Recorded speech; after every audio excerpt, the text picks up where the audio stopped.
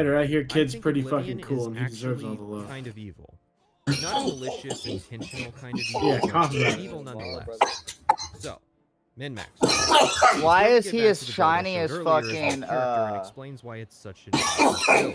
Magic Alright guys, specialization. I'm gonna get Fine. going to bed Endurance too. and luck is an interesting Or, choice, well, but for myself. mysticism, alteration, I'll speechcraft, talk to you light guys armor, tomorrow. grunt, and heavy armor, that's a pretty terrible class. The first rule of min-maxing in Oblivion is to throw away the notion that the abilities you plan to use are in your class. For the early game, I was intent on using heavy armor, hand-to-hand, and conjuration. I find that to be a fun combination, yet only one of those skills is in the major spec category. Heavy armor is a skill which falls under the endurance attribute. This is important because heavy armor is effectively being used to control the rate at which I level. It being the only skill I primarily train means I can regulate when I level, allowing me to maximize each attribute allocation. When you level, you gain points to invest into your attributes. In a sense, attributes are like skills in that you raise them by using the skills that belong to them. Endurance is the most important attribute in Oblivion, as it controls the rate at which you gain health. The health you gain per level is your endurance value divided by 10, so if you start at an endurance of 30, you will gain 3 health per level. What this means is that a player who doesn't raise endurance because they are magic or stealth focused will not only have less health than a player who does train endurance, but significantly less health. The chart I'm showing on screen demonstrates this principle. A Breton starts with 30 endurance, a Nord starts with 50. If the Breton player ignores endurance until last, he will be at a significant disadvantage in terms of health compared to the Nord player. Normally this isn't significant, it's not a multiplayer game, so balance doesn't matter. In fact, this is exactly how it worked in Morrowind as well, and it's widely considered not to be a major problem towards that game's leveling system. The difference is that because the enemies of Oblivion scale to both the Nord player and the Breton player at exactly the same rate, and arguably the threat somewhat outpaces characters who don't level endurance, that health disadvantage becomes an extremely noticeable problem. The way this problem manifests is that players who don't min-max their health are going to start noticing enemies that can one-shot them. This chart now reflects the characters if they efficiently level their endurance every level, meaning that every 2 levels they will increase the health gained per level by 1 point. Yes, dividends are a major factor in my investment decisions, and I have made spreadsheets to predict the growth of dividend reinvestment. How could you tell? Min-maxing in Oblivion will require leveling endurance by 5 points per level until you reach the maximum of 100. In order to gain 5 endurance points, you will need to train an endurance skill 10 times per level. Endurance skills are heavy armor, armorer, and block. By controlling the rate of levels with heavy armor, I'm effectively ensuring that each level will raise my endurance by 5 points. At this point, you may be breathing a sigh of relief that I've now explained the problem. Well, don't, because there simply isn't a fast way to explain this problem, and we are far from done. Endurance is only part of this puzzle, solving in part the amount of damage we can take from monsters. The other half is the damage we do to monsters. It's all well and good to be able to take hits, but if we can't do damage to match, then the fighting is going to turn into a slogfest. So, you first have to decide what the primary mode of combat you are going to engage in is going to be, which is 3 categories: magic, archery, and melee. I'd rather put these in their relevant sections, but I have to touch on them here because Oblivion is so interconnected and this problem really does absolutely touch everything in this game. Magic is simplest. There is no way to increase magic damage via leveling. Yes, really. In Morrowind, skills and attributes were irrelevant to the raw damage a spell does. The way you do more damage with magic is to make more powerful spells. The way you successfully cast more powerful spells is to be better at the magic skill, attribute, luck, and to have a high fatigue. This was changed in Oblivion to address a few things. Spell chance has been removed. There is now a 100% chance of success when casting spells. That change by itself in Morrowind would mean the limiting factor of magic would be magicka, so to compensate, Oblivion added a tiered system of magic to the game. For instance, if you don't spec in destruction magic, then you'll have a novice level in the skill and be unable to cast the apprentice level spell, Flame Touch. Having enough magicka is not a factor in being able to cast the spell. It doesn't matter if you're the apprentice or the Atronak or an Altmer of Breton, if you don't have the skill, you can't cast that spell. So in summary, if you want to do more damage with destruction magic, then you need to level destruction up. Every 25 levels will unlock another tier that does more damage. Willpower is not a factor, and now all it does to influence your damage per second is how fast magicka regenerates. Unless you pick the Atronak sign, in which case willpower is a dump stat. Intelligence will determine your maximum magicka, which can throttle what spells you can use, but since magicka regenerates now, having a large pool isn't as big a factor as simply having enough. Alright, so problems. First, the tier system means that you'll be doing the same amount of damage with spells for a long time before seeing a significant change each time you level. Meaning, if you want to be able to really use magic, you're going to need to use it constantly to make sure it's keeping up with the enemies of the world. Second, destruction and restoration. The two skills which can do damage directly are both willpower skills, meaning that if you want to raise intelligence efficiently, in addition to endurance, you're going to need to use an intelligence skill a lot, as well as raise your magicka enough to use those better spells. Third, spell costs in Oblivion are way higher than they were in Morrowind, probably because magicka now regenerates during combat. If you build the exact same character I did between games, in Morrowind you'll have around 175 magicka, while in Oblivion you'll have around 300. In terms of two spells that do the same amount of damage, however, things wildly differ. In Oblivion, the Flame Touch spell does 25 points of flame damage on touch, costing 46 magicka at destruction level 33. The exact same spell in Morrowind costs 12 magicka at every destruction level, as magicka cost in Morrowind is determined by spell effect only and does not factor in skill levels. Now, you might say that the systems aren't directly comparable, and that would be correct. However, what we can compare is the number of casts each character would have. The Morrowind character with 175 magicka would be able to cast Flame Touch 14 times, while the Oblivion character with 300 magicka would only be able to cast Flame Touch 6 times. The difference stems from the fact that, as I said previously, magicka in Oblivion regenerates, unless the player selects the Atronax sign. If our character doesn't select that sign, then they will only have a paltry 150 magicka, or 3 spell casts, before they need to regenerate more. Fourth, yes, there is a fourth point. Remember that skills level based on how often you use them. So the old death spell I used in Morrowind is now a bad idea, because to train your destruction skill, it's better to cast a 3-point damage effect 100 times in combat than a 300-point damage effect once.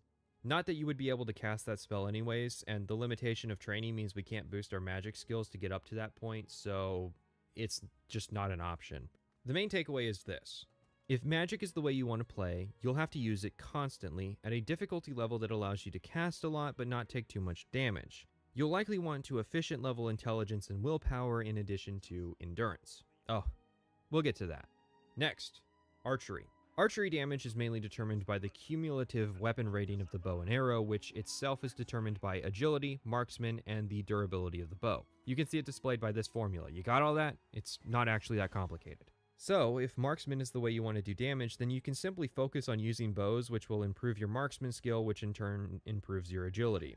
You'll want to raise your agility 5 times per level in addition to endurance, which means you'll probably need to supplement your agility by using sneak and security. Like destruction magic, hitting more often is more important than hitting hard, so I would avoid the temptation to use poisons or to even use sneak attacks, which may seem odd, but it's important to remember that sneak attacks do not in fact level up your sneak skill, and you'd be doing more damage, which would mean less hits, which would mean less levels. Finally, melee combat. This includes blades, blunt weapons, and hand-to-hand. Melee combat is similar to archery in that damage is determined by weapon rating, which is determined by strength, blade, or blunt, and durability. Hand-to-hand has a separate formula, but otherwise functions the same aside from durability, obviously. So for melee fighters, leveling strength in their skill of choice as fast as possible is important. You would focus on using your preferred weapon as purely as possible, as well as trying to land as many hits with it as possible without dying, so no stealth or power attacks and no poison. You would also want to use a one-handed weapon, as they will swing faster and thus level quicker. Melee weapons take the most amount of uses out of all of the offensive skills to level, but are also the easiest to spam to level. You can land 2 or 3 blows in the time it takes to cast a spell, and 4 or 5 in the time it takes to fire and hit a target with an arrow. Melee fighters have the added benefit, or potentially detriment, due to leveling their preferred armor class when fighting. Oh yes, friends, the well goes even deeper. See, it's possible to level a skill too quickly in Oblivion. Confused? That's normal when I tell you in a game where leveling your skills is the primary focus that it's possible to level too quickly. See, heavy armor is the main attribute we're leveling in order to raise endurance to get as much health as possible. The problem is that once we hit that 10th heavy armor level, attribute points will stop raising for the next level. If you realize the implications of this, the migraine will soon set in. This is why I call the system evil. In order to maximize the number of attribute points we get per level, once I reach 9 out of 10 skill ups, I have to take off all my heavy armor. If I don't, then I may potentially have a dirty level where I don't maximize the attribute points. The only way to know is to level up, so why not just save and do that? because the level you have to rest, and they took away the ability to rest in the wilderness, so to level you have to find a bed. This is why my Morrowind follow-up video there was footage of me naked running around Oblivion punching Clanfears. I have to leave Oblivion to level, and since I can't risk underleveling, well, the armor has to go. Now, does that sound extremely tedious and stupid? That's because it's extremely tedious and stupid. If you want to absolutely level efficiently, then you need to keep a spreadsheet of your levels at the start of each level and track each skill up and keep track of the attributes you're raising. And you can't use skills that you aren't currently trying to raise, so if you aren't raising intelligence this level, you can't use alchemy. If you aren't raising agility, you can't use lockpicks. It's evil. It's absolutely evil. Your choices are to either ignore the broken system and pay the price, or starve yourself of content, or torture yourself trying to min-max. There is another path. You know how. Just do it. What's the worst that could happen? The fourth school of thought, the Forbidden School. Welcome to macro hell. Even this school has its flaws, but it can greatly make up for the weaknesses of the other schools. The downside? It's boring. And, well, there's other problems. Not everything can be macroed. Believe me, I've tried to make a macro to automate selling items to merchants. It didn't work. Most of the spells you use to train require spellcrafting to acquire, which itself is now gated either behind paid DLC, which cost a couple real bucks and several thousand gold, or after going through the lengthy process of getting into the Arcane University. Another problem is that if you skip over too many levels, your gear will be left behind in terms of damage, and you can't leave the room, at least if you do this while min-maxing. I mostly just read comments while doing this, but it is something I had to babysit. And, well, it shouldn't be necessary. This is grinding. I have to mention it because if I don't, people are going to leave comments. Hell, they'll probably give up halfway through this section and leave comments anyways, complaining that I should get a rubber band and just swim into a corner for a few hours. At this point, you start to reach into the territory of just using the console to level up and bypassing the system entirely. This is a game. I want it to challenge me, and I want to overcome that challenge. I'm not leveling for the sake of leveling, I'm leveling because I want to earn a more powerful character with better abilities. Emphasis on earn there. There's no satisfaction in using the console, and there's equally no satisfaction in using macros, but I used macros anyways because that's what the leveling system encourages. Trying to exert control against the system may leave you feeling hollow spiritually, but that's better than getting gangbanged by ogres for several hours. So, let's summarize the 4 schools of thought. Ignore the leveling and try to have fun. Get murdered in a cave of 25 trolls. Pick a level and stay at it and miss out on a bunch of content. Min-max like crazy and pull all your hair out when athletics increases on an off level and you realize you have to walk everywhere. Cheat or cheese and begin to question why you're even bothering to play the game in the first place. So now that I've laid out the problem, how do we go about solving it? First, let's look at the other Elder Scrolls games. I don't remember much about leveling in Fallout 3. But I do remember that New Vegas used a flat experience system, which you would earn from killing enemies any way you want and doing quests. When you leveled, you could then allocate points into the skill levels. Every 2 levels, you would get perks, which could then be invested into attributes, or you could raise attributes at that one doctor. This system takes away the level as you use it aspect of Elder Scrolls, which is part of the Howard Trilogy's defining style, so I certainly wouldn't advocate removing the core idea. Skyrim attempted to solve the pitfalls of Oblivion by removing attributes and replacing them with a flat choice between raising health, magicka, or fatigue every level, which is the classic Bethesda strategy of implementing new ideas poorly and then axing all the old ideas that got messed up as a consequence. Is your scaling system causing everybody to complain about attributes? Better remove attributes instead of fixing the scaling system, which is funny because Skyrim still made an attempt at fixing the scaling system anyways. I would still rather go back to the handcrafted level design philosophy of Morrowind, but I will acknowledge that Skyrim was at least an improvement over Oblivion in terms of scaling. Speaking of Morrowind, how did Morrowind solve this leveling problem despite having almost the exact same core idea? Simple. With trainers. Here's an instance where the smallest, most minute of changes ended up having a drastic impact, and most people don't even realize that this right here was the biggest failure of Oblivion. You can only use a trainer 5 times per level. That's nothing compared to Morrowind. Sounds innocuous, right? In Morrowind, there was no cap on the number of times you could use a trainer, meaning if you had 25,000 gold, you could soar from level 1 to 20 in no time. Of course, the only people pulling that off are going to be experienced Morrowind vets. The reason why this is significant is that Morrowind has the exact same efficient leveling philosophy as Oblivion. It's just for min-maxers who want to make the absolute best character possible. It is in no way necessary to min-max to complete Morrowind content. In fact, it's very easy for Morrowind characters to cross the power threshold and become unstoppable monsters, even at the maximum difficulty, just through playing the game. In Oblivion, however, the trainers become necessary due to the aggressive scaling. Only for whatever reason, there's now a limit. If I had to guess, I figured the designers didn't want players leapfrogging level brackets or they would get left behind in terms of gear. Which is a funny notion because in addition to restricting the number of times you can use a trainer, trainers are also more expensive per level to use, in a world with even less access to gold than Morrowind. I mean, yes, the economy of the game breaks around level 12 and you can always use exploits to get easy money, but if you play the game by the game's rules, it can be difficult to get enough money in the early game to consistently utilize trainers. Especially if the way you plan on making money in the first place is from questing. The number of overall trainers has also been reduced. There are almost as many trainers for Longblade in Morrowind as there are trainers total in Oblivion, and that's not a joke. There are 95 Longblade trainers in Morrowind, just that one single skill, and there are 105 trainers total in Oblivion. The unofficial Elder Scrolls pages lists every single trainer in Oblivion on a single page, while each skill in Morrowind requires its own page to list all of its respective trainers. Most of them aren't as long as the Longblade page, like Axe only has 18 trainers, but still, that's a lot more than the 5 people in Cyrodiil to train your blunt skill. So we have less trainers spread out over a larger surface area. The total number of trainers you'll have access to is cut down another 21 trainers in order to get the services of master trainers because you have to have skill level 70. I actually like the master trainer quests. I think it's a great idea to make the relationship more personal, but it means you really only have 4 people in Cyrodiil who can train a skill for you.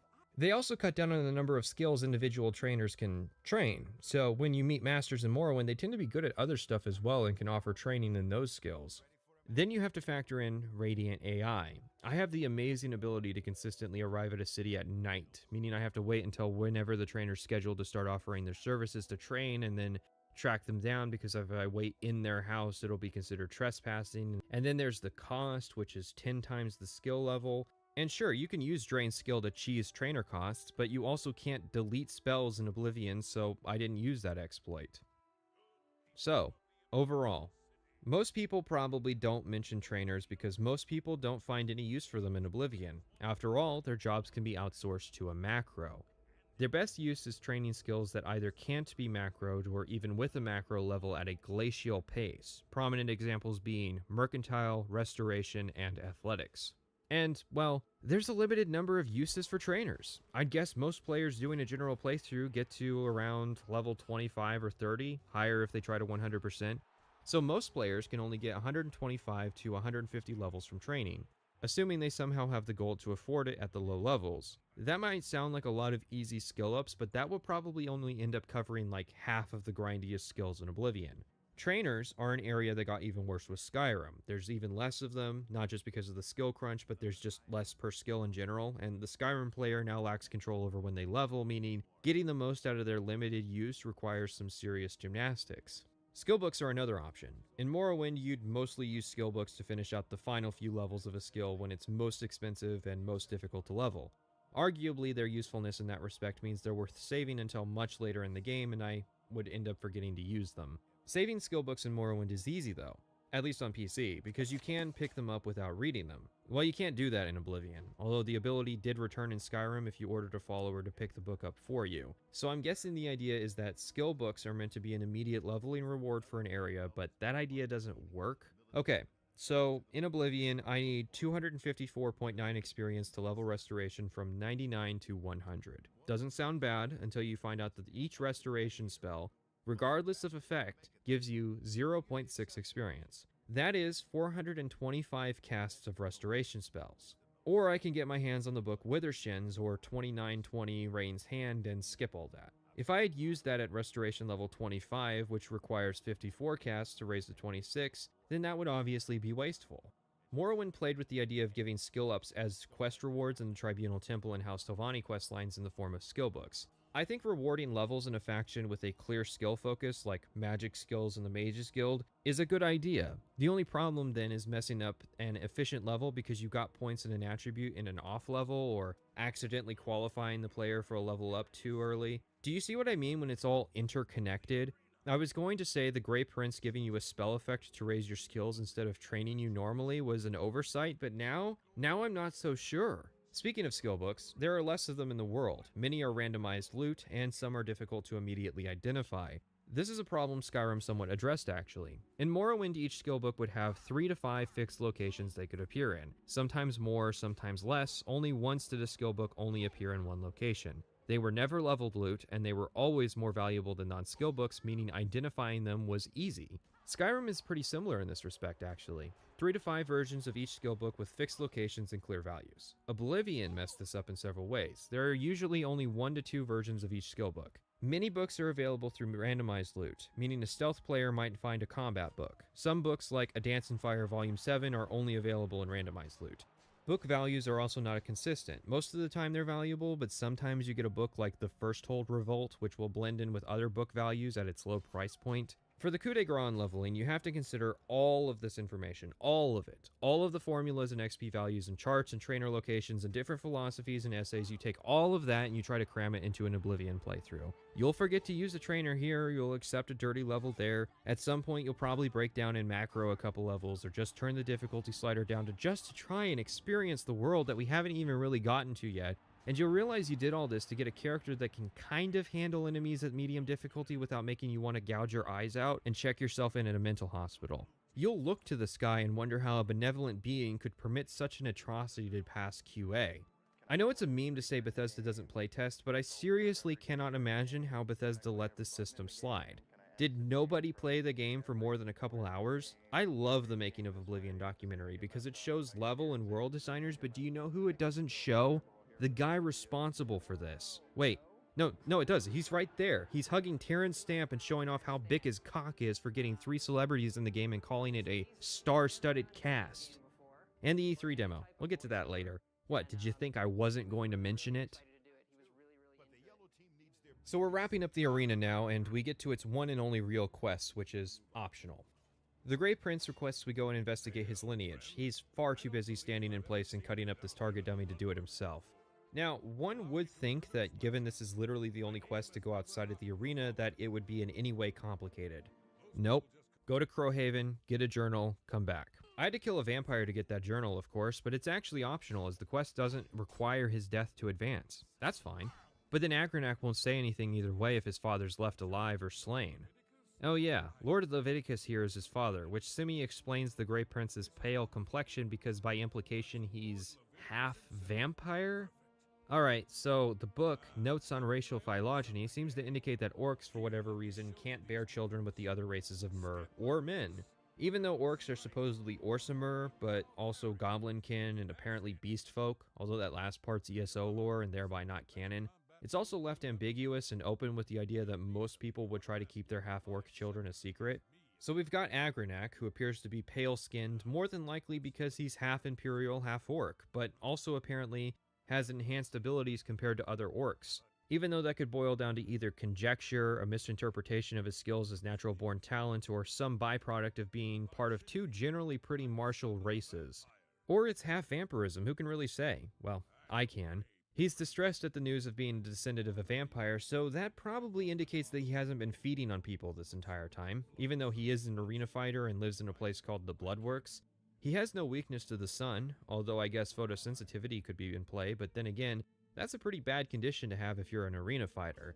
And he doesn't turn to vampire dust when he dies, but maybe half vampires don't. The real point of the story is simple. The Grey Prince staked his entire identity as a fighter on having some mysterious legacy behind him. It's a pretty big part of his branding. I have never made it a secret that I'm actually only half orc. I am a lord's son. Yet I've been denied the noble privilege to which I'm entitled. So I have become the Grey Prince, noble in my own right. Still, if I could prove who I really am and show the world that an orc can be noble in blood as well as deed, maybe, yes, you could help me. The news of his vampirism doesn't just distress him. When it comes time for our matchup, he gives up on the will to live and just lets you kill him. It's weird that they account for this by lowering his health 100 points when they should just lower it to 1 point. That would make him go down in a single strike and would avoid the hilarious instance of it taking dozens of swings to down an opponent who isn't fighting back. And if you think it isn't difficult, it's literally just the command set AV space health space 1. You have just witnessed the impossible!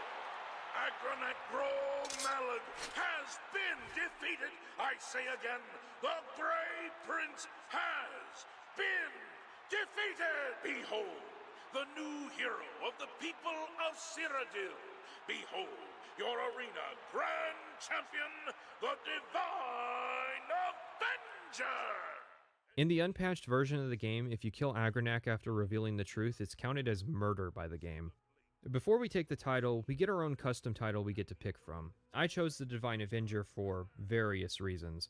It's not a big deal because after you defeat the Grey Prince, all you fight are leveled monsters with the same one line every time, so being the Divine Avenger is really nothing special. Afterwards, we get an upgrade into the Raiment of Valor. The raiments are sort of a twist on the uniform idea from Morrowind, where you're required to wear a uniform to do the Imperial Legion content. You can actually get expelled from the arena if you remove your raiment in battle twice. The first time effectively functions as a free battle skip, but you won't really need it. There's a pretty big problem with the Raiment of Valor, which has to do with how armor works in Oblivion. Oblivion cut down the number of armor slots from Morrowind. Morrowind had 2 shoulders, 2 gloves, a chest plate, a shirt, greaves, pants, a skirt slot, boots, a helmet, a belt, an amulet, 2 ring slots, and a shield. Oblivion cut this down to chest, legs, boots, gloves, helmet, amulet, 2 rings, and a shield. The raiment takes this further by filling the chest, legs, boots, and glove slots. In order for it to be good, it has to make up for being armor in all of these slots. The heavy raiment has an armor value of 20. If we use the worst heavy armor in the game, the Rusty Iron set, the chest, greaves, and gloves add up to a cumulative armor rating of 18. There are no Rusty Iron boots, so we move up to regular iron boots, and then the cumulative rating of the worst heavy armor in the game is at 22, compared to the Heavy Raiment of Valor's value of 20. It gets better. If we compare the weights of these pieces, the raiment has a weight of 72, while the combined weight of the Rusty Iron armor set and the iron boots is 63. The enchantments are similarly dubious. Fortify Personality is, without any question, worthless in Oblivion. It seems like a reward idea held over from Morrowind, like the armor is fortifying your personality because you're a celebrity kind of meme, or vice versa. But the arena awards a point of fame for each combatant you beat, and you get 3 points of disposition for every 10 points of fame, whereas you get 1 point of disposition for every 4 points of personality. So if you do the math, the actual fame rewards of the arena results in a higher disposition boost than the armor. Fortify Athletics doesn't make up for the increase in weight, and Fortify Health and Fatigue don't make up for the penalty to armor rating. Remember that we're talking about how the raiment compares to rusty iron gear here. A steel set has a cumulative armor rating of 27, and Blackwood gear goes up to a cumulative rating of 32. Those are both easy sets to get your hands on early, and the only downside is they're heavier at 73.5 and 94 pounds. Yes, pounds, respectively. Now, that's the heavy armor set. The light armor set fares better with an armor rating of 15 versus the light armor at 14.25. You have to get past fur and leather to chainmail armor to get better gear, so it can last a while longer, but chainmail still shows up pretty early in the game. However, it bears mentioning that without the unofficial patch, the light raiment has a health value of 100, meaning that it will break within a couple swings.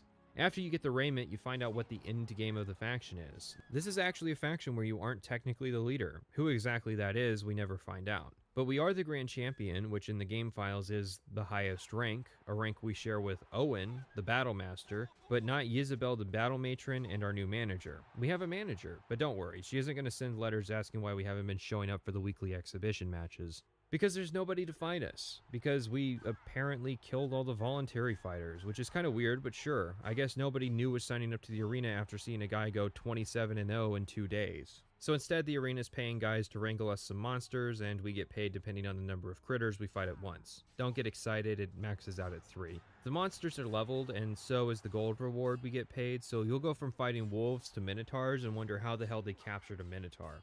It's also weekly, so you have to remember to go do the fights as well. Isn't there something important we're supposed to be doing?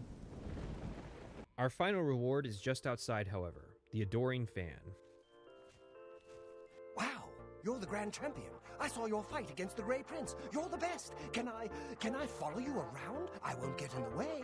Golly, you're the best. I'm going to follow you and watch you and worship the ground you walk on. Let's go. You're a perfect person for a guy like me. And your eyes are shiny like you don't see. I wish you could be mine for eternity. Could you please be mine? Hey! There were only a couple escort missions in Morrowind where you could get a companion. Oblivion would greatly add to this number, although most of these quests will remove your companion afterwards. Still, there's a few NPCs which exist for the express purpose of serving as full-time companions. The mechanic is, it's not quite there yet. Fallout 3 would overhaul followers, which translated to Skyrim. Followers don't attempt to maintain their gear, and getting them better equipment is a hassle with various restrictions because you can't just trade gear with them. They also can't serve the utility purpose of carrying loot, contrary to what the adoring fan says. Can I carry your weapon? Still, his uselessness as a follower combined with his voice and goofy appearance tends to lead people recording videos of themselves knocking him off of Dive Rock. He responds, though, a specter of the man you killed with all the same functions.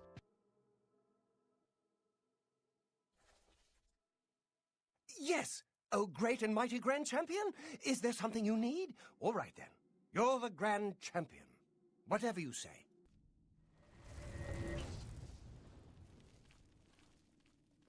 You dare attack me? Hey! I'm just warming up, Hey! you pathetic What did I ever worm! do to you? Hey! Back off! Hey! What did you do that for? You some kind of... Hey! Hey! Most NPCs in Oblivion are essential, but not followers. If you bring one with you, you now have to worry about them getting one-shot by ogres as well. And I'd rather not. I suppose I'm somewhat expected to propose fixes for the arena instead of just leaving it broken by the side of the road. The problem is that my fixes would mean a fundamental change to the arena, which I'm usually not comfortable doing. I like to fix quests by preserving the writing, changes that would still tell the same general story. Other than a fundamental rewrite, I could propose something that keeps the same general structure, but with a lot more features to make the faction interesting. Before we start, we have to talk about the original Arena faction.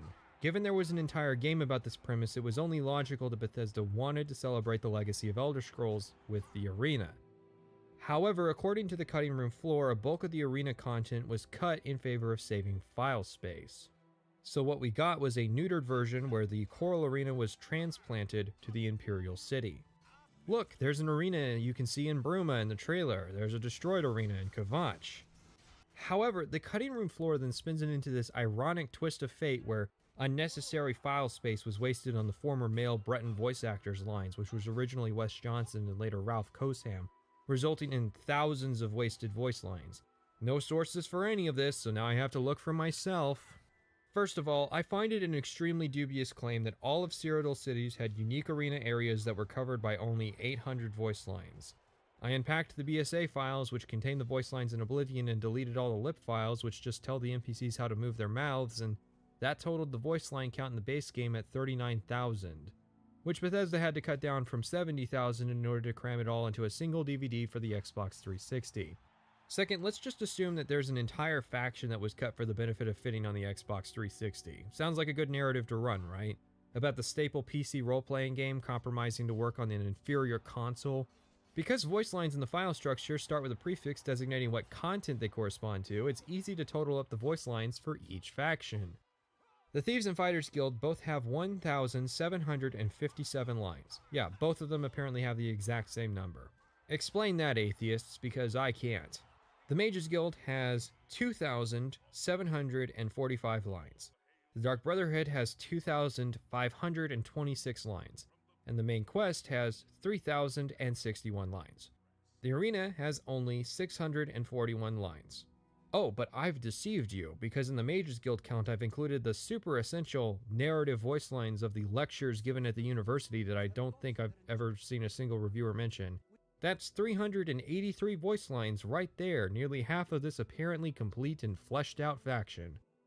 Third, and finally, I can't find any trace of these Wes Johnson Breton lines just sitting in the files taking up space. It's probable he did voice some Breton lines at some point, given he was the Morrowind voice actor for the Bretons, but this idea that there are just thousands of unused voices just sitting around when we know that Bethesda went on a tear purging unnecessary lines to shed Oblivion's water weight is simply improbable and needs to be proven if you're going to claim it.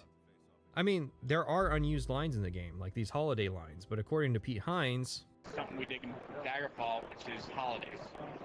So different towns in the game will have different holidays at different times of year, and horse armor, so you can own horses in the game, and one of our downloadable things, so you can buy different kinds of armor to put on your, you're riding around, you got all this cool Daedric armor on, you want to have something cool for your horse, so you can buy this downloadable stuff that'll let you go to different places and buy armor for your horse. And that brings us to our final point. If there really was a complete faction that Emil Pagliarulo offered up as sacrifice, why wasn't it DLC? If Spelltones and the Orrery could make it, why couldn't the full Arena faction? Sure, there was probably a concern that adding this content could threaten some people's saves, hence why most Elder Scrolls DLC takes place on the edges of maps or new areas. But let's not kid ourselves here. There was no full Arena faction. The gang saw that the voice lines were getting numerous, and Emil offered up the lesser of his 2 quest lines so that he could focus on the Dark Brotherhood. That's the story. On to my redraft. Firstly, I would put a limit on the number of fights that happen per day. While plenty of people will tell us that they saw our fight with the Grey Prince, I'm sure many of the arena regulars were mad when they found out we killed all the fighters the day they decided not to go, and now it's about fighting monsters. Second, I would place more ceremony on the fights themselves. I think that was the intention, given that Owen gives you a pretty basic rundown of the fighters. The problem here is the fundamental question of whether or not Oblivion has enough combat mechanics to create a dozen or so unique gimmick fights. I think the only way my proposal works is in conjunction with a later proposal I'm going to make for improving the combat. Still, I have to stick around to fix this with the mechanics we have. Let's start with creating 3 distinct types of arena fight: generic, promotion, and exhibition. Generic fights would work off a leveled list, they'd be repeatable but not contribute to the overall plot of the arena. Promotion fights would be the big deals, the tough enemies that determine if we get to move up the totem pole. And exhibition matches would be similar but focused on crazy event-style matchups like the Argonian Prisoner match. 1 or 2 fights could work with some kind of allergy. Maybe one fight involves an offer for us to throw the match, with threats of retaliation outside the arena if we refuse. Maybe a fighter uses a special helm that makes him super powerful at the cost of weakness to paralysis or something like that. Add some work as a fight promoter. At the low ranks we could apprentice under the Grey Prince, and at the higher ranks we could get our own protege to train and help climb the ranks. I would also rework the Grand Champion fight. I don't know if I would keep the Grey Prince suicide plot point. Maybe instead his fighting style just becomes crueler and vicious if you tell him the truth, among other choices. I would also try to make it a more fitting in-game challenge, like the expectation is that you have to be genuinely high level to beat him unless you figure out his critical weakness or something like that. There isn't really a lot you can do with a story that's trapped inside one location. That's why the part of the questline people usually talk about is the part that takes place outside of the arena. So we head out, looking for new work. But before we go and do the Fighters Guild, we'll need to get a horse, as for some reason they don't have a guild hall in the Imperial City like they do in every other city. Even then, only 3 halls will let you enlist in the guild, and only 2 of them have meaningful work.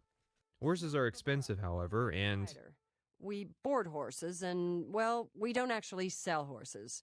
Anymore, that is. Now, despite this being an inn, Snack Grobura here sent us a note informing us that we can receive a free set of her new horse armor as some harebrained promotional scheme. Yes, we're talking about horse armor, scratch it off the bingo card. Now, everyone knows horse armor's lazy and overpriced, but I don't think you understand just how lazy and overpriced horse armor was. For starters, I'm fairly confident there weren't any actual new lines of dialogue. Snack Grobura's responses seem to be patched together from other voice lines. What can I interest you in? You've got to be kidding.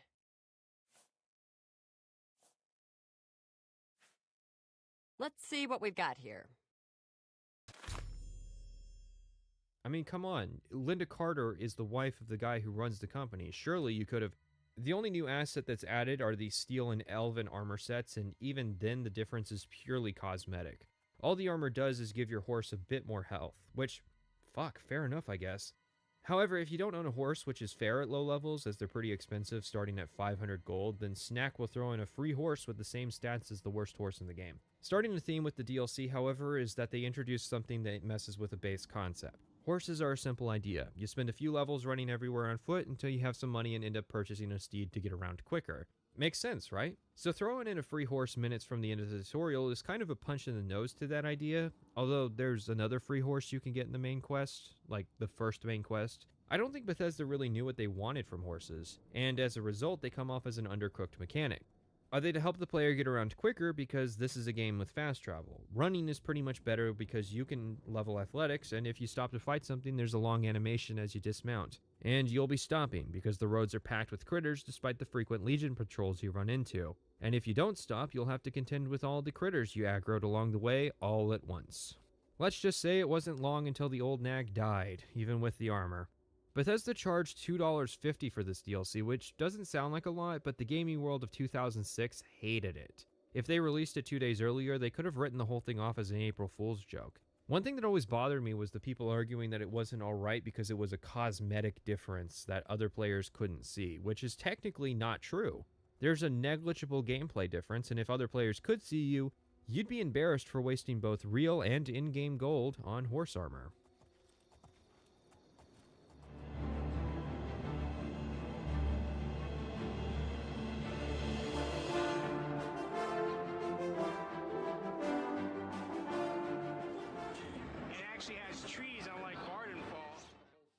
That was a clip from the Making of Oblivion documentary from E3 2005. You can forgive the guy, there's a lot of wasteland in Morrowind. It's not like the first area you start in is a swamp or anything. Oh yeah, E3 2005. We'll get to that.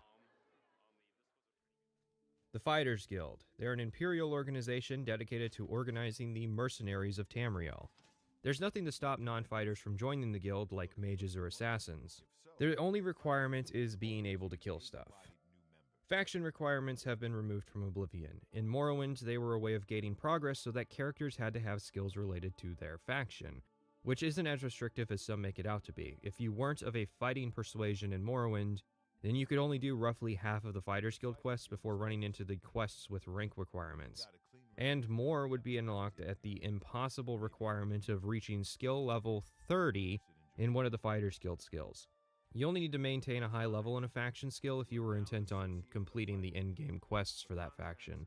The benefit was, in order to do a quest like, say, finding the Staff of Magnus, you had to have a magical skill at 60, so the Staff of Magnus probably wasn't going to end up in the hands of some barbarian incapable of casting magic. I don't know how to do whispers. No, I'm aware. The Fighters Guild isn't where this rears its ugly head the worst. I mean, I didn't mention how a freshly escaped prisoner managed to beat an ex-blade in one-on-one combat in the arena, and it will get worse. Just bear in mind that as of now, the rules are made up and the ranks don't matter. The number of cities with quest givers has been reduced to 2. This is unlike Morrowind, where each major city had a guild hall with a quest giver. The free-form questing of factions from Morrowind has also been traded in for a more linear narrative. Like, say there are 2 players. One starts in Shadenhall, one starts in Anvil. Both players are going to do the same 3 quests to progress because they are literally the only quests the player is allowed to do in the Fighters Guild until those 3 are completed. Now, ideally, Oblivion should still have the advantage, as it seems like the goal was to blow Morrowind quests out of the park in terms of a direct one-on-one comparison. Less quests and more structure, but better quests.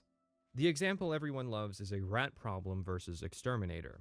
Creating one of the most subversive and creative quests I've ever seen in an RPG. Of course, Oblivion's rat quest is designed to be subversive.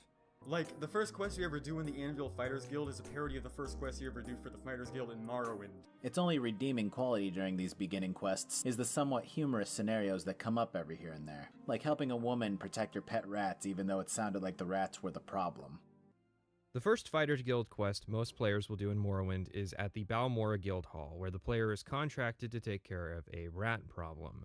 This involves killing 3 rats. In Oblivion, a rat problem entails going to a woman's house of a similar name to the woman in Morrowind, where it will be revealed that she has been keeping the rats as pets and she would like us to take care of whatever is killing them.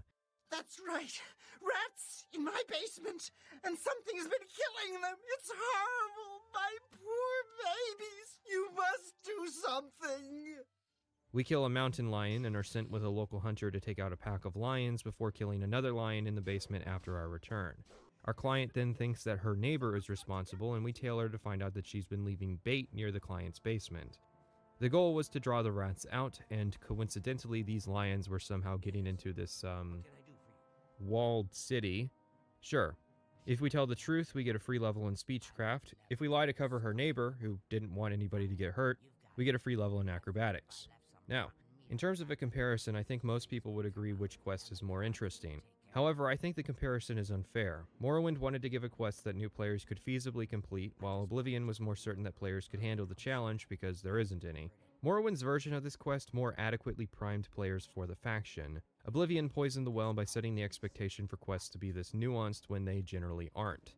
The next quest, The Unfortunate Shopkeeper, involves just sitting in a shop and waiting for some thieves to break in, while Morrowind's next quest involves leaving town to take care of some poachers holed up in the back of a mine. Morrowind sets the expectation for what it accomplishes with quests to reasonable. A simple objective where the storytelling is emergent. Go read some forum posts about how much difficulty people have with this quest and the various ways people figured out how to handle it. Oblivion sets the expectation that its quests are going to be a step up when often they aren't. The player is also told at each step how to handle the problem, so you don't get that moment where the player realizes they can chug alcohol to improve their stats in order to fight the rats. Quillweave also won't place the meat to bait the rats until after the player goes with Pinnerus on the hunt, and the choice is somewhat bizarre as speechcraft and acrobatics are not the hallmarks of a fighter. It's the illusion of a quest with depth, and it worked because people like to talk about how much of a wonderful subversion this quest is. In order to go further, we have to talk about the writers. Oblivion did us the great favor of crediting every single writer as quest designer without a clue as to who is responsible for what quests. So unless the writers have since taken credit for their work, it's become nebulous who to attribute what work to. This was true of Morrowind as well, although with a smaller writing team, the writers themselves giving credit was far easier. An example then, the creators of various Doom and Thief levels are very well known. When you discuss those levels, a part of the analysis is understanding the people behind their creation. Yet people are willing to spend hours discussing Elder Scrolls quests without acknowledging the people responsible, to the point that Wikipedia credits Ted Peterson and Michael Kirkbride as the writers of Oblivion. Now, that's an easy mistake to make, and I believe there are two parties at fault here. Bethesda for not crediting developers properly, and the Elder Scrolls community for not better documenting sources. The writers shouldn't have to be like Emil Pagliarulo shouting from the rooftops that he created the Dark Brotherhood questline, but in the same vein, he often doesn't bring up that he's also responsible for the Arena questline, a fact that almost fell into obscurity if not for the Fallout Wiki's own archive linking to a Gamasutra article. Yes, the Fallout Wiki did more to document an Elder Scrolls quest designer than the Elder Scrolls wikis did. Bruce Nesmith's work on the Thieves Guild would have been missed if not for a Ken Rolston interview mentioning the fact offhandedly. Brian Chapin worked on the Mages Guild, and Kurt Coleman worked on the main quest, and Mark Nelson worked on the Fighters Guild, although I can only say that one with 80% certainty. In fact, I can't really say with any certainty that I won't be proven wrong on at least one of these accounts. I mean, I only figured out that Nelson worked on the Fighters Guild from the credits section of a mod on the Nexus. The nature of development at Bethesda as well makes it difficult to say just one person worked on each questline. It's more than likely multiple team members contributed to each questline, with one designer acting as the lead for that questline rather than as sole developer. But it's the best we have unless some of these developers pull a Douglas Goodall and break down who was responsible for what quests. Speaking of, Morrowind had 10 factions you could join in the conventional sense of starting at rank 1 and progressing to rank 9. The Fighters, Mages, and Thieves Guilds, the Imperial Legion and Cult, Great Houses Halalu, Redoran, and Telvanni, as well as the Tribunal Temple and Morag Tong. And 8 of those factions had the same writer. Now we have half as many factions, most of which have exclusive writers. So the transition from quantity of Morrowind to quality of Oblivion should be apparent by default, and yet it isn't, as you'll see.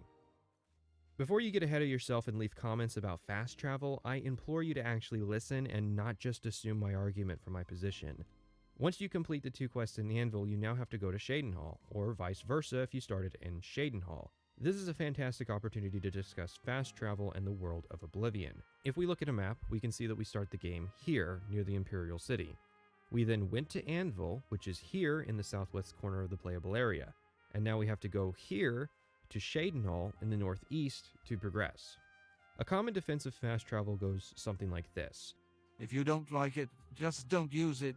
Rolston and Nelson, who were anti-fast travel during Oblivion's development, lost the fight with Todd Howard under similar logic, and sure, if you don't use fast travel in Oblivion, then it's just like Morrowind.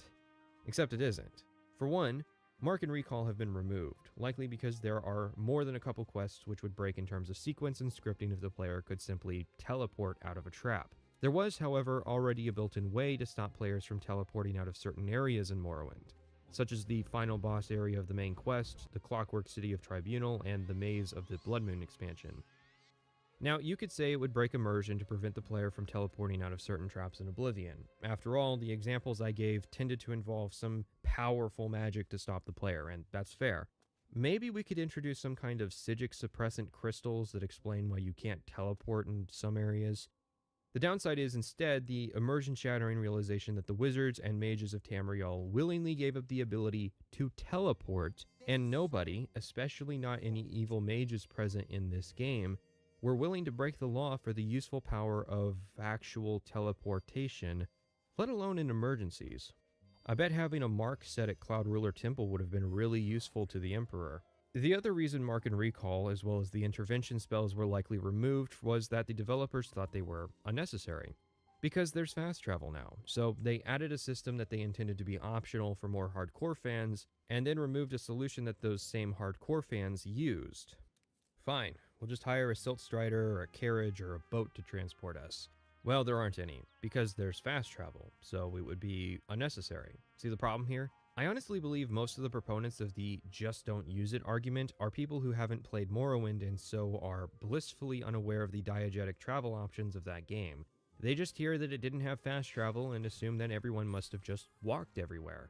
Something people seem to get caught on during my Morrowind discussion of this topic is time management. If people are busy in their lives, then they don't have the time to spend on hours of travel and navigation. I think people are missing something important, however, which is that time is self-equivalent. 2 hours of playtime is still 2 hours of playtime, whether you spend that time traveling or not. Is it really more satisfying to get 10 generic quests done with fast travel in the same time you could have spent adventuring the countryside? That will come down to people's subjective preference and taste, but the point of my Morrowind video is that there are people who have a taste for Morrowind who aren't being catered to. And it's not even impossible that Elder Scrolls could cater to both sides. Literally one checkbox in the menu and a design philosophy that doesn't rely on fast travel is all it takes to make Elder Scrolls more inclusive for everyone. Instead, and we're quoting Gavin Carter, adding in a fast travel system to eliminate the tedium of long trips. These things are features the fan community has requested again and again. Rather than everyone getting what they wanted, features were slashed in favor of appealing to a vocal minority. Well, if you disagree and don't like microtransactions in your Fallout games, you can no longer complain, because these are things the fan community has requested again and again to eliminate the tedium of scavenging environments. Tamriel isn't a big place post-Morrowind, and the individual provinces are especially small. The decision was made to keep the mainland games to the scale of Vardenfell, which is honestly just weird to me. Like, would anyone have complained if Cyrodiil was twice the scale to Vardenfell besides the world designers? Which is why it only takes 3 hours to fast travel from Anvil to the Imperial City.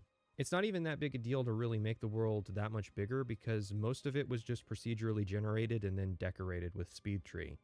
Hell, there's a quest where you track down a merchant who does a round of Bravil, Skingrad, Bruma, and Leowen each week, and when a guard from outside the Imperial City comments that he attended our supposedly legendary fight with the Grey Prince, yeah, I can believe that, but I shouldn't. See, the trick you're supposed to pull is to make the world feel bigger than it actually is. Morrowind may only have a population of around 2,600, and you might not see merchants traveling the world, or people sleeping, or even adequate housing for every single person, but it achieves a feeling of being even bigger than it really is by showing the player how it is that people get around, and by never breaking the illusion of Vardenfell's actual size. These provinces are supposed to be the size of real-life countries, but in reality they're smaller than real-life cities. That's a limitation of handcrafting the world, and the key to making it work is not breaking the scale. People in Bruma shouldn't be wearing the same clothes as people in Leowen, not only for cultural but climatic reasons. Morrowind gave people in different regions different styles of clothing and conversation, and were able to do that because of Morrowind's more advanced gear system as well as text-based dialogue.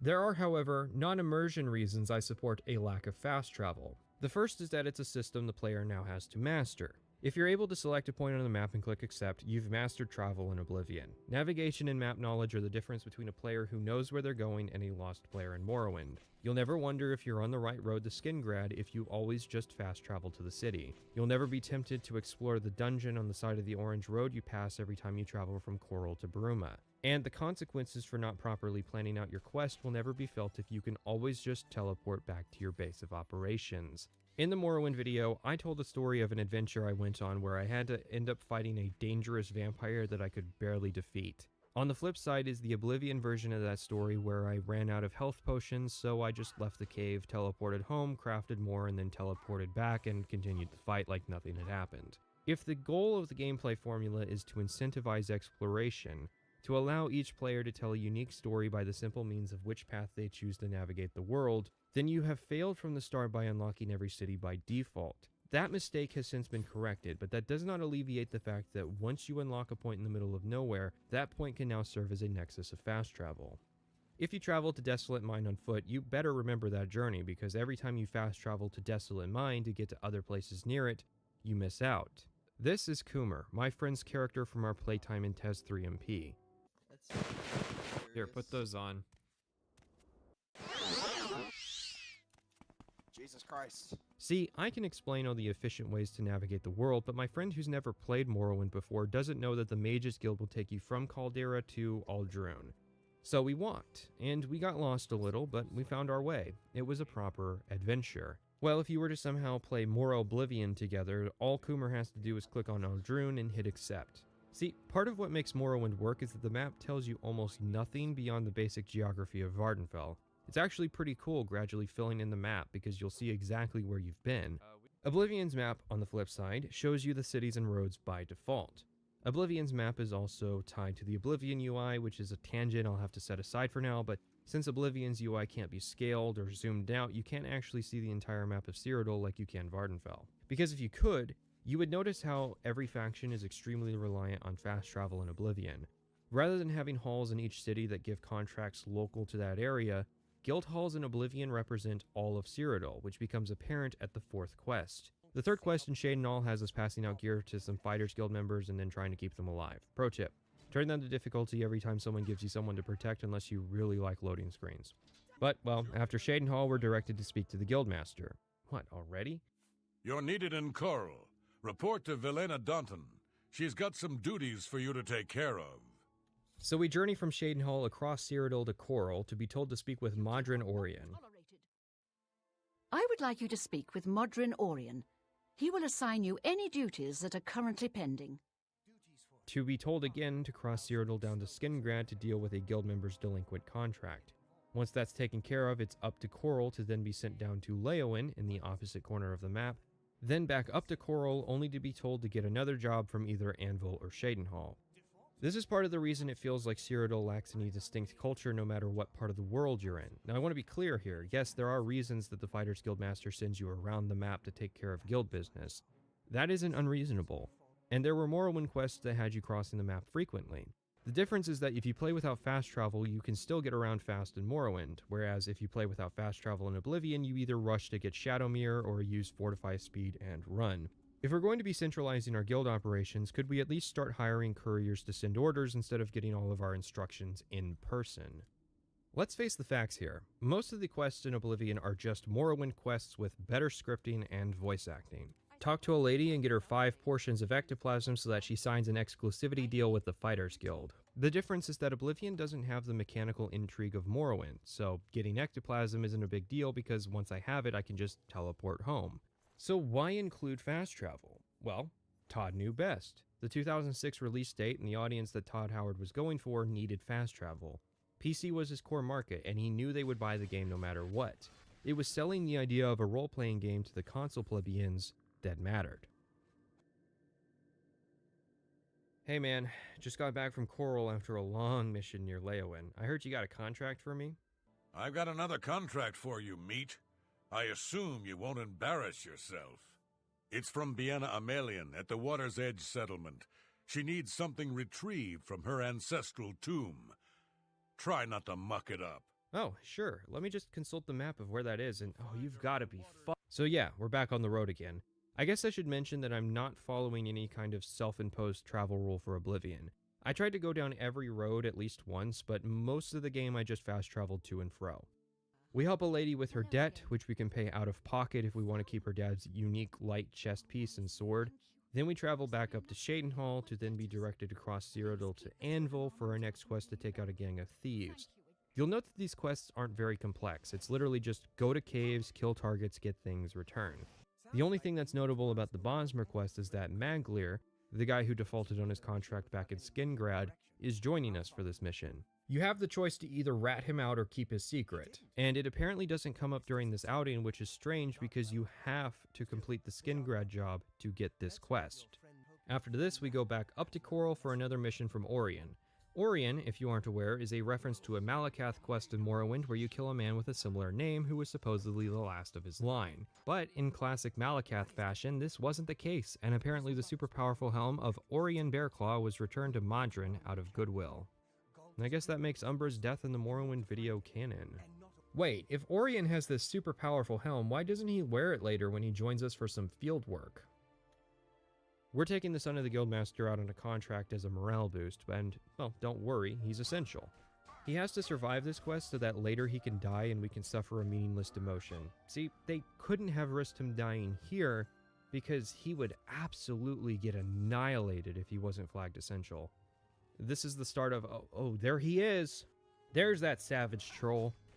He's the real antagonist of the Fighters Guild, alongside his brothers Savage Ogre and Savage Minotaur. You'll see why soon enough. This game is weird in that the Savage moniker is actually supposed to indicate that they are leveled enemies rather than stronger variations on normal trolls. Anyways, we find the body of the guy we're looking for alongside a broken shield. Orion is very interested in this shield, and our reward is one of the most convoluted loot tables in Oblivion. Our next job from Orion is to go to Breville and investigate why Maglir has defaulted on yet another contract. Sure enough, it's revealed that Maglir has left the Fighters Guild to join a new mercenary organization, the Blackwood Company. Defaulted? That all you talk about? I'm Blackwood Company now. This is where that choice from earlier matters in a really stupid way. If you covered for Maglir, he'll tell you what his original contract was and you'll have to complete it for him. If you told Orion the truth about Maglir, he won't, so you have to go all the way back up to Coral to then be told what his contract was so you can go back down to the Breville Mages Guild to complete it. What's wrong with this is that our last job with Maglir during Den of Thieves, nothing changes mechanically about the quest despite being closer to our choice regarding Maglir, so him being upset now is just kind of weird. As is Orion not giving you the details of Maglir's contract ahead of time just in case. You'll find you have to get 10 samples of Imp for the contract. At least with this quest, you're told a location to get the stuff at and not just supposed to wander around or look up where to find ectoplasm at a low level. Our next contract from Orion is an off-the-books investigation. Several different quests have now pointed us at the Blackwood Company. Vitellis Daunton was another son of the Guildmaster who died alongside 14 others in an attempt to retrieve the sword Sinweaver from Azani Blackheart for the wizard Argoth. I just love that detail that's thrown in. We threw 15 bodies at a single contract and failed where Orion and ourselves are going to succeed. And we have the gall to be upset when the Blackwood Company started to look like a viable alternative to the Fighters Guild. I mean, sure, they did pull some underhanded trickery with Blackheart, lying about killing him and then paying him some of the contract money to give the sword to Argoth and then giving Blackheart Argoth's details so that he could be mysteriously murdered and the sword taken back. But even with that information, the Blackwood Company still looks better by comparison for not losing 15 people in one raid, at least until later. If you look at the UESP page, you'll note that this quest has some serious issues with bugs. The highly scripted nature of this quest means that it's prone to breaking in a few spots.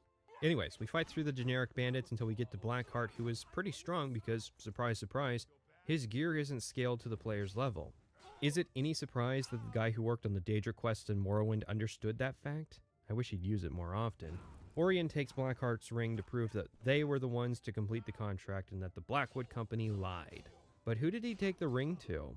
The Black Horse Courier? The Arcane University? High Chancellor Okado? Well, the Courier doesn't publish the new information, the university doesn't serve that function in Cyrodiilic society, and Okado is probably preoccupied with the Oblivion crisis. Nothing comes of this quest except establishing that the Blackwood Company lied about completing a contract and screwing over one of their clients, which is for the dramatic benefit of the player, even if it doesn't make sense. The Blackwood Company doesn't have to be evil for the player to be justified in supporting the Fighters Guild. Hell, Morrowind was the game where you could join the Fighters Guild in their war with the Thieves Guild or vice versa. But you'll notice a trend with Oblivion questlines of there being opposing, unjoinable factions with childish characterizations. So, the Fighters Guild got Azani Blackheart. Blackwood Company said they did him, but apparently they were mistaken. Or stretching the truth, maybe. After the Blackheart job, which started in Coral and ended near Leowin, by the way, we head to Shadenhall in order to get our next contract to take care of some fugitives by Breville.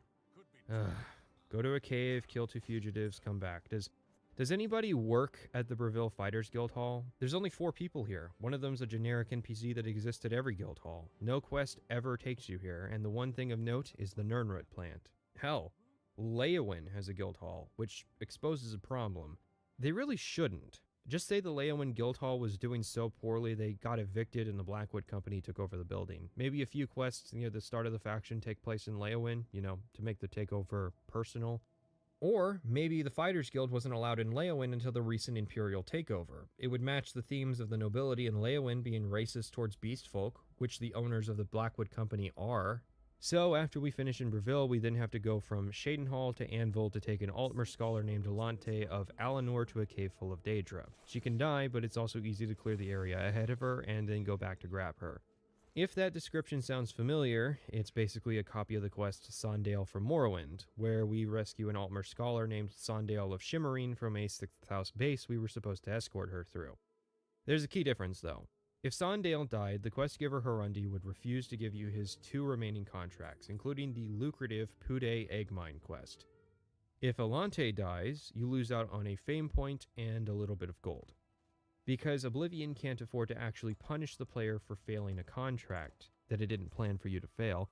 Mind you, if you failed in Morrowind, you could still generally make it to the end of a faction as long as you didn't fail any other quests. But Oblivion's linear and rigid structure has no tolerance for failures, so the player can't fail, even if the client themselves dies, because you didn't do what they hired you to do.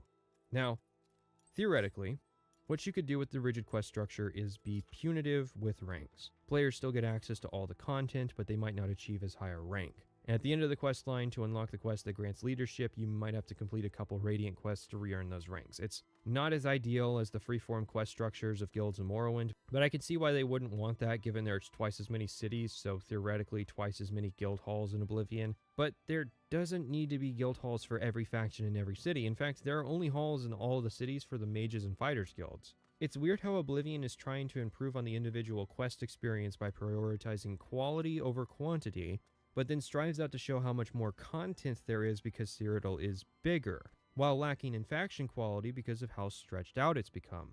We go back to Anvil to then be told to go up to Coral to get our next job. The Guildmaster's son and a few other fighters went to a mine south of Leowin. God, yes, really. To clear out a bunch of savage trolls. Only problem is that it was a few days ago and they haven't been heard from since. I mean, you did send them on a mission halfway across Tamriel, so you can't expect immediate answers. That's not hyperbole.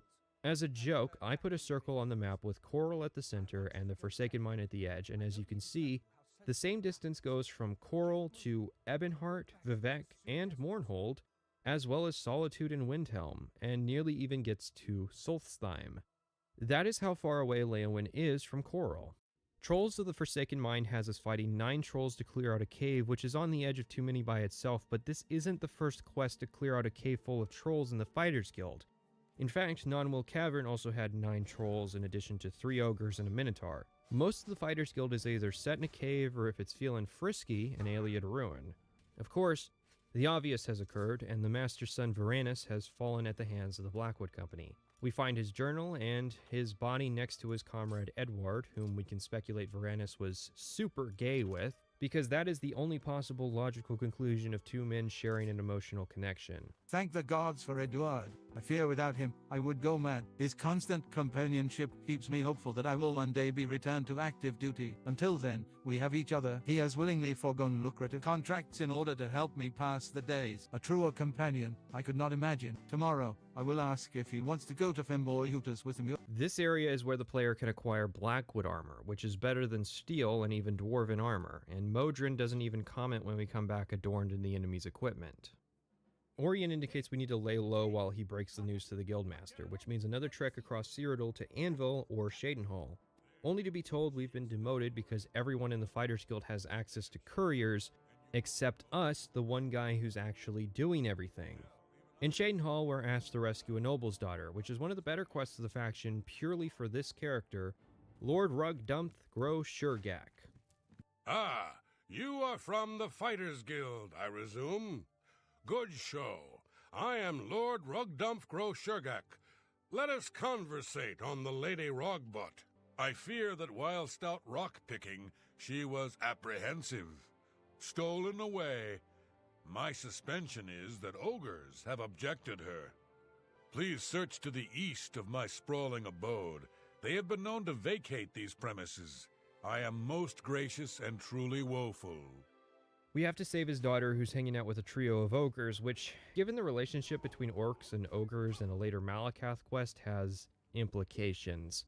We have to take down the ogres, which of course is great because ogres are damage sponges that are annoying to fight because it's like punching pinkies to death in Doom. Just dodge their attacks, swing, dodge, swing endlessly. Oblivion has a whole roster of enemies and locations to use, and it always seems to be the same enemies in the same areas. The next quest we get in Shadenhall almost disproves that previous statement, in that locals at Harlan's Watch have been seeing strange lights down the hill and some people went missing after investigating. Turns out a couple will-o'-the-wisps are down there, which are energy creatures that can vanish and absorb health. At first I thought they were annoying, but I realized it was because their design actually makes you wake from the stupor of punch and dodge. These guys will be important when we talk about Azura later, but don't worry because if this quest becomes interesting, there's actually a bunch of swamp trolls in that cave we need to clear out. This is the only time swamp trolls show up in a cave near Shadenhall and not in the giant swampy marsh. They're marked specifically as Fighters Guild trolls in the CS, rather than the generic leveled savage trolls or static level normal trolls, and they're great because their level stats are actually even worse than savage trolls. Even better, in order to clear the cave out, we have to kill all 15, yes, 15 trolls. This is the last Fighters Guild quest where trolls show up, so let's do a tally.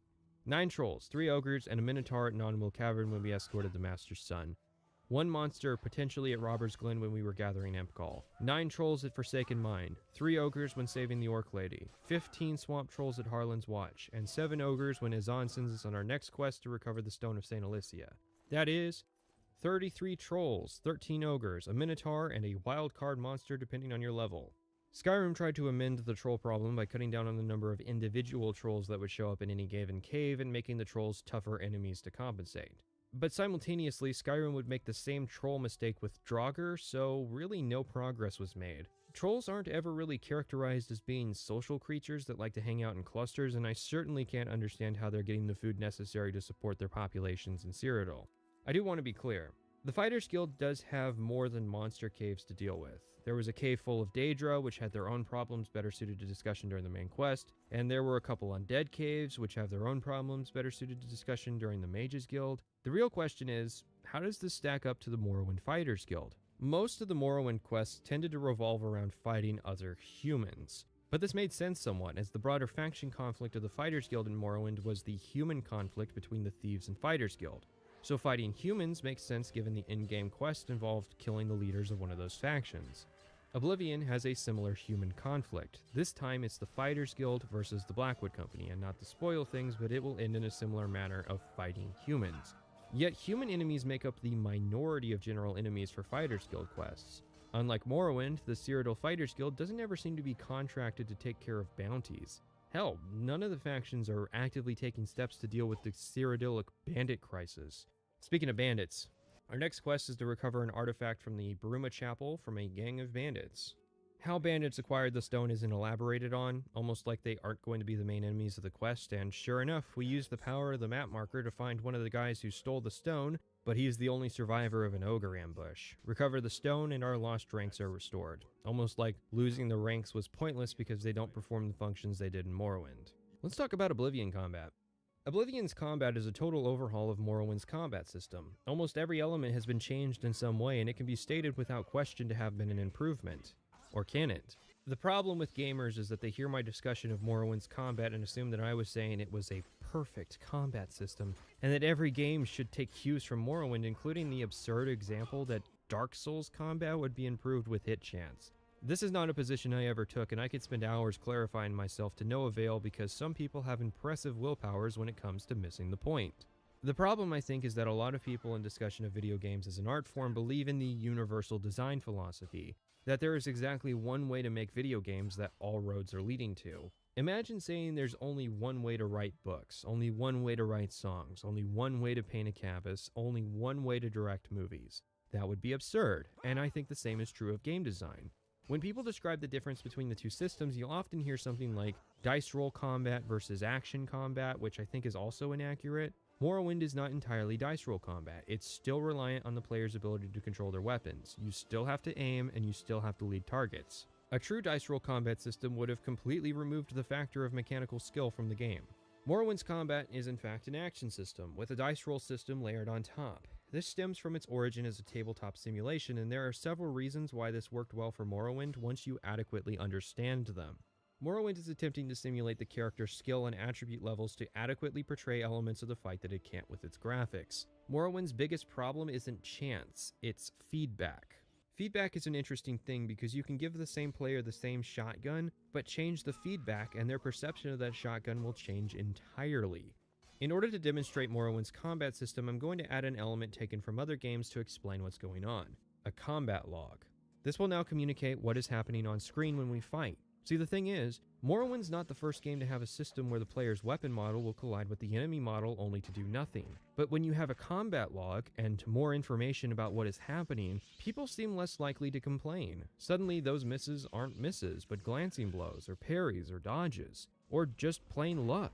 Morrowind is communicating with its combat system that this is the battle of your offensive and defensive skills against someone else's offensive and defensive skills. If you fight a master of a defensive skill, you're going to need a high offensive skill to land hits. Now, when I say that, most people will go, well, why aren't there animations for that? And I just say, look, do you know how on the wire Morrowind's development was? The system we got for Morrowind wasn't perfect, and I don't recall ever saying it was. What I do recall saying was my wish to see that system iterated upon rather than replaced. Oblivion removed hit chance. This simple change necessitated a cascade of reworks due to how hit chance was a variable in most combat equations. The goal was clear. People complained about not being able to hit stuff in Morrowind. With only a limited time to fix the system, and with a desire to increase the appeal of Elder Scrolls, the easiest way to fix that problem is to remove the mechanic entirely. If you play Morrowind with a 100% hit chance mod, I think you're doing yourself a disservice because Morrowind by itself isn't designed to progress you through a world where everything always hits. Oblivion had to hastily design a system where the player's progression improved their ability to fight, and this inevitably just meant that higher skill levels meant bigger numbers. Higher weapon skills translate to getting bigger numbers out of weapons, and higher armor skills translate to getting a bigger number out of armor. However, hit chance is just a piece of the puzzle. Strap in, we're going deeper. Fatigue was king in Morrowind. A lot of things were king actually, that's what made it interesting. But your fatigue, and more importantly how much you've used, was a factor in a lot of equations in Morrowind, not just combat, because it makes sense.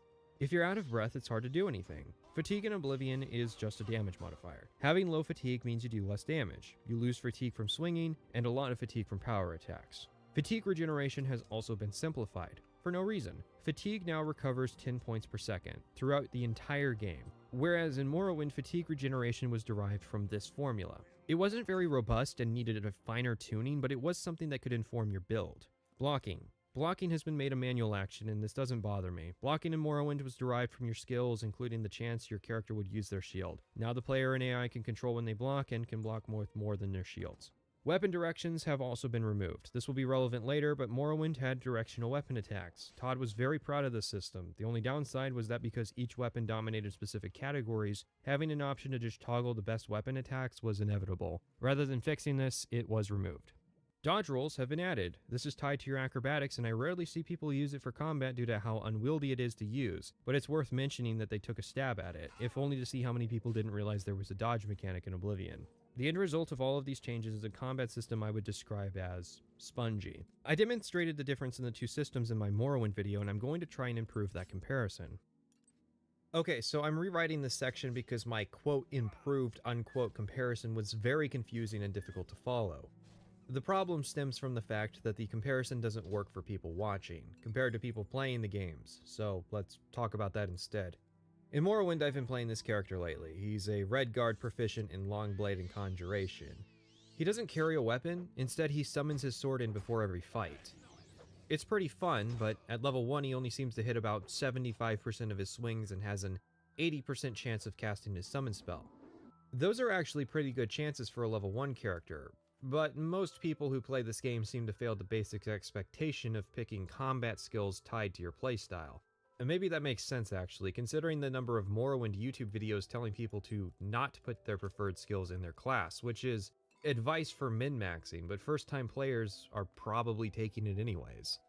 It all comes back to that mud crab on the peninsula and Saint Denis over by the lighthouse involving a character who isn't good at short blade swinging that iron dagger. Whether you're that guy or you are my current character, both characters have the problem of not hitting all of their swings. If only Morrowind had a built-in way of solving this problem, leveling. You solve the problem by leveling. There's a reason complaining about Morrowind combat always takes place in the early game. By level 4 it won't be a problem for my character, and by level 7 hit chance usually isn't a problem for most characters. Because it turns out skill levels are an abstraction for, the skill level of the character. Alright, so shifting forward to Oblivion. Like Morrowind, it has a contingent of people who complain that its combat is also not satisfying.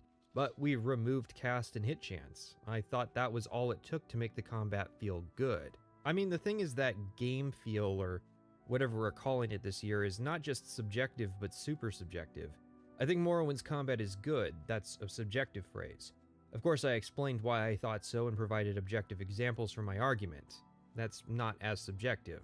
The first issue Oblivion has is that there aren't really any problems the player needs to solve. That's because of scaling.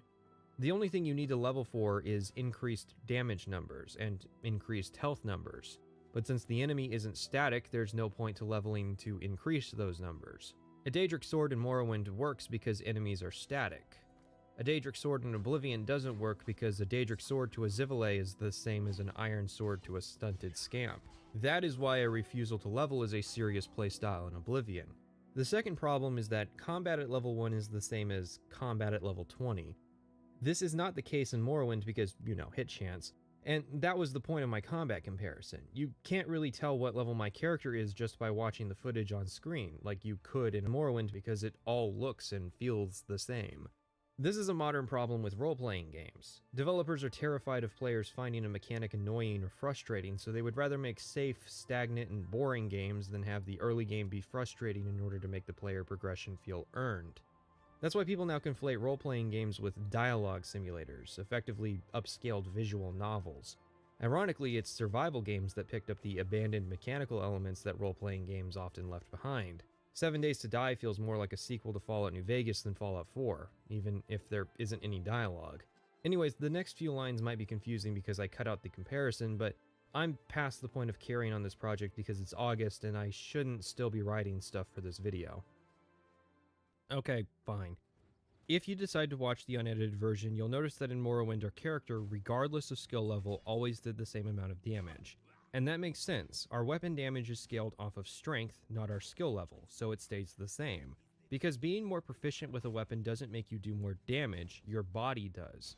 Your training with your weapon instead determines your ability to land those hits. You can be the strongest man in the world, but if you keep missing the high striker, it's pointless.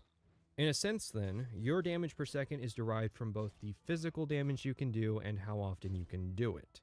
This creates a large amount of nuance in building your character, having to balance a multitude of factors in your playstyle. Strength for raw damage, skills and agility for landing blows and dodging attacks, endurance for the rate of fatigue recovery, speed for dodging attacks. By taking the hit chance out of the equation, you've crippled this system. To compensate, the fundamental dynamic has to be changed. In Oblivion, weapon skills now determine damage as well as strength. So does fatigue.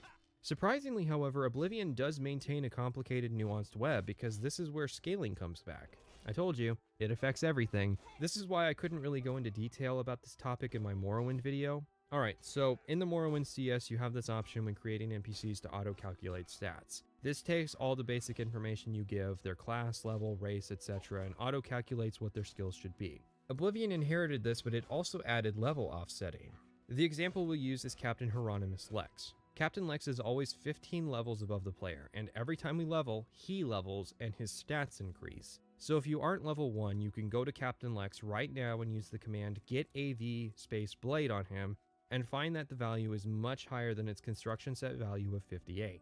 See, a lot of people when discussing Oblivion's scaling just leave it at health, because that's what's noticeable at a cursory glance, even with research on the UESP. They may not be realizing that the horror doesn't stop there. I'm actually writing this section very late in production, and I've probably looked at over 100 different NPC pages, and almost all of them used level offsets rather than fixed levels. In the same vein, it's probable that most of these NPCs are also using auto-calculated levels, meaning that it isn't just the gear of bandits or health values that's increasing. The people of Cyrodiil are actively getting better at skills as well. Morrowind's combat better conveys the feeling of becoming a master with a weapon than Oblivion because it has that relative skill difference. Even then, Oblivion is surprisingly robust at displaying the difference in skill levels with its damage system, and you'll only see that difference if you don't level.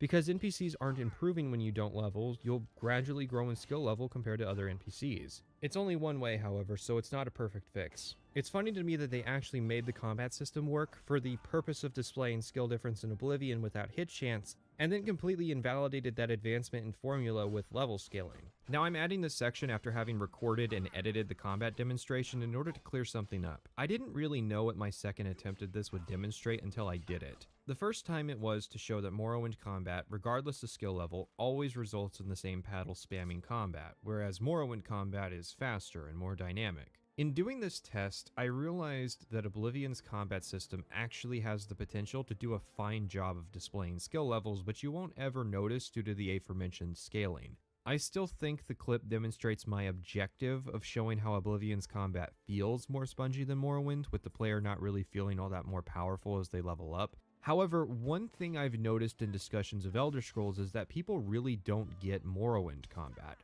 Now, if you want to make the criticism that Morrowind doesn't do a good enough job explaining itself, that's one thing.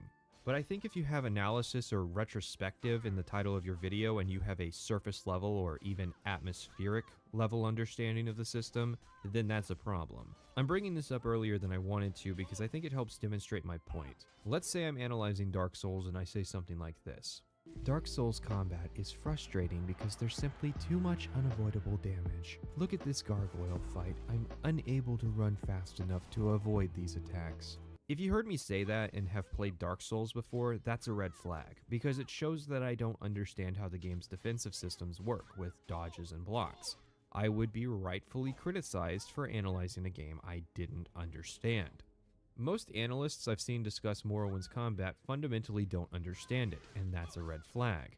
By the way, if every other Oblivion video can have tangents about Morrowind combat, then so can mine. I've come up with a handy 3-strike system to expose these reviewers, and you can take it for a spin on any discussion of Morrowind's combat you want. Let's see how people stack up. First strike, spamming the attack button.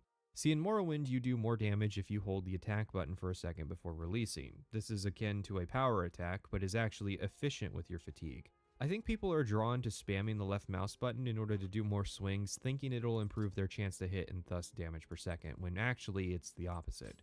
A few short, considerate swings will easily outdamage fast strikes because you'll use less fatigue. And that brings us to the second strike, bad fatigue management. Running out of fatigue due to fighting a tough enemy is one thing, but consistently demonstrating yourself fighting at low fatigue and then complaining that you miss a lot is akin to showing the world you didn't know dodge rolls were in Dark Souls. You hit 25% more often at full fatigue and miss 25% more often at low fatigue. The third strike to knock you out is this: using weapons not part of your class. It's one thing if you train a weapon skill up to a usable level, but I've noticed a trend of people not picking the short blade skill, but using short blades anyways, specifically the Iron Dagger. The Iron Dagger itself is a red flag because it's the free weapon at the census office. If someone is genuinely playing a short blade class, they would probably upgrade pretty fast from the low damage Iron Dagger. I simply don't believe in a longsword dominated world that there are this many people dedicated to using short blades. It's far more likely they hit record, started Morrowind, made a character, rushed to fight the first enemy they could with the starter weapon, and that's the clip we're seeing. Bonus points of the combat clip examples they use take place in the Bitter Coast or Ascadian Isles. And with 3 strikes, you're out. Hell, it's entirely possible the same thing is happening with Oblivion combat. It's just harder to tell who is bad at Oblivion and who isn't because of how much more homogeneous the footage will look like due to the removal of hit chance. So, with that out of the way, let's make our first proposal to fixing the system. Now, I should be clear here. When proposing fixes to things, I tend to work in the framework of trying to maintain the stylistic vision of the parent game. When I propose a fix to a quest line, it's in the interest of still telling the same general story. With that in mind, let's talk about Dark Souls. This game should not be like Dark Souls, but it's always the go-to when trying to propose ways to improve Oblivion's combat because I think people are stuck in the mindset that hit chance is off limits. Dark Souls combat works for the vision it's trying to achieve, which is a third-person action-adventure game with a variety of enemies and weapon types. Oblivion doesn't even have the basic variety of a charging enemy that you have to side roll away from, and people think Dark Souls is the place to start. Now, the aspect that the Elder Scrolls should try to learn from the game is enemy variety and when fighting humans, weapon variety. Once it has those things, then we can talk about parries and weapon arcs. Ironically, Fallout 4 seemed like a step in this direction, with multiple monster types like creatures that burrow and... Okay, maybe that's all I remember off the top of my head, but it shows a bit of innovation. So, spitballing some ideas. We got the Minotaur, who could do a big wind-up charging attack that makes him a threat in tight hallways. Maybe instead of the Minotaurs using warhammers, we give those to the ogres, who do giant sweeping attacks. We'll steal from Skyrim and say trolls have really powerful health regeneration that you need to use fire to stop. And maybe imps fly up away from the enemy to keep using magic, but this costs them fatigue and they eventually float back down back into melee range when they run out. I would also make sure that imps and trolls don't stop showing up. So instead of fighting caves full of minotaurs and ogres at higher levels, you'll always have that variety in enemy types. We've taken the basic monster category and given them all really simple overhauls that brings them variety. Now let's make the bandits and marauders more interesting. First, we're going to bring back the 3 different attack types: chop, slash, and thrust. Each weapon has different strengths in different categories, so some swords are better at slashing than they are at thrusting, and some swords are better at thrusting than they are at slashing. But you say, won't this just inherit the best attack problem from Morrowind? Meet Mordhau. Mordhau has directional attacks as well as upward and downward swings, and thrusting attacks. Mountain Blade would also later use the model of directional attacks as well. No, really, Elder Scrolls was actually early to the first-person melee brawler party.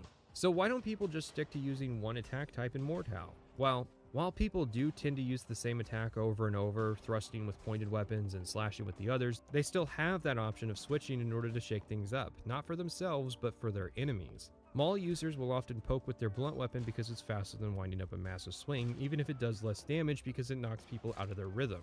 Swinging with a spear rather than stabbing may seem silly, but the goal is to have as big an arc as possible to improve your chances of landing a hit. While each weapon may have an ideal mode that it's strong in, the other options could have strengths as well, like making the attacks faster. Another common occurrence in Mordhau is people not being able to swing their massive claymores in tight spaces. Longsword is a bad option in close quarters. The thing, though, is that Mordhau is an imperfect example. It's a skill-based competitive multiplayer game. You never roleplay as someone bad at fighting, although I do sometimes use that excuse. Elder Scrolls can learn from Mordhau, at least in terms of how it handles its weapon systems, but the focus still has to be on the role-playing aspect of the franchise. If my guy is, in character, not good at using swords, I shouldn't be able to just pick up a great sword and fight like a master, because I, the player, am good at fighting with a great sword in the system. Our next addition is changing how armor types affect combat. It's pretty easy to identify when someone is wearing light, medium, or heavy armor, or no armor at all. So different weapons having different strengths seems like it would work well. Now, armor effectiveness being realistically portrayed as a rabbit hole of extremely niche knowledge and bickering I'm not interested in exposing myself to.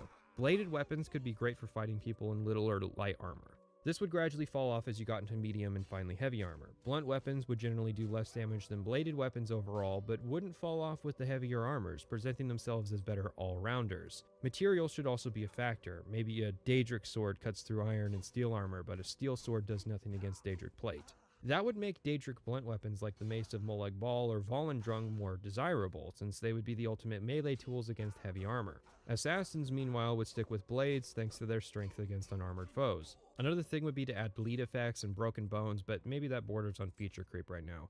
However, adding weapon variety is important in easing the current effect of weapons being flavored paddles. One possibility is incorporating enchantments into attacks. For instance, perhaps some enchanted daggers could double as magic wands, staves could double as polearms in a pinch, and maybe some weapons have weapon arts where they deal more damage at the cost of enchantment charge.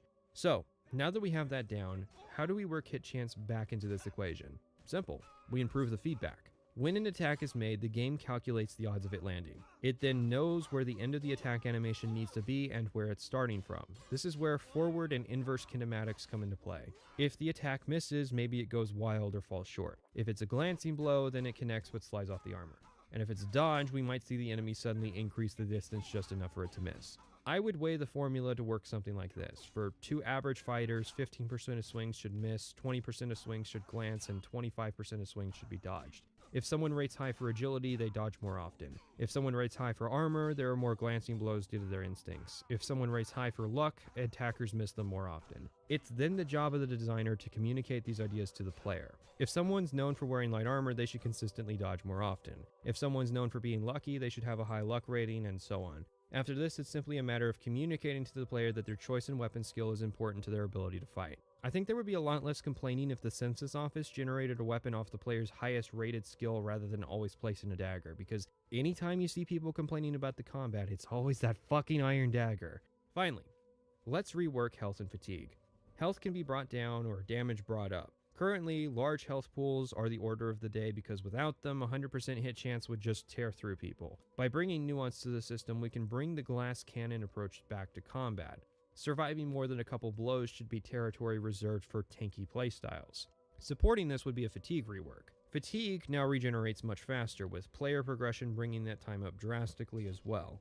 Oblivion changed the system by making attacks take far more fatigue than before, meaning that fights will slow down as they progress and fighters run out of energy to do as much damage. Fatigue has returned to now affecting your ability to land hits. Now the game is trying to beat your opponents before you run out of fatigue. Dodging or blocking a lot would affect this. But what about power attacks? Oh yeah, let me put power attacks in the grave real quick. Power attacks in Oblivion just aren't good. Someone's already left a comment saying I did the combat test wrong because I didn't use power attacks. That's intentional. Fatigue is damage and you trade a lot of it to do power attacks. However, because power attacks either lock you in place or lock your trajectory, they actually often miss quite a bit. To try and get use out of my expert perk for hand-to-hand, which has a 5% chance of knocking someone to the ground, I have to do a backwards power attack. The consistent way I found to do this is to turn 180 degrees away from the enemy, run backwards towards them, and then initiate the power attack before quickly jerking the camera back around to try and land the hit. Power attack levels are tied to perks, which are tied to skill level. At 25, we mastered the standing power attack, which does 3 times the normal damage. Note that all power attacks normally do 2.5 times damage, for 5 times the fatigue. Take that in. F power attack fatigue penalty is a variable that is multiplied against the normal fatigue cost formula when you power attack. It will always cost 5 times the fatigue to do a power attack that does 2.5 times the damage. Now let's think here. Instead of power attacking, we could do 5 attacks, which would be 5 times the damage, or twice the damage of the power attack at the same cost. Power attacks then fill the niche of being finishing moves, or as you level up, special moves. At level 50, you gain a 5% chance to disarm from left or right attacks. At level 75, you gain a 5% chance to knock enemies back from backwards power attacks. At level 100, you gain a 5% chance to paralyze that works around paralysis resistance. The perk system is an Oblivion edition with varying results, mostly positive. Skyrim would inevitably go on to improve this general idea. It's not worth going skill by skill to explain all the perks, so we'll discuss them if they come up. I think power attacks are fine if you're trying to get a 5% outcome or trying to quickly finish the fight, but saying that they should be the bulk of combat is, in my opinion, really bad advice. With that, I think we've finished up on Oblivion combat. I don't know if my proposed system is superior, because it's pretty easy to let the ideas guy in me get ahead of myself with proposals. However, I do think that Elder Scrolls would do nothing but benefit from having a system with more depth. You can make it accessible and easy for people to play with, but playing on the higher difficulty should necessitate a level of mechanical skill with the system. Right now, that mechanical skill is bobbing in and out of fights or running around opponents hiding in their blind spot. From here on until the end is a linear chain of events, so we'll treat it as one long finale instead of 3 individual quests. Orion asks that we meet him in his shack in Coral. This man was a high-ranking Fighters Guild member and lives in a hovel. Orion believes the Blackwood Company must be stopped and we're the only one capable of doing anything useful for the guild. His anonymous source, aka Mark Nelson, told him a high-ranking Blackwood member is in Glademist Cave between Coral and Bruma. To acquire him alive, we have to tear through a company of Blackwood fighters. He's intimidated that we killed all his guards and is willing to follow us back to Orion's hovel. We have to pass through the gate, man, not even gonna call for guards to arrest us. Nobody ever thinks to just lie and say the player struck first. Hell, even if Blackwood members did attack us, that doesn't mean we can just kidnap their boss. I'm pretty sure slavery is still illegal in the Empire. It's weak writing, and I'm not sure why the subsequent interrogation scene couldn't have just happened at Glademist Cave to avoid it. The interrogation itself is clever and fun, using the persuasion mechanics or a good old beating to get answers out of Ajum Kajin, It ends with his suicide though, which is weird because there's nothing that should inspire such loyalty in that faction. It's a mercenary group, not a cult. Either way, Orion figures the next step is to infiltrate the Blackwood Company. Yeah, send us, the guy who runs around naked boxing trolls, on an infiltration job. Jedam Z is skeptical, but we lie our way through because player choice is an illusion. We follow him to the training area where we receive our first mission, but we need to take some hist sap before we head out. And this is where the game completely and utterly broke, even with the unofficial patch, as Jedam Z walks out, locking the door behind him but forgetting to give me the sap. The scripting is actually broken, so the game is completely and utterly soft-locked even with access to the console, which is only the second time I've had a game break at such a fundamental level. The first time being after I shot a settler in the Minutemen path of Fallout 4. There's a few problems here. This is one of those moments where the designers can't let the players have teleportation magic, because it would break the sequence to have the player discover the secret and be able to escape. The player is being strong-armed into taking the hist sap. You can't avoid it and you can't escape it. Killing the other trainees won't work, and you won't ever be able to escape. The Blackwood Company is content with locking you in their basement for the rest of time and waiting until you take that sap. They do the same thing with the hazing scene in Skyrim's Companions faction, where the game isn't prepared for the player to say no beyond simply locking off the content, which is fine if the faction in question isn't the primary combat faction of the game. Morrowind, for example, could theoretically get away with doing something like this because the player still has other options for factions to go do. What's funny is, Morrowind generally avoided putting the player in situations where the rules for the character they're playing would come in conflict with factions. I would point to Crassius Curio, but hell, sexual favors are perfectly in line with a Holau character. The Fighters Guild is by design one of the morally good factions in Oblivion, so presenting no path for the player beyond this trap is just bizarre.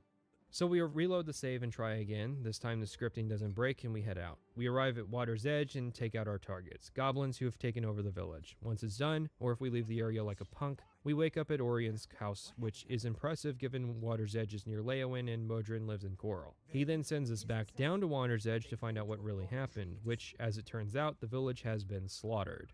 We can find the father of the woman whose debt we helped with, mourning the loss of his daughter. This is an improvement over Morrowind, at least in terms of emotional storytelling, but boy is it stupid. For the aforementioned reasons, the player is ramrodded into this trap because it's the linchpin of the Blackwood Company that the player needs to participate in this event. Sure, it's interesting to force a good player into doing something morally dubious. The premise is fine. But the methods and, more importantly, the goal of the scene overrode any desire for good storytelling. The Blackwood Company is using bad hist sap from a tree located in Leowyn as a performance-enhancing substance, but in turn it apparently makes you do evil things no matter how complicated that may be. Let's break this down then. All of the Blackwood Company quests belong to Arain, so only his quest and the Den of Thieves quest is worth discussing. We start with Maglir defaulting on a contract because the guild isn't paying well enough. This is where I have to criticize the UESP because at present they state that Maglir isn't Fighters Guild material, call him a coward, and say that he rambles about his family and paycheck. That's one interpretation, but it's apparent that Maglir is a capable fighter and he's completely right. The Fighters Guild doesn't pay well because the rewards are leveled. At levels 1 through 4, they only pay you 100 gold per contract, which isn't a lot considering how dangerous the contracts can be. 500 gold at level 20 may seem like a lot, but the cost of equipment go up more than the payouts at level brackets, so in reality, you're being paid relatively less than at lower levels. If you're a normal person trying to ply your trade as a mercenary, these wages will barely cover the cost of life-saving equipment, let alone other expenses, especially if you have a family like Maglir does. It's little wonder that only psychopaths like us are able to survive contracts at all, considering how many Fighters Guild members likely die due to chronically being underpaid. Drunken Disorderly is another quest with delinquent Fighters Guild members, which they attribute to the Blackwood Company stealing all of their contracts. This is where the player will probably first hear of the company if they aren't reading the Black Horse Courier. We then take the Master's son to find a missing farmer and find a Blackwood Company shield by his corpse. How and why did the Blackwood Company kill Galta's Previa? How? Because the cave is still full of monsters, and why? Because the cave is full of monsters, so they clearly didn't have a contract to be there, and Previa is a farmer, so there's no point in killing him. The only explanation is maybe Galtus was a Blackwood recruit, but that wouldn't explain why he was looking for gems in a cave so far from Leowyn. After this is Den of Thieves, the quest where we go with Maglir to take care of some Bosmer. This quest is weird because, as I've stated, Maglir won't bring up if you route him out in the first quest, and here he is being at least content with participating in a contract. He'll complain at the lack of direction, but that's a valid criticism of the guild not doing the investigation for us and simply sending us out to do the fighting part of the contract.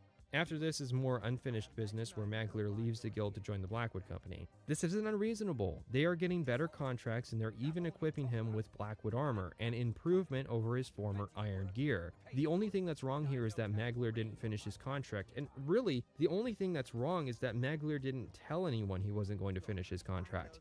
He's not obligated to do so, given that he left the Fighters Guild. So at worst, Maglir was unprofessional in airing what were otherwise valid grievances with the guild and joined another organization that paid better and provided equipment. Azani Blackheart is where the faction takes a turn.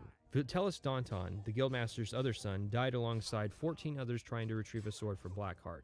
His death is the reason Varanus stops being sent out on jobs, and is stated to be the reason Velena Daunton has been running the guild into the ground. The Blackwood Company claimed they did the contract before Argoth mysteriously died, and it's revealed that Blackheart is still alive. However, and this is important, nothing here points at the sap. In fact, nothing up to this point has ever pointed to the sap.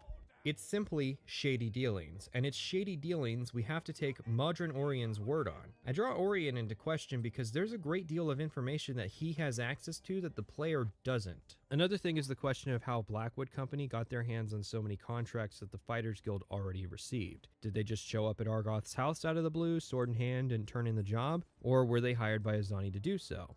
Because there is an important distinction there. If Argoth can hire the Fighters Guild to retrieve a weapon from Blackheart, why shouldn't Blackheart hire the Blackwood Company to take care of someone who basically contracted hitmen against him? Argoth doesn't speak for the Imperial government, so can anyone just put in a contract to kill people with bounties? Sure, it seems underhanded because the Blackwood Company played a client for financial gain, but all we have to go on is assumptions by Orion that Argoth hired the Blackwood Company. We're shown multiple times clients of magical dispositions stating that they prefer to hire the Fighters Guild. Simply put, there's no clear answer here, beyond the fact that his sap isn't a sufficient excuse to explain the Blackwood Company in this situation.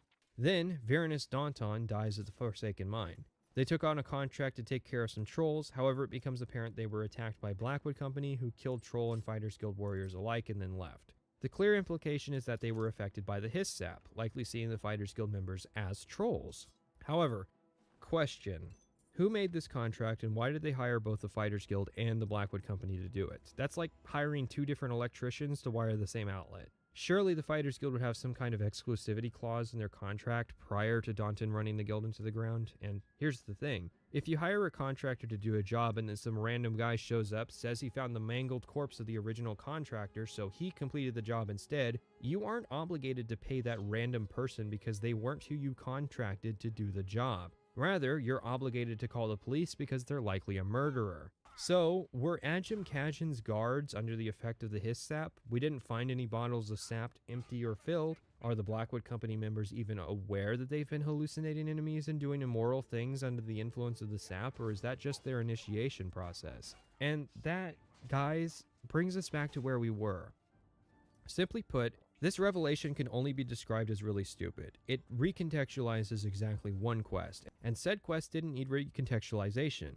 If Trolls of the Forsaken Mine was a Morrowind quest, it would have gone like this. The Fighters Guild was wiped out at the mine, and there are several leading theories. It's possible Varanus started a fight with the Blackwood Company when they showed up. It's possible the Blackwood Company struck because they recognized that he was the son of the Fighters Guild leader. Maybe they showed up explicitly because they knew he would be there. Or maybe they were under the influence of Hiss sap. There were several conflicting journals that could be found on site, with each faction speculating about the motives of the other. Oh, and Blackwood Company would be a joinable faction.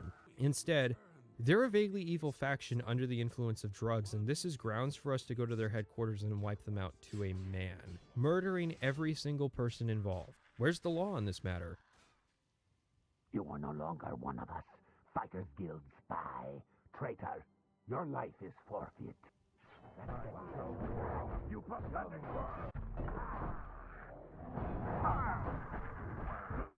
Orion isn't even a member of the Fighters Guild anymore. He got expelled after Varanus died. We're doing this under the table, and I'm pretty sure Officer Wes Johnson isn't going to be impressed with the excuse that it was for the good of the Fighters Guild. The canonical new leader of the Fighters Guild should be serving time pending execution for the murder of all of these people, including Maglir. Yes, Maglir shows up to fight, which is just the cherry on top. Regardless of whether you kept a secret or not, you can't avoid fighting him, which kind of runs contrary to the coward theory, although again it runs contrary to his family excuse as well. And don't say it's the Hiss sap, considering he recognizes who we are. Velena is outraged at our actions, but decides that we're worthy of leading the Fighters Guild, and we appoint Orion our second in command. The end. Boy, what a disaster. Assuming Mark Nelson really was the writer, it's easy to see that his primary focus was the Daedra quests, because they are way better than what we got with the Fighters Guild. At best, the Fighters Guild got to loose outlines of ideas that really needed a second draft that didn't come because Mark and Kin were busy trying to fix a problem with the NPCs of the Daedric Shrines. Not to hate on Nelson, he wrote the Daedric quests of Morrowind as well. It's funny that Rolston claimed that Nelson hated fast travel because, well, let's think about that claim for a second. If Nelson believed that, then surely he would have pushed his quests to not rely on fast travel, right? So what does a Fighters Guild playthrough without fast travel look like? I've been hinting at this, so let's fully map out what this quest line looks like. Why? Well, I'll tell you when I'm done. Assuming we start in Anvil then. The first 2 quests start in and around Anvil, so no travel necessary. But now, to progress, we have to go get a quest from the Shadenhall Hall. We go to the Desolate Mine, which is near Shadenhall, then back to town before being directed to our next quest in Coral. Our first quest in Coral then sends us down to Skingrad, and in turn to Fallen Rock Cave near Skingrad. Then we have to go back up to Coral in order to be told to travel down to Leyawiin. From here, we have to source ectoplasm, so I'll call it a freebie and just say everyone hit up the local chapel Undercroft. We then have to go back up to Coral before having to journey back to Shadenhall to then be told to go to Water's Edge, a small town north of Leyawiin. Take care of the debt, and we go back up to Shadenhall to then be sent across the Urdle to Anvil to take care of thieves at Heroda Cave near Anvil. We then have to travel up to Coral to escort the Master's son to Nautimal Cavern near Coral before returning to Orion and being directed to meet him at his house and then meet him in Leyawiin. We walk up to the ruins of Arpenia, which is a fair distance from Leyawiin, and then we move on to Adatar nearby. Then we go to Shadenhall to get a contract to deal with fugitives hiding in Bloodmane Cave, a stone's throw away from Breville. We then go back to Shadenhall before being directed to Anvil for an escort quest to Brittle Rock Cave near Kavach, and then go back to Anvil. Then we're sent up to Coral for Arain to give us a mission to go to Forsaken Mine, which is southeast of Leyawiin, and then we go back up to Coral. Then we travel to Shadenhall to be sent to save a noble's daughter at Lord Rugdumth's estate, which is some distance north of Shadenhall, before returning to Shadenhall to be sent to Anvil, where we get our next job to recover the Stone of Saint Alicia. So we go all the way up to Bruma and then are sent east to find out the stone is at the ruin of Sador, which is halfway between Shadenhall and Bruma. Then we go back to Bruma and then back to Anvil before being sent to Coral to kidnap a guy from Glademist Cave, which is halfway between Coral and Bruma. We take the guy back to Coral and then are sent down to Leyawiin to infiltrate the Blackwood Company. This quest teleports us up to Water's Edge before teleporting us back to Arain's house, who will then send us down to Water's Edge near Leyawiin. And then we return to Arain's house in Coral, who orders us to wipe out the Blackwood Company headquarters in Leyawiin, and we finally return to Coral to finish the quest line. I want to put a nail in the coffin for people who make the just don't use it argument anytime fast travel comes up. The problem isn't the traveling, the problem is being asked to travel to and fro a dozen times. I had no problem each time I stepped out into the wilderness to go to a troll cave, but the caves were always a stone's throw away from the cities. The bulk of travel time you'll clock in Oblivion is going to be going down the same roads over and over, and the reason is that the designers knew you would have access to fast travel. Which is why the argument doesn't work. It would be one thing if the questline was designed around a non-fast travel playthrough, but there are a few steps you can take in that front. For instance, having Orion relocate to the nearby guild halls for each quest, using a courier to deliver messages and make it possible to turn in contracts at any guild hall. But because the designers knew the player would have access to fast travel, they don't have to worry or probably didn't realize just how much of a mess the questline is for the person who decides to disable fast travel. Finally, we have Battlehorn Castle. This was a piece of DLC that added a themed home for warriors. A large castle complete with a retinue of fighters and servants, and even the ability to collect and build trophies from the enemies you defeat. There's even a cool sword you can find. It's kind of busted because the castle is just handed over to the player if they stop the marauders currently besieging the castle, all 4 of them. What Battlehorn Castle does break is armor. We'll go into more detail later, but here the player can purchase a Dwemer Forge fortifying armor of 15 points, using an ability which grants us future perks. This is important for getting the skill up to 50 quickly in order to repair magic equipment, as otherwise this is one routine expenditure the player can expect until they get to skill level 50. It's probably the most innocuous of the mechanics broken by the game's DLC, and otherwise I rate the castle pretty highly.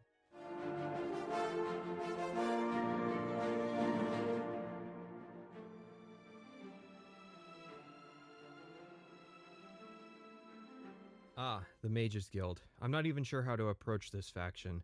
So let's start with some history. This faction is the work of Brian Chapin, an Elder Scrolls forum admin turned Morrowind world designer. He's alleged to be responsible for the Cliff Racer population. He got to switch into quest design and writing position with Tribunal, As with all things Bethesda, it's difficult to specifically credit which quests he's responsible for, although there is more certainty he's responsible for the Oblivion Mages Guild questline and Mothership Zeta DLC from Fallout 3. So, how did he do?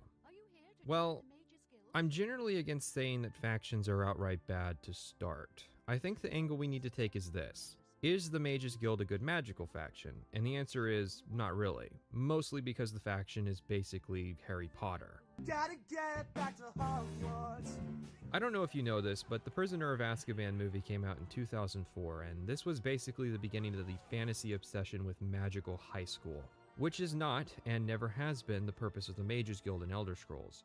Now, sure, you have places like the Arcane University and the College of Winterhold, but I think it's important to remember the historical purposes of universities and colleges, which wasn't primarily education, but rather the aggregation of knowledge and primary research.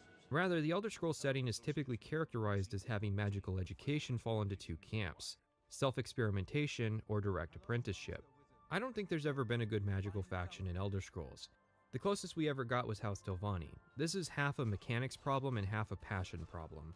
Simply put, there's a Mages Guild in Oblivion because it's expected of the series for there to be a magical faction, and because the faction is being made without passion, it can't genuinely gate content behind the expectation that the player knows or even has access to any kind of complex magic. Stealth and combat get two factions each, while magic has a single faction to be defined by. Now, the Mages Guild has to be accessible to Todd, and Todd is rather famously a barbarian player. The Mages Guild never requires you to actually cast magic reliant on your character's skill level. In other words, the game will always provide the necessary scrolls on the rare occasion that a quest requires a spell effect. Now, this is a problem I noted as well in the Morrowind video. However, Morrowind offset this problem in a key way: faction requirements. Even if the Morrowind quests themselves never required the player to personally cast magic, House Telvanni and the Mages Guild both require a magical skill to be raised to 70 and 80 respectively. Oblivion, inversely, has a few quests which encourage spell usage and one quest that outright requires it, but it has no means of verifying that the player is actually a spellcaster, outside of the most pedantic and technical sense of being a person who casts spells, albeit with scrolls. Scrolls have always been in an awkward position given they're in the name of the game. They provide an opportunity for non-magical characters to try out and utilize magic. In Morrowind, for instance, players without the mysticism skill could still purchase Alms of the Intervention scrolls, allowing them to teleport back to tribunal temples. Emphasis is on purchase. Players who lack the skill have to spend money to supplement that lack of skill. If a player is skilled in mysticism and can cast the spell, that means they may have a new weakness they need to supplement instead. Oblivion cut this down. The utility function of scrolls is lessened because there are less utility spells overall. One use for scrolls in Morrowind was for warriors who didn't have security or alteration and couldn't unlock chests, so they could purchase Ondicized scrolls instead. Oblivion's equivalent open scrolls, however, are now randomized loot. So instead of having a reliable alternative, it's more of a coupon the player can use to avoid playing the lockpicking minigame. Charm is another good use of scrolls, but only for the first couple levels in Oblivion. Even then, there are far fewer instances where high disposition matters at all. Once the player starts raking in those fame points and faction disposition bonuses, charm scrolls are worthless. Summon scrolls are another good supplement for players who want to summon but don't use conjuration. Yeah, we're really getting into niche markets now. But they can't rely on scrolls as part of their playstyle because almost all scrolls are, again, randomized loot. The problem, or perhaps intention behind the system, is that players can't create scrolls. I mean, technically yes, but it's extremely cost prohibitive in Morrowind. So they're just relegated to bonuses and demonstrations of magic, which meant sometimes I forgot about scrolls even being in my arsenal because of the UI. No, please, not yet. Spellcrafting in Oblivion was a misstep in my opinion. The player can only create new spells after gaining admittance into the Arcane University, or for the low price of $189. And once spells are created, they can't be deleted. So creating spells for a specific purpose and then later losing that purpose means you're stuck with a worthless spell. It seems like being able to craft scrolls as one-offs to test spell ideas or for specific use cases would work really well, instead of going the opposite direction of making spell creation increasingly difficult to impossible in Skyrim. But let's walk this back to the guild. You can join it in a guild hall, which provides access and ownership to many of the objects in the guild halls, with no responsibilities. It's a miracle more people don't become associates. Anyways, to join the university, we're going to need a recommendation from every guild hall, meaning every city, except the Imperial City in Kvatch and such. So let's go on tour of Cyrodiil's cities. Bruma. I started by joining the guild in Bruma. Hello there. Are you here to join the Mages Guild? The Bruma recommendation entails finding a missing mage who isn't missing but has in fact turned invisible to prank his boss. You can investigate by asking around, or you can use a detect spell to find Jaskar. You'll eventually be led to Volinaro, who will dispel Jaskar's invisibility if we steal a book from Jean, and he teaches us an open spell to unlock her desk. Or you can dispel it yourself if you're a nut job who actually owns a dispel on touch or target effect. I appreciate the magical path to this quest, but here's how I would have done it. Jean suspects that Jaskar is invisibly hiding, but as others will point out, Jean isn't very good at magic. She has her position due to nepotism, but she will point out that Volinaro happens to know Detect Life and Dispel, and that we should ask him for training under the guise of our new membership. The quest has the same dichotomy as Volinaro and Jaskar versus Jean. We can use dialogue to solve the problem, or we can use magic. I would go so far as to say the desk is magically locked and can't be physically unlocked, so both paths require some magic to be used. As it stands, the player can bypass the magic of this quest with the security skill and a disposition check, no magic required. Which in a microcosm is fine, but with the rest of the guild is disappointing. Speaking of disappointing, Bruma. Bruma is the northernmost city of Cyrodiil, sitting at the base of the Geralt Mountains, which serves as a natural border to Skyrim. However, due to Oblivion maintaining the scale of Morrowind, it actually feels more appropriate to say that the Red Ring Road near Lake Rumari is the base of the mountains, and Bruma sits just above the snow line. In any case, Bruma shares a cultural overlap with Skyrim, at least on paper. In reality, the people do not dress for the climate and spend their days loitering in the cold, and the Nordic culture is superficial at best. This is, in all likelihood, because what the Nords actually were supposed to be hadn't been worked out yet. The Chapel of Talos dominates the city, with a nearby section of wooden shacks copied from other cities that look out of place in the northern climate. The town also lacks a cohesive plan. You have a row of higher-end housing, but at the end of the row far from the gate is the smith. You then have a ridge with the guild halls, but someone's house is also up there. Just switch the house and smith around. Then there's another ridge, which has most of the businesses. I think the ridge premise is fine, but it needs to shift some stuff around to better centralize the commercial area. And you would think the Bruma Fighters Guild would have been mentioned at least once, considering it's located near Skyrim, a land defined by fighters. Look at the muscles on you. Shadenhall. Shadenhall sits below the Vallis Mountains, which border Cyrodiil and Morrowind, although this time below the snow line. Our recommendation here comes from Falcar, who seems less than pleased that we want a recommendation and sends us off to do grunt work, retrieving a ring he believes was tossed in the well. We have to get a key from Deetsan, but she insists that we speak when Falcar isn't present. Yeah? Can we hurry this up? You aren't even trying to get away from him. Well met, guildmate. Poor Tivila. I hear she is turning Shadenhall inside out looking for her husband Rife. I hope nothing bad has happened to him. Bye. Deetsan informs us that we aren't the first associate to go after the ring, which is alarming given how simple the task is. She gives us the key and teaches us a weak feather and water breathing spell. In the well, we find the ring, which weighs 150 pounds, and the corpse of the last associate to attempt this task. Imagine drowning because you refuse to drop the ring. Anyways, we return to find Falcar has left after an argument with Deetsan. He got mad that she had helped us, and then she threatened to report him to the council, even though from her perspective, he had done nothing wrong. Deetsan's getting ahead of the script. She only has grounds to report Falcar after the revelation of Vidkin's death comes up to light. What if Vidkin had taken the ring and skipped town, or just left the guild in general? The only hint of foul play is that Deetsan was aware of the ring's abnormal heaviness, which she herself doesn't directly indicate to the player despite having the opportunity. Meaning if we had died as well, she would now be culpable. We go downstairs to search his room for the recommendation. Yeah, sure. And instead find his dildo two black soul gems. The significance of which is intentionally lost on the player, as this is their first appearance in the setting in a quest like this. Black soul gems are used to capture sapient souls, i.e. the souls of elves, humans, and beastfolk. Black soul gems are an interesting topic we'll get into later. Their presence here allegedly means that Falcar is a necromancer, which is not true given the player can possess black soul gems but can't learn necromancy. Here are the problems. Falcar was apparently aiming to kill Mages Guild associates, and his idea is clever enough for exactly one murder. His fatal flaw? Sending the associates to Deetsan to get the key. If Falcar was a necromancer, wouldn't he have removed the body for, well, necromantic purposes? And why would he possess the black soul gems if he wasn't trying to get the associates' souls? I'm surprised he doesn't have a Mana Marco poster in his room for how amateurish his efforts at sabotage are. Dietzan then accuses Falcar without evidence, and rather than discrediting her or killing her, he just storms off in a huff. Killing her would have been on the table too, considering Falcar just goes off to live in an alien ruin after this. And sure, the game offers a magical solution to the ring problem, except the player doesn't actually need to bring the ring to Dietzan. The well is so small and the player doesn't need the water breathing effect, and 5 points of feather is not going to help much with the weight.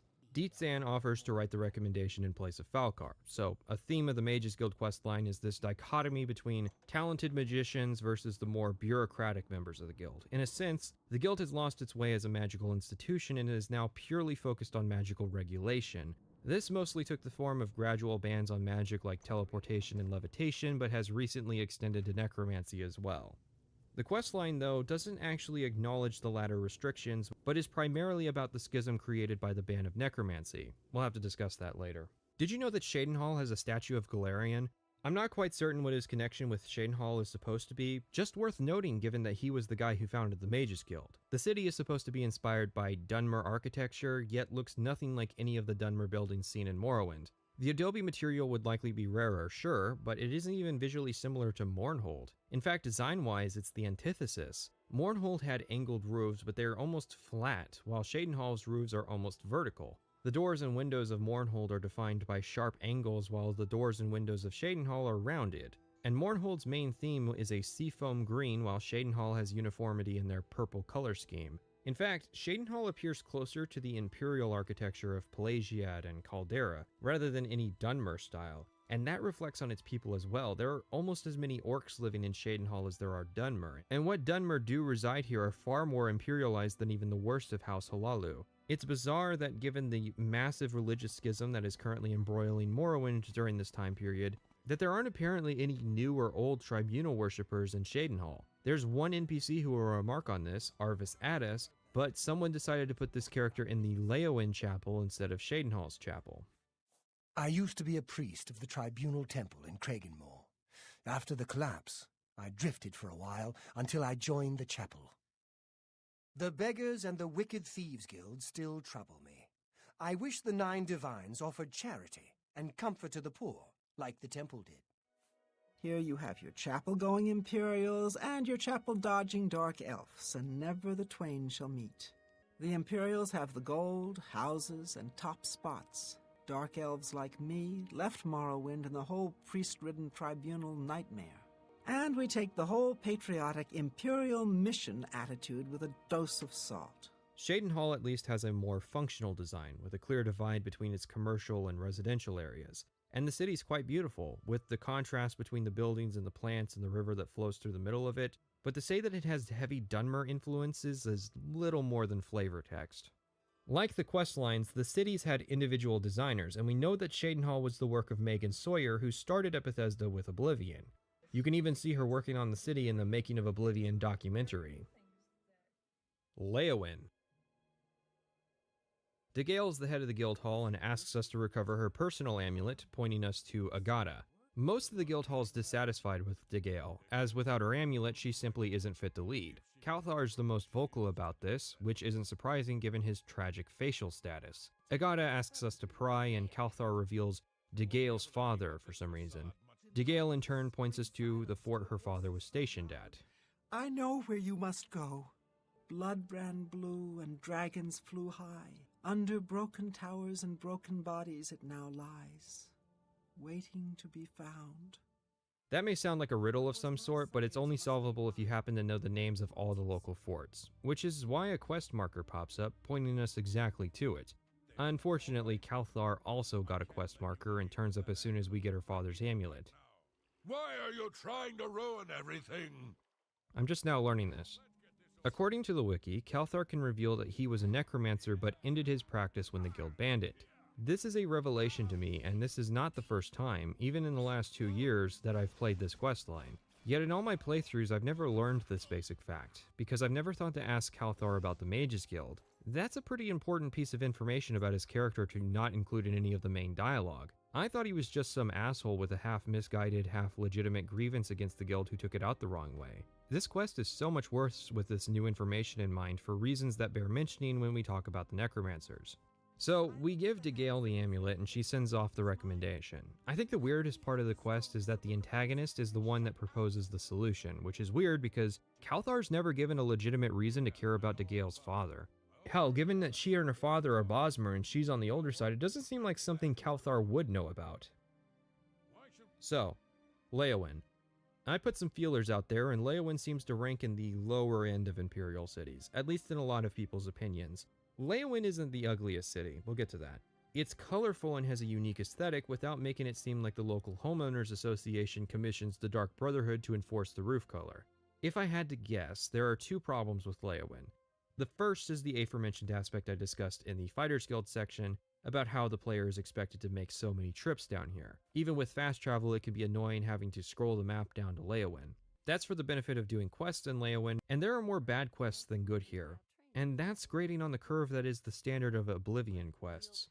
In addition, Leyawiin isn't laid out that well. It does a decent job of not mixing its commercial and residential areas together, but then there's this guild area. The way you fix this is to switch the guild area and the chapel around and then swap the Fighters and Mages Guild so that the Mages Guild is closest to the gate because the Fighters Guild serves no purpose here. The Blackwood Company is a quest finale and the bookstore is a bookstore and a post-Morrowind Elder Scrolls game. Also, the horse heraldry is just weird considering the city's in a swamp. Horses and swamps just don't go together, you guys should know better. Leyawiin sits at the apex of Cyrodiil, Elsewhere, and Black Marsh. Despite its advantageous naval position, it doesn't actually have a port, which is just bizarre given wars have been fought over cities that sit on naval choke points. For gameplay reasons, the river isn't even deep enough for ships to actually pass. It's a shame Oblivion was also the game to portray the lowest amount of racial tension, considering how interesting the conflict between the Khajiit natives, Argonian immigrants, and Imperial nobles is in this city. There's nothing to hint at the fact that the Khajiit went against the Empire in the war that occurred between Oblivion and Skyrim just based on this population. Bravil. No! No, not Brazil! No! No, please! Anything but that! No! Oh, Bravil. Canonically, it's the worst town in Cyrodiil. That doesn't stop the designers from trying, at least. It's a fun city to just run around because of all the exterior staircases you can use to jump around on the buildings. And it's laid out well, with an upfront commercial area and two separate residential areas. It's hard to get lost in Bravil, despite all the buildings being brown and decrepit. I would say the town's lack of economic prosperity could be due to it being a coastal city with no port, but so's Leyawiin. There's not really any good reason Bravil fails and Leyawiin succeeds. Sure, the Count of Bravil is a prick, but that doesn't cause all the buildings to turn brown and everybody to start taking up skooma. I'm getting the town aspect of the section out of the way because I, like a lot of people, don't like Bravil. A local Dunmer bard has been harassing one of the Mages Guild members, and we're tasked with retrieving her staff from him. Kudai will even give us a scroll to help persuade him. We confront him, and he tells us he did take the staff, but he ended up selling it to someone else in the Imperial City. Quite a ways to go because you felt embarrassed about stealing her stuff. Anyways, Kudai gives us 3 more scrolls and dispatches us to go get the staff back. We can persuade the guy who bought the staff and he'll sell it to us for 200 gold, or we can persuade the wife and she'll tell us where the staff is. We return, give the staff back, and Kudai teaches us a charm spell. Alright, let me be honest. This quest doesn't even feel like it's part of the same quest line. In fact, Kudai has a second quest, Through a Nightmare Darkly, which feels more appropriate to me as the recommendation quest. Oblivion regulars will recognize it as the quest where you enter the guy's dream world and pass 4 tests to escape. In either case, neither quest really has any significance to the broader Necromancer story, and you know, I appreciate that. Instead, it's just a simple little quest to introduce players to charm spells, in the game where charm spells aren't as useful. I'm not sure why the player couldn't have been taught the spell first and expected to use it. That's rhetorical, I know why. It's because players with an illusion level of 5 need to be able to complete this quest. Skingrad. Our next task is simple. Adrian wants us to retrieve some notes she lent to Earthor, but she doesn't know where he is. Adriana's Druzia, yet another Argonian in the recommendation series, points out that Earthor was sent out of the hall to better practice his magic. Adrian then sends us to check up on Earthor, who we find trapped in a cave full of zombies. And he'll refuse to talk to us until every single one is dead, and he telepathically knows if this is true or not. Now, why he's in a cave with 7 zombies is never actually stated. 7's a bit much to accidentally set loose upon yourself, so The implication, I guess, is that the necromancer sent the zombies to kill Earthor because he's a guild member, even though they could just try recruiting him. He doesn't mention ever speaking with any necromancers, and he's a bit hasty to move past the why question. If the goal was simply to rescue a forgotten Earthor and not involve the necromancers at all, then surely it would be better to use a different enemy type, right? Is the idea that Earthor is secretly a necromancer? Because that doesn't come up. Adriana will teach the player a weak fireball spell to help deal with the zombies, so that's nice. But given this is the simple task of killing X and retrieving Y, any player is again capable of completing this quest. Skingrad sits atop the road, in the sense that the player has to enter and exit the city if they follow the road from the Imperial City to Anvil.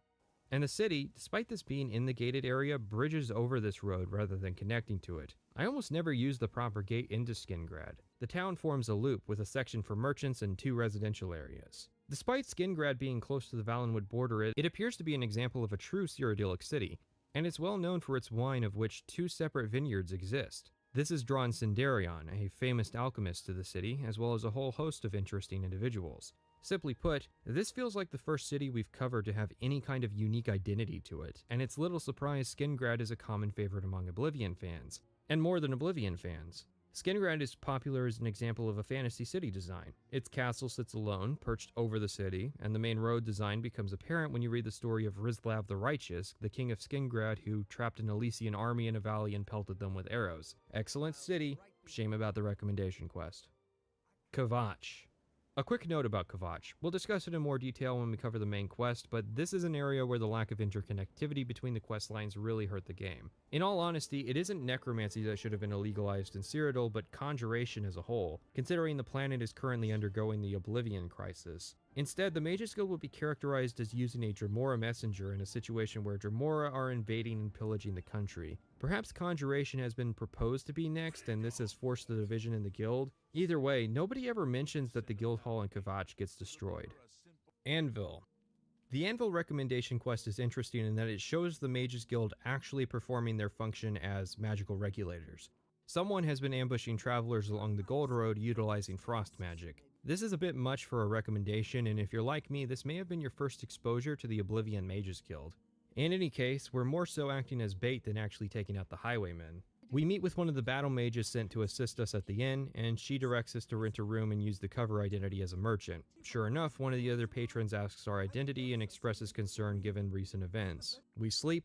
This is one of those quests players trying to avoid leveling have to watch out for, and the battle mage meets us in secret, laying out a plan. The next morning, or whenever really, we set out down the road.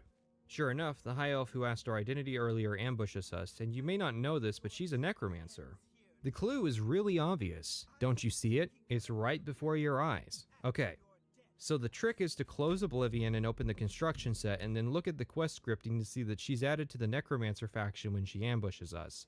Oh, were you expecting the clue to be in the game and not just some hidden variable? What's funny is, we get 1 fame point for this quest. You know what else gave us 1 fame point? Finding Jaskar. Anyways, that's the whole quest. Magic in this quest is completely optional, which might be fine if there was a narrative relevance to this quest, which there isn't. Because at no point does it ever come up that she's a necromancer. So the point of the quest is that the Mage's Guild is a competent organization that is doing its job, which is contrary to what all the other recommendation quests are trying to imply. A few more things. The Anvil Guild Hall is run by Carahil, whose name comes up in an optional side quest about a lich. Hannibal Traven, the current archmage and opponent of necromancy, also used to run the Anvil Guild Hall prior to becoming the leader of the Mages Guild, so perhaps the implication is that Anvil is the only good guild hall? All of that information doesn't come up in the story, however, just like how our roadside bandit being a necromancer doesn't come up either.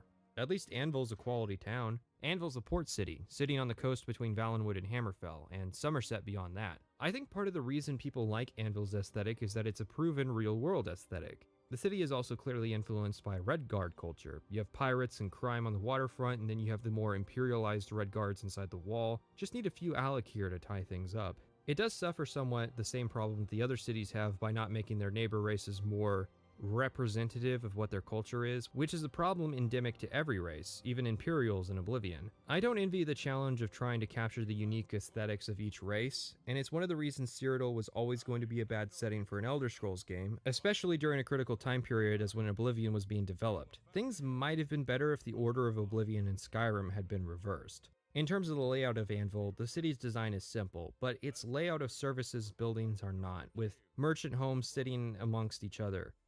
That and its distant location makes Anvil not very suitable to using its services. Such. Coral. Our final recommendation, completing the outer circle of Cyrodiil cities, is Coral. Coral is another one of those purely Imperial cities, lacking the Hammerfell or High Rock influences you would expect from its location. People like Coral, likely for its simplicity. Services by the main gate, a centralized guild ring, and a separate residential area. As a city, it's mechanically refined, which is important given there are twice as many quests here as, say, Breville. I guess people also like the really big tree. Tychius wants us to find out what Ariana wants, so she'll leave town. She's looking for a book, Fingers of the Mountain, and even gives us a location, so why doesn't she go get it?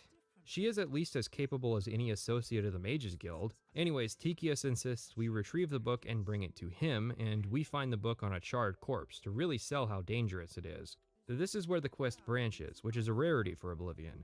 You can give the book to Tychius, or you can give it to Ariana. If we give it to Tychius and then tell Ariana, she insists we steal it back. If we say no, that's the end and we get 2 fame points. If we say yes and do so, or if we give the book to her in the first place, she will spend a day studying the book. We can then take the book back to Tychius, who will overlook whatever path we took and send in our recommendation. If you're like me, you might try to get the book after Ariana tells you, but before consulting with Tychius, in which case it just doesn't appear. You have to tell Daddy about the book before you're allowed to go get it.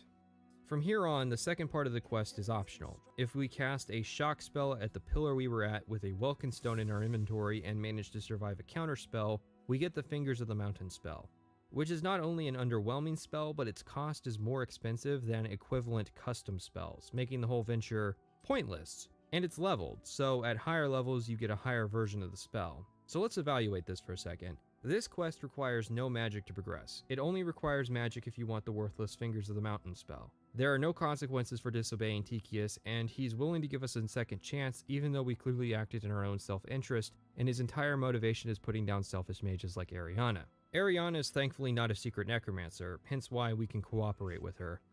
This quest has probably the most player choice of any of the quests in the Oblivion Mages Guild. I'd like to posit a theory about this.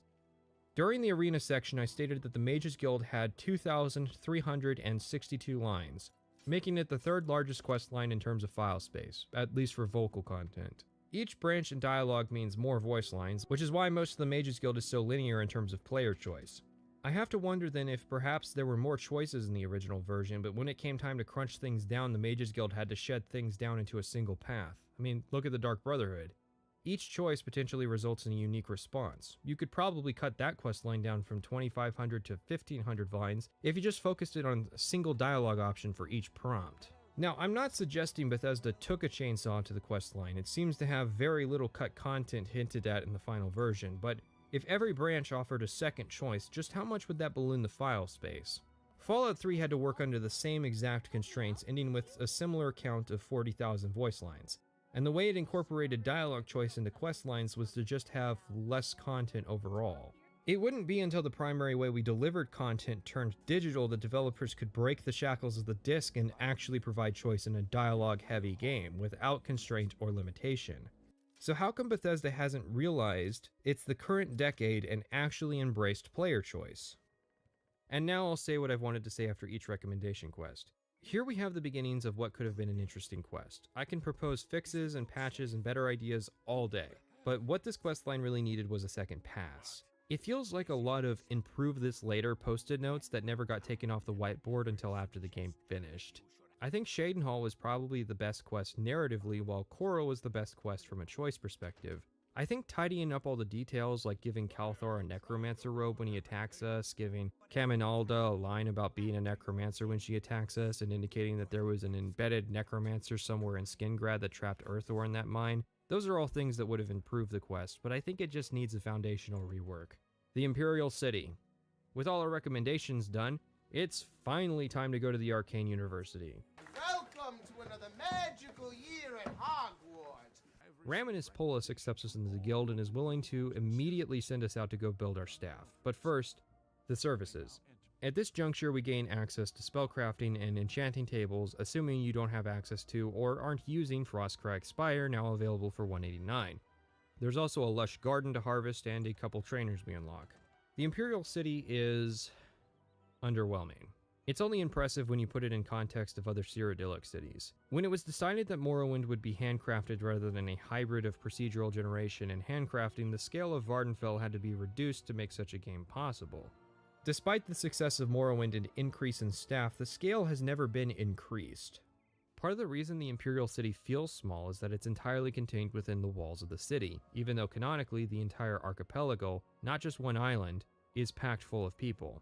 We're talking about the central capital of an empire that spans an entire continent. Now, we can go back and forth all day about how Bethesda didn't have the time, resources, or engine to fully realize the scale of the Imperial City. But I want to take this time to compare some cities between the Howard Elder Scrolls games. This is Balmorra, typically the first Dunmer city the player will visit and the local seat of House Halau. Here's Balmorra compared to a single district of the Imperial City. Sorry, that's actually just Labor Town, a district of Balmorra. Here's Balmorra compared to the Imperial City. Now, important to mention here because some dipshit pictures somewhat related will get confused here. We're comparing two cities. One is a frontier settlement on a recently colonized island. The other is the capital city of an empire. And Balmorra is just the second largest city on Vardenfell, with the largest being Vivec City. Now, I discussed the problems with Vivec, and I'm prepared to die on the hill that it's mechanically not a good city. In all reality, I consider the Imperial City a better regional capital than Vivec, and definitely better than the historically rural Solitude. That's because it has a clear and simple market district that's easy to learn. I feel a lot of people may have missed the point with my Vivec section. Vivec is aesthetically a better city, while the Imperial City is mechanically better. Where's the alchemist in the Imperial City? The market district. Where's an alchemist in Vivec? In addition, however, the market district also boasts most of the best merchants in the game, which Vivec does not, so the player is actually encouraged to utilize this area. People who thought Vivec or Balmorra from Morrowind were big are going to be in for a shock.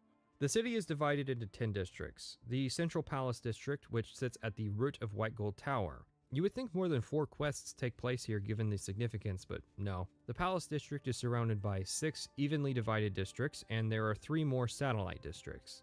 There's the Arcane University, essentially the headquarters of the entire Mages Guild. There's the Imperial Prison, former home of both the Unraveling and the Champion of Cyrodiil, whoever that is. And there's the Waterfront, a port that also contains the residences of pretty much the entire city's supply of poor people.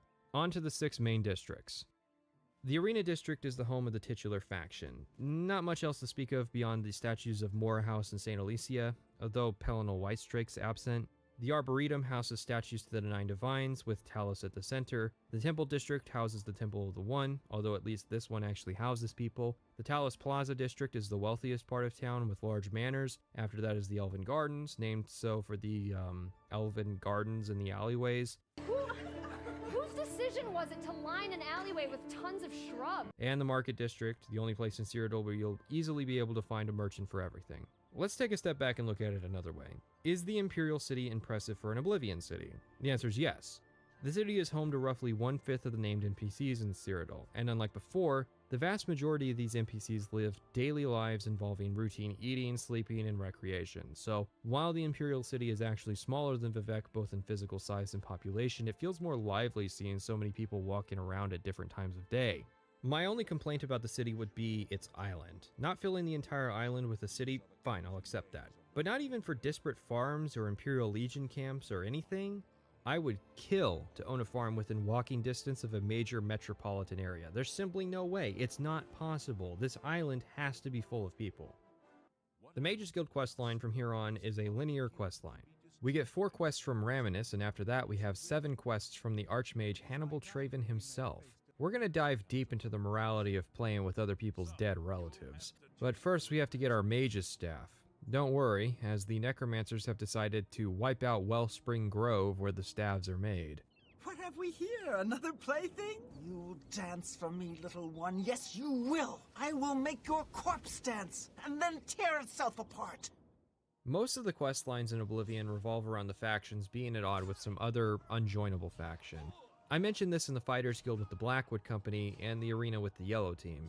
Here, it's the Necromancers. The only problem is that this faction conflict is an ideological divide, unlike the previous 2 which had monetary motivations. The thing is, Ideological faction divisions tend to be more interesting settings for stories, provided the story in question explores the antagonistic faction. Morrowind would do this by having the faction conflicts include factions that the player could choose between. The Mages Guild versus House Telvanni. The Mages Guild is a top-down bureaucratic establishment which utilizes imperial law to expand their sphere of influence. They believe in controlling the magical population for the benefit of the magical and non-magical. House Telvanni is a libertarian society with little need or desire for regulation. The core of their ideological beliefs are that might makes right and that magic is the path to becoming powerful. And we see both factions' modus operandi. The Mages Guild has quests that involves dues collection, recruiting freelance wizards, and performing primary research. House Telvanni has quests that involve finding artifacts, performing menial errands, and defending the house. We also see both sides stoop to match the other. House Telvanni makes appeals to fairness to prevent the Mages Guild from monopolizing Redoran territory, and the Mages Guild can potentially resolve the conflict by sending the player to assassinate the Telvanni leadership. Now let's compare the Mages Guild of Oblivion to the Order of the Black Worm. The Mages Guild is characterized as being a busybody organization that rarely performs meaningful functions for society. Their saving grace is that they are morally better than a literal death cult that is actively murdering people, stealing their souls, and enslaving their corpses to further torment their victims. They have only one stated objective, the complete destruction of the Mages Guild, and it can be assumed they will not stop once they've done that. Dangerous death cults can be interesting, but I think a good rule of thumb is to only have one per game. Someone should have realized that the Mythic Dawn is already filling that niche in far more interesting and developed ways, and that having the Necromancers attempt to share space with them in that front was a bad idea. I think it's more appropriate to just have the Order of the Black Worm operating as a more generalized cult. The heart of the Necromancer conflict in broader Elder Scrolls is really about the bounds of reasonable magical regulation. The story started in Daggerfall with a faction called the Necromancers, led by Mana Marco, the King of Worms, and former owner of the Necromancer's Amulet. He was one of the leaders who the player could give the Totem of Tiber Septim, and as the book Where Were You When the Dragon Broke details, Mana Marco, like all the others, somehow canonically received the totem and achieved his ending. It's actually funny that this book isn't in Oblivion considering its relevance. Oblivion did come with the book Mana Marco, King of Worms. It details the history between Mana Marco and Vanus Galerion, the founder of the Mages Guild, and it's an alchemy skill book for some reason. Anyways, Mana Marco. Using the Totem of Tiber Septim, he underwent apotheosis and gained divinity, which is emblemized by the Necromancer's moon, which will occasionally block out the body of Archae, one of the divines who represents death. The Necromancer conflict would be on pause during Morrowind, although interesting to note, Morrowind was apparently one of the few provinces in Tamriel to outright ban the practice of necromancy. Although it bears mentioning that the Dunmer practice ancestral worship and various necromantic rituals, and the law mostly pertained to performing necromancy on Dunmer corpses. Morrowind was also the game that introduced conjuration to the series. Conjuration is the art of summoning Daedra. However, in Morrowind and Oblivion, this included the undead. This can be confusing, so let's elaborate on why this is. Conjuring the undead was meant as a stand-in for actual necromancy. When a necromancer is exposed to the Balmora Mages Guild, she offers to teach the player a necromancy spell to keep them quiet, which is a choice between two summon spells. This is because Reanimate as an effect wouldn't exist until Oblivion, and even in Oblivion it was only available through a single staff or a power in the Shivering Isles expansion. Full-blown necromancy wouldn't become available to the player until Skyrim, one of its few genuine contributions to magic in the series. But once reanimation was available to the player, well, conjuring the undead was taken away, at least until the Creation Club came along and Bethesda reanimated a dead Skyrim. Now, what's broken about this explanation is that the way you acquire spells to conjure the dead is from Mages Guild members, including members who get killed by necromancers. It's just sloppy that the mechanics surrounding necromancy stayed vague when Bethesda was intent on telling a story about necromancy. In a theoretical second pass, the conflict could be explored better. Maybe the player can acquire real necromancy spells, but only if they join the Order of the Black Worm. You lose access to support from most schools of magic to practice purely one.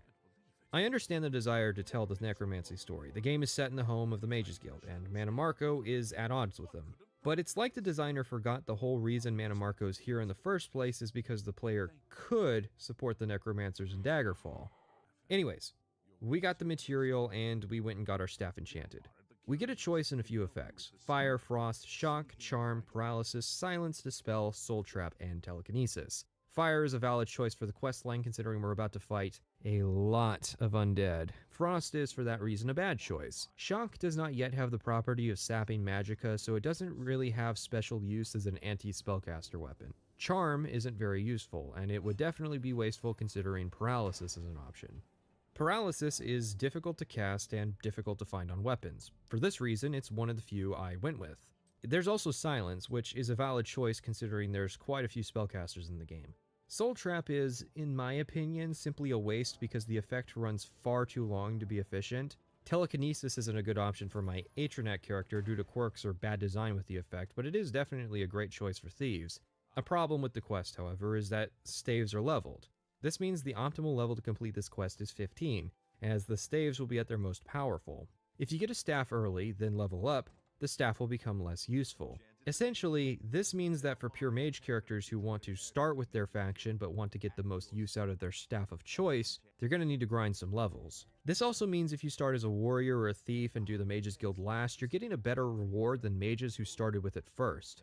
After we get our staff, Raminus sends us to Skingrad to retrieve a book from the Count. The Count of Skingrad doesn't hold court, so to meet him we need to arrange an appointment. However, we're told that the Count doesn't want to meet with us, and his secretary suggests trying tomorrow. No, really, 24 hours have to pass. Then, Mercator tells us that the Count will meet us outside town at 2 in the morning. It's 11 now, so that's another 15 hours that have to pass. Only, it turns out that Mercator is a necromancer and has ambushed us with his 2 buddies. Then the Count comes in and helps me beat them to death with our fists. He calls us a fool for believing the Count would want to meet us out here, which is just... Do you not recognize a necromancer when you see one? Yeah, man, if they're wearing the black robes, but not if they're dressed like a noble working in a castle and I'm directed to speak with them to arrange an appointment. If you're going to call the player an idiot for falling into a trap, you should endeavor to not have that be literally the only path forward in a quest. The Count was either tailing Mercator constantly or was aware that we were here and let us walk into the trap anyways. Now that might make sense and even be a good plot point if he was using us to bait out the other necromancers. But he wasn't. He shows up to the meeting because, narratively, he needed to show up to establish his character for later. But if he was really aware of what was going on, then surely in the 39 hours I had to wait in Skingrad before this meeting, he would have approached us directly or sent us a message. The meeting isn't the only thing he knows that he shouldn't. He also knows the real purpose of our mission was to determine if Count Hassador had picked a side in the conflict. Effectively, the guild has just sent the player to die, because if the Count was on the side of the necromancers, he would have killed us. But what was supposed to happen if he wasn't? We ask him for the book and he asks us what we're talking about. Or what about if he was on the side of the necromancers but decided that this wasn't the moment to expose his allegiance? I guess the guild figures the player just has a punchable enough face that makes every necromancer who sees it want to kill us, which, well, fair enough, that's how it's gone every other time so far. Now obviously I didn't point out how silly it was to send the player as a courier when the Mages Guild can summon Dremora for that work, as this was more than a fetch quest. Or send a note to the Skingrad Mages Guild and dispatch them to do it. We return to Raminus, who apologizes. Saved you, did he? Well, that's a good sign. I must apologize. It was never the Council's intention to put you in harm's way. Really? Then how was I... Is he lying to me? Is every party secretly master manipulators putting on the guise of being morons? Like, yeah, you didn't warn us he was a vampire. That's not the problem.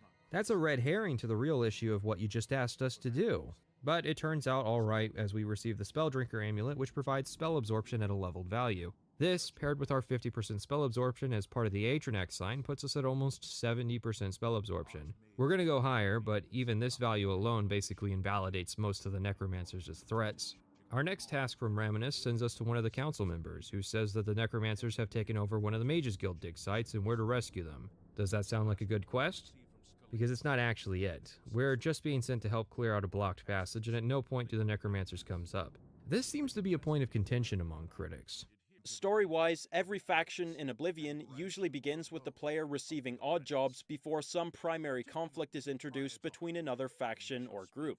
And from that point, the quests all focus on that conflict. That's just not true. Not just for the Mages Guild, but any of the factions in Oblivion. Nor do I think it should be the case. The Fighters Guild in Morrowind starts its overarching story from the third quest you get in Balmora, yet has plenty of quests that are the Fighters Guild being the Fighters Guild. If the entire questline was focused on that story, then I firmly believe the Morrowind Fighters Guild would have been much, much worse off as a faction. The player needs to see the factions operating at normal capacity in order to appreciate just what it is they're even fighting for. And just because you're undergoing a crisis doesn't mean you can shirk your responsibilities. The Necromancers are a threat, but they aren't one that can be immediately extinguished, just like the Blackwood Company. We don't know the location or even identities of its members, or the full extent of their infiltration into the Mages Guild. It's not like we can pull these archaeologists off their project to help deal with the problem, because at this stage, we wouldn't have a use for them, so they continue their expedition of this Ayleid ruin, business as usual. The problem the researchers have run into is not a caved-in hallway, but a chamber with a pillar that responds to magic. The puzzle's rather simple. You give a translation book to one of the researchers and then read off the inscriptions on the wall. Each inscription refers to a magical effect, which, when cast in clockwise order, opens the way. The big issue with this puzzle is the lack of clues that suggest you follow a clockwise order. That may make sense to us, people who have grown up with analog clocks and are used to clockwise being a standard method of following a circular pattern, but doesn't make sense in a setting where the clock hasn't been invented. It's not actually a problem for me that the mages here haven't solved this basic puzzle yet. Sometimes gamers forget that normal people may die. Best to play it safe. No complex magic. Stick to basic spells with single effects. How haven't you figured this out yet? All I can say for sure is that it reacts to magic, badly most of the time. Several mages were hurt attempting to cast spells at it. It's at the bottom of the ruins, if you wish to try your luck. Be careful, though. It could be quite hazardous to your health. Best to play it safe. No complex magic.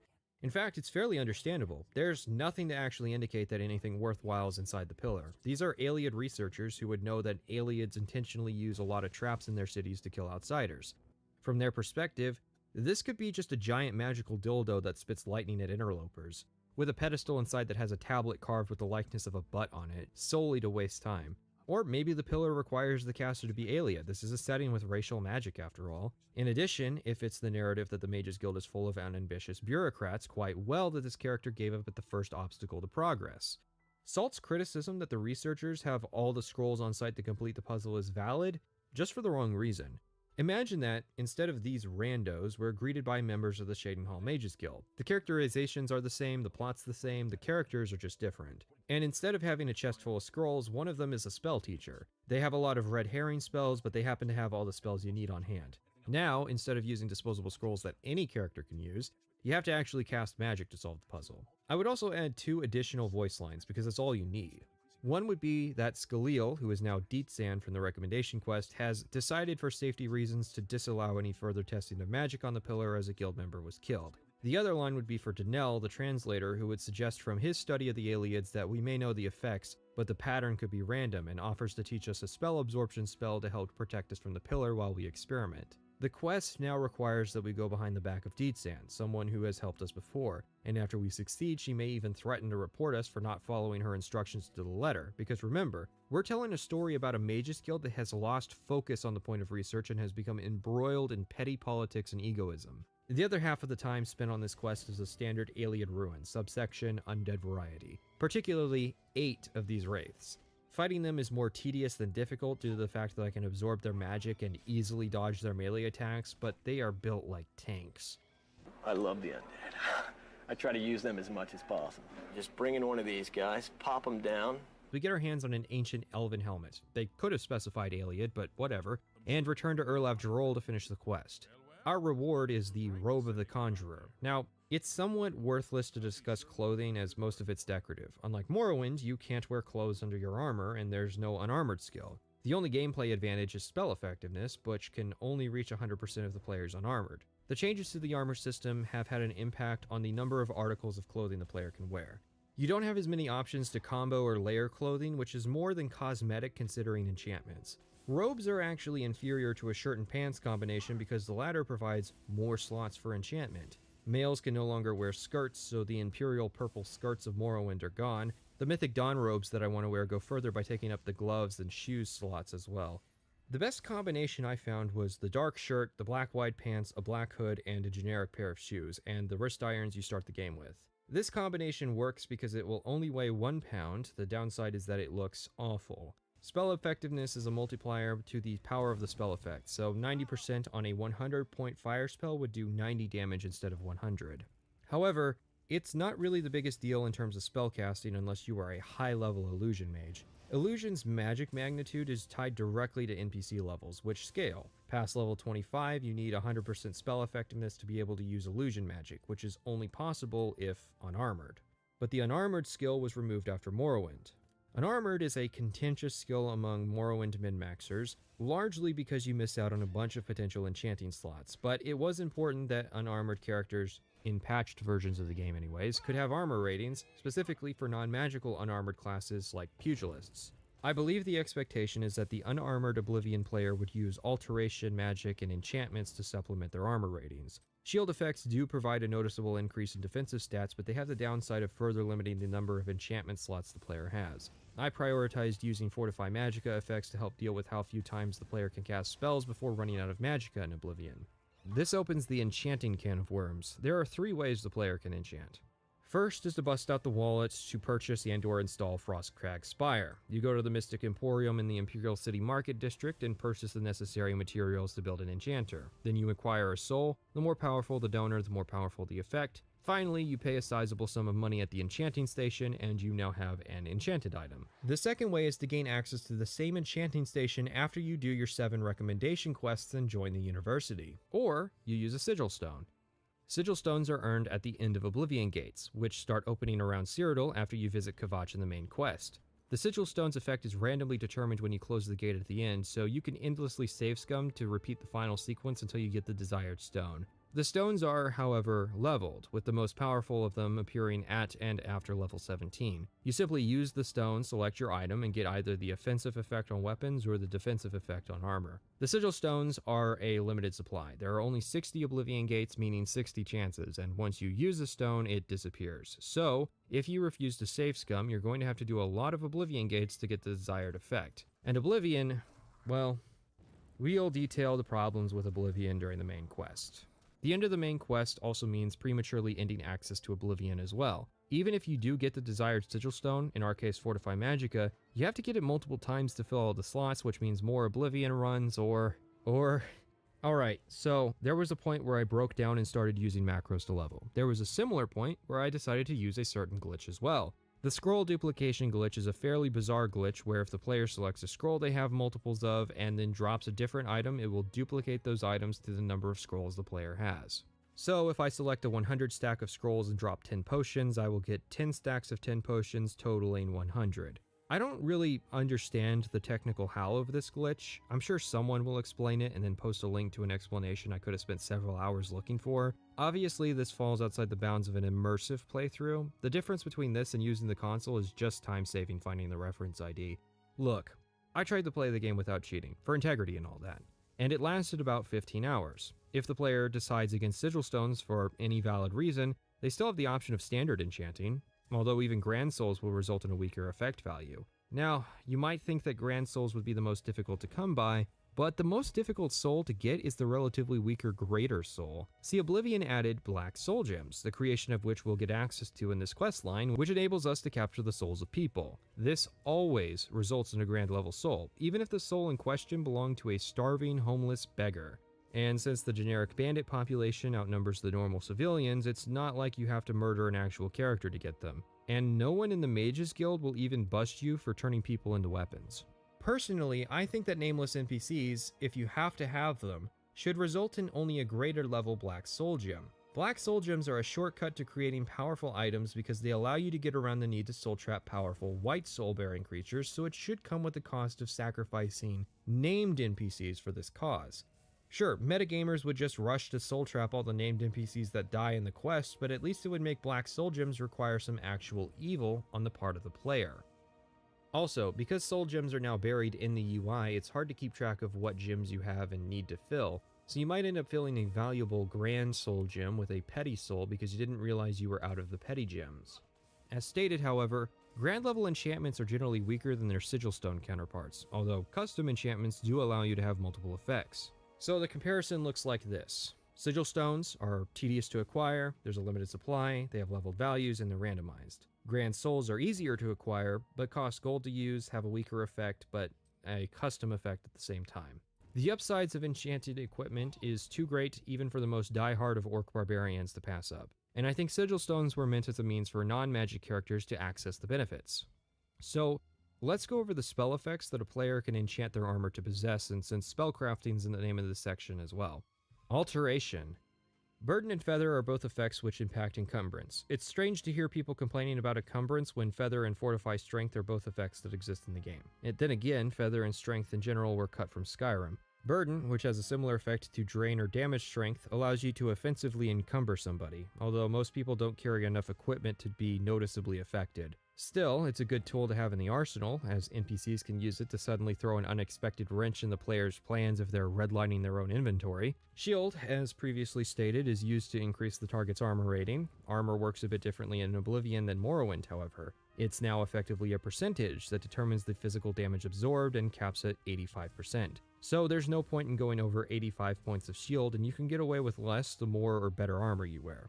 Fire, Frost, and Lightning Shield all operate the same way. It's basically a shield and a resistance effect rolled into one spell with a slightly higher base cost. Water Breathing and Water Walking provide fairly obvious effects, although it's worth noting one thing. The ability to enchant items to cast spells has been removed from Oblivion, so instead of enchanting a ring to cast Water Walking for 45 seconds, a Water Walking enchantment is now just a constant effect. In Morrowind, a certain playstyle was possible where you could get items like the Ring of Toxic Cloud, which would cast a ranged poison spell that exploded on impact. It's a ring, so it weighs almost nothing and has the benefit of being reusable, unlike a scroll. Players could collect these items and create a very powerful character with very low encumbrance. There are no downsides to this playstyle, as enchanted items would passively regenerate their charge in Morrowind. I feel the designers really wanted to nerf this playstyle, but they used a bunch of different solutions that had a way bigger impact than nerfing the jewelry collectors. The first was to remove passive enchantment charge regeneration, meaning items have to be recharged with soul gems or add an enchanting services provider. Given the cost of enchanting, using soul gems to recharge items was their primary use in Morrowind, and it served as a fast way to keep your items going in a fight. Removing passive recharge means the player now has to soul trap, or spend money to keep getting use out of their enchanted items. That's fine for a custom enchantment job because that likely means the player is already magically inclined, but not for something like the Wabbajack. If players aren't going to soul trap, then they have to spend 1 gold per point of charge to keep using their toys, which is extremely expensive, or they have to use Varla stones, which are extremely valuable and difficult to acquire and require running Iliad dungeons. However, another nerf was dished out. Enchanted items can no longer cast spells, so a Ring of Water Walking doesn't cast Water Walking for 30 seconds, but now provides the effect as long as the player wears it. Constant effect items existed in Morrowind, and creating custom constant effects was the end goal of every player using the enchanting system, something you had to work hard towards. Now it's the only option, and a lot of the fun has been removed. Granted, they did fix the infinitesimally small chance of hand enchanting by cutting it from the game, and they fixed the superbly high cost of enchanting at a service provider by turning them into lectarns and hiding them behind a paywall and a locked gate. Anyways, Open is the magical player's alternative to lockpicking and is tiered into very easy, average, hard, and very hard lock effects. Oblivion made a change to the lock system, which was to have lock level 100 correspond to requiring a key. In Morrowind, if you had the skills and or tools, you could open any lock, and it wasn't hard to have a high enough security or alteration skill to do so.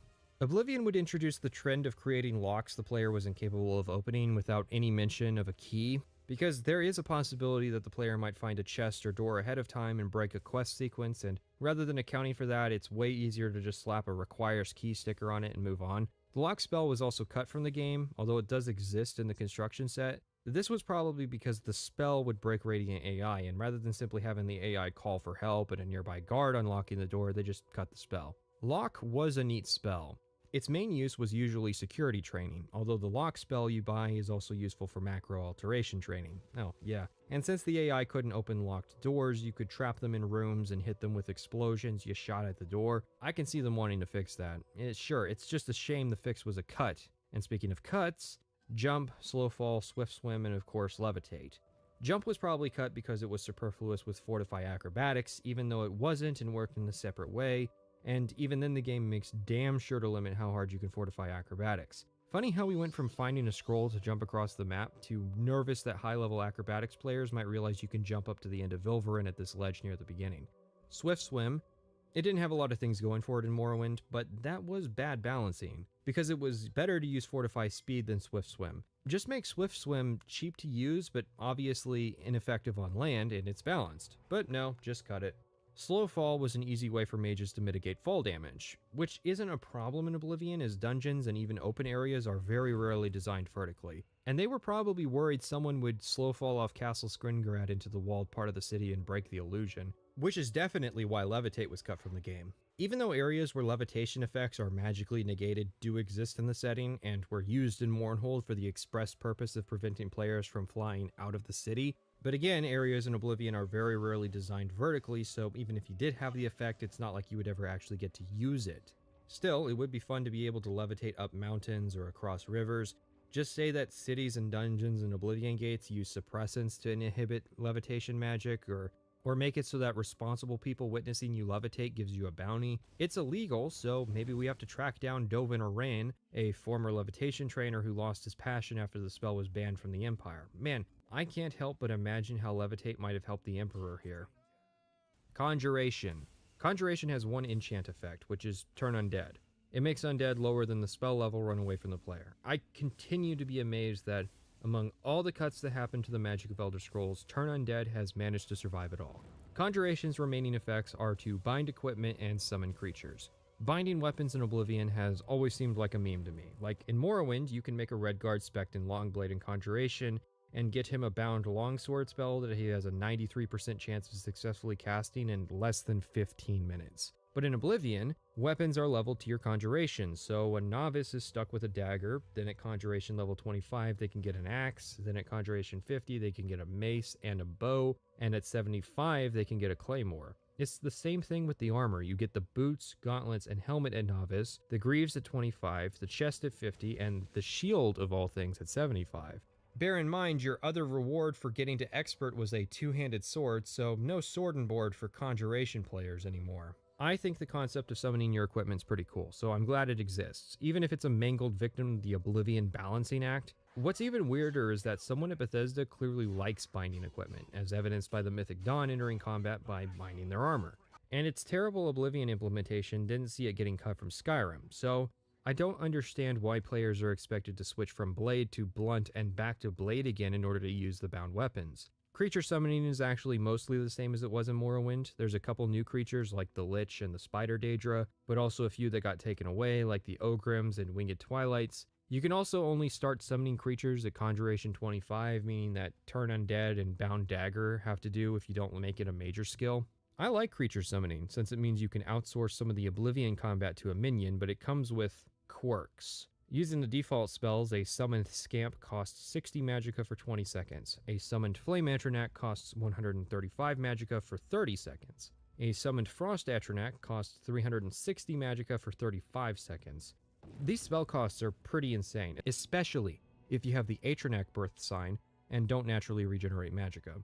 Morrowind summons were expensive as well, but that was because all the default spells lasted a full minute. I don't know why we're making the more powerful summons last longer, since that's just going to balloon the spell cost, and the first thing any smart player would do is create custom versions of their desired summon that only last 20 seconds. Destruction. Destruction has a lot of effects, so I'll try to be brief here. Damage effects last until a restore effect is used. Drain effects last until the effect expires. Disintegrate does damage to the health of items, and weakness lowers the resistance values. Fire, frost, and shock are basically interchangeable in terms of effect and cost, but with the differences depending on the target's resistances. All of these are used for weapons, which means they are all cast on strike. Enchanted weapons are necessary for min-maxing the amount of damage you can do, but don't work as well for general use because they have to be recharged by hand. Now, there isn't anything actually stopping the player from putting weakness to magic and drain fatigue on an item and permanently trapping them in place. Hell, that's how I kept the servant at Battlehorn Castle out of my bedroom. Destruction is the same as it was in Morrowind, minus poison damage, which now belongs to alchemy. Oblivion also broke the ability to combine a weakness spell and a damage spell into one and have it take full effect. Example given, weakness to magicka, 100 points, drain health, 100 points. In Morrowind, this would typically do 200 points of temporary health damage to NPCs with no magic resistance, usually killing them. This same spell in Oblivion will only do 100 points. I believe it has to do with the order the game internally applies the effects being backwards in Oblivion, where it applies the damage effect first and the weakness effect second. So to get full use out of weakness spells, you have to cast them first and then switch to your damage spell. Skyrim would completely revamp the Destruction School to such a degree that even brushing on the subject would make what is already going to be the longest section of this video even longer, so I'll leave it at that. Illusion. Illusion has 4 enchanting effects, as most of its effects are spell-oriented. Light creates, what else, a magical light source. It's actually better than its Morrowind counterpart given the light more prominently affects the player's ability to sneak. However, it's somewhat unnecessary as Oblivion isn't really a dark enough game to need the light effect. Skyrim would improve the light effect by allowing players to cast it at targets. Night Eye in turn allows the player to see in the dark without casting light, for stealth purposes. Unfortunately, everything turns this color. Then there's Invisibility and Chameleon. You can't enchant items with invisibility as the effect would expire as soon as you interact with something and you would have to constantly re-equip the item. You can, however, enchant items with Chameleon. The difference is largely the same as in Morrowind. Invisibility makes you undetectable until you interact with something. Chameleon allows you to interact but is more expensive. In Morrowind, if you were under the Chameleon effect and attempted to speak to an NPC, you could potentially fail and suffer a disposition loss. I assume to simulate the NPCs not recognizing who the player is or maybe getting spooked. This was removed. The player can freely chat with anyone at Chameleon level 100. In fact, Chameleon level 100 is... we'll talk about it later. Silence is an effect that prevents spellcasting. However, an improvement from Morrowind was made to the cost. Also, why is it called Silence if spellcasting is non-verbal in Elder Scrolls? Paralyze was equally effective to Silence at the same cost and more universally useful. Now Paralyze is much more expensive with a lower duration, so Silence can actually fill its niche as an anti-spellcaster tool. The problem with Silence is, and will continue to be, the spellcaster AI, as they simply never make effective use of magic. So going out of your way to equip and cast a Silence spell will never be preferable to just doing damage, which is why Silence was removed from Skyrim. Why fix something when you could just cut it instead? Calm, Charm, Demoralize, Frenzy, and Rally are all spells which affect various values that belong to NPCs, with pretty obvious effects. The problem that was inherited into Skyrim is that because the effect has a level variable which caps and levels can raise beyond that cap, illusion spells can drop off in viability after a certain point.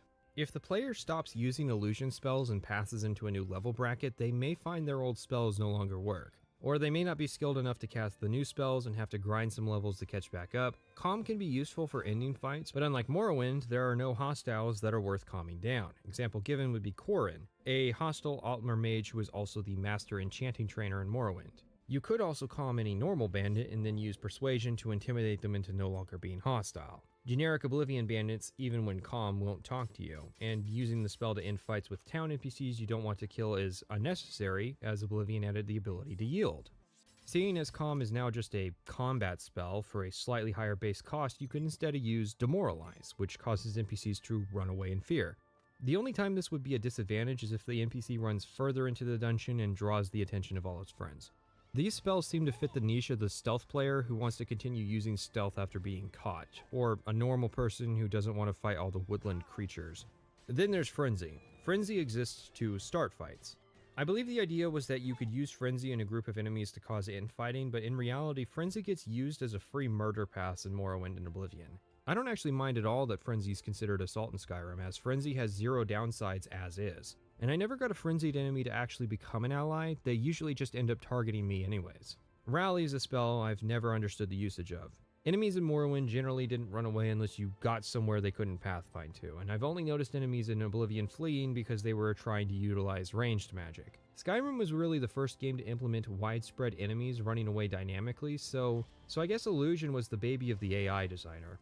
Commando is a spell that was taken from Conjuration and placed into Illusion magic, which is honestly fair enough. In Morrowind, it could be utilized to move NPCs around, moving a merchant into the player's home. The more complex AI scripting means that even if you try to relocate an NPC, they'll just go home when the effect ends, appropriately angry at your magical manipulation.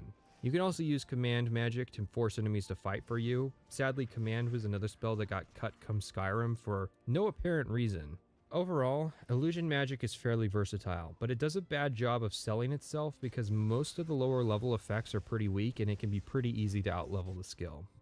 Mysticism. Rest in peace. Mysticism has a short list of effects. Detect Life has had a genuine improvement over its Morrowind counterpart, showing an on-screen effect instead of indicating the detections on the minimap.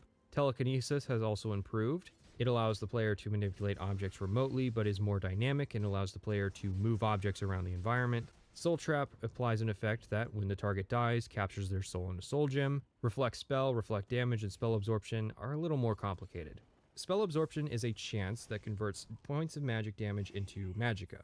The Atronak trades passive magicka regeneration for 50% spell absorption, meaning a 50% chance a spell's effect is absorbed into magicka. Reflect spell is another chance, which reflects a spell effect back onto the caster. Reflect damage is a new effect, which reflects a percentage of physical damage taken back onto the caster. Unlike the latter two effects, this is guaranteed to occur for each melee strike.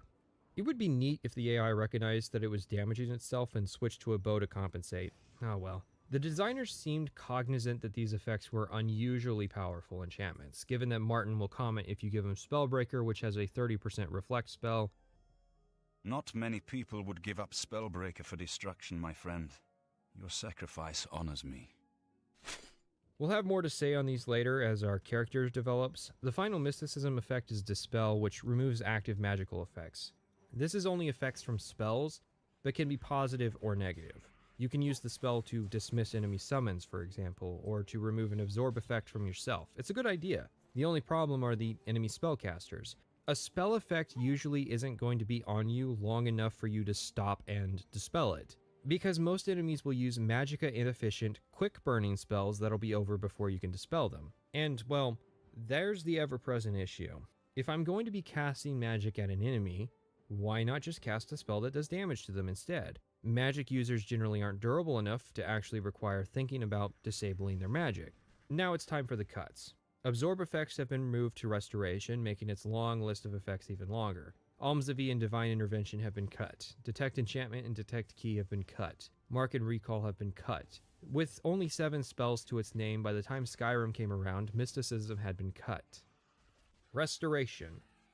Restoration has the most obvious effects in the game. Restore heals, resist resists, fortify fortifies, cure cures, and absorb absorbs. If fire damage is the bread of destruction, restore health is the butter of restoration. That's why they are the two default spells every Oblivion and Skyrim character ever has had. There's also the less popular restore fatigue. However, since power attacks are useless for the aforementioned reasons, the only thing drawing fatigue would be jumping around, so as long as the player stops doing that, the player will always be at a decent fatigue level, meaning they will always do mostly ideal damage.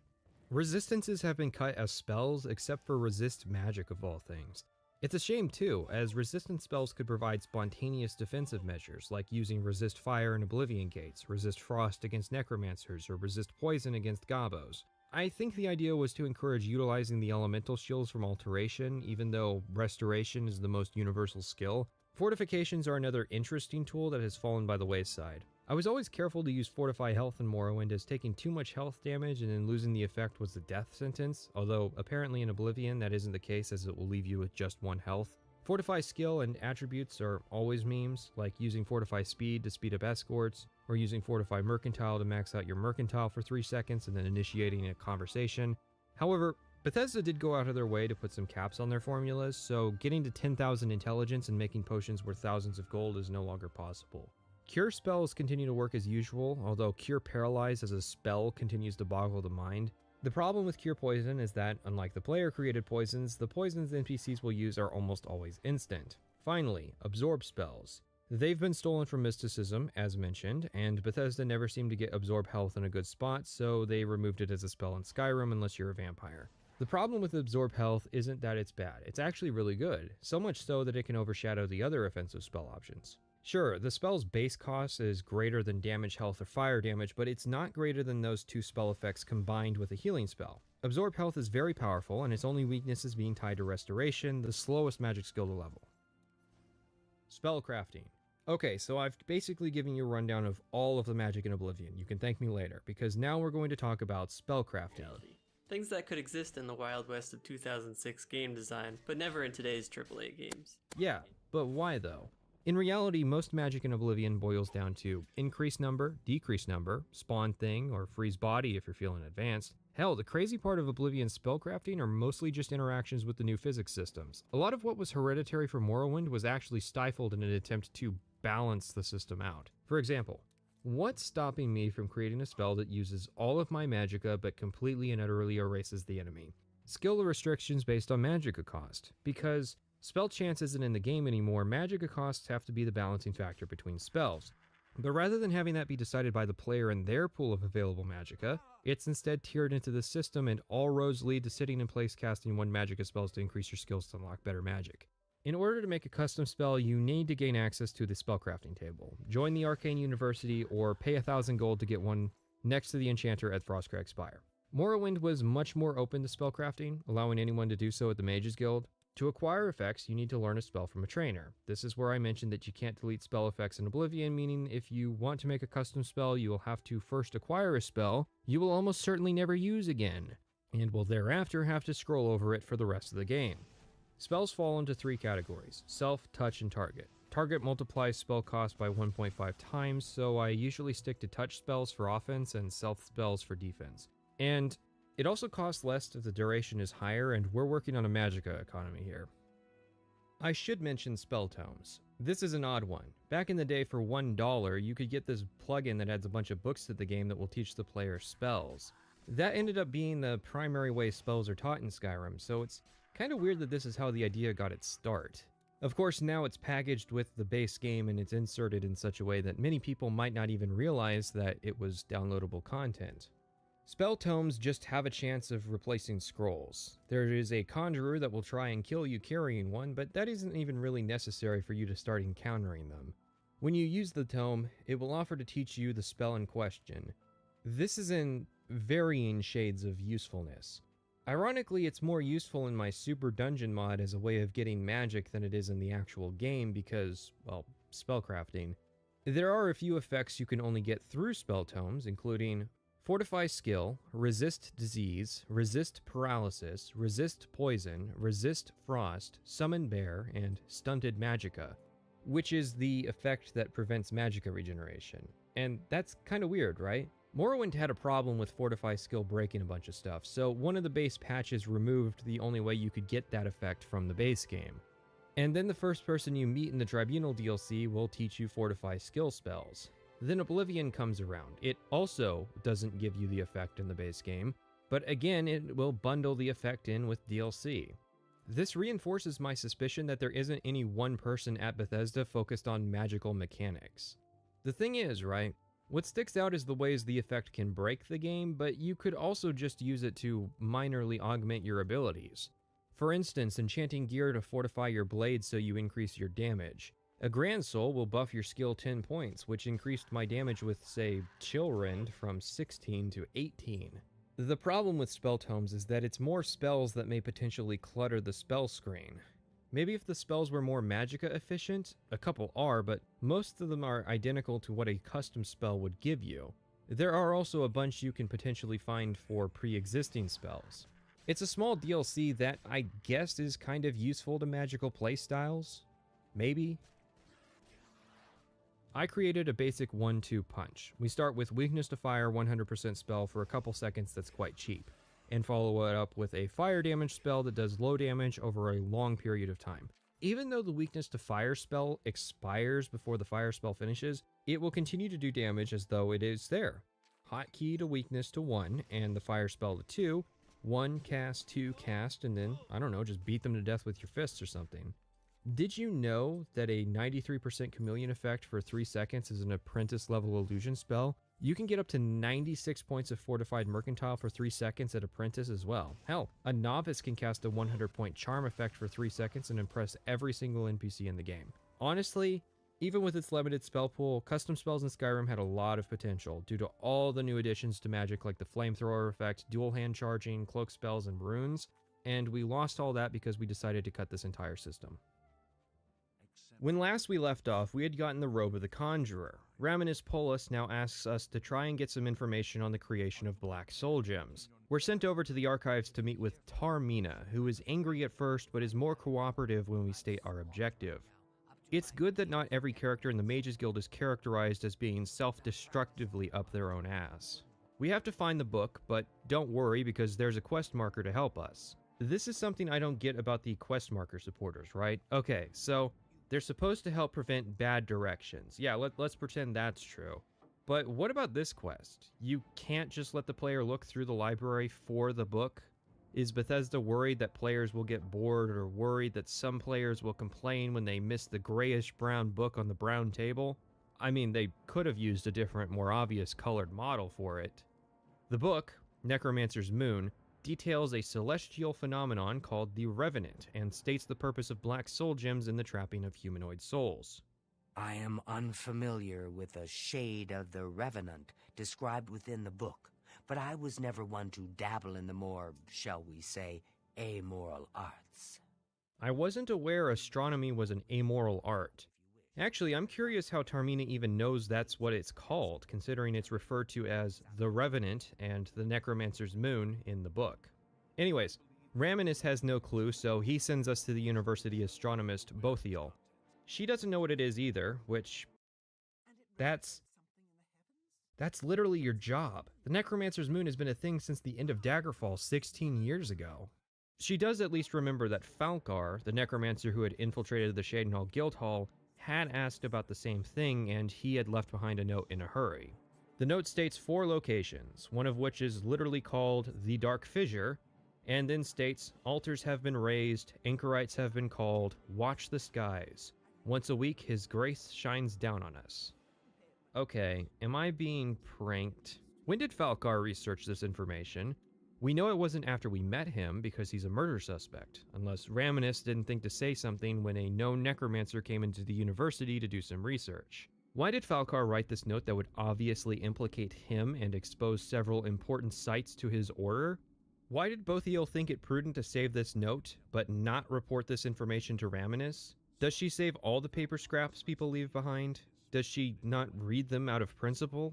How would she know which paper scrap belonged to whom? And once Falcar, again a known murderer and necromancer, was found out, why did Bothiel not see it prudent to further investigate the Revenant? Is Bothiel a necromancer? And why, when we bring this information to Raminus, does he know where the Dark Fissure is located? Is he a necromancer? The answer is no. Bothiel, Tamriel, and Raminus are not necromancers. They're just incompetent. Which might be interesting. It might give the player some pause for consideration during a future quest if they were approached with an offer to join the Necromancers. Raminus wants us to investigate further at the Dark Fissure, although you can technically go to any of the sites. The Dark Fissure is the only one which has a Necromancer performing the ritual. Is that true? We can wait for the ritual to occur, or we can go into the cave and kill the anchorite and take a note detailing the ritual, or we can intuit the ritual ourselves. When the Revenant shines, a Grand Soul Gem is placed in the altar, and then Soul Trap is used on the altar, and that converts the gems over. We go back to Raminus, get an optional promotion to Magician, and are told that the Archmage is going to be giving us orders from now on. Before that, let's talk about the Orrery. This room is actually in the game, even if you don't load the DLC, and it looks like this. No, I don't know why the scale of the room is so large.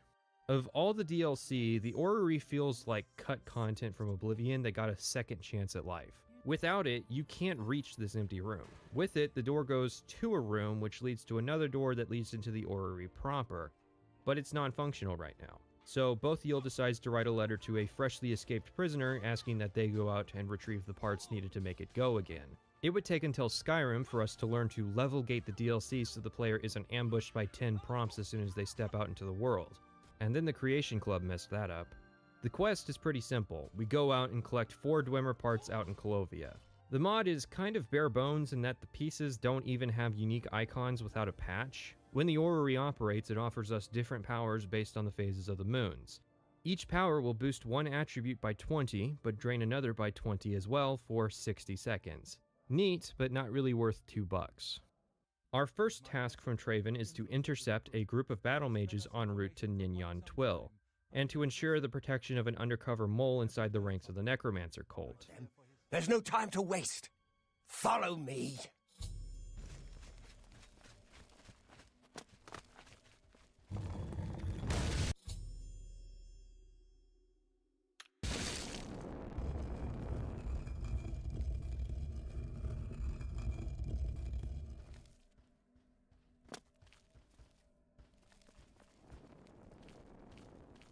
Funny scene. I suspect to counter the later scene where we find out the mole was turned into a zombie. He's a worm thrall now, and shall be quite content here. A grim fate indeed, but one does not cross the order of the Black Worm without suffering greatly for it. That's the quest. Go in a ruin and kill necromancers. Before Traven will give us our next task, he insists we head downstairs and get a promotion from Raminus. So, I have all of the achievements on the Xbox copy of Oblivion, because I didn't have a functional PC for a couple years. Except I don't have one achievement, and that is the Magician rank of the Mages Guild, which is a completely optional promotion that you can miss.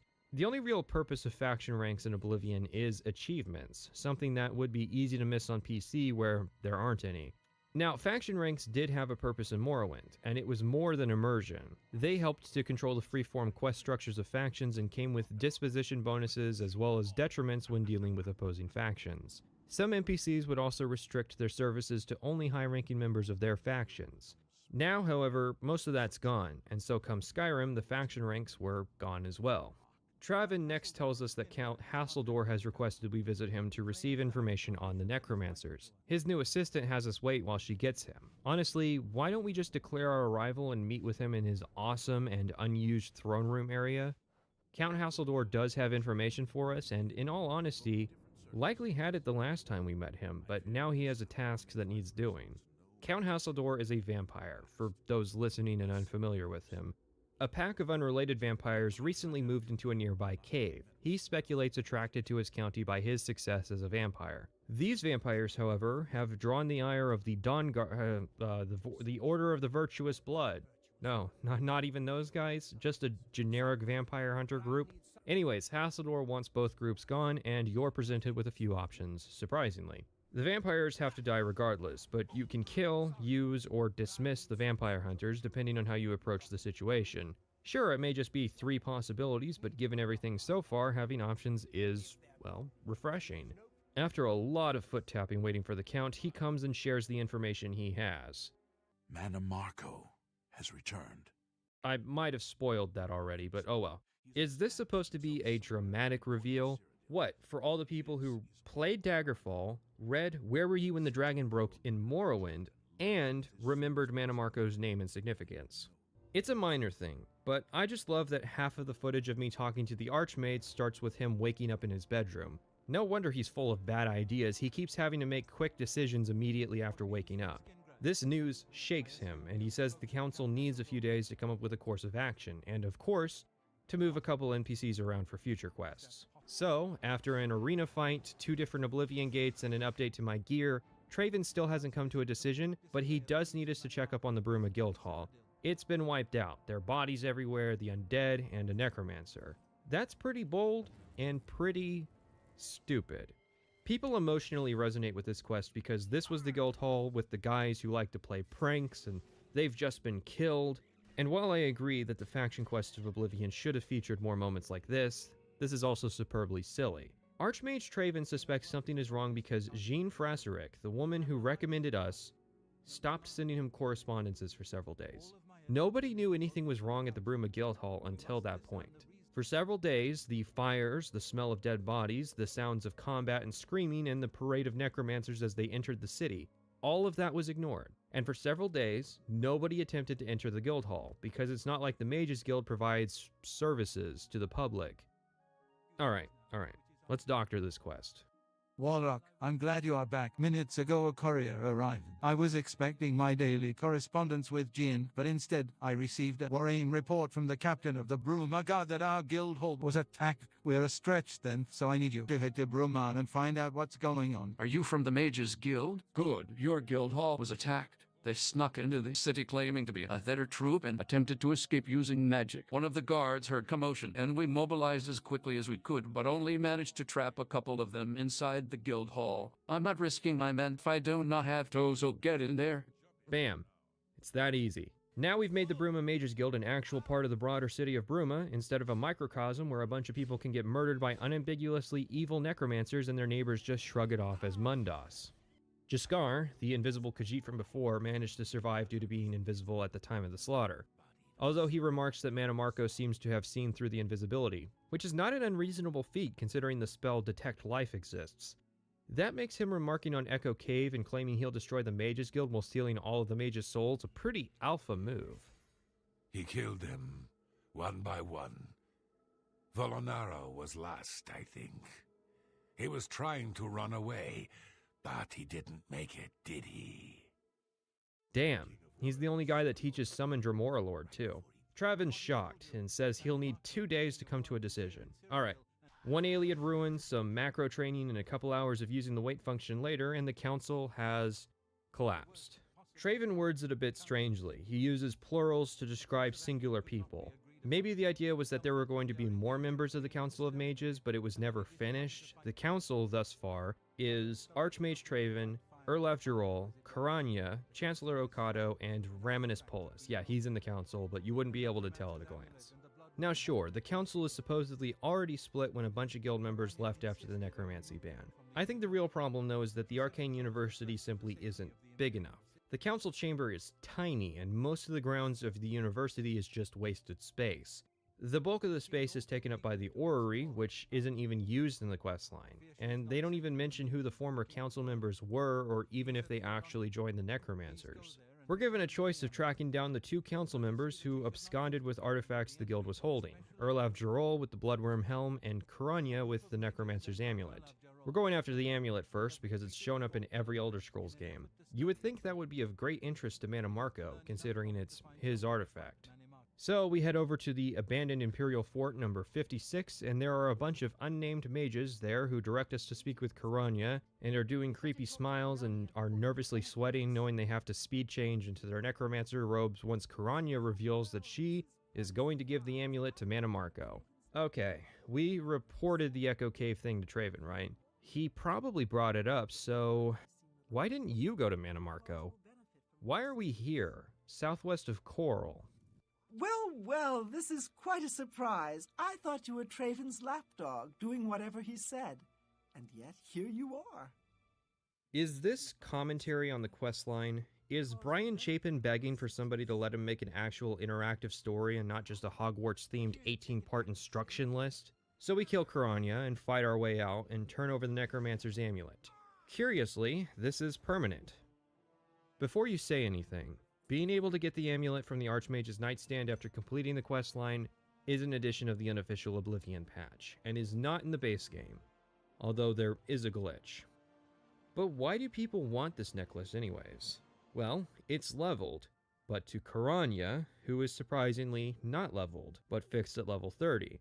So the necklace is always in its best condition, which is Fortify Willpower and Intelligence, 14 points. Fortify Conjuration, 12 points. Fortify Magicka, 130 points. Which, with the Intelligence boost, is 158 extra Magicka, but at the cost of Drain Strength and Endurance, 25 points. It's weaker than its Morrowind counterpart, but obviously desirable enough that even the lore-friendly patchers added a way to get it back. At least without a glitch. After this, we're off to abandoned Imperial Fort number 57, which is full of necromancers, who you'll find are battling it out with a bunch of Daedra, and at the back of the cave is Erlav Jirol's corpse wearing the Bloodworm Helm. It's a light armor helm with a leveled Fortify Conjuration effect, and apparently, this is news to me, it gives you the spell Essence Drain while you wear it, which is an absurdly cheap absorb spell that does fatigue, health, and magicka. But I wouldn't be able to cast it because even though I meet the magicka requirements, my restoration skill would need to be 75 to use it anyways. Actually, only the Bloodworm Helm you acquire between levels 1 and 4 gives you the Essence Drain spell, as the other helms are bugged in the base game, so if you didn't notice the spell because it didn't give you one, that's why. Just be sure to level up to 15 to get the best staff, and then unlevel back to 4 to get a useful Bloodworm Helm. I shall return the helm to a secure place in the tower. It's the least I can do for Erlav. Thank you.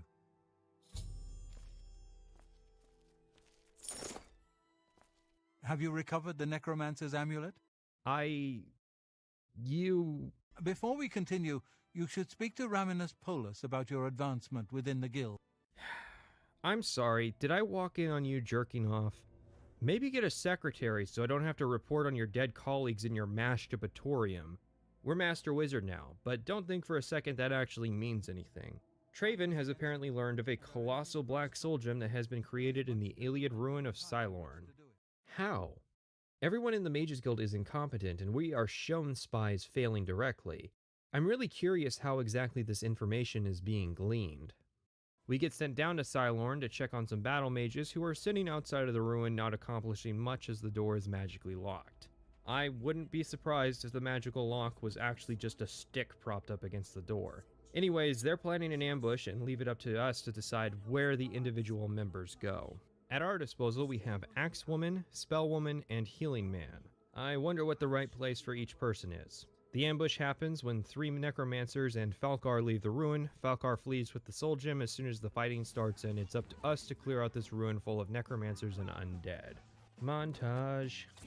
I know that death will never do us part. I look at the mark here, I spit in his face. To bring you back, I learn darks that find for necrophilia in this part of Tamriel. What's that find for necrophilia in this part of Tamriel? Young, stay. With the colossal black soul gem in hand, Traven reveals his master plan.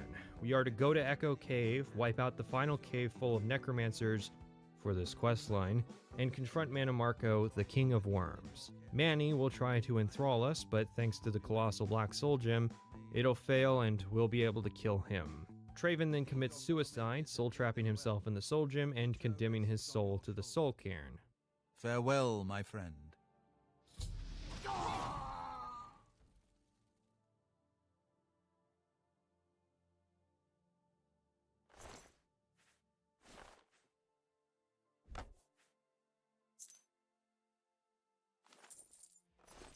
You would dare to approach the King of Worms?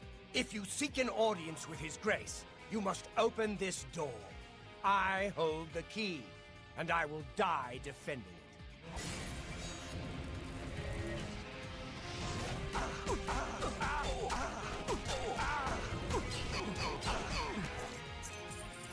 I see Bolor was unsuccessful in delaying you.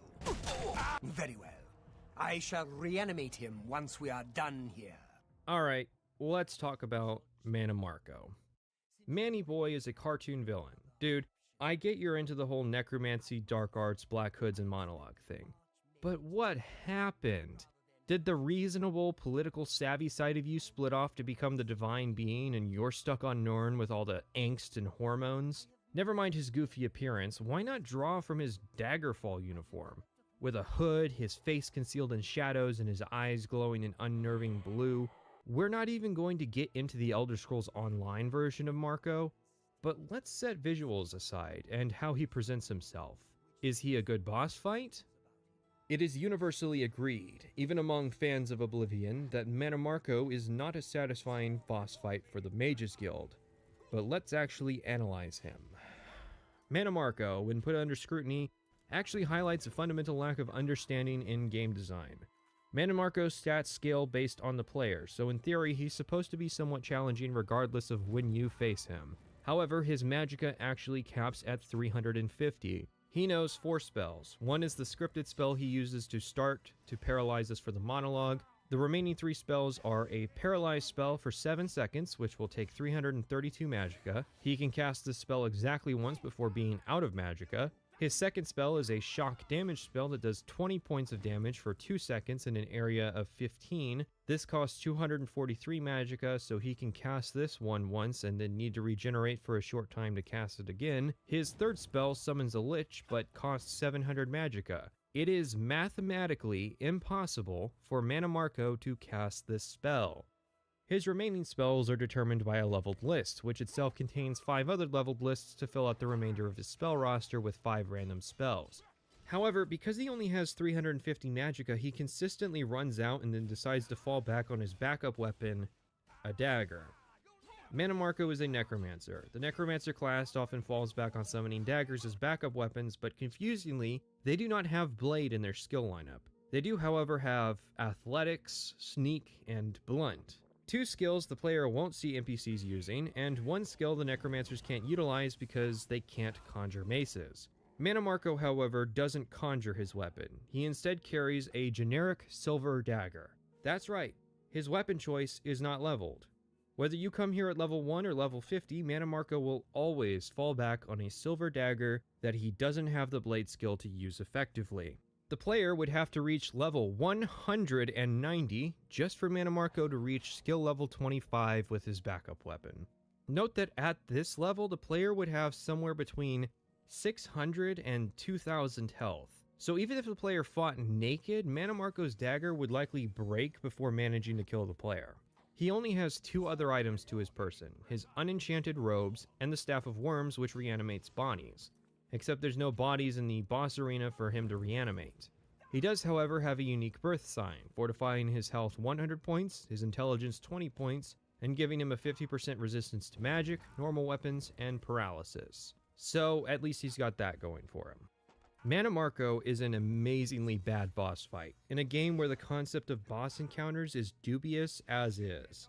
Let's fix this up. First, we'll give Mannimarco a whole 1000 magicka, plus additional spell points from scaling, and 25% spell absorption to boot. We'll also up his resist normal weapon stat to 75% from 50%.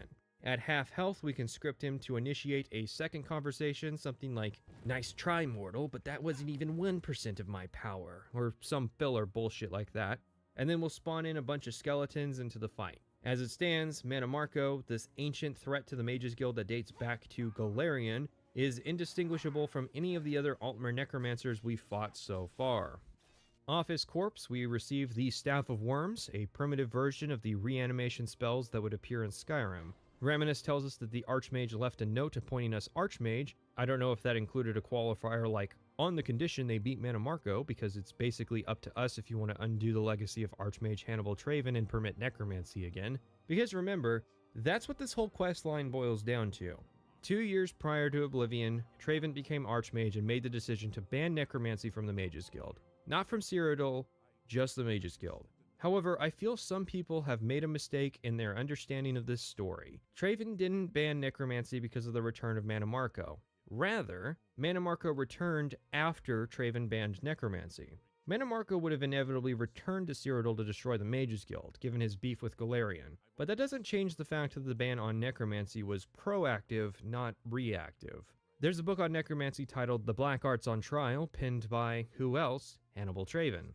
The book details the debate between 2 Mages Guild magisters, one from elsewhere and one from Orsinium, discussing the issue of banning necromancy. Master Grakog argues that the guild should form an objective understanding of necromancy, while Master Carlus argues that necromancy is the work of Satan and should be banned. The book tries to justify Carlus's position by later stating that Grakog was a necromancer and that Traven attempted to have her arrested, despite necromancy only being a provincial crime in Morrowind. Traven even calls her a slave to the black arts, and that her only possible motivation for endorsing this study of necromancy was to the benefit of evil. Like, hold on. If this was a discussion on banning destruction magic, and the person making the defense for destruction was a master of destruction magic, would they be called a slave? It doesn't seem unreasonable that the person you got to mount the defense of the art was in fact a practitioner. Throughout this section, I have pointed out time and time again the incompetence of Mages Guild members. It is my belief that some early draft of the story was about how the Mages Guild had lost its way as an organization, and that the ban on necromancy would inevitably be the downfall of the Mages Guild. Indeed, that is what ends up happening between Oblivion and Skyrim. However, when it came time to translate the idea into a questline, it seems the purpose of the story was lost or changed. Instead of being a questline pitting 2 Mages Guild factions, the Necromancers versus the rest of the guild, where the player may choose between an amoral but objective art versus the morally good but ideologically corrupted Mages Guild. Oh, my dear, I didn't mean to imply that you have a choice. It became the story of a renegade faction of outwardly evil mages out to destroy everything that is good and holy, justifying satanic panic, and only we can stop this threat. The more I analyzed the story, the more I realized that it has the potential to be one of the greatest quest lines in a Bethesda game. I'm not even kidding, the pieces are all here. The setup is here. An ideological conflict about the role and purpose of the Mages Guild? Is it a faction dedicated to the study of magic, or is it a magical regulator that cowers before the whims of the non-magical population? Traven's position as a hardline anti-necromancer could embody everything that has gone wrong with the guild. Someone who is opposed to the guild's understanding of an entire school of magic was allowed to dictate to the Mages Guild from Black Marsh to High Rock that necromancy was not to be studied.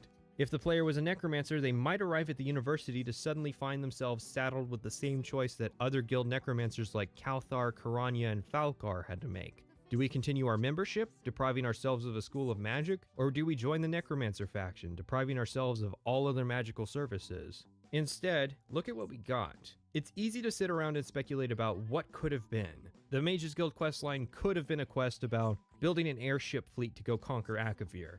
But when all the pieces are already here, and when all these elements are half-formed, it makes you question why. If the Necromancers aren't going to be joinable, then why write the Mages Guild members like this? In Morrowind, there was a spectrum between politics and academics-focused mages. Edwina Elbert represented the academic aspect of the guild, and most of her quests focused on the acquisition of knowledge. Trebonius Arturius represented the political aspect of the guild. Every quest involving him focused on the political relationship the guild had with Morrowind. Renus Atheris was politics-focused, while Ajira in the same guild hall was more academic with minor politics. Skink and Tree Shade was a mix of politics and academics, and you have to do all of his quests to get the option to peacefully replace Trebonius Arturius. However, in Oblivion, all the mages are just incompetent academics. It's hard to see how there were two separate magical factions in a post-Oblivion Cyrodiil. Given pretty much everyone we meet in the guild is on team fuck necromancy, most of these people would absolutely join the Synod and go on to ban conjuration if it means they can continue to get paid to do nothing. I just love the line the necromancers drew in the sand. In the year 421, the Empire passed the Levitation Act, which banned the use of levitation magic across the Empire. Morrowind was exempt due to the Armistice, but Cyrodiil obviously wasn't. 421 was only 12 years prior to Oblivion, and this wasn't a guild-only ban like necromancy, this was the outright criminalization of levitation magic. If only I could think of examples where you break the law in an Elder Scrolls game, maybe even 2 whole factions dedicated to that concept. Alas, I cannot. Apparently the Necromancers in the Mages Guild were fine with the ban on levitation. The power of flight. The ability to ascend vertically into the atmosphere. The Necromancers, they're a little sleepy. There's nothing that could stir them awake. But the practice of reanimating the dead, where its practitioners often target bodies without consent and raise abominations to the point of soul-trapping humanoid souls, we ban the practice of necromancy just in the guild halls. And all of a sudden, they are wide awake, rebelling. Half of the Mages Guild Council resigns in disgust at this gross violation of magical study. And this is why I think the Mages Guild fails as a magical faction. It doesn't require magic, it barely encourages magic, and it fundamentally does not understand magic. Speaking of not understanding magic, let's finally discuss Frostcrag Spire. The DLC home option for the magical player. It's a wizard's tower atop a peak overlooking Cyrodiil. That's pretty cool, and it looks great with a distinct style over substance design. The deed appears in your pocket as the tower's master was apparently our dead relative, Terrace Rindel, Archmage. What? I guess he was the Archmage before Traven, although he sounds notably Dunmer. Given that he's supposed to be the player's relative, it might not be a good idea to actually name him. Anyways, he built the tower but failed to put the finishing flourishes on it, and so bequeaths that responsibility upon us. The first thing are the enchanting and spellcrafting station, which apparently require special permission from the Arcane University. We need to buy candles for them to work. Working with the master alchemist Sendarion, he created the apparatus table, which fortifies our alchemy 15 points. He also built an Atronac table, which will do those permanent summons of Atronacs you may have spotted me using, in exchange for 3 of their salts. Kind of smart, since you can't really summon Storm Atronacs without reaching the level 19. Psych, there are enough Void Salts in the world to actually do it at level 1, but still, this is cool. He also made portals to the Mages Guild halls. Seriously, what? He needed permission for custom spell and enchantment stations, but could casually create teleporters that span half the continent. The garden here also provides access to plants that are limited in the base game during the main quest. For all those reasons, Frostcrag Spire was my base for this playthrough. Even though you now have the ability to buy houses in every city, I usually only bother with the house in the waterfront until I've made enough money to purchase the upgrades for Frostcrag Spire.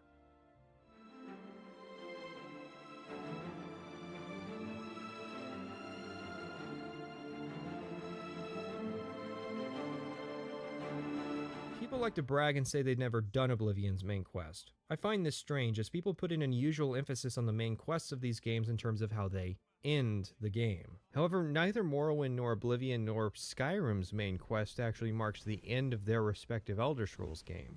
The end of the game is really just the last time you hit exit game on a character. However, what people can't say is that they haven't started Oblivion's main quest. unless you're somehow in the minority of individuals whose first playthrough involved an alternative start mod. So we have to go back to the beginning. The introduction. We are a prisoner sitting in a cell inside the Imperial City prison. Emperor Uriel Septim VII, with a group of Blade bodyguards, uses a secret exit inside our cell to escape. We follow, as the Emperor has had visions of us before and trusts us. He gives us the Amulet of Kings, and we witness his assassination. We're instructed to go to Wayne Priory, and we leave. As we exit the sewers, we're told to either fast travel to Coral, or to follow the quest marker to get there. Now before we set off, there's something that I feel merits discussion at this juncture. Why was the Emperor skipping town? The obvious answer is to escape the Mythic Dawn assassins, but why? Secret passages out of cities typically exist in the event a city is besieged and the defenders aren't confident they can keep the attackers out. It's a way to get your leadership out of the inevitable torture and execution. This is not what you do in the event of an assassination attempt, because now instead of being surrounded by guards, you're surrounded by ambush positions. But fine. I guess we'll assume that the Blades have decided that there may be infiltrators in the Imperial Palace and they can't defend them there anymore. What are their options? Firstly, teleportation magic. For 65 years, I've ruled as Tamriel's emperor. But did you install a teleporter in the Imperial Palace? That apparently doesn't merit special permission, and besides, you're the Emperor. Even if there is no teleporter out of the palace, the Emperor is a master of the mystic arts, so Uriel definitely knows how to cast recall or divine intervention. But that would be illegal. We may be fleeing for our lives here, but we aren't criminals, goddammit. Okay, so you're in the Imperial Palace and you want to not be. Go through the sewers. Except the only palace sewers entrance connecting to the palace proper is lost knowledge that is only later recovered during the Thieves Guild. So I guess they went across the surface, through the market district, crossed the bridge to the prison district, went into the bastion, and then came down to our cell block. So they were going to leave through the same sewer exit we use, right? Which is not far from a shallow point in the lake. There are 4 ways to get off this island without swimming. The Imperial Dragon Bridge, the wood bridge in the northwestern corner, a shallow part in the lake in the northeast, and a shallow part in the south. What's our plan after that? Maybe we take the Emperor to a fort. Except there aren't any Imperial Legion forts in Cyrodiil. The closest fort is Fort Urasek, which is full of goblins. The second closest fort is Shalman, which is full of undead. Fine, we're going up to Cloud Ruler Temple. Except one little thing. I was born 87 years ago. So you're telling me you're going to march an 87-year-old man up this mountain to Cloud Ruler Temple. Are we confident that he's even going to be able to breathe up there? And the answer is yeah, because have you seen the Imperial Palace? Cardio day is every day when you live in a skyscraper with no elevator. I mean, we see the guy on the roof in the trailer. Uriel's probably ripped under that robe. But we don't even have to get up that far. The road is Ambush Alley. Again, trying to get Uriel out of the city is probably not that great a plan. Caius Casades in Morrowind was talking about a secession crisis 6 years ago, so surely you guys have prepared something in the interim besides, take him to the fort high in the mountains. Okay, so what are our options? You could have just stayed in the Bastion. The prison district is like a fortress, and the only downside of the prisoners, of which there are only 4. But if you don't want to go that route, you could instead go to the Arcane University. Sure, there might be hidden necromancers, and it would suck to flee from one death cult to another, but it's highly defensible. There are battle mages there, and a bunch of powerful wizards.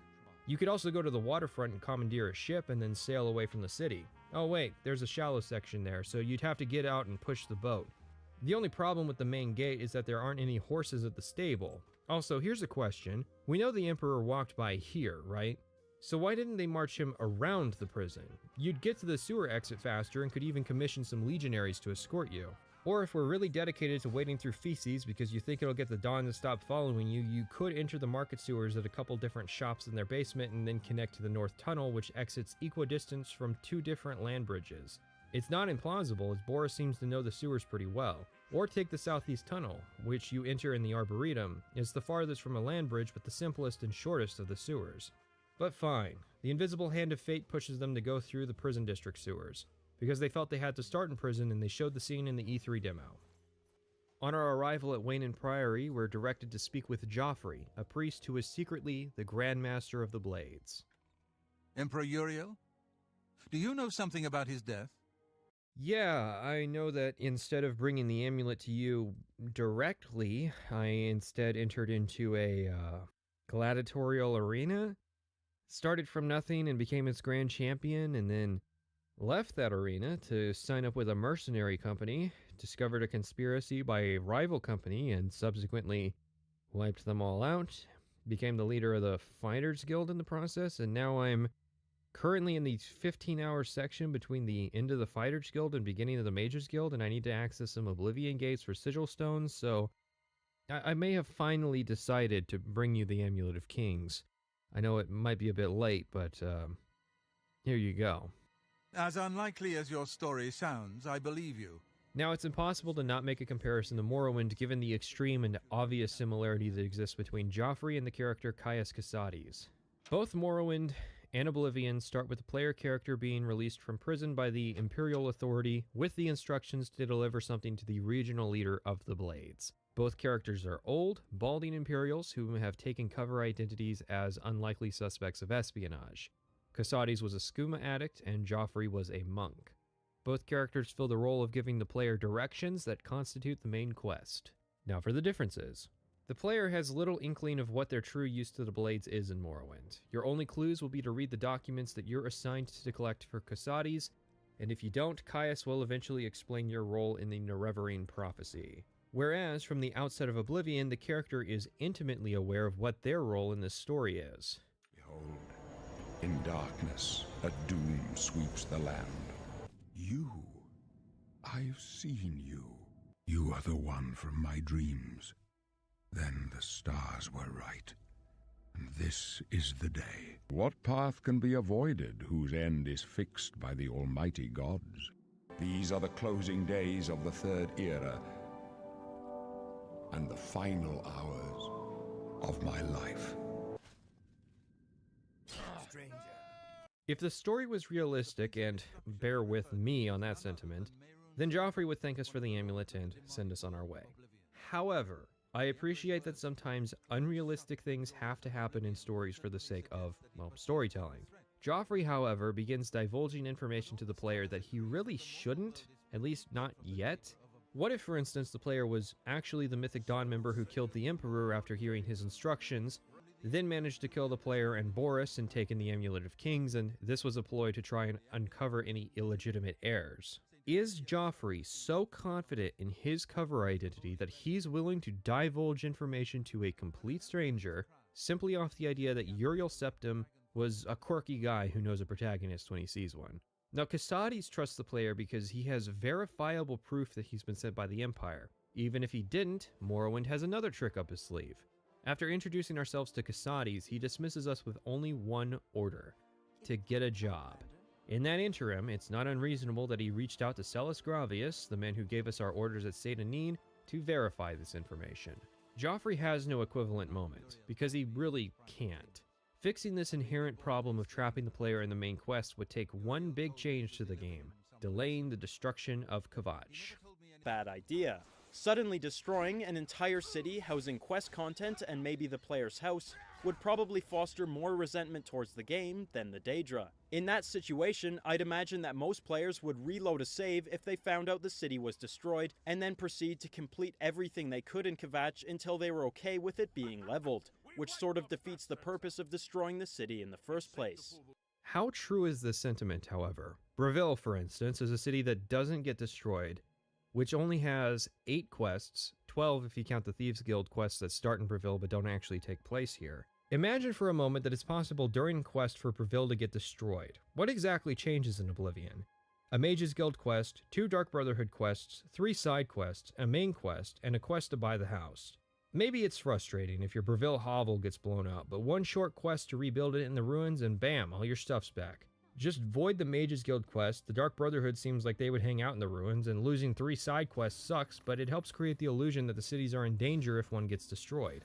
You could sidestep the issue entirely by making it so Kvatch just doesn't have a home for sale. That might be a death flag, but the benefits of having the city outweigh the alternative reality criticisms it would endure for being designed for destruction. Obviously, there are time concerns for Bethesda, but don't discount the idea entirely because it might be an inconvenience for the player. Nobody in the Fighters Guild acknowledges their friends that perished in the city. Archmage Traven will conveniently decide to not assign a school of magic to the Kvatch Guildhall prior to its destruction. Well, sad to say, but such wasn't the only forgotten city of Cyrodiil, given the only thing people outside of Kvatch have to say is praise for the player when they save it. Did it, Patrick! We saved the city! If Kvatch actually exists prior to the main quest, it could be a simple city. A few quests, most of them simple and might only pay out gold. Kvatch's lack of quests could even be attributed to it being a quiet, peaceful area. It would have a simple recommendation quest for the Mages Guild, which would get waived if the player joins after the guild hall is destroyed. And like most Fighters Guild halls, it would serve no purpose. It's not like there isn't a precedent in Oblivion for areas and characters that get destroyed and killed. Look at the Bruma Mages Guild Hall. The minority of people who care about getting 100% just grab the Dremora Lord summon spell and invest in the Alchemist ahead of time. Everyone else gets caught by surprise and generally praises that quest. The only time the Mages Guild reaches out of storytelling mediocrity is the quest where the Necromancer King attacks the Bruma Mages Guild, destroying it and killing many of its residents. Had the characters in Bruma been more fleshed out, then this could have worked as a gut punch which would have given the player a reason to hate the Necromancers. As it stands, we get none of the benefits of having Kvatch exist prior to its destruction. In fact, the one tidbit most Elder Scrolls fans know about Kvatch is that it was destroyed, because the city was created for the express purpose of being destroyed. It's trying to receive the benefits of denying the player content without doing any of the work. So for most people, instead of Kvatch being the city where they were mildly inconvenienced for a dramatic story, it's instead the place where the Oblivion Gate starts spawning and has this weirdly unfinished quest to reclaim the castle. I believe Kvatch is relying on the player being familiar with the other cities to function dramatically, which doesn't work for the players who just follow the compass. If the player goes straight from the Imperial City sewers to Wayne and Priory to Kvatch, they never actually encounter any of the normal cities of Cyrodiil. Simply put, there's no angle where the destruction of Kvatch really works, because either Bethesda was concerned players might be mildly annoyed at its destruction, or, more likely, they just didn't have the time to fully realize the city. Todd Howard himself stated there was a questline to become the Duke of Calovia that would start here, at Kvatch, which was cut because, quote, "It really defocused the main quest from dealing with the Daedric." That, and getting the game out in 2006 to the console market. If Bethesda couldn't finish the city of such, then yeah, of course Kvatch was just left to smolder. It's a city that was doomed from the start. Something is immediately wrong if you attempt to fast travel to Kvatch, as it's the only city to not allow you to go straight to its gate. Daedra overran Kvatch last night! It's a kind of quantum last night. No matter how long you delay arriving at the city, you'll always be too late. And inversely, no matter how quickly you arrive at the city, hope is gone. The Imperial line is dead. The Covenant is broken. The enemy has won. This guy will always know about the Emperor's death. Good day. I guess the Daedra didn't target the cell towers. Kvatch and the related quest to close the Oblivion Gate that sits in front of its door is always available to the player, even if they haven't visited Joffrey yet. So like me, you can actually do these quests out of order and get special dialogue when you deliver the amulet after closing the gate at Kvatch. Yes, Kvatch. I think it's a neat touch, if only because Bethesda could not engineer a situation where the player absolutely could not get to Kvatch without speaking to Joffrey first, without making the city itself. Our goal in the main quest is to rescue the illegitimate son of the Emperor, Sean Bean, from the city of Kvatch. If you do the quest early, the goal is to rescue the civilians from the Chapel of Akatosh, and if you do so, Sean will go down to the refugee camp with the others. But first, we have to take care of the Oblivion Gate. So, question: why did the Daedra attack Kvatch? Because it's an emotionally resonant moment, man. And there's the fulcrum of Oblivion. The amount of information and capabilities of the Mythic Dawn and Mehrunes Dagon is near omniscient when convenient in order to drive the plot. The Mythic Dawn assassins pursuing the Emperor into the sewers in such numbers is a stretch, but it makes sense they could at least find the Emperor in the Imperial City. The Daedra tracking down the illegitimate heir to the Septim Dynasty and then deciding that a full-scale invasion of the city was preferable to an infiltration and assassination is dissonant. He's a priest, guys. He wouldn't see it coming or be able to stop you. They used a cruise missile to kill a rodent and then failed. And then the bulk of Daedra forces left, closed the Great Gate and two of its supporting gates, and left a single Oblivion Gate open, but not to actually accomplish anything. The Daedra just sort of stand around and look menacing for the benefit of the player. We'll come back to this point later. Now, spoilers for later, but in the interim, when the player leaves the Amulet of Kings at Wayne and Priory to fetch Martin, the Mythic Dawn will attack the Priory and steal the amulet. Before I ask how they knew, we can figure out the Mythic Dawn may have been tailing the player. It's only an unreasonable assumption if the player doesn't immediately deliver the amulet. It might have been neat if there were sporadic Mythic Dawn attacks until the player finishes the quest, so if the Dawn is tailing the player, then a possible direction to take the story is that the player is by proxy responsible for the destruction of Kvatch. Or you could be lazy and say a Mythic Dawn agent had infiltrated the Priory. It just seems like your priorities are backwards when you send the assassins to kill an emperor and an army to kill a priest. I mean, sure, they couldn't open an Oblivion Gate when the Emperor was still alive, Amulet of Kings and all that. But why not plop down a gate at Waynin Priory? Is it because we're not opening gates on such petty targets? Is Waynin Priory and the Amulet of Kings less important than the middle of the woods? Moving on, now we have to take care of the Oblivion Gate itself. Kvatch has a unique Oblivion Gate, which is an odd statement by itself because Morrowind had moved away from procedural generation, so everything was unique. While the gates you encounter in the world are not procedurally generated, they are randomized to be one of 7 presets. There are 4 more handcrafted worlds, all of which are tied to the main quest. Everything else in Oblivion is handcrafted. The minimum you have to do in Oblivion to complete the main quest is 3 out of the 60 that can appear in 90 potential locations. Most of the time, the forces of Oblivion will park a gate down in the middle of the wilderness and hop out, doing not much of anything. The player can ignore these gates and come back to them later to see that the Daedra are still doing nothing.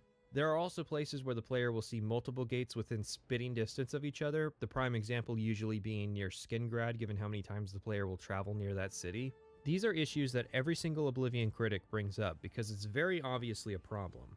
One solution that was proposed in a livestream chat was that Daedric gates could focus on attacking generic and non-quest related forts and ruins, replacing their occupants for the duration of the main quest. Or there could be less wilderness gates and more village and city gates, with consequences for not doing those when you see them. Of course, the next problem is Oblivion itself.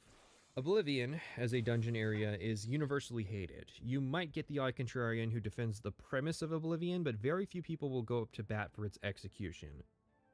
The only time I enjoyed doing an Oblivion Gate was when I popped a new Doom song in the background and pretended I was a modern Pelennor Whitestrake.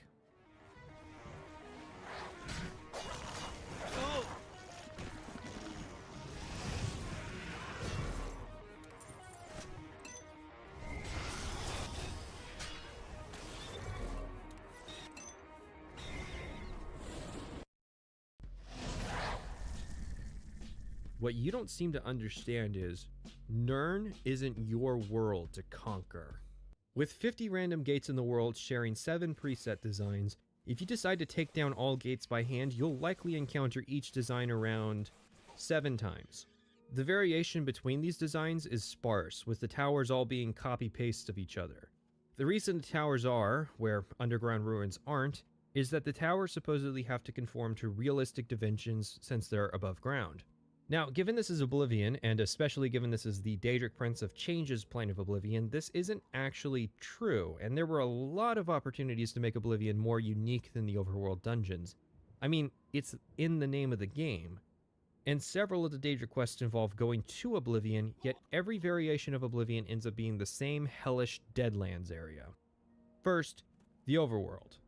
This is the best part of Oblivion, being the only dungeons to generally involve exterior skyboxed cells. You'll encounter towers that spit fireballs at you, magic landmines, even plants that try to poison or slash you. It's awesome. And that isn't counting the Daedric occupants. They suffer in some regards. Daedra and Morrowind were always higher tier threats, even scamps merited caution until around level 7. However, the expectation is that the player may be completing the gate at Kvatch at level 1, so the enemies have to be leveled to be beatable. This starts with stunted scamps and Clanfear runs, which for most players were simply so threatening that they overwhelmed the Kvatch guard. They stand side by side with generic Dremora enemies who have traded in their impressive and powerful Daedric armor for weaker and leveled Dremora armor that can't be taken off their bodies. At some point in Oblivion Gates, you'll encounter the Oblivion Caves, arguably the most miserable variety of cave you can find in the entire game. And then there are the towers, which have the same beginning, middle, and end for every single Oblivion Gate in the entire game. I'm sure the original design document there was something about a joint invasion effort that might have the player visiting various realms of Oblivion, hence the name of the game is Oblivion and not Deadlands. Maybe a Four Horsemen motif with Mehrunes Dagon, Molag Bal, Peryite, and I guess Namira would be the closest thing to famine. Instead, we got a game focusing on the intricacies of the Daedra, where most people just write off Mehrunes Dagon as Satan and Oblivion Gates as hell you get to go through in the Eye of Sauron. This is Menion Goneld. This character shows up once in Oblivion and then disappears forever. He exists to tell us how to close the gate. He cannot be rescued, as he will insist on closing the gate first, resigning himself to whatever fate that will bring him. You can't even tell him that the city needs as many guards as they can get and that he should endeavor to return home alive. Nope, just a pointless sacrifice that is supposed to come off as heroic. We go up to the Sigil Keep. I detailed the Sigil Stones already. They apparently serve as anchors for the gate, and conveniently, instead of just being trapped inside of Oblivion after closing the gate, we get deposited outside. That's pretty much the only heroic aspect of what we, or Menion, were trying to accomplish, and once we know taking the Sigil Stone allows you to escape, then what we're doing is really no different than any normal Marauder or Necromancer cave, because, well, there's no way to get stuck inside Oblivion.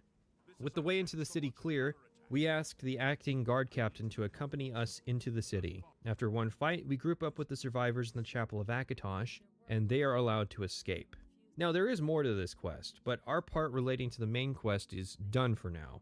We meet Brother Martin, and I looked into it. Martin and Joffrey are the only people in Oblivion referred to with the brother honorific, something that rarely shows up in Elder Scrolls and hasn't since Redguard. Except with Joffrey it makes sense, given that he's living in a monastic order. Martin is the only member of the actual Church of the Nine Divines to hold such a title, and given the rather easy connections between Mehrunes and Satan, it's not hard to see why.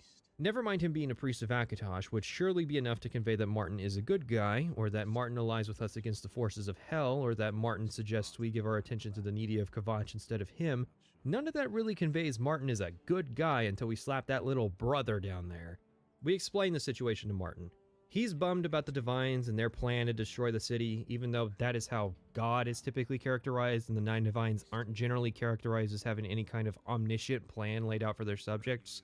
Still, our honesty in having closed the giant hell gate means that Martin is willing to trust us and meet with Joffrey. Not that there's any other approach, like lying to him or telling him to get over himself. Nope, we just tell him that determinism is silly and not a valid excuse for being evil, and he comes along with us to Wayne Priory, which, as I said, is currently under attack by the forces of the Mythic Dawn.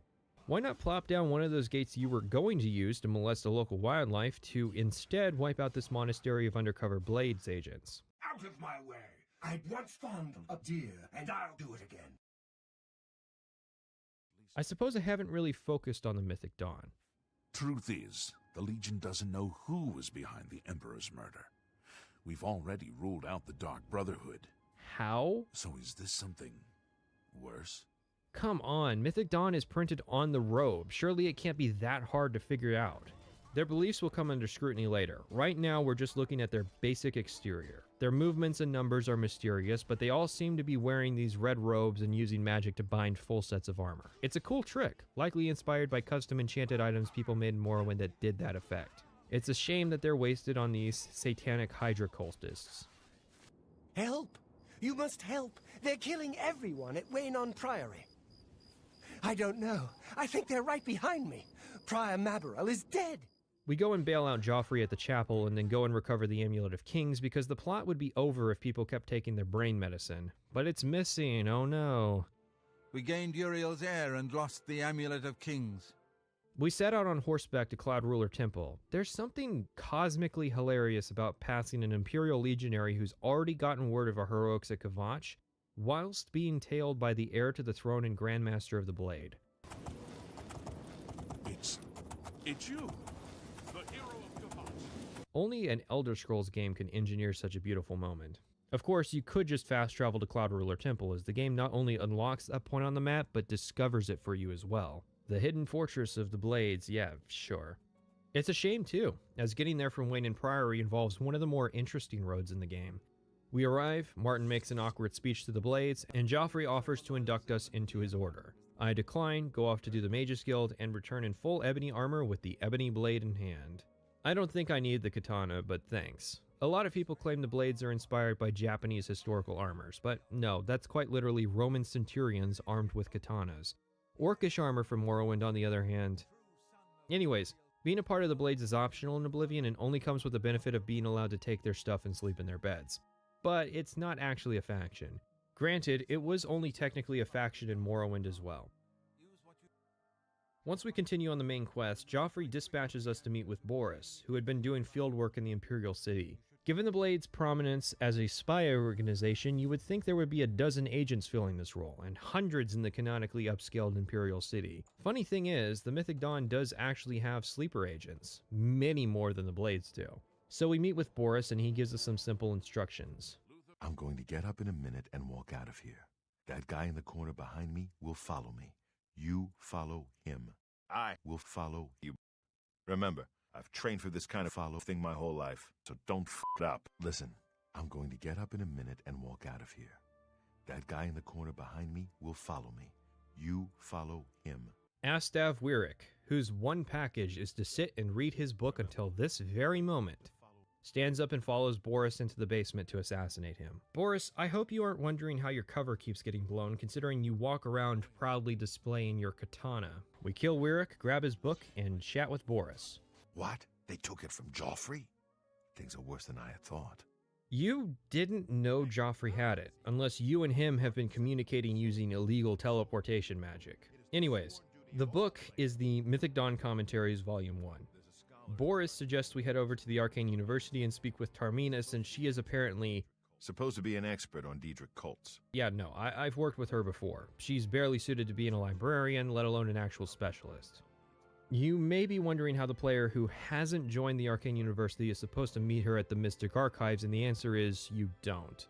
Because Bethesda couldn't come up with a way to give the player a guest pass, she'll sit in the Archmage's lobby instead, having received another one of those illegal teleporting messages notifying her of our arrival. She, of course, doesn't know much, as they are a secretive cult, other than that their leader is Mankar Cameron.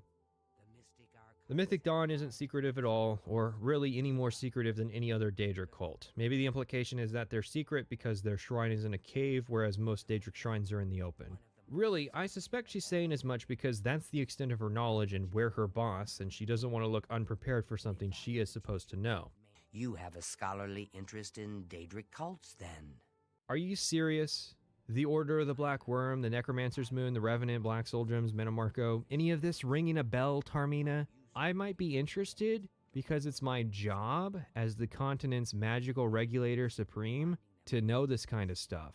She gives us the book's alternative name, Commentaries on the Mysterium Xarxes. At the very least, she actually gives us the second volume instead of making us search the library. From there, she refers us over to the first edition, a bookshop in the Market District, to try and find volumes 3 and 4, as they're exceedingly difficult to find. You must be referring to Mankar Cameron's Commentaries on the Mysterium Xarxes. A common mistake. No, Boris, Azan, Owen, Armand. Oh, we haven't done that one yet. Fentius mentions that the third and fourth volumes are rare, but that he does happen to have a copy of the third volume on hand, awaiting someone to pick up their online order, so he can't give it to us. He even goes so far as naming the person who's coming up to pick up the book. Like, what? I don't know him personally. Well, you have awfully loose lips, all things considered. We're not even given a chance to read the book before Gwyneth arrives, or try to copy some notes down, or to offer a higher price, as there's an intended sequence we have to follow, and because of that, Fentius is not only as knowledgeable about the series as Tarmina, Arcane University Daedric cult expert, but willing to taunt us with the fact that we have to politely ask Gwyneth for the book. I'll point out here the missed opportunity to have time pass as you read books. It means all the coffee table books are basically worthless given the possibility of using them to pass time waiting for NPC patterns. Now, we do actually have the option of stealing the book from Fentius. However, to progress the quest, we still have to talk to Gwyneth because he has a note we need in order to get the fourth volume. In addition, this option isn't really apparent as Gwyneth is scripted to arrive shortly after our conversation with Fentius, so it seems like Fentius would obviously suspect us of stealing the book. Gwyneth grabs the book and we follow him outside. We can actually do a disposition check to buy the book off him for 100 gold. However, two things.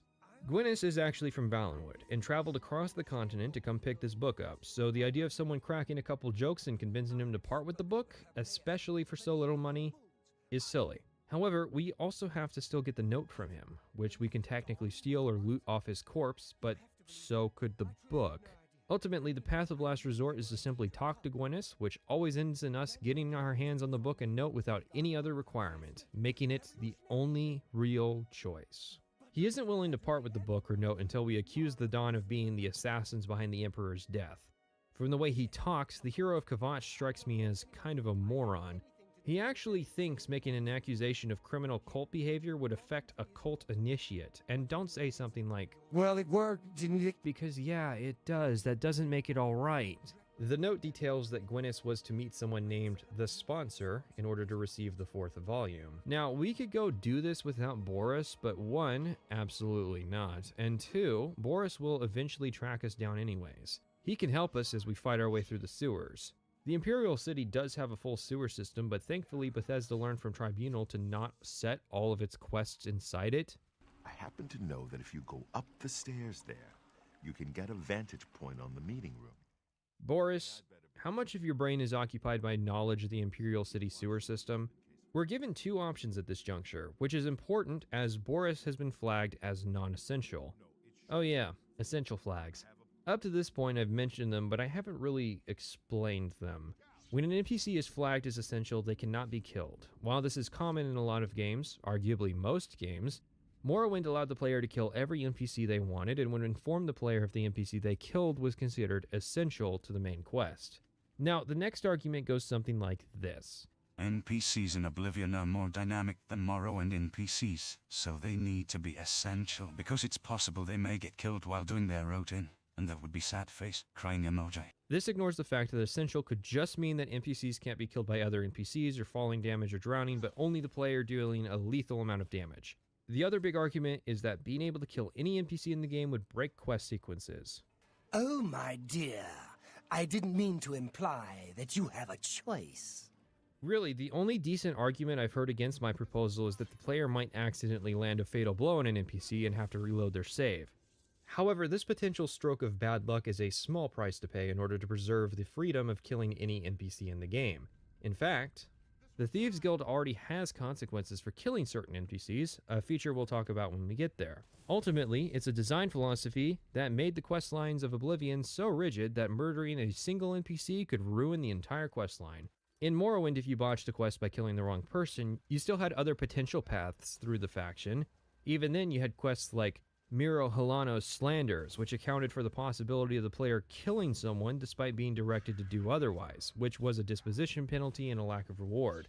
And ultimately, Morrowind's quests were flexible enough as to usually only break if the person murdered was the quest giver themselves.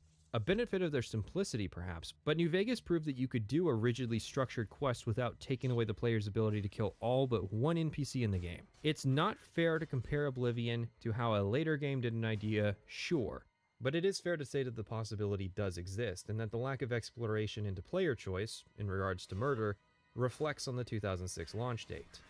I will say, however, that Oblivion is actually better than Skyrim in this front. In Skyrim, it's common to kill random NPCs only for them to be knocked down because you haven't completed their side quest. In Oblivion, many side quest NPCs can actually be killed beforehand, and this simply fails that side quest. What's funny is that Skyrim was the game to add the protected flag, which operates pretty much exactly how I proposed. Don't bother deleting your comment, I can still read them. At 10% max health, these NPCs enter a bleed out state, just like essential NPCs, and will be ignored by AI in combat, but can still be killed by the player. There are 2 problems. One is that there are still so many essential NPCs in Skyrim that you run into that you may not even realize that there's a distinction. I think it was on my 3rd playthrough of Skyrim when I accidentally shot a fireball at some downed companion and killed them by accident, and even then I shrugged the incident off as some mod I was using. The other problem is that there are still essential NPCs in Skyrim. Most of the time, protected flags are used to simply prevent certain NPCs who are targets of assassination from dying early, or keeping your companions alive. So I thought I would bring it up because yes, I am aware. Boris is no longer essential, so if the meeting goes south, he may die in the process. This will prevent him from appearing in later quests, and there is some free training tied to his survival. I wish that, in Bethesda's limited capacity to allow the player to kill NPCs, that they had included more opportunities like this to focus on saving lives. Boris tells us that he should meet with the sponsor, having been trained for this. He can, however, be convinced to allow us to meet with the sponsor instead. Let's change this a little bit. Add this Speechcraft 3335 thing here, add a Fame 20 there, Maybe if you're feeling sexy, we could put in a thing where if Boris's disposition is low, he'll actually recommend the player handle the meeting themselves. What are those? Well, skill checks. Morrowind had a moment like this in its main quest, and that should have been a prelude to Oblivion being full of them. So, you want to become one of the chosen of Mehrunes Dagon. The path of dawn is difficult, but the rewards are great. I have the book you seek. With it and the Master's 3 other books, you will possess the key to enlightenment.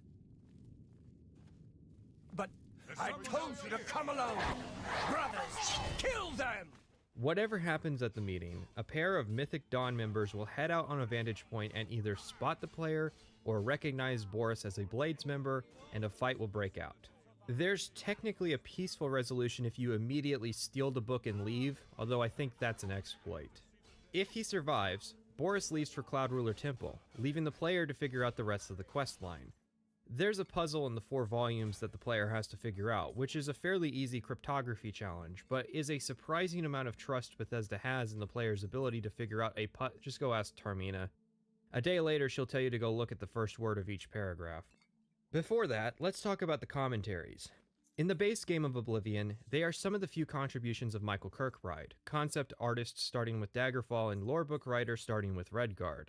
Unlike the other writers, Kirkbride has a fairly detailed list of all of the materials he wrote for the series, likely due to his current status as having been the guy solely responsible for Elder Scrolls writing. In any respect, after having written the 36 Lessons of Vivec for Morrowind, the commentaries seem to be the Oblivion version. So it's only fitting they are only an eighth of the size as the 36 lessons and less interesting to boot. Honestly, the only comprehensible part of the series is the puzzle. The 36 lessons actually read like lessons, while the commentaries read like an Imperial Library dictionary of lore terms and ideas being dumped out onto the pages as Kirkbride hurries to complete the book before security removes him from the building. The books are written by Mankar Cameron, a fact so transparently obvious it really doesn't even bear mentioning, yet both Tamriel and Fentius do so, as it can really be assumed that most players aren't going to read the books. Cameron gives some clues at his story and ideology, but it's caked in so much symbolism as to be meaningless, probably intentionally so. For example, every quarter has known us, and none bore our passing except with trembling. Perhaps you came to us through war, or study, or shadow, or the alignment of certain snakes. Though each path matters in its kind, the prize is always thus. Welcome, novitiate. That you are here at all means that you have the worthiness of kings. Seek thy pocket now and look. There is the first key, glinting with the light of a new dawn. You can probably easily draw out some meaning from that. Every quarter would refer to the 4 corners of Tamriel, but also to the next line, which refers to the 4 playstyles of Oblivion, which would also exist in the ranks of the Mythic Dawn. What it almost feels like, and this isn't actually that unreasonable given what happens in the main quest, is that when the player pretends to join the Mythic Dawn, the player could potentially decide to stick around. This was something that was alluded to in Morrowind with the 6th house, but not fully realized in the final product. Perhaps Kirkbride hoped that the Mythic Dawn would remedy that, but was again not fully realized. Something to be noted is the extreme similarities between the main quests of Morrowind and Oblivion, something I'll go into more detail later. The puzzle is the first letter of each word highlighted for an easy solution. Green Emperor Way, where tower touches midday sun. You may need Tamriel to know that Green Emperor Way refers to the Palace District, since the map itself refers to the area as the, Palace District. Anyways, at noon you walk around looking for clues and find a map glowing on the tomb of Prince Tamriel. As Tamriel says, the commentaries are contemporary with Tiber's septum, over 400 years ago. This means that this tomb has been glowing red and pointing at a spot in Cyrodiil every day at prime garden walking time for 433 years, and no one ever thought to go check that out. People see the wrong symbol on a building and assume child predators are involved. I don't need to tell you that they would be all over this. The only explanation I can come up with is that the tomb is enchanted to only glow when the 4th commentary volume is near it, and no. The tomb glows every day at noon for like 40 minutes. Every single year in Tamriel is 365 days, no leap day. That's 158,045 times this symbol has glowed red, and not one curious guard ever reported this strange phenomenon. It's on the main path of the graveyard. It faces outwards towards the path. Hell, the map and Mythic Dawn symbol are literally carved into the tomb. There's the main point, sure, but what are the other points? They seem to point directly at Bruma, Coral, Skingrad, and Kvatch. 3 of those cities are tied to the main quest, but not Skingrad, and Coral only superficially via Wayne Priory. The best explanation I can come up with, and this is not an often discussed topic, is that the symbol only glows if a person who is written in the Mysterium Xarxes, even retroactively, approaches it, and a person is written in the Xarxes if they read the first volume of the commentaries. But even that falls apart because that's the volume the Mythic Dawn publishes to try and recruit new members, so it would be the most read. That rule would only be viable if it applied to the 4th volume, which it doesn't. Maybe then the explanation is that Cameron or Dagon decides who sees the map. However, Cameron would absolutely not give that power to the player. Dagon might, if you stay up all night thinking about how Dagon would be seeking to usurp Cameron now that he's the status quo, and stop. Got a hit of that metaphysics yet? It's very easy to fall into the wormhole of filling in the blanks for Bethesda. Who is Prince Tamriel, other than his elven name we know nothing about him, or his significance to the map? The only reason might be because the garden was full of Ayleid tombs and that's what Cameron had to tag, but then why is it still around? The map points to a cave at Lake Arius. Now the obvious thing to do would be to report to Joffrey and gather forces to lead an assault on the cave in order to reclaim the Amulet of Kings. Good work locating the Shrine of Dagon. If you can retrieve the Amulet of Kings, we may yet prevail. I had to go back to record that. See, Oblivion hurts to play with your brain on, so some of these hypotheticals I propose after the fact. I didn't actually go back to the temple because I didn't play Oblivion with my brain fully switched on. That said, really, Joffrey? Here's the thing. Recording a single line to acknowledge a player choice isn't really embracing player choice. Boris, who will insist on doing the infiltration part when you acquire the volumes, won't volunteer to assist you with this quest, and you obviously can't get the help you need. Granted, the player is expendable since they aren't actually the chosen one in this story, even though they are still valuable. I just feel like Joffrey should have a bit more to say than 2 generic sentences like, I know we've asked a lot of you, but just a little farther, and we'll have gotten the Amulet of Kings. You've proven yourself an apt agent thus far. I trust you can do this. Something that acknowledges the necessity of the player doing it by themselves. So we head to the cavern and are greeted by Harrow, or rather, a generic doorkeeper. The doorkeeper only exists because someone couldn't figure out how to despawn a rock in front of the door to keep players from getting in the cave early. So, cut the doorkeeper and have us just get greeted by Harrow. Harrow is a dumb name. I'm going to decide that they used it as a placeholder and it stuck, and not that they decided to actually use a synonym for distress as a character name. Yeah, it fits the motif, just some small mercy, please. Harrow takes all our stuff. It's surprising how derivative each game's story was, given how the Thalmor Embassy infiltration is a better version of this quest premise. Granted, we get all of that stuff back minutes later, defeating the benefits of a quest that separates a player from their equipment. We can, of course, say no, and doing so twice will blow our cover. Nice touch, in my opinion. At least the player has the option of being belligerent or attempting to fit in. We journey to the shrine proper, where Mankar Cameron's given a pep talk to his middle management team. When I walk the earth again, the faithful among you shall receive your reward, to be set above all other mortals forever. Neoptod. You gotta put that in. Smile.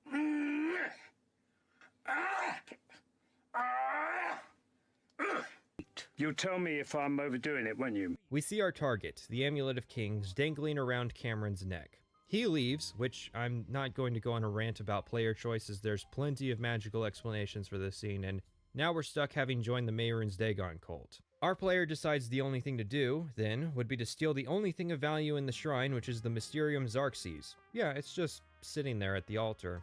We're told to take up the sacrificial dagger and offer some red drink to the statue, and the dagger's sitting right next to the Xarxes.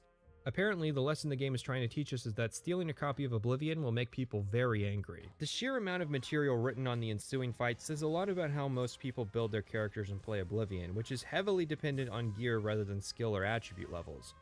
Granted, I have a home field advantage having been trained in both Conjuration and Hand-to-Hand, and the Atronex sign helps with all the incoming magic. Once we take down Harrow, the guy holding onto our gear, we're golden. Now, before we leave, there is a topic of Julius, the guy we're supposed to sacrifice. I usually save him, although this time he perished. He offers some free skill boosts to alchemy, restoration, and mysticism should he survive, although that itself is its own challenge. When we grab the Xarxes, the Dagon statue collapses on top of Julius, usually killing him. We can preemptively free him, but that itself starts the fight. I enjoy that playing the hero and absolutely saving everyone is an added challenge with its own rewards. It really helps with making the player feel like an actual hero for going above and beyond, instead of most other times where we're just the hero because we ticked off some boxes. The Mythic Dawn is even joinable as a faction. Granted, it's a bit weird. If you talk to the doorkeeper and trigger the part of the quest where you're in the faction and then immediately leave before speaking to Harrow, you're effectively a member of the Mythic Dawn. Your relationship with the Blades will take a disposition hit, and you'll gain a disposition bonus with all the Mythic Dawn members out in the world, as well as a couple unique lines of dialogue. The player will also scream a voice line along the lines of, "For Lord Dagon," but only certain races and genders that have recorded lines and only when you power attack. This is likely an oversight as to how those lines were scripted rather than an intentional feature of the faction. The whole faction screams oversight, as you can't actually leave the cave if you go through the initiation ritual. It's curious people like to discuss theories about joining the 6th house in Morrowind, but researching this video was the first time I had even heard about actually joining the Mythic Dawn, which is more feature complete than the 6th house as a faction ever was. And really, that draws onto an interesting topic of how derivative this questline is to Morrowind's main questline. That might seem like a good thing, but in all honesty, a lot of the pieces that made Morrowind's main quest work as well as it did are missing in Oblivion. Morrowind's main quest can be divided into 3 sections.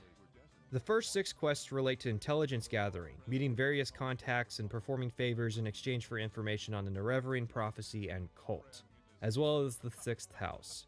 This entails meeting with 6 different informants as well as later meeting the leadership of an Ashlander tribe. Oblivion starts somewhat similarly. Despite its bombastic introduction, its first act can be described as the same intelligence gathering format, this time with the Mythic Dawn. However, Oblivion deviates by establishing the Mythic Dawn as an existential threat from the very first moment.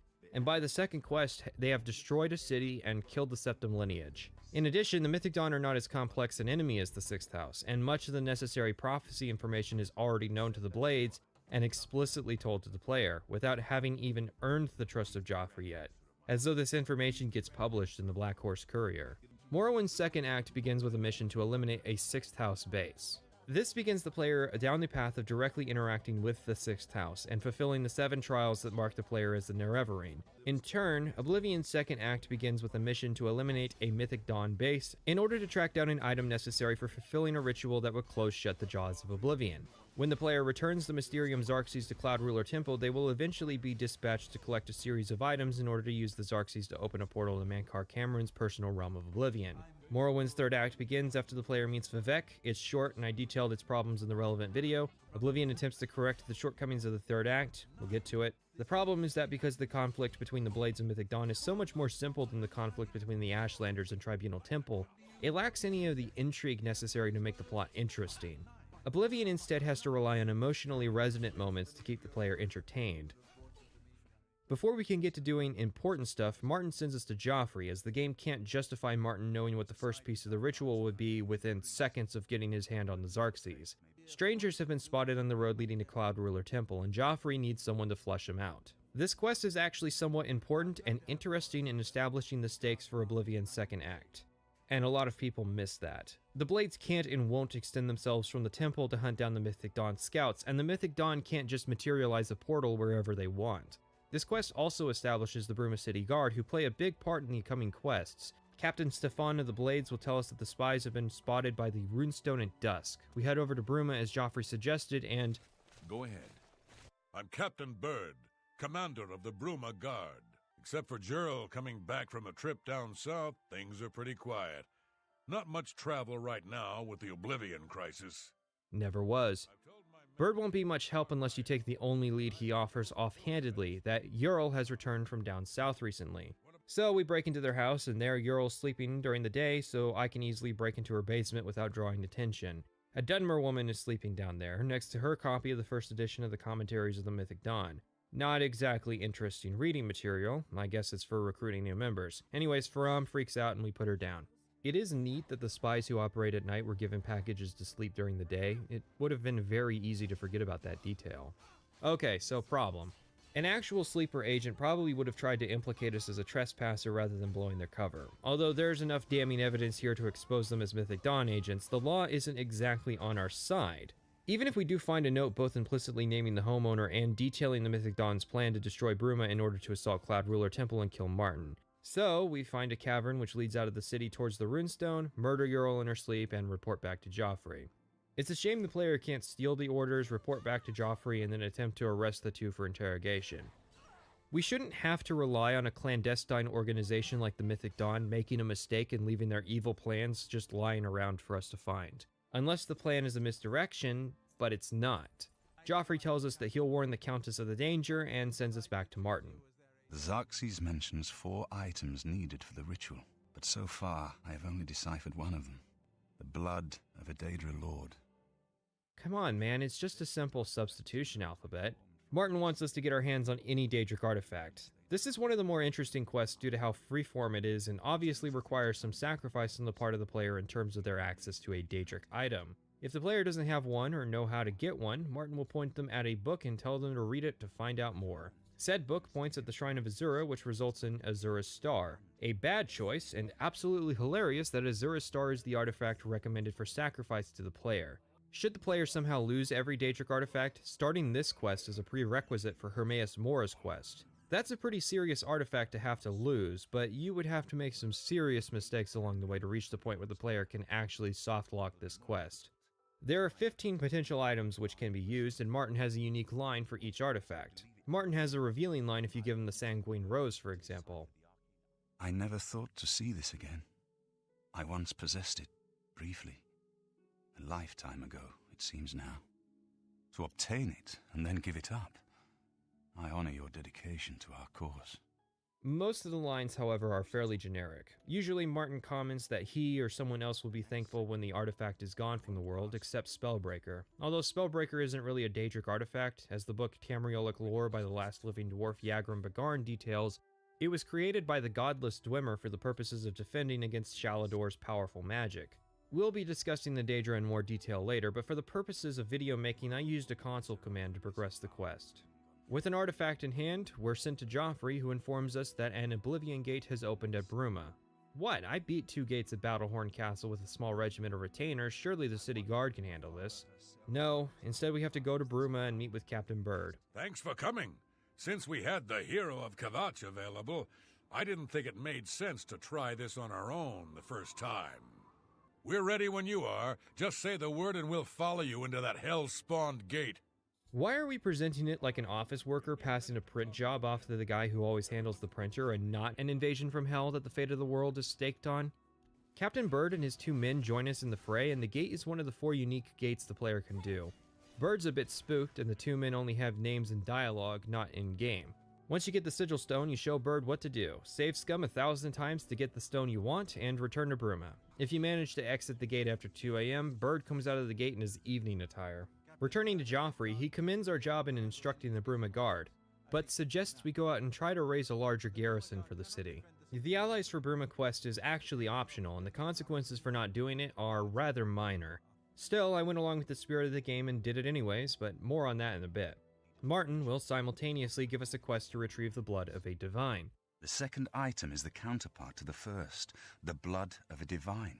This was a terrible puzzle to me. Unlike the Daedra Lords, the gods have no artifacts.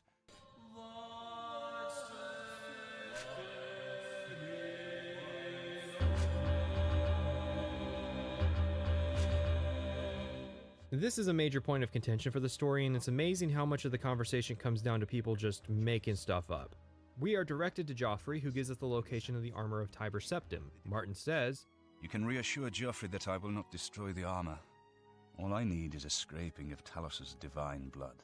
A lot of people have taken this statement to mean that Martin will use actual dried blood that's caked onto the armor. However, this strikes me as off. Sure, you could come to the conclusion that the old blades wanted to preserve the armor as is, but you could also come to the conclusion that the armor would have been preserved in a pristine, clean state. After all, Tiber Septim, for unstated reasons, decided to seal the armor inside of Sancre Tor in the 36th year of his reign despite ruling for 81 years. Or maybe they're referring to his 38-year-long reign as Emperor of Tamriel. I guess it would be after, since the tomb was haunted by the Underking, which is why it's sealed. If it was at the end of his career, then surely he wouldn't have fought in it in a while, and it would have been cleaned off at some point. Now, Sancre Tor was an ancient Riemann city. However, Tiber Septim saw it as strategically unimportant and left it to rot. Two significant events occurred here. Tiber Septim met the armies of Skyrim and High Rock at Sancre Tor and used the Thu'um to defeat them, and then recovered the Amulet of Kings from the corpse of Emperor Riemann III. Look, I have 20 tabs open trying to answer the question of why Tiber Septim would bury his armor at Sancre Tor, or if Martin means the scraping is a sliver of the armor or actual dried blood. If the latter, wouldn't a more prudent artifact to find be the dagger that was used to slit Tiber Septim's throat, which prevented his use of the Thu'um, considering the blood could instead belong to someone Tiber bested in battle?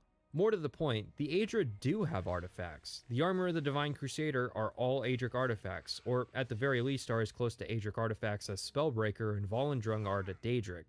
Same thing with the Brush of True Paint, which is in the base game, or Ariel's Bow. Ultimately, this quest signifies a larger problem, which is the complete and utter clusterfuck that is lore pertaining to Tiber Septim. Now the thing is, Bethesda had pinned down that the Elder Scrolls 4 would be set in Cyrodiil during the production of Morrowind. Maybe they weren't sure they would get to make the game, but if they did, that's where it was going to be. So, more than likely, the idea was that Oblivion was going to settle once and for all that matter of Tiber Septim in the Empire, at least in a matter similar to how Morrowind settled characters like Vivec and Nerevar. And you would have stuff like the Remans with St. Olysia and Morahouse and the Akaviri, and even further back to the ancient Ayleids, Michael Kirkbride. That name is a flashbang thrown into the room of an Elder Scrolls lore discussion. Here's the thing.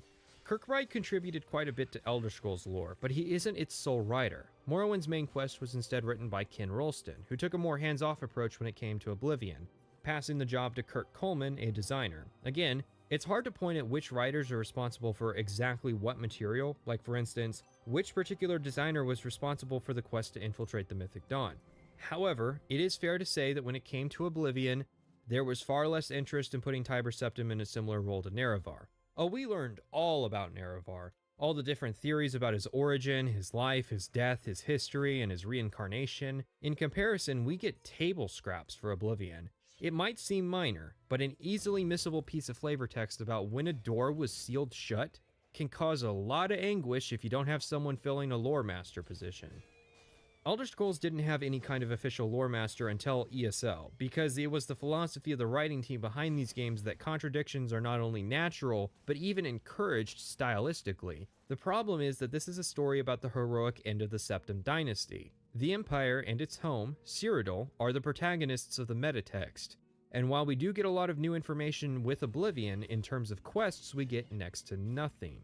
The problem is that the writers believe that establishing any kind of objective information about Tiber Septim would ultimately undermine the intrigue of the character. People will spend hours discussing the Arcturian heresy, something that wouldn't happen if it turned out there was an official explanation to the story. However, the key difference is that Morrowind never answered the question of what really happened to Nerevar, while Oblivion never even tried to answer any of its questions. While the affairs of the empires of men are a big symptom of this, an even bigger symptom are the Ayleids. Their ruins dot the land of Cyrodiil, similar to how the Dwemer ruins existed across Vardenfell. The difference is that the Dwemer played an integral part to Morrowind's main quest, while the Ayleids exist in about 9 lore books and a DLC. The heart of the conflict of Morrowind is the, sorry for the pun, the heart of Lorkhan, and what the Dwemer did to it. The player can actually piece together what happened, not in the game's main quest, but in the Mages Guild. There's even more context to this event in the main quest about the artifacts involved, the major players who supported it, even the opposition to Kagranak's proposal. The player even meets the last living dwarf during the course of the main quest. However, the Ayleids have absolutely zero presence in the base game of Oblivion, outside of their ruins. The Dwemer, a race of people who all collectively disappeared from existence millennia prior to the series, have more of a presence than the Ayleids, who got massacred during the rise of the Riemann Empire but still existed in small numbers until recently. Mind you, our next quest is to visit an Ayleid ruin. This is their shot. And this is the UESP's page on a detailed breakdown of this quest. A fairly standard Iliad ruin dungeon crawl ensues. That's what the Iliads are to people. They don't have cities, they have standardized dungeons. The extent of the Iliads' presence in the main quest is that we need a really big glowing rock made by them.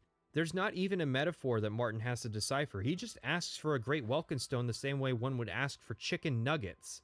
Years ago, I mentally inserted that Mankar Cameron is an Iliad king trying to restore his former empire, because at least that would make them relevant. But it's not even that. Mankar Cameron is hanging out in a pristine Iliad structure, I guess because he's an enthusiast of their architecture. The man is actually the descendant of a ruler of Valenwood who rebelled against a random Septim emperor. Granted, the Dwemer were a multi-game spanning mystery and the Iliads were a piece of flavor text. So it's easy to understand why the legacy of the Iliads wasn't a priority when it came to the writing. If the Remans weren't going to be part of the main quest, you can bet the Iliads definitely weren't. It all comes down to the fact that Bethesda had until March of 2006 to finish the game. Now, one might say that Bethesda had 4 whole years to make Oblivion, which just isn't how game development works. The team was expanded from about 40 developers to 70. The engine required various updates, such as support for full voice acting and an implementation of Havoc physics. And then there's the matter that work on Oblivion did not start on May 2nd, 2002, and it did not end on March 19th, 2006. Games of the era had to go gold, meaning that the game had to be actually complete, playable, and bug-free months before release, so that the game could be physically printed, packaged, and shipped out for release day. Oblivion was also riding on the cusp of online patch distribution, so unlike the modern Bethesda standard, Oblivion had to not have any game-breaking problems that would cripple the game's success. Simply put, I think a lot of people are very charitable with the timetable that Bethesda was operating under. Kurt Coleman, for instance, details a moment where his initial E3 2005 demo at Fort Such was thrown out in favor of the sequence we ended up receiving at the last moment. And that's not the only cut content. The plans may have been to go harder with the plot elements, to explore all those aspects of the lore I talked about, but one fact ruled above all others. Is it time? I think it is. It's November of 2005 and the Xbox 360 has just released. Its only problem? Microsoft had only started production of the console a couple months prior and the shelves were already empty. By the end of the year, 900,000 units had shipped just in North America. Here's a list of all the Xbox 360 launch titles. There's some pretty good games on this list, but do you know what isn't here? The real thing that was selling 360s was the promise of Halo 3. Here's Bill Gates signing the first copy of Halo 3 ever sold because he knew full well in 20 hours 1 million people would be playing it on Xbox Live. Halo 2 was already a juggernaut. In its day, it was the record holder for the highest grossing video game. People were prepared to spend $300, even $400 on the promise that Halo 3 would be good. The only problem was that it was exactly that, a promise. Halo 3 would release in September of 2007, almost 22 months after the Xbox 360 launched. That 22-month gap between the launch of the console and the launch of the game is interesting. Chances are, if you were born around the new millennium, one of your favorite games came out in this 22-month time period.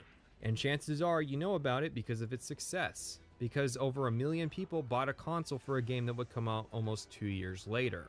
How is this significant? Simple. Bethesda released Oblivion in March of 2006, only 4 months into that 22-month time period. Here's Peter Moore, Vice President of Worldwide Marketing and Publishing for Xbox. There's an unconfirmed report that this guy got a permanent tattoo to market the release date of Halo 2.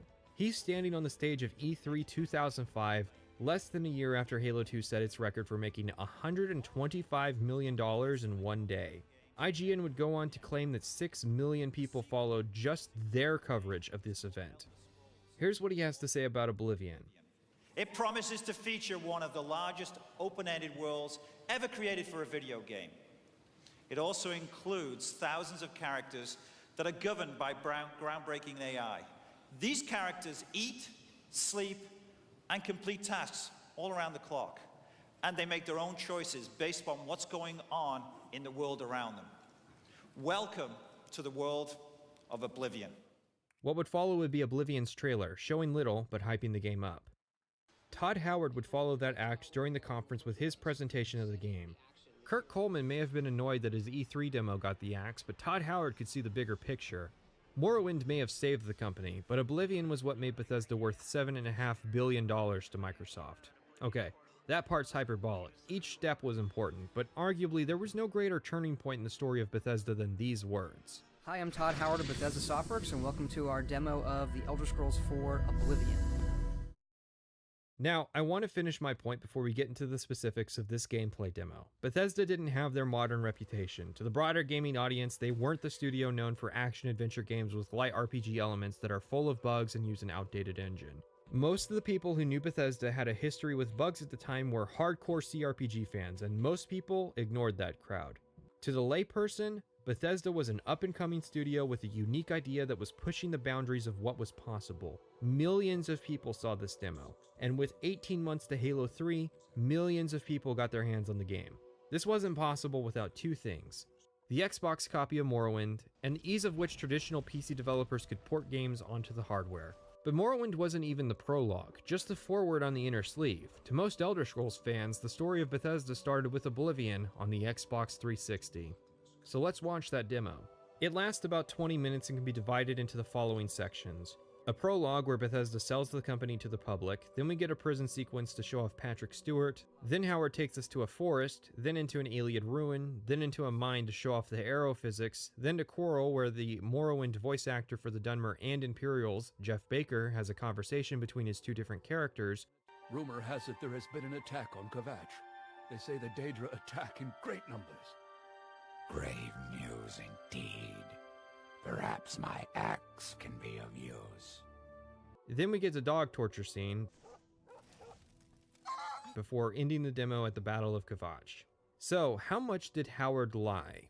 Well, we start with such, which is honestly not that big a lie, as Howard states there would be 9 cities, and yeah, there are 9 cities in the game. Howard's caught in a massive lie, however, when he states, "This is where the game starts, like our others, in prison." Gosh, Daggerfall. An immediate and apparent difference between the demo and the launch release would have to be the brightness. That's not the brightness or gamma simply dropped to 0, as the high parts of the scene are much brighter than the low parts. It looks as though areas which aren't being directly illuminated are just straight up dark. In reality, this isn't what the demo looked like, as outsourcing my research revealed another copy of this demo footage with more even lighting that is fairly close to the game, so the version currently on YouTube makes things darker than it needs to be. Also, look at the shadows cast by the light as it swings, or the differences in the color of light based on the angle and location of the surface. As the Emperor comes down, you can hear that Boris's voice actor is actually Jeff Baker's old Imperial voice, and Wes Johnson's entire character isn't in the scene yet. Usual mix-up with the watch. Never mind. Stand back, prisoner. We won't hesitate to kill you if you get in our way. Prisoner, stand away from the door. Over by the window, now. There's also an extra line from the Emperor that was cut, but it's just establishing details for the demo that would have been out of place in the game. I know this place. The prison? Yes, Your Majesty. Beneath the Legion compound. We're headed for a secret passage known only to the Blades. No one can follow us through here.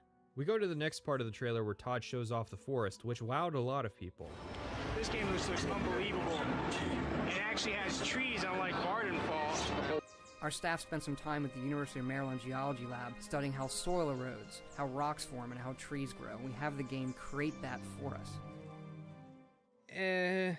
Usually when building a scene like this, I start out by placing the rocks. I sort of look at the lay of the land, which is generated first, and then I try and pick out spots where a rock might naturally occur. I've got this big one here. So I would just take a big rock like this and plop it down, sink it to an appropriate height, and then I'll go and add like little satellite rocks around it to try and create a feel that there's some natural erosion going on. Oblivion was rather infamous as an early adopter of SpeedTree, a middleware program which could be used to easily generate foliage for forests. Here are some stats from the unofficial Oblivion patch's cell audit for various mistakes they've fixed related to trees. The number of trees partially or completely embedded in rocks, walls, trees, logs, or fences, 4,101. The number of trees partially or completely embedded underground, 1,055. Shrubs embedded in rocks, walls, trees, logs, or fences, 13,277. Shrubs embedded underground, 244. See through the underside of trees or shrubs, 3,883. See through the underside of rocks, 3,002. Rocks partially or completely embedded in walls, trees, logs, fences, or stairs, or completely embedded in other rocks, 11,252. Rocks completely embedded underground, 4,533. 103 flying trees, 698 flying shrubs, 549 flying rocks, including 6 at the canopy level of the forest. There's no point in screenshotting pictures of see-through or floating objects in Oblivion because there are many, dutifully patched by the unofficial Oblivion patch team. This is half a problem with the early implementation of SpeedTree. It wouldn't be used by so many game and movie studios if it had this high a failure rate today. The other half is Bethesda, assuming that procedural generation would be adequate for their world. One of the people in my Discord reached out to Noah Berry, one of the world artists featured in the Making of Oblivion documentary. He was kind enough to explain exactly how SpeedTree was implemented into Oblivion, explaining that SpeedTree randomizes elements of the shape of foliage in its placement, but that these elements are saved and imported into the construction set.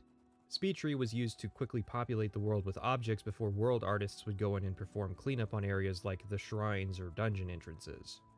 Another tool was created to generate the initial height map, which the world artists would again modify to suit their needs, and he suggests that the bulk of the height map was hand adjusted, and the height map editor would indeed erode the terrain. This is all Oblivion specific, as they would change the workflow and tools used by Fallout 3. My stream made a joke about how this guy was just justifying his job, but honestly, if he spent any time trying to fix all the broken trees, his job justified itself. However, it's the next line that perks my ear. And it all animates with the weather. In the demo, you see trees swaying in the wind. In the game, you see the leaves rotate slightly during a rainstorm. Only some of the trees in-game are affected by heavy rainstorms, let alone soft breezes. This is one of those areas where Howard made a promise he technically keeps, but we know it's an exaggeration. His next line is that Cyrodiil is 16 square miles, but half of that is procedurally generated forest. I can't verify the latter part, but apparently Cyrodiil is bigger than he promises, so good on him. He mentions the compass, and here we have Todd engaging in a prototypical Oblivion fight, missing several swings and blocking at wrong times, and generally appearing engaging while in reality it's just two dudes clicking on each other. We've created an all-new combat engine that combines melee, defense, and magic into one system. That new combat engine was actually just removed directional swings, removed hit chance, removed spell chance, and reworked a couple formulas. We spent a couple minutes killing things in the ruin. I'd say making the demo dungeon and Iliad ruin full of undead is surprisingly honest on the part of Todd Howard. He does overstate the relevance of the Varla stones, and we move on to the stealth demo. Most of what he says here is fairly accurate, although he does say, there are no experience points. He does 3-shot an ogre, which is outright deception. Next, Todd states there are, quote, there are 9 main cities in the game and dozens of smaller settlements. Let's count! Using a spreadsheet and a map, and later a page listing all of these areas to double check, I listed out everything that could be considered a settlement. Let's start with the first category. This is every multi-building area in Cyrodiil that isn't a stone's throw away from a larger city. There are 14 of them. 9 of them are considered villages, 4 of them buildings with an outhouse, and 1 temple area. Most of these areas only have 2 structures. Bleaker's Way is an outlier with 8 different buildings. Now we have 2 areas which have multiple buildings, but are close enough to a city to be considered a satellite settlement. These areas are Harlan's Watch and Wayne Priory. If we say that every multi-building settlement outside of a city walls are considered to be settlements, that brings the total up to 16, which is 8 short of the technical definition of dozens. Now, we're going to stretch the definition of a settlement. It's generally agreed upon by pedants everywhere that the term settlement refers to a plurality of buildings. However, the in-game Cyrodiil is not a one-to-one representation of the actual memetic Cyrodiil. In a sense, each person represents 10,000, and each building theoretically represents its own village. This loophole gets stretched with something like Mellus Petilius's house, which is just some guy living in the middle of the woods alone, and likely doesn't represent a village, but for the sake of argument, we'll count it. Here's all the single building areas that are not adjacent to a city. There are 20 of them, so Todd is hitting 36 settlements, even though over half of that count are single building farm areas, 4 houses, a couple chapels, and all of the inns located outside of the cities. That would make 3 dozen settlements, although I'm not sure that argument would hold much weight in an actual legal settlement if Bethesda were to be called out for false advertising. Remember, 2 of these 36 areas could be considered an extension of the city near them. Let's fill out the remaining areas, which are single building areas adjacent to cities. There are 12 single building structures located next to cities. Most of them are stables with a couple farms, a house, and a chapel. That brings the total count up to 48 areas outside of the 9 major cities, which could be considered with the scaling argument to be settlements, but 32 of those 48 settlements are actually single building structures. Now, it may be possible to say that it was Bethesda's intention to deliver upon the promise of dozens of settlements, but late in development suffered a cut. But if you actually look at the map, there's not really a whole lot more areas that settlements could fit into, at least at the current world scale, unless they're all like hack dirt in the middle of the woods. As to Todd's next line, over 1,000 NPCs live in Oblivion, all with their own schedules and jobs. Yeah, they fell a bit short. The UESP says there are 855 NPCs in base Oblivion. I'm not sure their methodology other than they don't count the generic NPCs like guards and bandits, who themselves don't really exist as characters other than the roles they perform, so they don't meet the mark of Howard's promise. Mind you that Peter Moore promised thousands, which was accurate for Morrowind at over 2,600 NPCs. We'll have more to say on this topic later. We move on to the conversation between Jeff Baker's two characters. The only deceptive thing about this conversation would be 2 random NPCs referring to each other by name, given that most NPC conversations tend to avoid using names to refer to each other to make the dialogue more general and thus more usable. Let's head into this bookstore.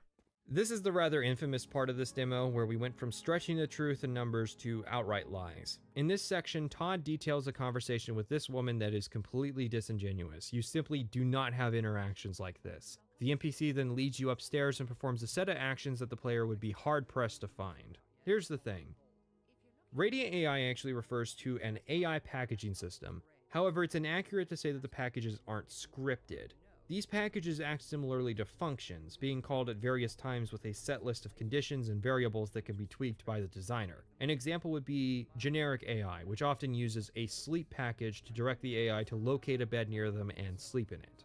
This is essentially a function being called that searches for a bed and once it finds it, directs the AI to sleep in it. Now in fairness, most quote dynamic unquote systems are actually scripted if you do enough reductive boiling down. It's fair to say that Oblivion's system of having NPCs do this semi-dynamically is still leaps and bounds ahead of actually scripting an NPC out to, say, leave their desk and walk downstairs for a minute in an actual scripting language.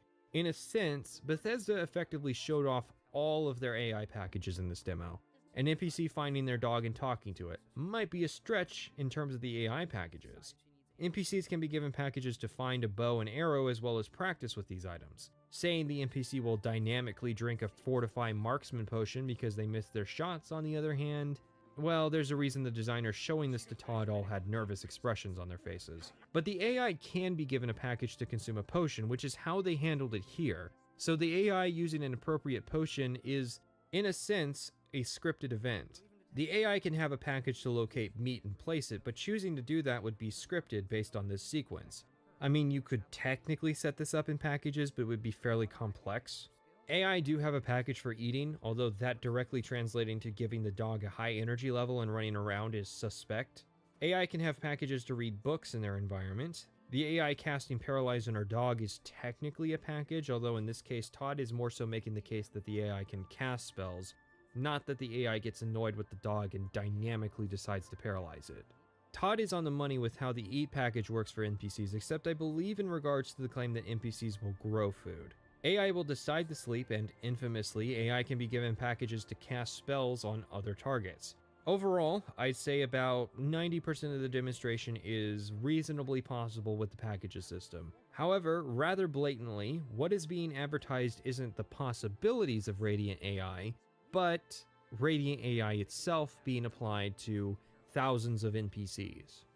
Which means when players play the game and realize that most NPCs are nowhere near as complex in their behaviors, let alone possessing multiple behaviors of this complexity as this demonstration implies but does not outright state, this results in a lot of people looking at this demonstration as a lie. Again, we'll go into more detail with Radiant AI later. For now, we're simply assessing the E3 demo. Next, we see the map. Howard shows off fast travel and fast travels out of an interior cell. Less likely an advertisement as a feature and more so a structural convenience since you can't fast travel out of buildings. In the game's main quest, the Emperor has been killed and the gates to Oblivion have opened. You alone must find his lost son, or the whole world will fall. Spoilers, dude! There's not much to say about the Kvatch segment other than the actual battle for Kvatch quest plays out in a completely different manner. A few lies, but mostly just disingenuous statements which can be technically classified as correct with some truth stretching and free legal work. If you compare it to the later promises, Howard would gradually get better at making less objective promises, or saying things that could easily be disproven. He might be known as the king of liars, but you can't say he hasn't leveled up at never being abjectly wrong. Whatever the case, Bethesda marched forward to its November 2005 release date, only to inevitably delay. They wanted to be a genuine launch title for the 360, but ended up needing 6 more months in the oven. It's hard to concretely say with these things, but by the point Bethesda shows us what they're selling us, it's usually too late for them to go back and make any drastic improvements to the system. Meaning, it's fair to say that, at best, your average questline in Oblivion had a 2.5-year time period of possible development. Oh yeah, remember when this point was speculation about how much time the writers/designers had? I mean, I was going to talk about the E3 demo regardless. To catch you back up, a lot of people see Aliads as sort of generic fantasy elves, and not the slave master Daedra-worshipping, jungle-living wild elves they were meant to be because of how little character really come across in both their dungeons and quests. The best we get is that they use a lot of traps, so that must mean they're fairly cruel in nature, but that could also just mean they don't like trespassers. Regardless, we've acquired our great Welkenstone. Martin's adorned in full armor and is talking to Joffrey about how this is the only way. He's thrilled we've managed to return to him with the Welkenstone, genuinely impressed at our tenacity and abilities. Martin is a selling point for a lot of people, and it's little moments like this where the game tries and arguably succeeds at making you feel like a friend to Martin that seals the deal. It's the counterpart to the Great Welkenstone, just as the first two were the opposed powers of the Daedra and the Divines. Welkenstones contain the concentrated power of Mundus. Their counterparts are sigil stones, which are used to hold open Oblivion gates. This is going to come back later when Mankar Cameron shares some of his ideas. So, Martin needs a great sigil stone, which we can only get from a great Oblivion gate. The same kind of gate that ended in Kvatch's destruction. Mind you, we only have confirmation of normal sigil stones existing, and it's possible the great gates are a special mechanism tied directly to Dagon. But Martin's confident, and I just can't say no to that face, or, well, really it's the voice. And with Sean Bean, it was actually over the phone. So it was me and Kurt Kuhlman and I believe Todd Howard around the speakerphone. But you recognize the voice when you hear him. You know what? Let's try a small exercise. You, suppose you were sent to kill me. We're in this meeting together. You're sitting there in the chair, waiting for your moment. How would you kill me? What's the plan? Fast-acting poison. Emetic. About 5 seconds from ingestion to reaction. Terrible accident. Gruesome. But I've survived worse than that. He's willing to open a great gate at Bruma in order to recover the Amulet of Kings, and asks us to go down to the Countess and ask that she meet him at the Chapel of Talos. We kind of miss a memo by explaining the plan to her, when instead we should have just explained that the heir to the throne wishes to meet her at the chapel and let Martin do all the talking. This quest exposes several moments where the character is forced into certain dialogue lines, which usually isn't a problem because Elder Scrolls tends to avoid assigning emotion or personality to the player's lines whenever they don't have a choice. The hero of Kvatch is a specific character. Whatever character you've forged up to this point is effectively molded into the heroic archetype, which I think is missing the opportunities of the main quest to test the player's heroic attributes. It's fair to say in none of the other quests is the player really allowed to shine as a hero, so this could have been the crucible of that mentality. If the player had been shirking their responsibilities, ignoring Oblivion gates and using dirty tactics in the prior quests, then maybe the player would be offered dialogue lines to compensate for that. This obviously fits into a larger problem of Elder Scrolls generally lacking dialogue options, which will come up later when we discuss the Dark Brotherhood. The Countess is amiable to the idea of fighting a giant battle outside her city, which honestly makes the decision to do this in the Nordic city make sense. This is one of the few times the stoicism of the Nords reflects in its cultural embassy. That said, she does refer to this as a war, which is about as accurate as calling the Morrowind video quick. This is also the moment where Martin will share the most information about his past. As a young man, I grew impatient with Mages Guild restrictions, as did many of my fellow apprentices. We threw ourselves into the riddles of Daedric magic. We hungered for forbidden secrets. Knowledge and power were our gods. You can guess the rest. We got in over our heads. People died. My friends died. I've put those days behind me, but the bitter wisdom that one has been a fool is not without value. Before we start the battle, we have to discuss the Allies for Bruma quest. This large chunk of the timeline you see is the Allies for Bruma quest. Not only is it long, it's actually longer than several other quests combined. We are tasked with going to the regional leaders of Cyrodiil to ask for aid in the defense of Bruma. However, this doesn't aid in the defense of Bruma up to this point, but rather just stockpile soldiers for the coming great battle, as though we've been aware all along that this was coming. The difference is that the soldiers of this battle will have slightly better equipment and represent the various counties of Cyrodiil, turning it from a Bruma battle to a Cyrodiil battle. The difference between doing and avoiding this quest is generic NPCs. Granted, it's a cool idea to try and raise an army, and seeing all the different guys there for putting in the work is neat, but it's deflated by the fact that if I had not spent so much time doing a bunch of Oblivion gates, those guys would be there wearing yellow instead of a rainbow assortment. Each Allies for Bruma leg begins with asking the Count of a city for aid with Bruma. You can ask Okado, but he'll turn you down, and you can't ask any of the guilds for help, even the ones you're the leader of. There's no using my connections as the leader of both the Arena, Fighters, and Mages Guild in this situation. Each count, once we use the adequate console commands to summon them to us because I don't care to wait, will tell us that they can't spare any guards for Bruma until a gate outside their city is closed. Each of these gates, bearing one notable exception, is the same randomized gate the player will have closed should they have been closing generic gates up to this point. After the tedious Oblivion gate, we return to the Count, use console commands to teleport them to us again because I got in trouble the last time I snuck into their quarters to ask them this very important question, and then they offer to send troops to Bruma. Kvatch and Shadenhall are different. Kvatch as captain of the guard will actually spare a soldier should you help him reclaim the castle. You know, I saw your fight against the Grey Prince.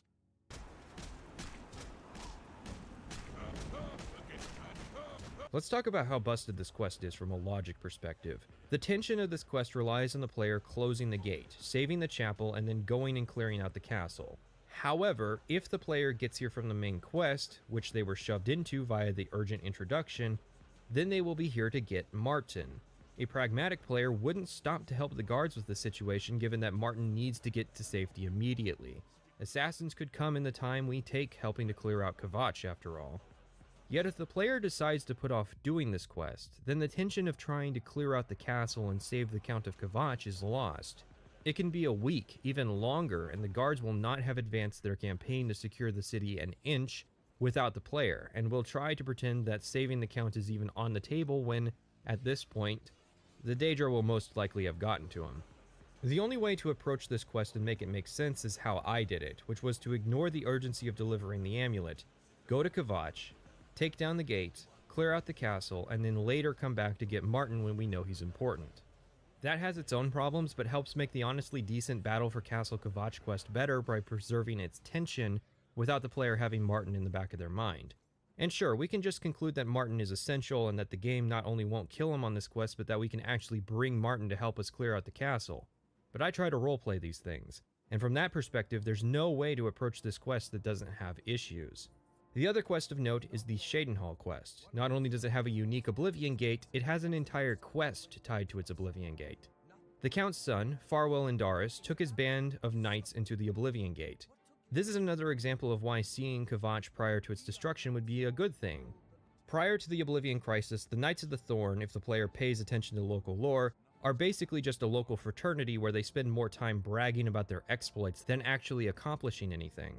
However, when a gate pops up next to their headquarters, the knights went in.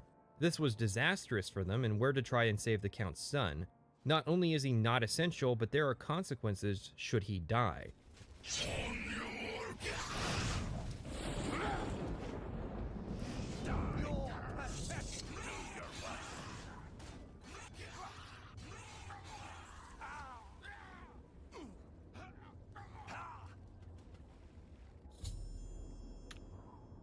And these consequences extend to him having died prior to this quest, even if it was out of the player's hands. And Farwell is appropriately foolhardy, easily getting himself killed chasing glory. This is honest, diegetic storytelling about a character who exists prior to this moment, who can survive after this moment if the player can protect them, and who is being characterized correctly in this situation. And the reward is pretty spiffy to boot. Simply put, the Wayward Knight is one of my favorite quests in Oblivion despite being an escort quest set in an Oblivion Gate, because it shows the potential for what could have been. Even though its Oblivion Gate visually glitched out, I couldn't help but feel impressed with its design. Unlike every other leg of the Allies for Bruma quest, this is so unique I have to wonder why the others were so bland and generic. I can't help but compare this to the Hortator and Unraveling quest series, where the player of Morrowind would go around acquiring titles with the Great Houses and Ashlander tribes. Each quest there, however, was unique and appropriately reflected on the culture of its faction, meaning that if the player hadn't interacted with those factions before, they would still have an understanding of who it was they were saving. Oblivion fails in that respect, but succeeds in actually making these quests meaningful. Kind of. Being the Hortator and Unraveling was meaningless given how the Battle of Red Mountain series played out, and having those factions support is only necessary to fulfill the prophecy, and even then you can bypass all the quests by having enough reputation, which was a hefty requirement. That said, giving the player a contingent of slightly stronger guards is not really a good reward for the sheer time and energy investment that is the Allies for Bruma quest, and it's often described as a weak point of the main quest. Having our allies recruited, they gradually roll up to Bruma and form into a camp. Even if it's goofy hearing Wes Johnson talk to himself a dozen times, seeing all these guards does elicit a feeling that what we're about to do is significant. As we march out of the city for battle, the citizens even cheer us on, which is a great detail. Martin even gives a speech. We must hold fast until the hero of Kvatch can destroy their great gate. We must kill whatever comes out of that gate. Whoa, hey Martin. Big Dick Captain Bird came to battle in his nightwear. I'm sure he can handle that great gate no problem given he's been closing gates just like us for some time off screen. When people complain about the Battle of Bruma doesn't feel epic because there's not hundreds of people on screen, sure, I get that.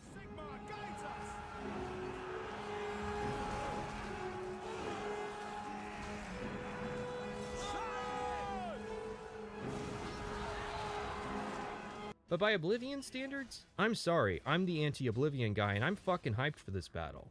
And yeah, sure, I played with the difficulty turned down because the game's busted scaling meant I would have been slashing opponents dozens of times in the middle of the chaos. I didn't want this section to be challenging, I wanted it to be epic, and to me, it is. It has all the prototypical elements of a Lord of the Rings movie speech, followed by the great animation of the gates opening that the player won't have seen yet, and finally that great gate opening. The great gate itself is a timed dungeon, giving the player 15 minutes to complete the gate or Bruma falls when the Daedric siege engine makes it through the portal. Another failure state is Martin's death, though the battle outside the portal is effectively paused once we enter. Yes, Martin's not essential for this battle, and should he die, the game ends.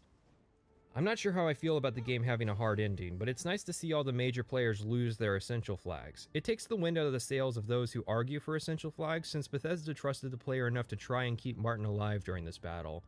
Granted, it would be neat if Martin dies and the game continues, like the main quest instantly fails and suddenly gates start popping up absolutely everywhere in a full-blown invasion. It might be a lot to ask for a post-apocalyptic Cyrodiil as an alternative ending in a game with such a tight development, but you must admit it would be neato to actually see a fully realized consequence like that. It must have been anticlimactic at Kvatch to see the Great Gate open, only for nothing that big to come out of it for 15 whole minutes. So, how is Oblivion's final gate? We step in and immediately see the vision Big U showed us at the start of the game, a great siege engines marching toward us and spraying fireballs to boot. The thing is, it only took me 6 minutes to get to the Sigil Stone. There are random Oblivion gates more dangerous than the Great Gate, probably because Bethesda needed the average player to be able to complete the Great Gate if they somehow got their character stuck at this quest and couldn't reload to a previous save for whatever reason. I don't know, just make a save for the player at some point. With the Great Sigil Stone in hand, we've won the battle, and even though there are several other gates as well, I'll assume those were handled by the guys outside and not tied to the Great Gate. Martin tells us he's going to prepare the ritual, and we set off to prepare for the unknown. I have everything in place for the ritual. I'll open the portal whenever you're ready. Martin explains that the portal will be one way and speculates that Mankar Cameron is an anchor for the realm and will need to be killed for us to return. The ritual is performed, we head in, and are greeted by Paradise. Paradise represents the possibilities of Oblivion, and its visual design is unlike anything else seen in Oblivion. Purple vegetation, a perpetual state of sunset, intact alien structures, deer roaming around alongside the Daedra, and constant torture of Mankar's subjects. Mankar also does some narration, becoming aware of us the moment we arrived. We're going to break down Cameron's lines all at once later, just bear in mind we're being narrated to as we progress. Eventually we come across mana bloom plants, which are the only respawning source of ambrosia and lycor in the game, which are both single effect plants that restore health and magicka respectively. The path eventually leads to the Dremora Cathatet. He greets us peacefully, remarking that we destroyed the sigil tower at Ganona, or the gate that opened at Kvatch. He's got some interesting lines. Your swift retribution earned you much respect among my people. We had not expected that a mortal would act with such resolution and honor. It is no dishonor for us to speak. You speak directly, like one of my people almost. I'm glad I did not kill you immediately. Cathatet offers us a choice. To progress into the Forbidden Grotto, we need the bands of the Chosen. We can fight him for them or earn them through service, as both are honorable. I choose service and we get sent on a short quest to free a trapped Zivile, Anaxes, from some ascended immortals who tracked him in a cave. Free Anaxes, return, and then I reject taking the bands from him. You are unlike any other mortal I have encountered. You serve me, and then you spurn a reward for your service. Come, as an equal, I shall grace your name and corpse with honor. Also, you can play Persuasion Pie with Cathatet since Dremora are actually NPCs and not creatures like in Morrowind. And they forgot to give him the flag to prevent persuasion. This also means he has a black soul despite being a Daedra. We head into the grotto, the shackles now stuck on preventing our escape. After some Daedra killing, we meet Eldamil, a delusioned Mankar worshipper who will help us with our situation by getting us past the Dremora Overseer. He removes our shackles and comes with us to fight with Mankar. Finally, we've reached the moment where we reveal what this game is truly about. Obviously, we can't talk about Mankar Cameron without mentioning the fact that he's the last member of Oblivion's star-studded cast. Blowing a giant stack of cash so you can wrangle up Patrick Stewart, who is in the prime of his fame from Star Trek The Next Generation, and the TNG movies, I guess, so that he can be a voice in the trailer and have 10 minutes of screen time is one thing. Hiring Sean Bean, who had a prominent role in The Lord of the Rings, a movie so significant to fantasy, and then having Sean Bean voice the protagonist of your main quest for the entire game is another. Hell, that makes Terrence Stamp's cameo as Mankar Cameron almost insignificant. Still, it's the voice recording session that the Making of Oblivion documentary showed off, with Todd Howard flying out to London personally to get the lines. New Todd. You gotta put that in. Smile. Oh yeah, that's a Neumann U87 microphone, one of the best and most expensive microphones money can buy. Granted, they would have been renting time in a recording studio, just thought I would point it out. As someone who spent a lot of money on a microphone, thanks patrons. Given that Cameron is the game's principal antagonist, one would hope Bethesda would have learned from Morrowind's antagonist, Dagoth-Ur. Dagoth-Ur had a compelling conversation, but most of the time his presence in the main quest proper came in the form of his servants and a few text-based dreams, and Dagoth-Ur proper lacked any substantial screen time until the conclusion of Morrowind's main quest.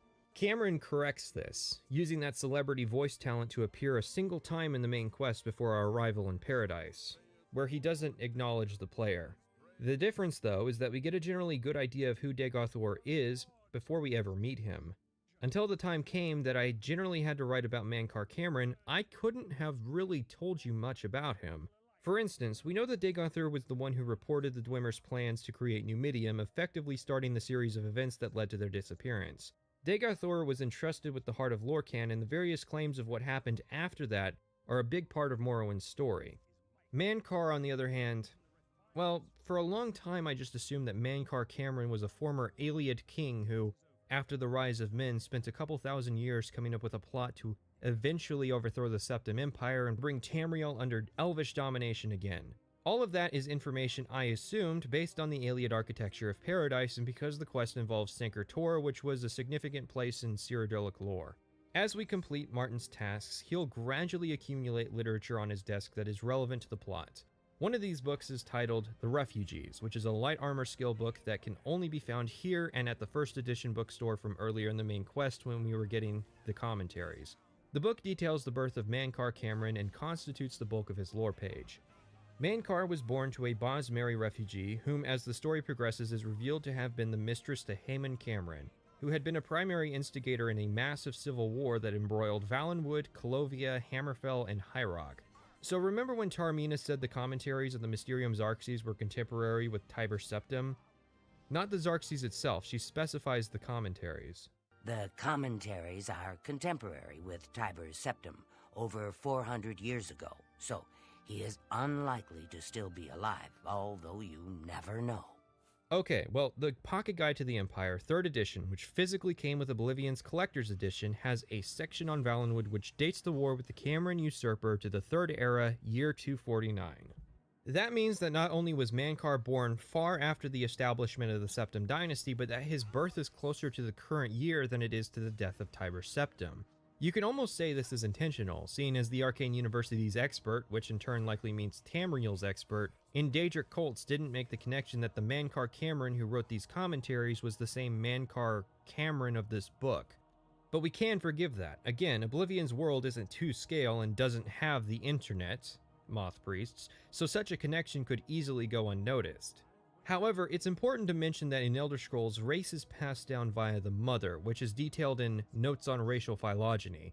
And given that Mankar's mother was a Bosmer and Mankar clearly isn't, something's wrong. If anything, given that Mankar doesn't mention his legacy and that the story doesn't draw attention to this book despite its placement in main quest areas, I believe the refugees to be a possible red herring. Although again, there are several similarities between Mankar and the Heart King's stories that make that difficult to believe. This is where I start to say words like Portonymic and Neonymic and a bunch of high lore concepts to dance around the fact that someone made a fucky-wucky and said the commentaries are older than they should be and that Mankar's the wrong race. Why does Mankar live in an Ayleid building? Because he used Nimic surgery to change himself into an Ayleid and make himself Dragonborn so he could wield the Amulet of Kings. How did he do this? Because Mehrunes Dagon taught him how to use Mehrunes Razor to open the construction set and do a race edit. All of this is in the lore. You can read about it in the Trial of... Oh no, wait, that was a forum post and not in the games. I mean, it is canon if you manage to beat Battlespire since they had to invent some bullshit to make it possible to defeat Mehrunes Dagon at the end. Talk about nonsense, justifying a mistake by referencing a lore argument that happens in a game a grand total of like 17 people ever beat. Hey, if it's as easy as saying Mehrunes Dagon base and reference ID, then how come we're bothering to go to Paradise and all and not just waiting for him to turn up so we can say the magic words and make him disappear? I guess that would be pretty anticlimactic after all, so maybe it's better if we leave the Nimic surgery stuff out. Look at it like this.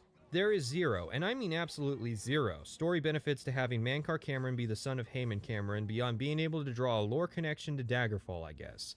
Instead, let's redraft this. First fix, just make him a Bosmer.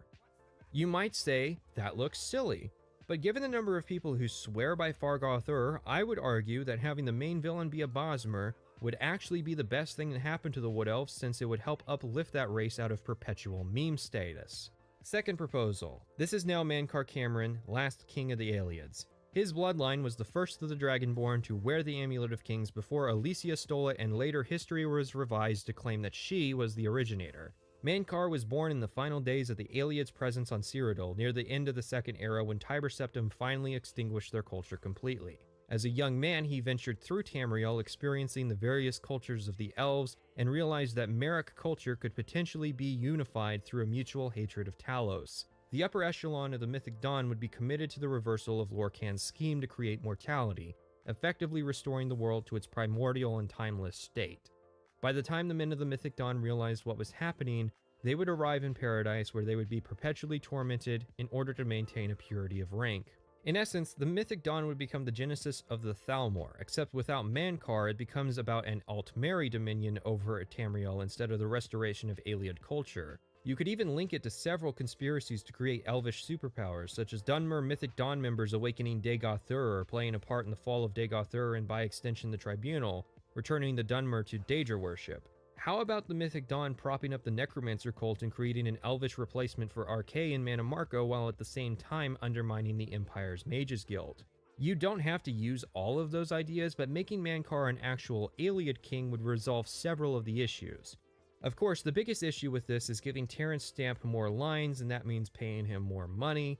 According to Michael Kirkbride, Mankar's speech came from an email where he was just writing dialogue to help with his work on the commentaries, and Todd Howard ended up using it as dialogue on short notice, which is why Mankar gets several details wrong. His line, Many are their names and the names of their masters.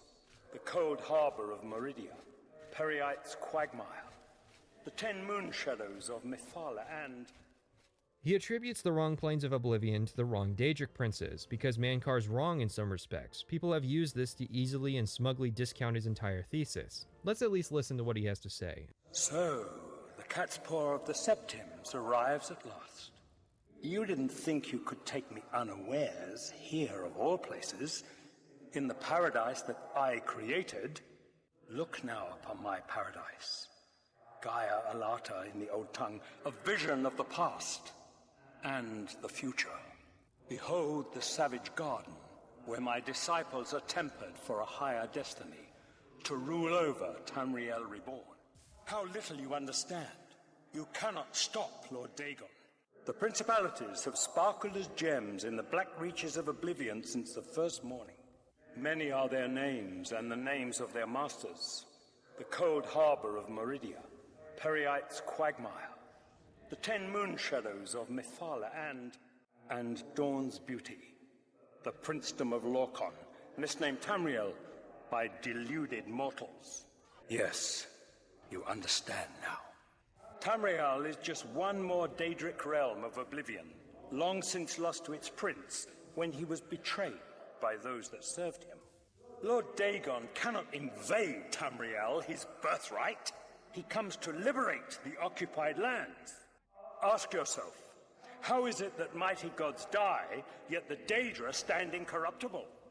How is it that the Daedra forthrightly proclaim themselves to man, while the gods cower behind statues and the faithless words of traitor priests? It is simple.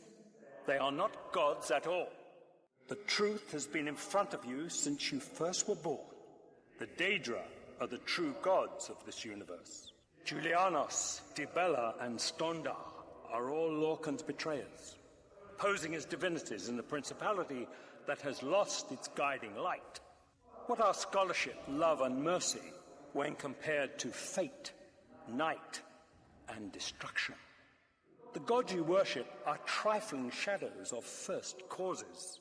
They have tricked you for ages. Why do you think your world has always been contested ground, the arena of powers and immortals? It is Tamriel, the realm of change, brother to madness, sister to deceit. Your false gods could not entirely rewrite history. Thus you remember tales of Lorcan vilified, a dead trickster whose heart came to Tamriel. But if a god can die, how does his heart survive? He is Daedroth, Tamriel I Daedroth. This heart is the heart of the world, for one was made to satisfy the other. You all remember this. It is in every legend. Daedra cannot die, so your so-called gods cannot erase him from your minds completely. Well done, champion. Your progress is swift and sure. Perhaps you will reach me after all. You think I mock you? Not at all. In your coming, I hear the footsteps of fate. You are the last defender of decadent Tamriel. I am the midwife of the mythic dawn, Tamriel reborn. I welcome you, if you truly are the agent of fate. I tire of the self-styled heroes who set themselves in my path only to prove unworthy in the event. I have waited a long time for you, champion of old Tamriel. You were the last gasp of a dying age. You breathed the stale air of false hope. How little you understand. You cannot stop Lord Dagon. The walls between our worlds are crumbling. The mythic dawn grows nearer with every rift in the firmament. Very soon, the lines now blurred will be erased. Tamriel and Oblivion rejoined. The mythic age reborn. Lord Dagon shall walk Tamriel again. The world shall be remade. The new age shall rise from the ashes of the old. My vision shall be realized. Weakness will be purged from the world, and mortal and immortal alike purified in the refiner's fire. My long duel with the Septims is over, and I have the mastery. The Emperor is dead. The Amulet of Kings is mine. And the last defender of the last ragged Septim stands before me in the heart of my power. Let us see who at last has proved the stronger. Got all that? All of that had to have gone through an editor because, when compared to the commentaries, it's at least comprehensible. As to his theories, in my eyes, it's not entirely improbable, but also likely not accurate. Lorcan isn't really a Daedra. It's more that he defies classification because he died before the difference in Aedra and Daedra even existed. Assuming he didn't die, then he would be a Daedra, but that would also mean that Lorcan would be around somewhere and that Mehrunes' plan to conquer Tamriel is an act of liberation, even though, arguably, Lorcan doesn't need liberation as this may well be his intended outcome. In any event, it's impossible to ignore Mehrunes Dagon as a party in this story. Now, we could put off a discussion of Mehrunes Dagon until he shows up in the final quest, but let's not. Mehrunes Dagon. I mean, look at the guy. What other impressions could you possibly have about him? His visual design goes back to Battlespire, and Morrowind would add many of the more demonic details to his character, but it was Oblivion that decided to make him bright red, 50 feet tall, and filled his plane with obvious hell symbolism. A layperson who doesn't know Elder Scrolls takes one look at this character and assumes everything there is to know about him. But what if I told you that I was about to blow your mind? That I could recontextualize everything about the story, and that I've come to the conclusion that people have been sleeping on Oblivion's main quest being one of the best quest lines in Howard's Elder Scrolls. Don't believe me? Mehrunes Dagon set Mankar Cameron up for failure. In fact, his goal was never to successfully invade Tamriel or to install a new empire, and even better, Mehrunes Dagon got his desired outcome. Again, a normal person looks at Mehrunes Dagon and sees Satan. No, not even that Satan, this Satan. Hey, Satan! The comical Satan that somehow has the power to stand against God and who is endeavoring in every aspect of life to undermine the good morals of honest Americans. This gets into actual religious lore, so I'll try to keep it brief. In the Bible, God tells a guy to not go back to a city. This is Old Testament where God was a lot more hands-on. God ends up sending an angel to Earth to stop this guy who doesn't immediately see the angel and needs his ass to tell him to shape up in the presence of divinity. Satan essentially starts his presence in the Bible as an agent of God, and later in the story powered up from blocking asses to delivering a plague to punish David. Obviously, the writers have realized that having God himself do these terrible things is bad for the moral of the story, and so are using Satan as a character to divorce God from the things God is doing. This trend continues into the story of Job. Now, Satan isn't referred directly by name, rather the word Satan is used to describe the role the angel is playing in these stories. In the story of Job, however, he refers to this character effectively using Satan as a title, and Satan tells him that he's been roaming the realms of men. This is the first story where Satan is allowed to be evil, where he destroys Job's life under the pretense that, even as a devotee of God, Job will abandon his faith. If you've ever wondered why it's called a job, read this story. Funny thing is, right? Yahweh's basically letting Satan run a train on this poor guy's life just to prove how much of a loser incel Satan is, which is a pretty good indicator of where the mentality of the writer's room was at this point in the series. It didn't help that Zoroastrianism started influencing the writers, and suddenly the angels were having human temptations. Probably without realizing it, they had effectively implied that by sheer contact with humans, these angels were being turned to sin. This set a bad precedent that the splinter religions and their fanfictions would take into full effect. Satan's characterization would take a ramp up in the New Testament after the property changed hands. His Retconia story was that Satan was a fallen angel and now a tempter to the ways of evil. This poor guy who started as an angel just trying to do his job and stop a guy from disobeying God is now trying to trick Jesus Christ himself into sin so that he can prove once and for all that he is not in fact an incel loser. This whole character arc screams unplanned writing and would have been better handled if there was a clear moment for Satan's character where he actually fell from grace and that explained why he was so resolute on trying to prove God wrong, or establishing any kind of stakes to power that would make it so that God couldn't just immediately erase his character from existence at the first sign of backsass. Satan's poor character writing, with many of the same flaws as Judas' character writing, led to over a millennia of reinterpretation and fanfiction. Are the kids being bad? Tell them that Satan will snatch them in the woods. Are the adults not donating 10% of their income like good Christians? Tell them that Satan will fuck their ass in hell. It's not necessarily the fault of the believers that they use Satan like this, considering the precedent was set all the way back in the story of Job. I mean, if the main point of your story is that anyone is capable of receiving the Lord's forgiveness, then surely Satan's pretty high up on the list of characters deserving a redemption arc. In any event, popular culture first obsessed with Satan as a figure who represented evil, and then as an example of where you'll end up if you are evil, but at some point the message got corrupted and became this confusing modern narrative that Satan is the Lord of Hell. Which leads us to Bethesda, who, In an effort to make a story about good versus evil, abandoned all pretense entirely and converted one of their Daedric princes into the pop culture icon of Satan, complete with religious revisionism. So let's strip that back. Mehrunes Dagon's only real presence in the game is as the antagonist of the main quest. Some people like to point out the Mehrunes Razor plugin, although since you can't sacrifice the Razor and there isn't much lore about Dagon in the DLC, it's not really relevant. The first piece we have is the Mysterium Xarxes, a book directly written by Mehrunes Dagon himself. Martin indicates the book is dangerous to read without magical protection, but really it's unclear if he means the book has the power to corrupt its reader or if the book contains information that inevitably corrupts its reader. That might seem like minutia, but that second detail is important if you consider that Mehrunes Dagon is the Daedric Prince of Destruction and Revolution. The book may well contain some inevitable truths that would push even the most devout person down the wrong path. It's possible that there isn't anything actually written in the book until it is opened, at which point it's filled with whatever truth is necessary to sway the reader.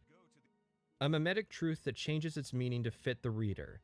The thing is, Martin seems to have far too easy a time deciphering the Xarxes to recreate the ritual to open a portal to paradise. My argument is this.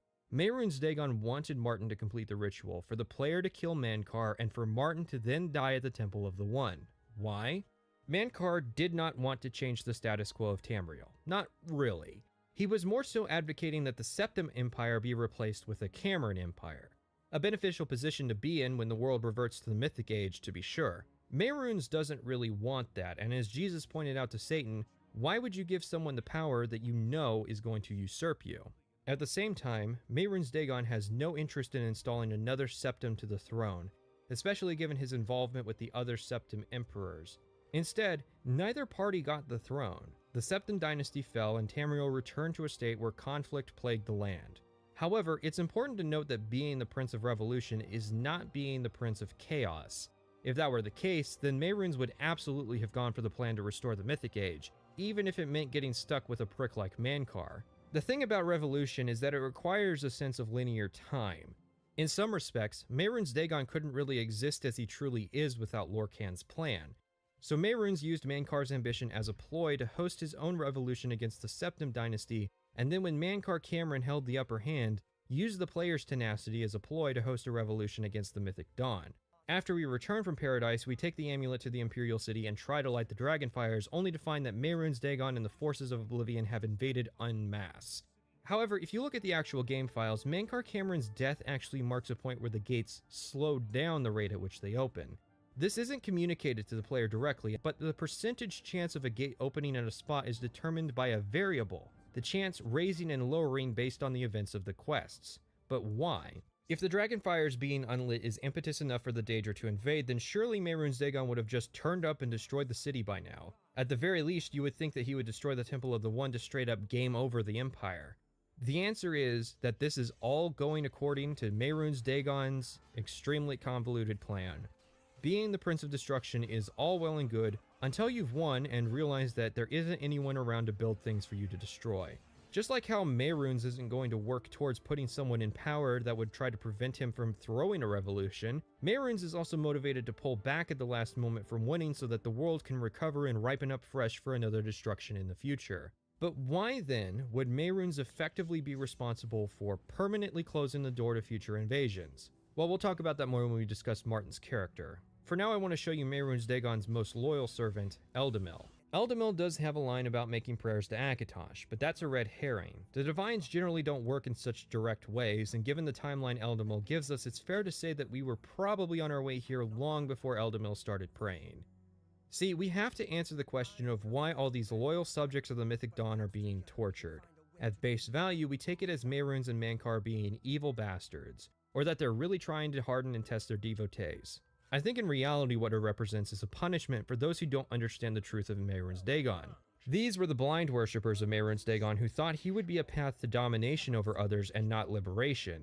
In the same vein, the only people in Paradise who are having a good time right now are the worshippers we see who trapped Anaxes. By revolting against their masters, they earned the chance to stay in the nice part of Paradise, but it's natural order for Cathatet to eventually crush that revolution. Through the Xarxes, Mehrunes showed Mankar exactly what Cameron needed to see to get the ball rolling. If you compare the Mythic Dawn commentaries to an actual translation of the Mythic Dawn, you find that Mankar actually caught quite a bit of information out of the book. This is because he was proactive, so he needed a lot more than what Martin needed, as Martin was reactive. Note that the characterization of Mehrunes Dagon isn't exactly that outlandish. Mehrunes opposed the Tribunal on several occasions, likely because the Tribunal was a dogmatic religion hell-bent on maintaining themselves and their status quo. Yet despite having opportunities in the past to invade Morrowind, his antics never went too far. Then again, it was the Tribunal, and that's Morrowind lore, so it doesn't bear debating here. Mehrunes could have invaded Tamriel at any time the Dragonfires weren't lit. Remember when I mentioned that Tiber Septim had to get the Amulet of Kings off the body of Riemann III? Yeah, Riemann's death marked the end of the First Era, and Tiber Septim's conquest marked the beginning of the Third Era. Put 2 and 2 together, and that's almost 900 years of Mehrunes Dagon having the door open and doing nothing with it. Of course, there's the ESO lore that Molag Bal copied the plot of Oblivion and invaded Tamriel in the Second Era, but ESO isn't canon to Oblivion, and you just have to accept that. While the prophecy of the Unraveling can be interpreted as the end of the Tribunal, I have always seen it as a prediction of hope and peace. With this recontextualization in mind, the main quest goes from mediocre to mind-blowing. Why did the Daedra invade Kvatch but fail to take the chapel, the one thing they came there to do? To motivate Martin into rebelling against the tyranny of Cameron. Why didn't the enemy take steps to stop us from completing the ritual? To make it possible. Why did the siege engine take 15 minutes to emerge from the portal? So we could get the Sigil Stone. Why did Mehrunes Dagon delay his invasion of the Imperial City until after Martin's arrival? To ensure that Martin would be forced to sacrifice himself, mantle Akatosh, and end the Septim Dynasty. The only problem with this is, it's super subtle. Mehrunes Dagon didn't have a single voice line in the entire game, so we're never given the impression that he's actually playing both sides of the conflict. Morrowind didn't sit the player down and force them to read every interpretation of the murder of Nerevar for people to love that questline, so the fact that most people don't even consider this plot point when discussing Oblivion is a good sign that we may have gone too far in a few places in terms of subtlety. I can't help but feel that most of the pieces are here for this to have been an amazing story. I mean, Kirk Coleman started the series with Redguard and still contributes at Bethesda. Ken Rolston wrote Morrowind's main quest, and they had Michael Kirkbride on hand willing to handle the higher lore concepts. And given that they were willing to pay for not 1 but 3 celebrity voice cameos for this one quest line, you would think that it would have been a priority at Bethesda to make sure that this was the best quest line in the game. Instead, most people just like to brag that they've never done Oblivion's main quest, and people who do play Oblivion's main quest tend to write it off as a boring and generic story, in large part because you can get all the pieces together for a good story, but if you never actually place them all on the board for the player to see, then the only people who are really going to get it are detailed focused nerds like myself. Finally, we arrive at Martin's character. A common interpretation of Martin's character is that he is the chosen one of the story, a twist on the Unraveling story by taking that role away from the player. Less common, in fact a rarity, is any interpretation which states who chose Martin. The Unraveling was chosen by Azura for the purpose of ending Dagothor and the False Tribunal, and the Dragonborn was chosen by Akatosh for the purpose of reminding Alduin of his role in the mythos as a destroyer, not as a dominator. The question is, who chose Martin, and for what purpose? One might think Akatosh. After all, Martin is a priest of Akatosh, Eldamil prays to Akatosh for Mankar's defeat, and Akatosh shows up after the amulet is sacrificed to defeat Mehrunes Dagon. So case closed, right? Here's the thing. If you read about the origin of the Amulet of Kings, discounting the stuff from ESO that ties it to Lorkhan, the amulet is said to originate from Akatosh's heart when he made a compact with Alesia that would prevent the invasion of Daedra and Tamriel as long as the Dragonborn sat on the throne and maintained the Dragonfires. First, we have to ask the question of how Akatosh accomplishes this, which is speculation of course, but what mechanism of Akatosh enables him to prevent the hostile invasion of Daedra? Akatosh, and by extension the dragons and Jills as well, represent time, and each of those aspects generally has a role to play in its maintenance. The Jills sweep up the mess of dragon breaks when an event occurs involving divinity that temporarily reverts an area to non-linear time. A dragon break is how both Orsinium was founded and Mannimarco ascended to godhood at the end of Daggerfall, despite the impossibility of that being the case. The dragons seem to play a role as mobile anchors of time, which is why their departure from Atmora caused it to freeze over, both literally and figuratively. In any case, Akatosh's main domain is time, so it's possible that Akatosh isn't blocking Tamrielic invasions as much as he's delaying them to the end of linear time, which begs the next question: why is Akatosh playing this role, and what is his motivation to do so? This gets into a really complicated discussion of Tamrielic lore and religious interpretations about the relationship between Akatosh and Lorkhan. Look, if you want my opinion on this, make an Elder Scrolls game set in that era. You don't have to concretely answer what happened, just boil it down to a couple clean theories. In any event, Akatosh was apparently the one responsible for the death of Lorkhan, if such a thing is even believed to have happened, and this event generally marks the schism in most belief structures in Tamriel. It makes sense for the Elvish believers of Akatosh who knew him as Ariel to claim that Ariel was responsible for the death of Lorkhan, considering they are all very, very mad about that mortality thing that Lorkhan did. However, given that Lorkhan was considered a hero to men, it's hard to believe that Akatosh would become the effective head of the Imperial Pantheon under this narrative. It's possible that we have a situation similar to the interpretation some people have of Judas Iscariot. It's classically believed by most Christians that Judas was a traitor to Jesus. However, a minority of people believe that Jesus actually intended for Judas to play this role in the story, and Judas is in fact the most loyal of Jesus' apostle for his sacrifice. In the same vein, it's possible that Akatosh is worshipped by men because he played the critical role in the murder of Lorkhan, which Lorkhan intended to have happen from the beginning. The Aedra are generally considered to have gotten a raw deal out of convention, having been promised to be lords of Mundus while the Daedra got to be lords of their own planes without a fraction of the sacrifice. If Mankar were correct that Lorkhan is a Daedra and that Tamriel is his plane of Oblivion, then it doesn't stand to reason that Akatosh would bother to protect it. However, a case could be made that Akatosh is protecting Mundus from Oblivion as atonement for his transgression against Lorkhan, and that the end of time represents the point at which Akatosh is forgiven. Now that we have the how and why of Akatosh covered, we have to answer the final question. If Mehrunes Dagon intended for this outcome, why would he do so in a way that would end the Daedra's ability to invade Tamriel? This is where we introduce the concept of mantling, which is super important in the story of the Shivering Isles and why I think they handled it the way they did. In Elder Scrolls, it is generally considered to be possible for a mortal being to become a god. This is seen in three big instances: the Dwemer, Tiber Septim, and the Tribunal. However, this isn't as straightforward as meeting a few conditions and having a switch flipped for you. Rather, the process of becoming a divine is usually destructive to the person who undergoes that process. The Dwemer, when they mantled as a race, disappeared from existence and arguably became the godlike Golem Numidium.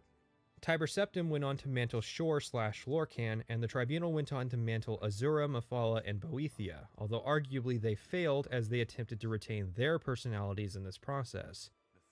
In this game, I would argue that Martin, with the combined souls of all the Dragonborn who had lit the Dragonfires before him, mantled Akatosh in this scene.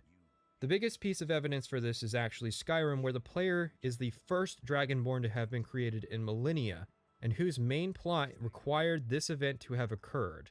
With Akatosh replaced and suddenly more active in the world stage, Martin can confidently make the promise that the Oblivion gates are closed forever. At least, the hostile gates are closed forever. Yet Mehrunes Dagon and the other less friendly princes are still active in the world after Oblivion. Let's look at it like this. Mehrunes Dagon did not wish to conquer or destroy Tamriel, as is feared by the mortals. Rather, Mehrunes Dagon wanted to create the circumstances that the traitor Akatosh would be mantled, so that Akatosh would get off his couch and actually start doing his job again, and stop using the Dragonborn for that purpose. Molag Bal and Jiggalag are pretty much the only guys around that would actually bother to invade other places for the purposes of controlling them. So who chose Martin? I don't think it was Akatosh. I think it was Mehrunes Dagon. I think that Boris's line, if he survives to the end, sums up the story best. The scholars and priests can debate what happened to Martin in the end. A lot of the iniquities with Oblivion's main quest can be boiled down to this. Ken Rolston decided to take a hands-off approach when it came to writing Oblivion. Michael Kirkbride was not as involved in the project as a writer. Kurt Coleman did a good job of creating quests to the specification of his bosses, and it was ultimately Todd Howard that looked at this quest line and saw none of the problems. To quote Ken Rolston, Morrowind is to Oblivion what Moby Dick is to the Da Vinci Code. No comment. So now that we've ended the main quest, Oblivion is over, right? It seems hard to justify a character continuing from here given the sheer cult of personality that would be created around a figure like the Champion of Cyrodiil. To me, this is the problem with the urgency of Oblivion's introduction. If you roleplay the character, you can't really ignore the main quest, but by the end, how are you supposed to justify going back to the mundanity of the arena or fighters guild? Still, it's nice to see the remnants of the main quest. The closed Oblivion gates that dot the landscape, the battle-damaged temple district, the new statue of Akatosh, the leftovers from the Battle of Bruma, and a statue constructed in our honor. It has a unique method of determining what items to put on the statue. For example, it prioritized putting the Wabbajack in my hands over the ebony blade that I actively used. Still, I have one more thing to mention, and that was the time I crashed the game multiple times even with the unofficial patch and a crash prevention mod. See, there are tons of fun little staves with interesting effects that may or may not cause issues with how certain quests are scripted. So when I fought Mankar, I decided to go all out, maxing the difficulty to make up for minimizing it during the Battle of Bruma, and use most of the tools I collected at this point. Summoned a Daedra, cloned someone, resurrected someone else, used the Wabbajack to shapeshift someone, made use of all these fancy powers I've been collecting. I'm being general because I don't remember the specific details. Anyways, I'm having the slightest bit of fun with this fight, and of course it breaks. The first time seems to be because the game is checking to see when the daughters die to progress the quest, and since one of them is technically alive due to being reanimated, it broke. The second time the game crashed was when a clone of Mankar Cameron summoned a Dremora that shot lightning that hit the original Mankar, instantly crashing the game. The third time, I managed to be the one to land the killing blow and it let me pass. I'll tell you more about all those fun tools in Part 9 when we discuss the Daedra. For now, let's do the opposite.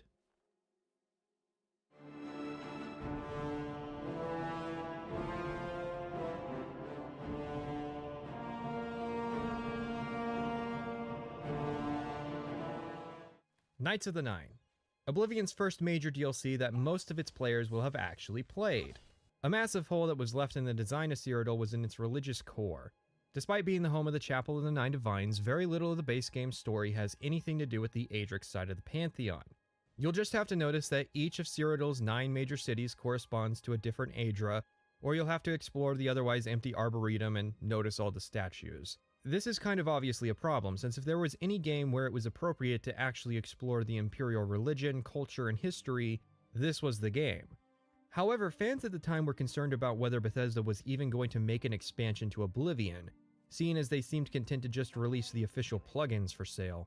Still, Knights of the Nine would come out by the end of 2006, first being accidentally leaked as a PS3 exclusive questline called Knights of the White Stallion.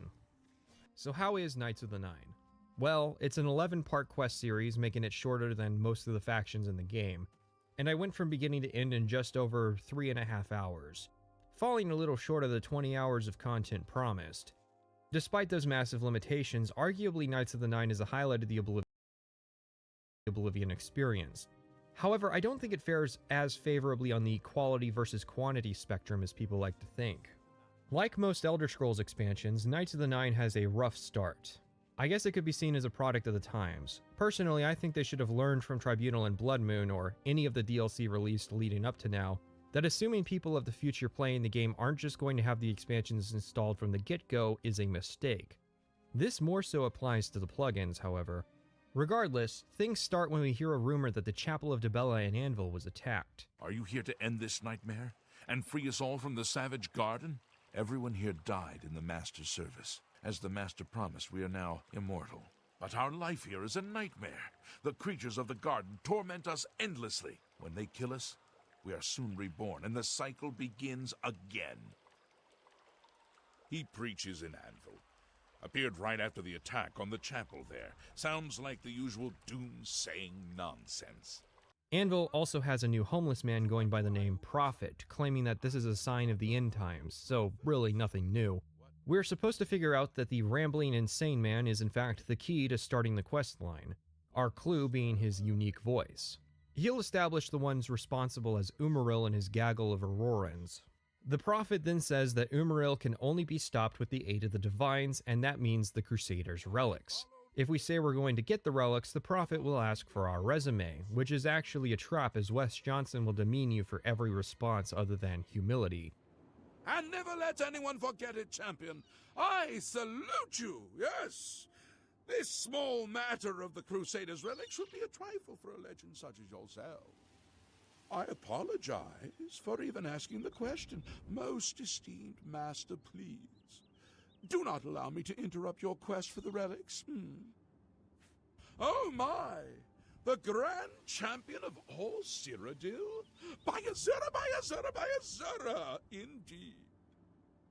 Surely there can be no better preparation for becoming a holy knight than a career spent slaughtering for the public's entertainment.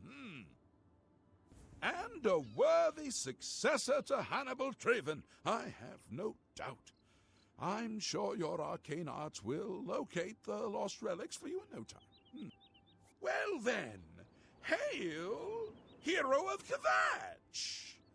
Let me add one more voice to the never-ending chorus of praise. I'm sure one of your many devotees will be able to guide you on your way to find the Crusaders' relics. And I'm sure you will have no trouble finding the relics on your own. You clearly need no aid from man or God.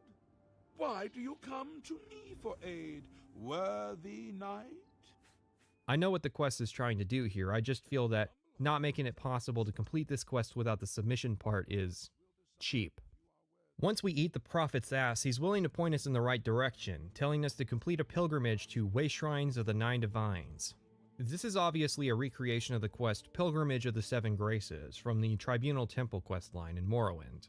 The difference is that the Seven Graces were 7 fixed locations that shared various lessons in the lore and culture of the Tribunal Temple. The Way Shrines are generic, exist in multiples without any actual rhyme or reason to their locations, and only spout generic platitudes. It's possible this is a hereditary problem, and that Bethesda may have had issues with revamping the base game Way Shrines for existing saves that already had their effects and variables stored. As it stands, the only thing to spice this quest up is potentially running into a couple guys who are doing the pilgrimage. I didn't, because I had already gotten 6 of the Way Shrines in my adventure prior to starting this quest. If you visit all the shrines, and also very importantly call the Prophet Daddy, then you'll be approached by the specter of Pelinal Whitestrake. Unsurprisingly, a guy who died in the First Age has zero idea where his armor is millennia later and can only point us towards a shrine built on the site of his death. Since it's in a submerged Ayleid city, the shrine is untouched, although centuries ago one Sir Amiel managed to almost reach the shrine. It's surprising that despite the criticism, Knights of the Nine is still willing to throw us into an Ayleid ruin/Imperial sewer area full of the undead. Also, if you have high acrobatics, you can just pop the fence. It's pretty cool. This is also the point where the game decides whether you receive the light or heavy version of the armor. I didn't know this was a thing. I always just assumed the game would trust the player to play content called the Knights of the Nine as, well, a knight character. I mean, I understand not wanting to exclude players, but I think having slightly worse stats is preferable to variable armor weights. Or maybe his gear could be some kind of in-between of heavy and light. Is there a word for that? With the usual Elder Scrolls skill crunch, Oblivion decided to cut medium armor and unarmored. Unarmored is still in the game though, encouraged by spell effectiveness. Honestly, I think the skill crunch is stupid, and cutting unarmored despite keeping its mechanics and incentives in the game is asinine. Monks have been in fantasy forever, so I don't understand why we're cutting the core skills of their class. Medium armor, on the other hand, has been cut entirely. Different armor types filled the niche in Morrowind of providing the player with countless options for how they approach designing their character. You could range from going naked to just running light bracers or a shoulder pad to full Daedric armor. The difference was all in your encumbrance. Less armor might mean an extra weapon or potions or more loot on the way back. How much gear you wore, or what combination of gear you wore, was a decision each player had to make in crafting their character. Oblivion changed things up by encouraging players to commit to an armor style. If you wear light armor, you might as well wear full light armor. Same with heavy armor, or unarmed. The first 3 perks, or up to level 50 with armor skills, affect how quickly your armor degrades. We'll talk about durability in a bit. The 75 and 100 perks affect how much the armor weighs the player down. At Heavy Armor 100, which I reached, Heavy Armor had 0 impact on my encumbrance as long as I was wearing it. While I feel like this is a smart way of sidestepping the late game encumbrance issues, encumbrance has become an increasingly prevalent problem in the series, including the Fallout games. People don't like encumbrance because they don't like being told that they can't pick up everything, which isn't helped with the games increasingly encouraging you to pick up random trash that serves obscure purposes. Honestly, I think this is a UI problem. I was attentive and made sure I was routinely cleaning my inventory out of useless soul gems, potions, scrolls, and ingredients. But people who aren't as attentive are probably accumulating an increasing hoard of potions they then try to avoid using. And I think it's because it's easy to not realize how many you have with the newer user interfaces. Wow, this section's Tangent City. Point is, encumbrance has been shifted away from regulating how much equipment the player can carry to how much loot the player can carry, which would be understandably frustrating if Oblivion's economy didn't break at level 20. Still, it turns into a genetic problem for the series when you cut out the magical solutions to high encumbrance. Sure, being able to permanently boost your carry weight with Feather on the cheap was busted in Oblivion, and the design should be more so towards adding an additional weight for a short time so you can take all the loot home in one trip, but that's not grounds to give up on the spell idea entirely. But I do think I am onto something with this UI idea. You can only see 6 things at any given time in the Oblivion UI, and with the large number of potion types and sublevels of potion types plus custom potions, it's pretty easy to realize you've accidentally been carrying a frost resistance potion for the last 6 hours. Part of it is a lack of variation, and potion design makes it so you can't tell which potions you do and don't want. Morrowind had 5 different models and icons to distinguish potions, so you could easily tell what was probably cheap garbage and what was worth keeping. Skyrim addressed that problem by removing item icons entirely, although at least in fairness I can see more than 6 things at once in Skyrim's menu. That UI is for another day. For now, let's go tab by tab and discuss the Oblivion user interface. There is no more or less information to be gleaned from the Oblivion UI compared to its Morrowind predecessor. However, Morrowind had 2 different user interfaces. This godly PC user interface, and a panel-based version on the Xbox. Oblivion inherited the panel-based design, which is fine, I guess. I would prefer my old system of pressing one button and having all the information I need on one screen, but dividing this into 4 separate screens to relay more information is fine as well. Except it doesn't. You can see your entire attribute and skill alignment, as well as detailed health, magicka, and fatigue values, with enough screen space to spare to waste on telling us our name and class. If we scroll the skills down, we can see our faction and ranks, as well as our reputation and bounty. That's 4 different Oblivion screens in one panel. Oblivion's first panel tells us our base character information. The only reason to come here is if you've loaded someone else's save or want specific information about exactly how much health, magicka, or fatigue you have. The next panel is entirely dedicated to the attribute page. There are 2 reasons to come here. You want to know what skills are under what attributes, or you want to see if your attributes are damaged. The next screen is the skill page. The smartest thing about this page is putting all the major skills on a single panel. This is one of the more useful panels you'll be coming back to, as it tells you the leveling progress of skills and what skills belong to what attributes, so very useful. The next page tells you what factions you're in and what ranks you are. However, since rank requirements were removed, this is pointless information, and there's no reason you wouldn't put this at the bottom of the same page where our name and class is, because the only reason you'll come here again is if you're loading someone else's save and need to see where they're at. The next page is the bulk of new information, which is the statistics page. The first section is useful information like days passed and the number of quests you've completed. Then there's this section about your skills that I really don't need to know about, and then at the bottom of this is your bounty, fame, and infamy. This would all fit neatly, except the Shivering Isles has an independent bounty, which means you have to scroll to see infamy now. It was so close and the expansion messed it up. The rest of the page is statistical information that 100%ers use to track their progress. It's for somebody, so it's fine. Next is the inventory screen, which wastes the first tab on an all items panel. Stop right there, UI scum. If you're only going to show me 6 things at once like the other screens do, then this is pointless. Here was the chance to zoom this panel out so we could get a bird's eye view on our inventory, and the individual tabs would be in the big text. Either cut this panel or rescale this text. Next is the weapons tab, then the armor tab, then the potions and ingredients tab, and then everything else is shoved into the right. Okay, cut the all tab and add a section specifically for scrolls, soul gems, sigil stones, and welkin stones, please. There's way too much stuff in this tab, especially compared to the weapons tab that could have just been combined with the armor tab because a lot of people just hotkey their weapons anyways. Whose great idea was it to have me scroll through all these keys just to get to the soul gems? Next is the magic tab. We have another useless all spells tab that only shows you 6 spells. Skyrim added a favorite system that would fit in better here since I have way too many spells to scroll through. The tabs are divided into how they're applied, so a target tab, a touch tab, and a self tab. Spells can then be divided into either alphabetical order or by magicka cost, and pro tip, use letters at the start of your custom spell names in order to organize them because otherwise this menu will turn into a mess. Between this and the miscellaneous tab, I have a feeling I know the UX designer really doesn't use magic. The final tab is your active effects section. Also, spell effectiveness is just tucked into the bottom of the screen here, just peeking out for you. Since an armor doesn't have a skill, I guess it has nowhere else to go, so yeah, homeless user interface elements. This UI is also wasting a lot of potential screen space for the benefit of showing the player character's goofy expressions at all times, except on the info tab. In other words, we could have had an intelligent usage of the entire screen, with a button on the inventory to glance at our character, and they even went so far as to use that idea, but not for the tabs that really need it. The final tab is for information, starting with the local map. You can't zoom, so you have to scroll this lumbering beast around to actually use this thing in dungeons. Otherwise, I approve. I'm torn on whether Oblivion or Morrowind had a better auto map. Next is the world map screen, and boy does not being able to zoom out make me angry. I'm sure you probably could at some point during development and somebody used the command to unlock all waypoints and the map turned into a mess, so that's why we can't zoom out. It's just so claustrophobic. The best backhanded compliment I can give is that it encourages people to learn the map so they don't have to take so long scrolling around looking for their objective.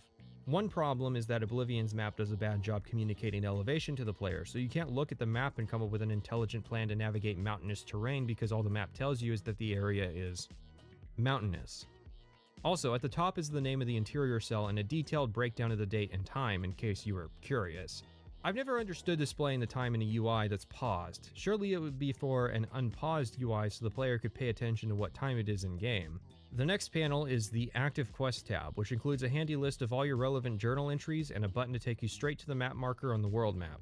Then we have the Current Quest tab, which lists all of the quests you weren't able to say no to before they got added to your log. And finally, you have the Completed Quest tab, which shows you every single quest you've completed. Naturally.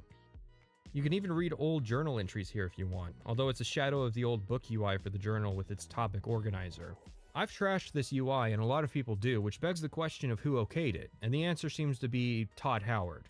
Specifically, when asked about what mods Todd uses for Oblivion, he answered, interface mods. He goes on to talk about how they couldn't work out a good system for giving the player the choice between a PC and console-scaled UI, so they went with this giant user interface for safety reasons.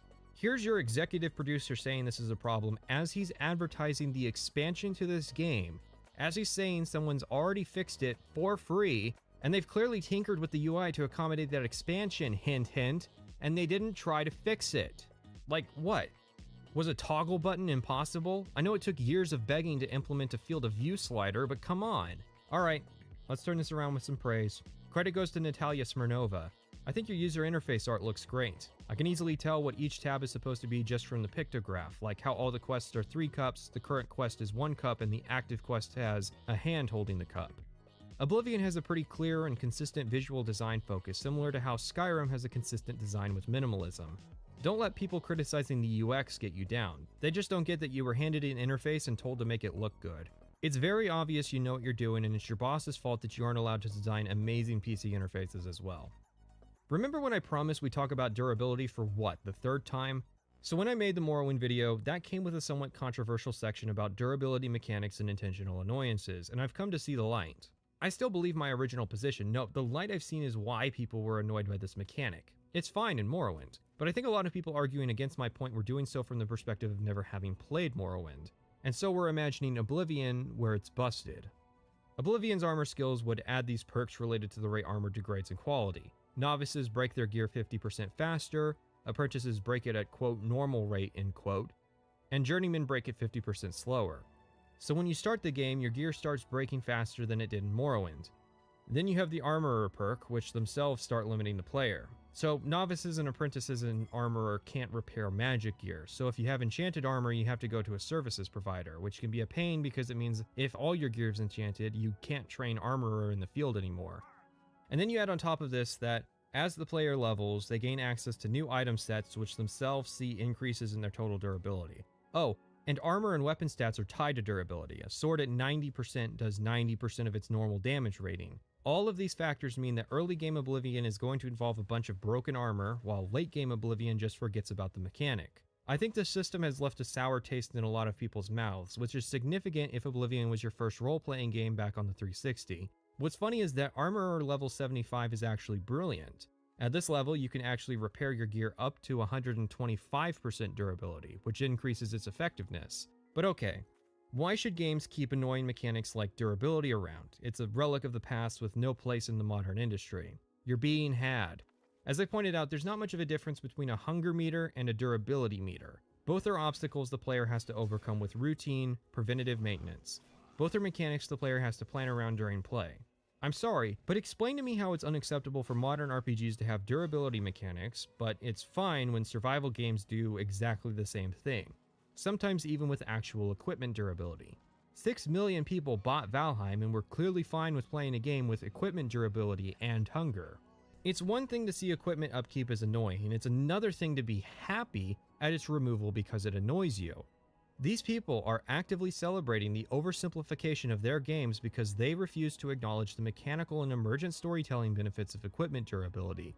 And I suspect they do that because they were emotionally annoyed at the one time they forgot to repair their stuff and had to suffer consequences for it. After all, durability mechanics form a negative feedback loop. You're implicitly biased towards remembering all the times you were annoyed by the system, and most people don't recognize the benefits as a result. But what possible benefit could there be? Scenario: your weapon breaks, what do? If the answer is load a save back in town and redo the trip, this time with repaired gear, you're a pleb. Video games are too complex for you. Go back to movies. The correct answer is adapt. If you didn't bring a backup weapon and are completely incapable of using fists or magic, find a new weapon. Retreat to a prior enemy who wielded a sword, or grab one of numerous spare weapons that dot dungeons. Did you think they were there just for aesthetics? It might be tough, but I'm sure you'll remember to keep your gear in good shape in the future. As a result, you'll be a better player, one whose character is actually forged by experience. A weapon breaking on its wielder is pretty dangerous. Do you know what else is dangerous? Archers running out of arrows. Should ammo be infinite to avoid the annoying mechanics of keeping track of your ammo supply? Should potions be infinite because it's inconvenient to get more and running out in a fight is dangerous? You might say that this hypothetical is absurd, except there are plenty of series which removed getting arrows for your bows in favor of having infinite ammo, or even keeping a supply of potions ready in favor of an infinite potion on cooldown. It's more likely than you think. Where do you draw the line? Are you going to celebrate when Elder Scrolls 6 doesn't have arrows or potions anymore? Where the Morrowind argument really started to get stupid was people saying that my logic was flawed because a CRPG with a focus on the minutiae of adventure focuses on the minutiae of adventure. It's somewhat disturbing the number of people who came to the nudist colony and then started complaining about how everyone isn't wearing clothes. Look, I get it's subjective, and you don't like it, which is why you play games that cater to your specific interests, and I play games that cater to mine. Where we have a problem is when you start demanding that my games change to suit your interests. I've never looked at a Call of Duty game and said, this is fine and all, but what this really needs is hardcore military simulation. Call of Duty fills a niche. It's an action title. It's remarkably simple because that's what the audience wants from it, to not have to think about it. I would change it, but at its core, my Call of Duty game is still an action title. Just like I would add prostitutes to truck sims, but not take away the truck driving part of the game to focus on the bisexual road trip aspects. However, unlike Call of Duty or truck driving sims, there aren't a lot of games purely like Morrowind. It's a niche. So when one of the few companies catering to that niche starts changing aspects of the formula to broaden the appeal by shaving off the edges, it stops being the original niche. It happened to the Daggerfall fans. It happened to the Morrowind fans. It even happened to the Oblivion fans, and it'll likely happen to the Skyrim fans. Not because any of our expectations were unrealistic. All we wanted was the same thing with less flaws. But because it was determined that not using the new accessibility features was adequate for the old fans, and finding mods to re-implement the old mechanics that were cut was an adequate answer to the old fans. The other thing I try to do is that in coming off of Thief, which is a game all about stealth and sneaking, so it was like, how could I get some of that into Oblivion? You know, some of that, you know, how to try to capture a little bit of the charm of the Thief games. It occurred to me, I'm like, shortly after the game is released, the mod community is gonna do what they will. And sure enough, there's like a complete like Thief plugin with all of Garrett's tools from Thief. You know what I mean? Like water arrows and moss arrows and the blackjack and all this stuff. So I sort of knew that was gonna. I was like, this is gonna happen anyway. That's Emil Pagliarulo, a current lead designer at Bethesda, admitting that he has no problem with leaving it up to the community to add features to their games.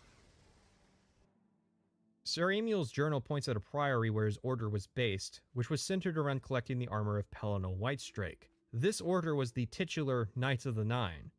Using a ring we honorably looted off of Sir Emil's corpse reveals a hidden undercroft, and we're confronted by both the spirit of Sir Emil as well as 7 of his buddies who proceed to try and kick our ass. Technically it's a test of worthiness, although I don't know if a guy wielding a quarter of the Daedric Pantheon's artifacts is worthy or just good at exercising with ghosts.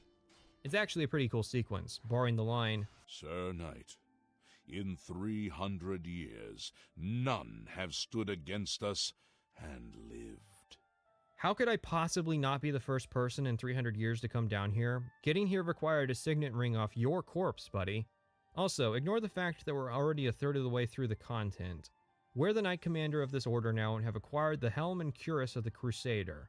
4 of the ghosts will start quests to find the other artifacts, but all 8 have some interesting information about the history of the Knights. As an order, their goal was to locate and safeguard the relics of Pelennor Whitestrake. Surprisingly, despite being over 1,000 years late, they managed to recover most of the artifacts, but their fall would come when they began increasingly wearing them. Then the War of the Red Diamond happened, and the Order lost Sir Beric, who took 2 of the artifacts with him to Skyrim to fight in the war. Our job now is to travel Cyrodiil to piece together and fix the long-dead issues of the Order. Let's take a detour and discuss the soundtrack. Oblivion sees the return of Jeremy Soule, well-known video game composer who's worked on dozens of games over the years. His career becomes even more impressive considering how many scores he composed in just 25 years, scoring 8 different games to come out the same year as Morrowind, and 4 different games and 4 expansions to come out the same year as Oblivion. The number of jobs Soule took on slowed down in the 2010s, so he got more time to compose for Skyrim, hence why it has the biggest and arguably best soundtrack of the series. Not a lot has changed about how music works between Morrowind and Oblivion. Tracks are still divided between exploration and battle themes, which are played in their respective contexts. Start a fight, and the music immediately changes to a battle theme. End the fight, and the music immediately changes back to an explore theme. Oblivion would, however, add 2 additional modes for music, one for towns and one for dungeons. So now instead of hearing chirpy tunes and dank caves, music's more appropriate for the situation. It's still simple compared to modern music techniques in games, but this small change helps the atmosphere of dungeons quite a bit. Let's get into the tracks proper, most of which you'll have heard by now in the video. Oblivion's title theme draws heavily from Morrowind. Those uninformed in the topic of music took this as an insult when I showed how Skyrim incorporated themes from Morrowind, so allow me to explain how motifs work. Motifs are simple parts of music which provide part of the basic identity of the song you're listening to. For Elder Scrolls, this is a recurring motif.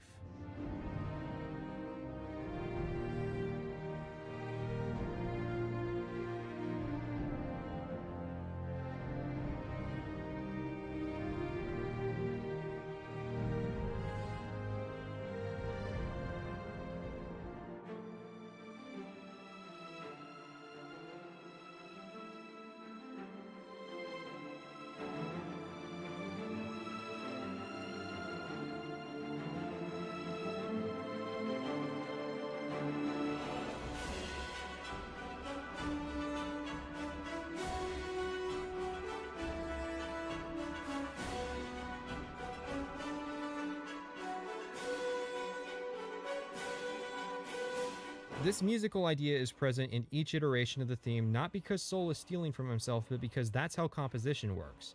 Oblivion's theme is more bombastic than Morrowind's, however. Its highs are higher, but it also has lows.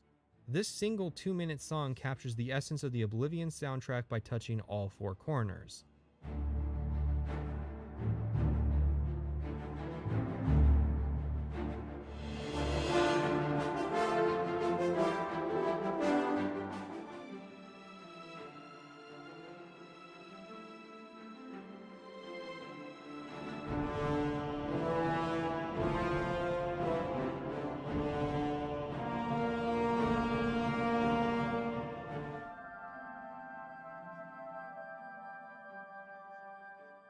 The other 2 special tracks are for leveling up and dying, exactly like Morrowind.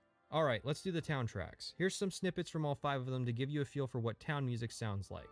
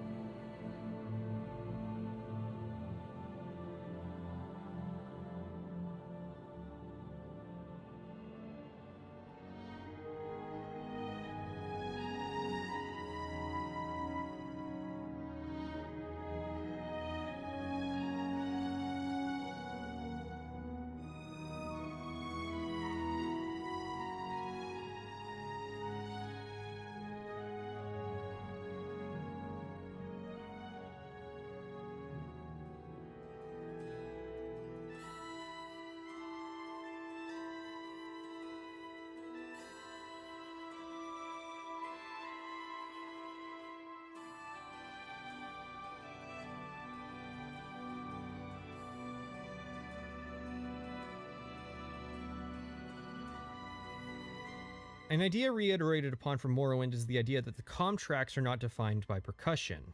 I feel if anything has contributed the most to the mimetic element of NPCs in Oblivion, it's the immediately recognizable music that most people instantly associate with NPC hubs.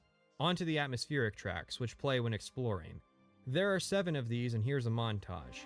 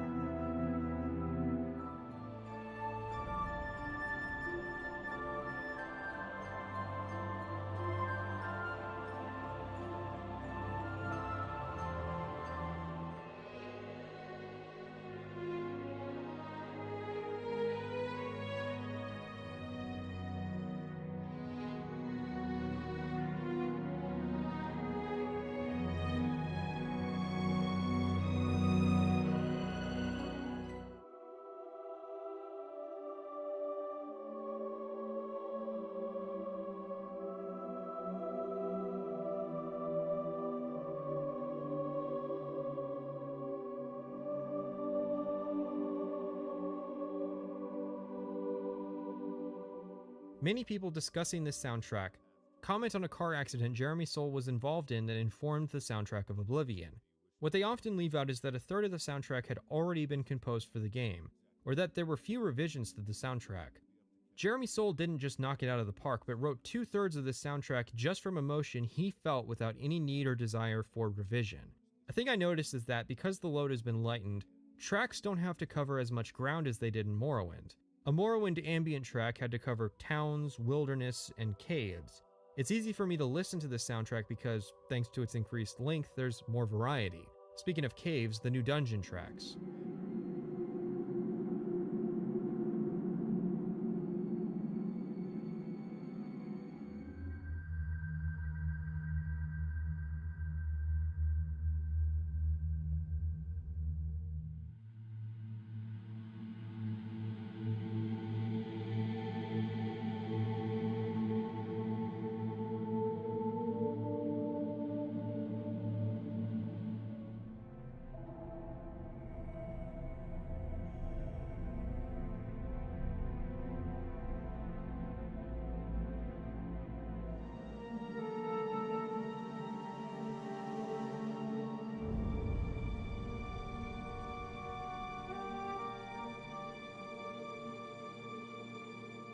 Oblivion's dungeons seem to be defined by long, dissonant notes. The notes sit so long as to be unnerving until a roll of timpanis in the background reminds you that you're still trapped inside the earth. While over half the soundtrack is dedicated to town and exploration tracks, there are only 7.5 minutes of dungeon themes, and the similarity does lead to repetition in this respect.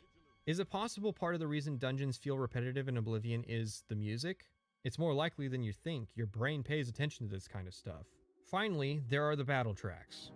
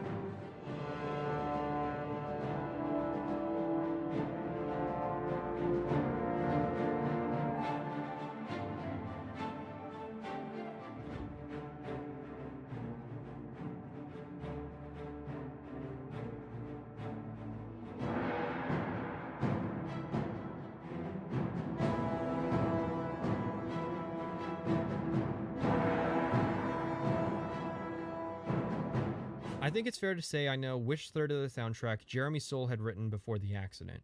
One thing I did note in the Morrowind soundtrack was that brass seemed to be the theme for the Imperials while strings seemed to be for the Dunmer.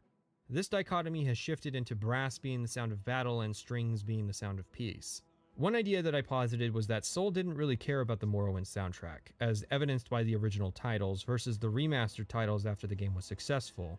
This is more likely than people seem to realize. Soule had worked on the Dungeon Siege and Neverwinter Nights soundtracks the same year as Morrowind, and while he did work on a lot of projects at the same time as Oblivion, his output seemed to slow down after the wreck, as though he started wanting to take more pride in the soundtracks he was working on. For Elder Scrolls, this culminated in the Skyrim soundtrack, which is not only longer than the Morrowind and Oblivion soundtracks combined, but is a masterpiece in terms of implementation into gameplay as well. Oblivion's dungeons are... well, they simply are. Dungeon crawling is a stated aspect of Elder Scrolls, a consequence of the tabletop translation. The issue is that dungeons are fun with friends at a table, but none of the TES games are cooperative without mods. Thus, the role dungeons have to play in the games requires necessary alteration to better translate them into a single-player experience. How you accomplish this has been a core issue the games have always grappled with. The easy answer is to set quests inside them, but many dungeons have no related quests. They simply are. The Morrowind answer then is to populate dungeons with logical groups of people. Cults, be they Daedric, Sixth House, or Vampiric. Many dungeons are also tied to serving as tombs, full of undead protectors. Even normal bandit dungeons are provided with some ceremony, usually tied to the themes of Vardenfell being a quarantined region with large criminal smuggling operations. In Oblivion, there aren't ancestral tombs, outside of vague reference in one of the Fighters Guild quests. There also aren't many Daedric cults, instead being replaced with generic conjurer groups in blue robes. Maybe those guys should have been Mythic Dawn. Vampire dens are also barely distinguishable from bandit caves.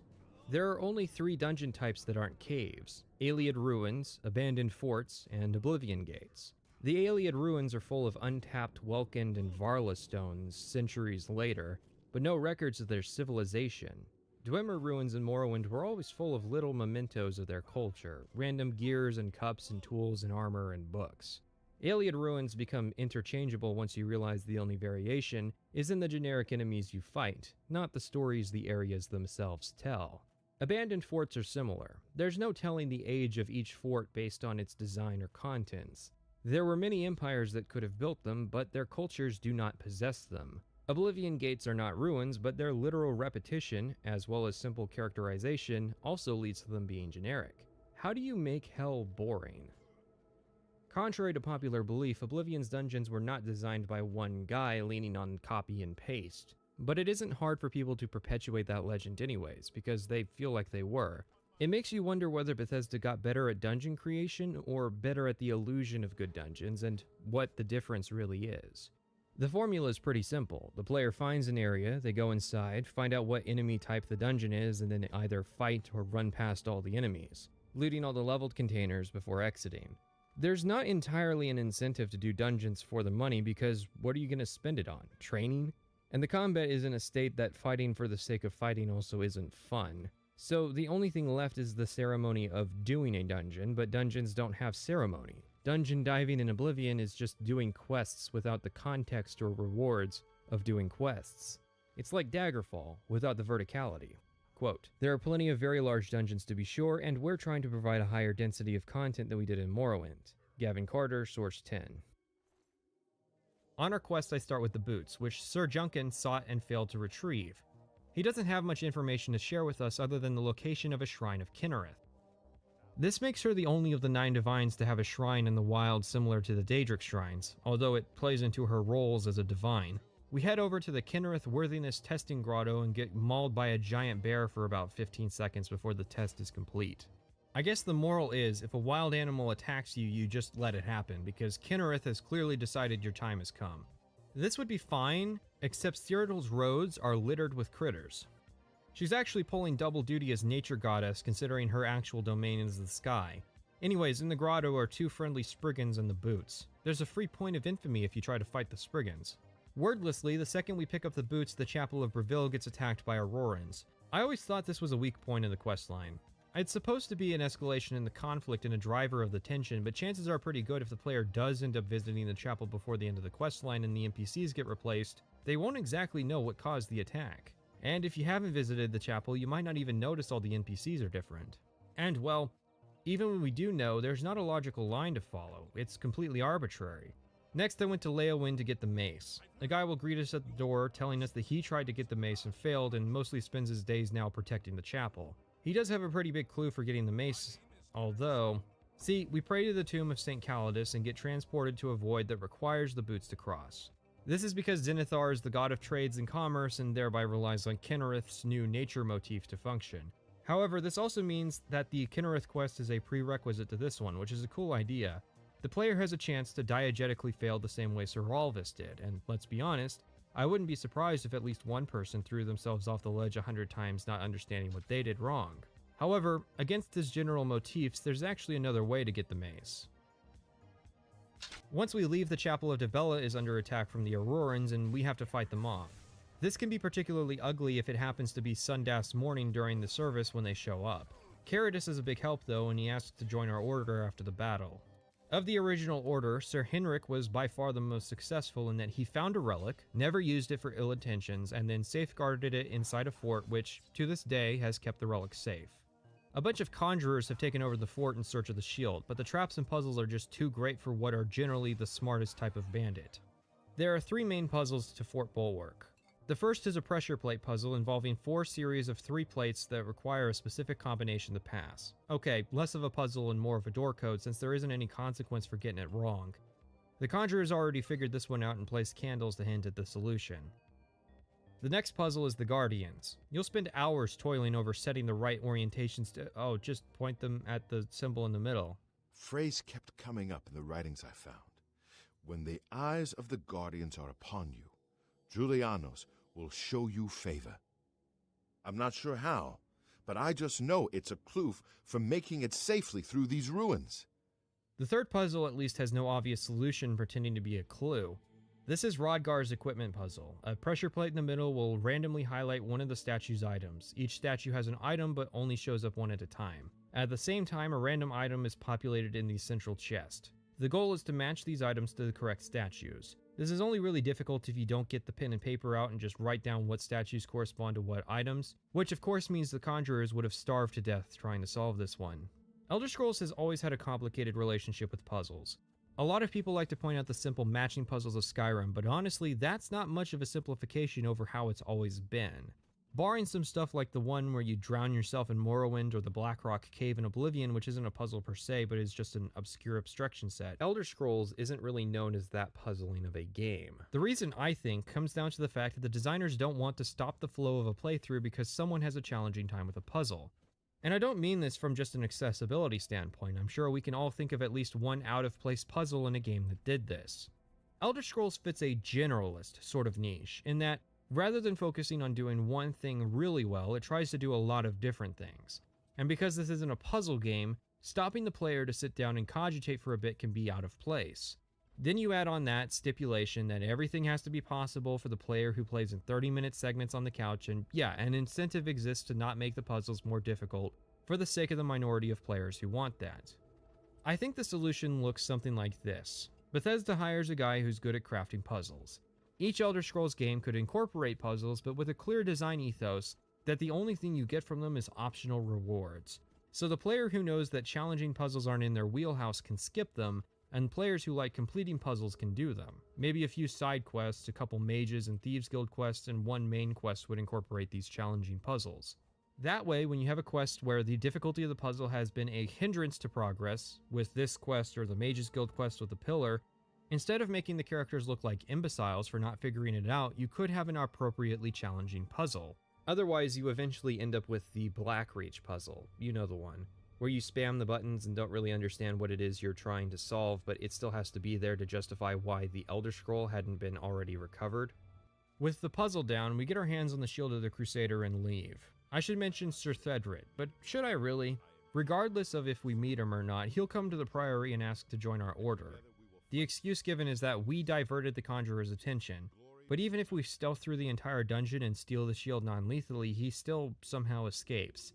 It's not the biggest deal since stealth playstyles aren't really encouraged to play through Knights of the Nine, except for the fact that the armor will convert itself to light armor and stealth is only tied to infamy via its factions, not its playstyle, and illusion magic is part of the actual knight class. Our final quest for this leg is to get the gloves. Sir Casimir was a knight who went with Sir Barak to war, and this had changed him. He had this to say about the gloves.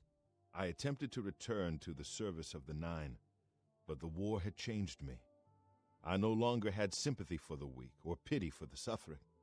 In the brief time I was there, I did more to hurt the chapel than help it. It was there that I was cursed.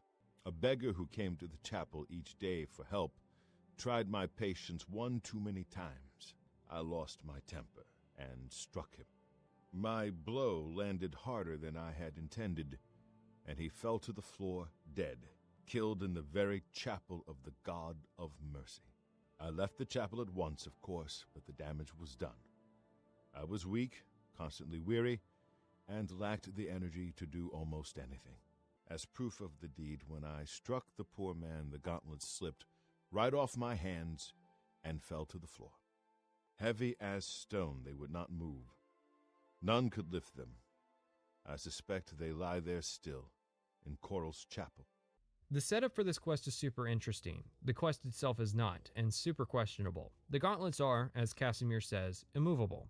One of the priests, Arelder, tells the basic story and mentions that a descendant of Casimir is not only at the church, but has been forced to bear the same curse his ancestor received for his crime. We speak to Kellen, who seems convinced that Arelder's holding out information, as well as... You've seen them, I assume. The only evidence of what happened so many years ago. Do you know that I thought perhaps I could lift them? That somehow this curse would be lifted if I could pick them up? I tried for hours, until my whole body ached, and I could barely move. I lay there on the floor next to them, weeping. I'm not ashamed to admit that. I've been at the end of my rope for far too long to be ashamed of anything. I've seen plenty of pity in people's eyes over the years. I grew up recognizing it. But with Arelder, there's something else there. And when he speaks to me, there are times I'd swear he sounds apologetic. Guilty, even.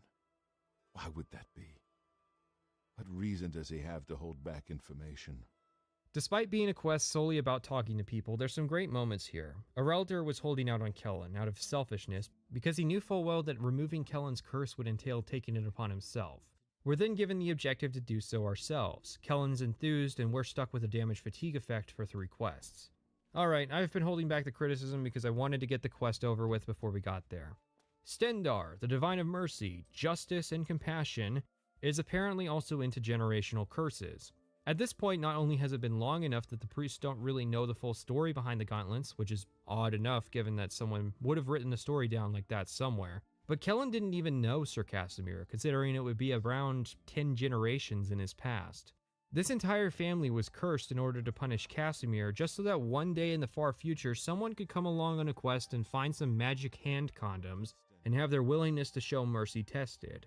Given how simple the effect is, surely Kellen's family, or the church for that matter, could have scrounged up, what, a petty soul, and asked the Mages Guild for a ring of Fortify Fatigue? I get that Restore Fatigue was lost as an enchant effect after Morrowind, but if DeGale can have a magical widget to treat her condition, then I'm sure Kellen would have gotten something for his chronic fatigue. Never mind that the actual evildoer is being redeemed by proxy, or that there's no option to force Arelder to actually show the mercy he's supposed to as a priest of Stendar. Rewrite time.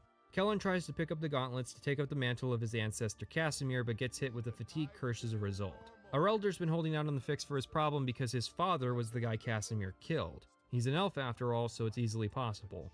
The quest is now about resolving the conflict between these two men. Areldar has to learn to set aside his personal feelings and do his duty as a healer, and Kellen has to realize that his ancestor wasn't entirely noble and try to right the wrongs of the past. The player has the option to assume the curse, still, but if the player is successful, they can not only redeem both men, but can recruit both into the Order, and can see them develop a friendship as comrades as they overcome their generational grudges. With this leg of the quest done, it's time to return to the Priory with most of the Crusaders' relics. We'll find it's been repaired, and several of the people we've met along the way will ask to join the Knights of the Nine. While I don't see a reason anyone would ever say no, I have to at least appreciate that the player is being given a choice here.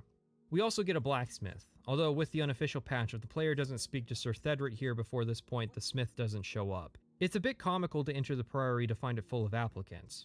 Anyways, a man named Lathon approaches us to tell us that Sir Roderick is dead. I didn't actually meet Lathon and Sir Roderick on this playthrough since they appear on the Wayshrine quest and I had done most of them already, so Lathon will tell us that he thinks Sir Roderick's dead even though we have no clue who that is. I think Bethesda has generally done a better job with stuff like this in Skyrim, although that can probably be attributed to more essential flags and less optional moments like meeting Sir Roderick. The way you fix this is to have a journal stage for whether the player has met Sir Roderick, and if they haven't, then Lathon's dialogue changes to an introduction and request for aid. He gives us the greaves that they had retrieved and tells us that Roderick fell attempting to retrieve the sword of the Crusader from under Paul Cave. This quest is just another dungeon run, but it's notable because it ends in us fighting Sir Beric, the man whose conflict with Sir Amiel ended the original Knights of the Nine. Sir Caius, one of the ghosts, says that Sir Beric's fall was his fault, as Caius had started and lost a fight with Beric, resulting in his death and corruption. Sir Roderick, you were a brave knight and good master. Long may your name be remembered in the annals of the relics. Yeah, sorry kid, let me introduce you to something called the Creation Club. When we get the sword, the player is given the instructions to take it to the Chapel of Arcane Shadenhall to reconsecrate the blade. Lathon or Beric or even the Spirit of Pelennor doesn't tell us this. The player just intuits it and writes it down in their journal as the next step. This is just a reference to divine influence on the mind, or it's just lazy. After all, we have to go to Shadenhall in order to defend its chapel from attacking Aurorans. I'll point out that similar to the Mages Guild questline where the Necromancers managed to sneak into Bruma and destroyed the guild hall without resistance or even notice from the guards, especially since my character at that point had brought Martin to a Cloud Ruler temple so the guards were on the lookout for cult activity, the chapels are actively being attacked without any of the guards putting up any resistance, in a post-Oblivion Crisis world where the guards aren't having to fight Daedra anymore. Hell, that raises the question of how the Aurorans are even getting here. The Aurorans, if you don't know, are Daedric minions of Meridia, as evidenced by the Daedric hearts they drop. We'll later be told that Martin's ban on Daedric invasions only applied to hostile invasions, but isn't this hostile? Or has Umravel been hiding in a ruin gradually doing permanent summons of Aurorans and building up a force for the day he would launch terror attacks across Cyrodiil? Another thing to note is the Restoration Master Trainer becomes inaccessible to the player after this quest if they don't have the unofficial patch, since both people who can give the player the necessary reference are scripted to die as part of this questline. Just to show how much thought Bethesda put into their trainer NPCs. With the sword purified, we have all the relics. Each of the artifacts belongs to one of the 8 divines, and in theory, each of these quests should have shown some of the lore behind these entities.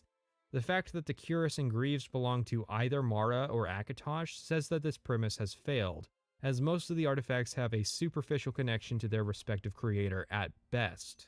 And even when we got a few detailed connections, it was something like Kenrith making us endure a couple swings from a bear, or Stendarr dishing out some Old Testament punishments for our benefit.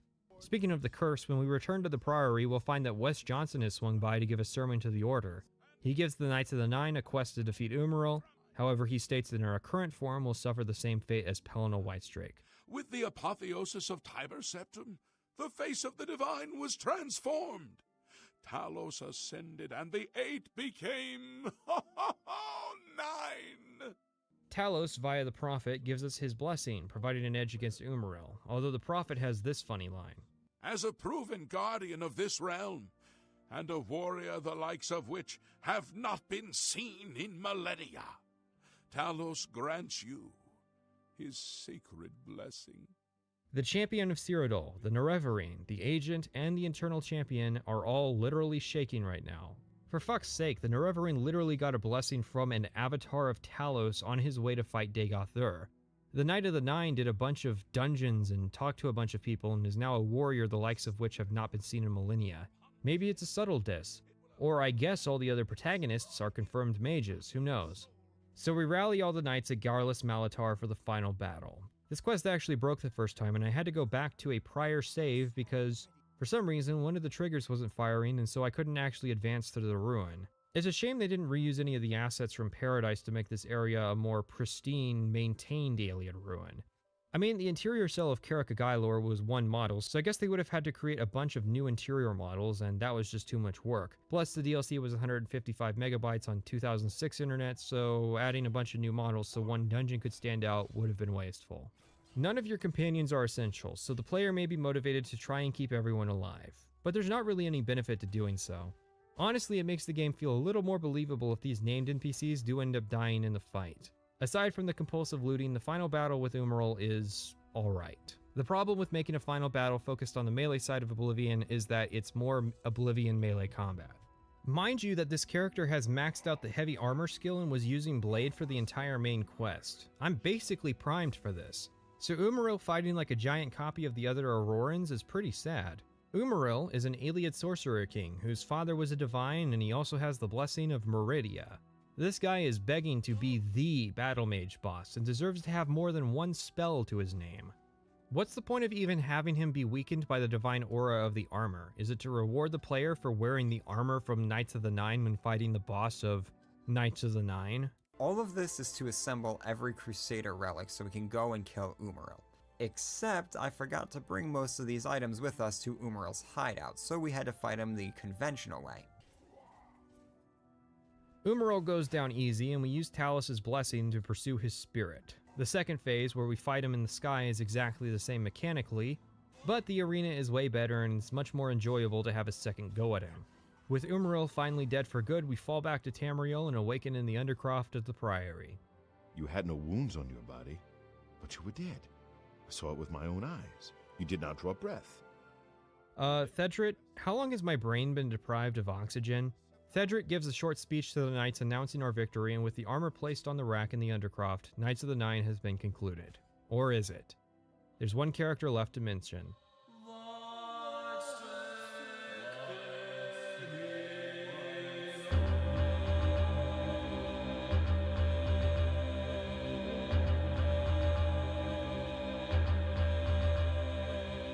Pelennor Whitestrake, as the original Divine Crusader of the First Era, is both one of the main characters of Knights of the Nine and almost completely irrelevant. If your knowledge of this DLC was limited to Tez meme culture, you'd assume that Pelennor Whitestrake would have been the main focus of the entire story. Instead, the characters of the original Knights of the Nine like Sir Amiel and Sir Barrack got way more focus and screen time than Pelennor Whitestrake, and this is an order that was founded over a millennia after Pellennor's death. Indeed, most of the lore surrounding the Star-Made Knight exists pretty much entirely within the Song of Pelennor, an 8-part Kirkbride story that the player can find in the chapels when they have this expansion installed. Most of the dialogue the actual Pelennor Whitestrake we meet has refers to our quest for the relics, and he has little light to shine on himself beyond the line, "Your need must be great for the gods to allow us to speak." Has Umaril the Accursed found a way back? The foulest of a foul race, 1,000 curses upon his unholy name. I thought I'd won, but I should have known. The slave masters are a cunning breed. Umaril found a way to cheat death as I could not. So let's discuss the Song of Pelennor. The first 6 parts come from a Riemann manuscript. Part 7 comes from an older manuscript predating the fall of the Elysian Empire, and Part 8 appears to contain a fragment of the original song. It goes something like this. Pelennor appeared, something immediately being apparently odd about his arrival. His personality, his phenotypical description, and his armor are big signifiers that he wasn't of that era. Theories vary from possibly being a time traveler to being a manifestation of the divine will against the Iliads and their enslavement of mankind. When Pelennor Whitestrake gets depicted as a Terminator with a laser cannon, yeah, that's a valid interpretation according to the song. However, given that the Elder Scrolls' favorite trick in the lore is the unreliable narrator, it's also possible that Pelennor was just a normal guy with albinism who happened to be blessed by the divines and won every battle he fought until the last one that killed him. That characterization is a lot closer to the man we see than the elvish Terminator people love to meme about. And for good reason. Elves aren't exactly given the most charitable of racial characterizations, especially in Oblivion where all of them share 2 voice actors. If you told me there was a guy out there wiping the smug off their faces, I'd ask for a link to his Patreon. This brings us to the concept of the Shezarine. Shezar was the Cyrodiilic version of Lorkhan to the elves and Shor to the Nords. It's generally believed that Lorcan, since his supposed death, has been wandering Tamriel in various mortal incarnations. Some of these are substantiated by the lore, but a lot of this comes down to Kirkbride-isms as probably a future plot point, potentially even for Skyrim, that has yet to really make the cut due to the series stalling in the 2010s. It's disappointing to me that Kirkbride wasn't really given the time to fully flesh out the history of Cyrodiil's various empires. He tries his best. We get quite a bit more content on the Ayleids and their history and culture. We also learn more about Elysia and Mora House, like how despite all the man statues and man armor, Mora House was actually a minotaur. It's just a shame that pretty much none of this is actually conveyed to the player through the questline itself. I'm not going to offer a redraft because that would require a foundational restart on Knights of the Nine. Instead, I'll do what I'm best at, tearing stuff down by making unfair comparisons. Knights of the Nine sits in the same position as Tribunal and Dawnguard as the story expansions of their respective games, but how do they compare? Tribunal featured a 19-part questline that tied up the fate of the Tribunal and King Helseth, leader of Morrowind. This wasn't like Knights of the Nine, which stretched out quests into multiple parts, like how the Faithful Squire is literally a single conversation. Tribunal's quest actually raises the bar from Morrowind, while Knights of the Nine rolled around in the mediocrity of Oblivion. Knights of the Nine is also set in Cyrodiil, unlike Tribunal's new locale of the city of Mournhold. Dawnguard would continue this trend, basically taking place in a few hidden parts of broader Skyrim. Although Dawnguard would also provide 2 exclusive questlines and factions to choose from, a rework of werewolves and vampires, and new areas like the Soul Cairn and Forgotten Vale. I mean, sure, it's not fair to compare Knights of the Nine to a DLC that would come out half a decade later, but it is fair to say that Knights of the Nine didn't do for Oblivion what Dawnguard did for Skyrim. That wouldn't happen until Shivering Isles, which is a ways away in this video. What's going to be a forever away is the Holidays DLC. One of the towns will have Jester Day, so on Jester Day, you can go to town and all the crimes in the town are 50% off. So you get caught doing a crime and a guard comes to arrest you, you pay half as much as you normally would, because it's kind of everybody screwing around being a goofball day. So,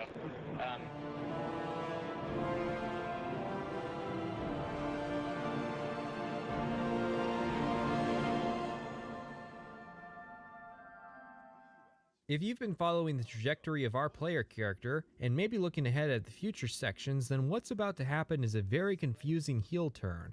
Before I played Oblivion, I laid out an outline of the order of quest lines I was going to do, and I had several ideas how I could justify the transition. I think the core of the problem is that people are assigning moralities to factions inaccurately. As the Prophet points out, the arena isn't exactly a morally great place to work. The Fighters Guild is about snuffing out free market competition, and the Mages Guild is so incompetent as to become dangerous. The main quest is guided by ends justifying the means. The players never assigned any motivation beyond what they assume the champion of Cyrodiil's motivation to be. The Knights of the Nine is the only morally good story in the game, and even that is full of its own questionable moments. So the only difficult part of our character starting the Thieves Guild is justifying why they would turn to petty crime. The actual reason has to do with level scaling. I kind of had to do the Mages Guild between levels 15 and 25 to be at the right level to get well-scaled rewards but still have magic effects apply properly, and the next 2 factions don't exactly involve a lot of leveling up in Oblivion. Really, in terms of writing an Oblivion character who does every faction, it makes the most sense for players to start with the Thieves Guild or Arena after breaking out of the Imperial City prison at the beginning. Which is why the condition where the player gets invited to the Thieves Guild for doing time never sat well with me personally.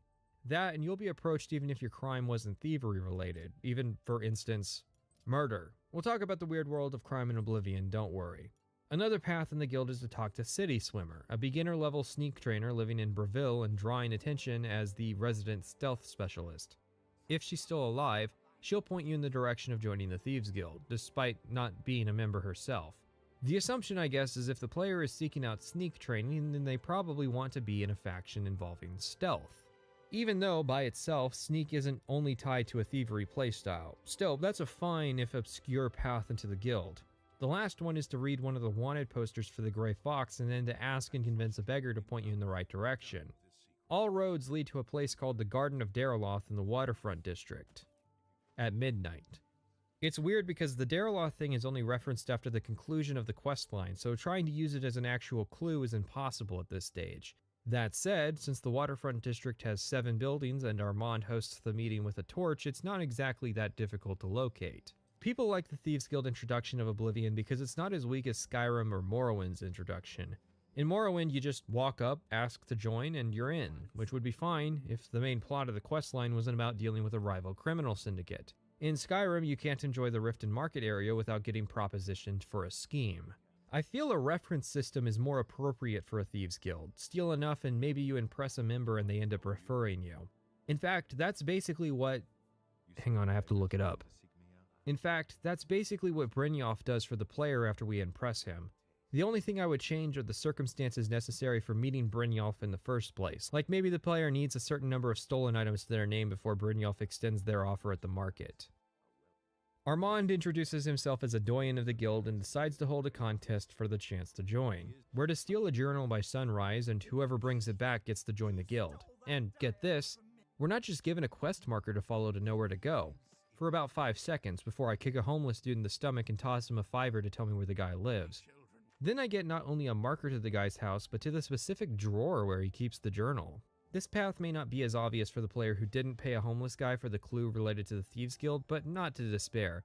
You can technically steal the journal off Meth Redhill. No, seriously, her name is Meth Redhill. You could pickpocket it or even loot it out of her house because for some reason she doesn't immediately bring it to Armand. Instead, waiting at least a day and possibly 2 to do so. Should the player still manage to fail this incredibly forgiving test, Armand will extend an exclusive offer to instead steal a sword from the shop. Methredale is given the second chance if and when we succeed, and Amisai, the third contender, is left out to dry, at least until way later in the questline. Amantia Selectus was killed during a burglary. They say the house was ransacked. Take care. I'm Amantia Selectus, the writer. Wait, what? So, now we're in the guild. Let's talk about the massive Thieves Guild rewrite that occurred between Morrowind and Oblivion. The person we have to thank for this is Bruce Nesmith, who started at Bethesda with Daggerfall but appears to have been absent for the development of Morrowind. However, his career extends back to TSR in the 80s, writing modules for the first 2 editions of Dungeons & Dragons. Nesmith would leave TSR in 1995 to join Bethesda, unsurprising since The Elder Scrolls was an attempt at making a computer version of tabletop. Also, TSR had basically gone defunct by that point and would be bought out by Wizards of the Coast in 97, so, well, that was also a factor. I'm going to put this bluntly. It feels like Nesmith took one look at the Bal Malagmer subquest line in the Thieves Guild and said that he wanted that to be an entire faction. There's a telling quote, too. Todd Howard asked me to create and present a quest line for the Thieves Guild, so I put together a rambling presentation of the 20 quests I had planned in the meeting. I got one sentence out before Todd stopped me. Tell it from the player's point of view. I had gotten so wrapped up in the backstory that I was telling, rather than the player's story. By the end of the day, almost half of the quests had been cut, making it much better. Since then, I've never forgotten that we make stories for the player, not for ourselves. In essence, Nesmith may not have been entirely to blame for the Thieves Guild making a heel turn from pseudo-official criminal syndicate to Robin Hood. We run from the rich and give to the poor, that's right! If you don't believe me, well, this quest is about bringing a guard to justice for taxing the poor of the waterfront. This quest is about stealing a statue, planting it on a trader, and then turning them in, returning the statue to its owner. This quest is about recovering a stolen ring that belongs to a widow and returning it to her. This quest is about stealing items from the Mages Guild to call guards off searching the waterfront and then return the items. This quest is actually about stealing a book and then not returning it, but involves helping a friend in need. This quest is about getting a guard captain harassing all the poor people in the waterfront reassigned to Anvil. Many of the quests are made easy when you tip the homeless for a tip in return. The player is also actually forbidden from stealing from the poor, which includes everyone in the waterfront and beggar factions. Not that it would be lucrative to do so. Oh, and speaking of rule changes. Second, never kill anyone on the job. This is not the Dark Brotherhood. Animals and monsters can be slain if necessary. Now, in principle, having this as a rule for the writers and designers is a good thing. Having this as a hard rule for the player is not.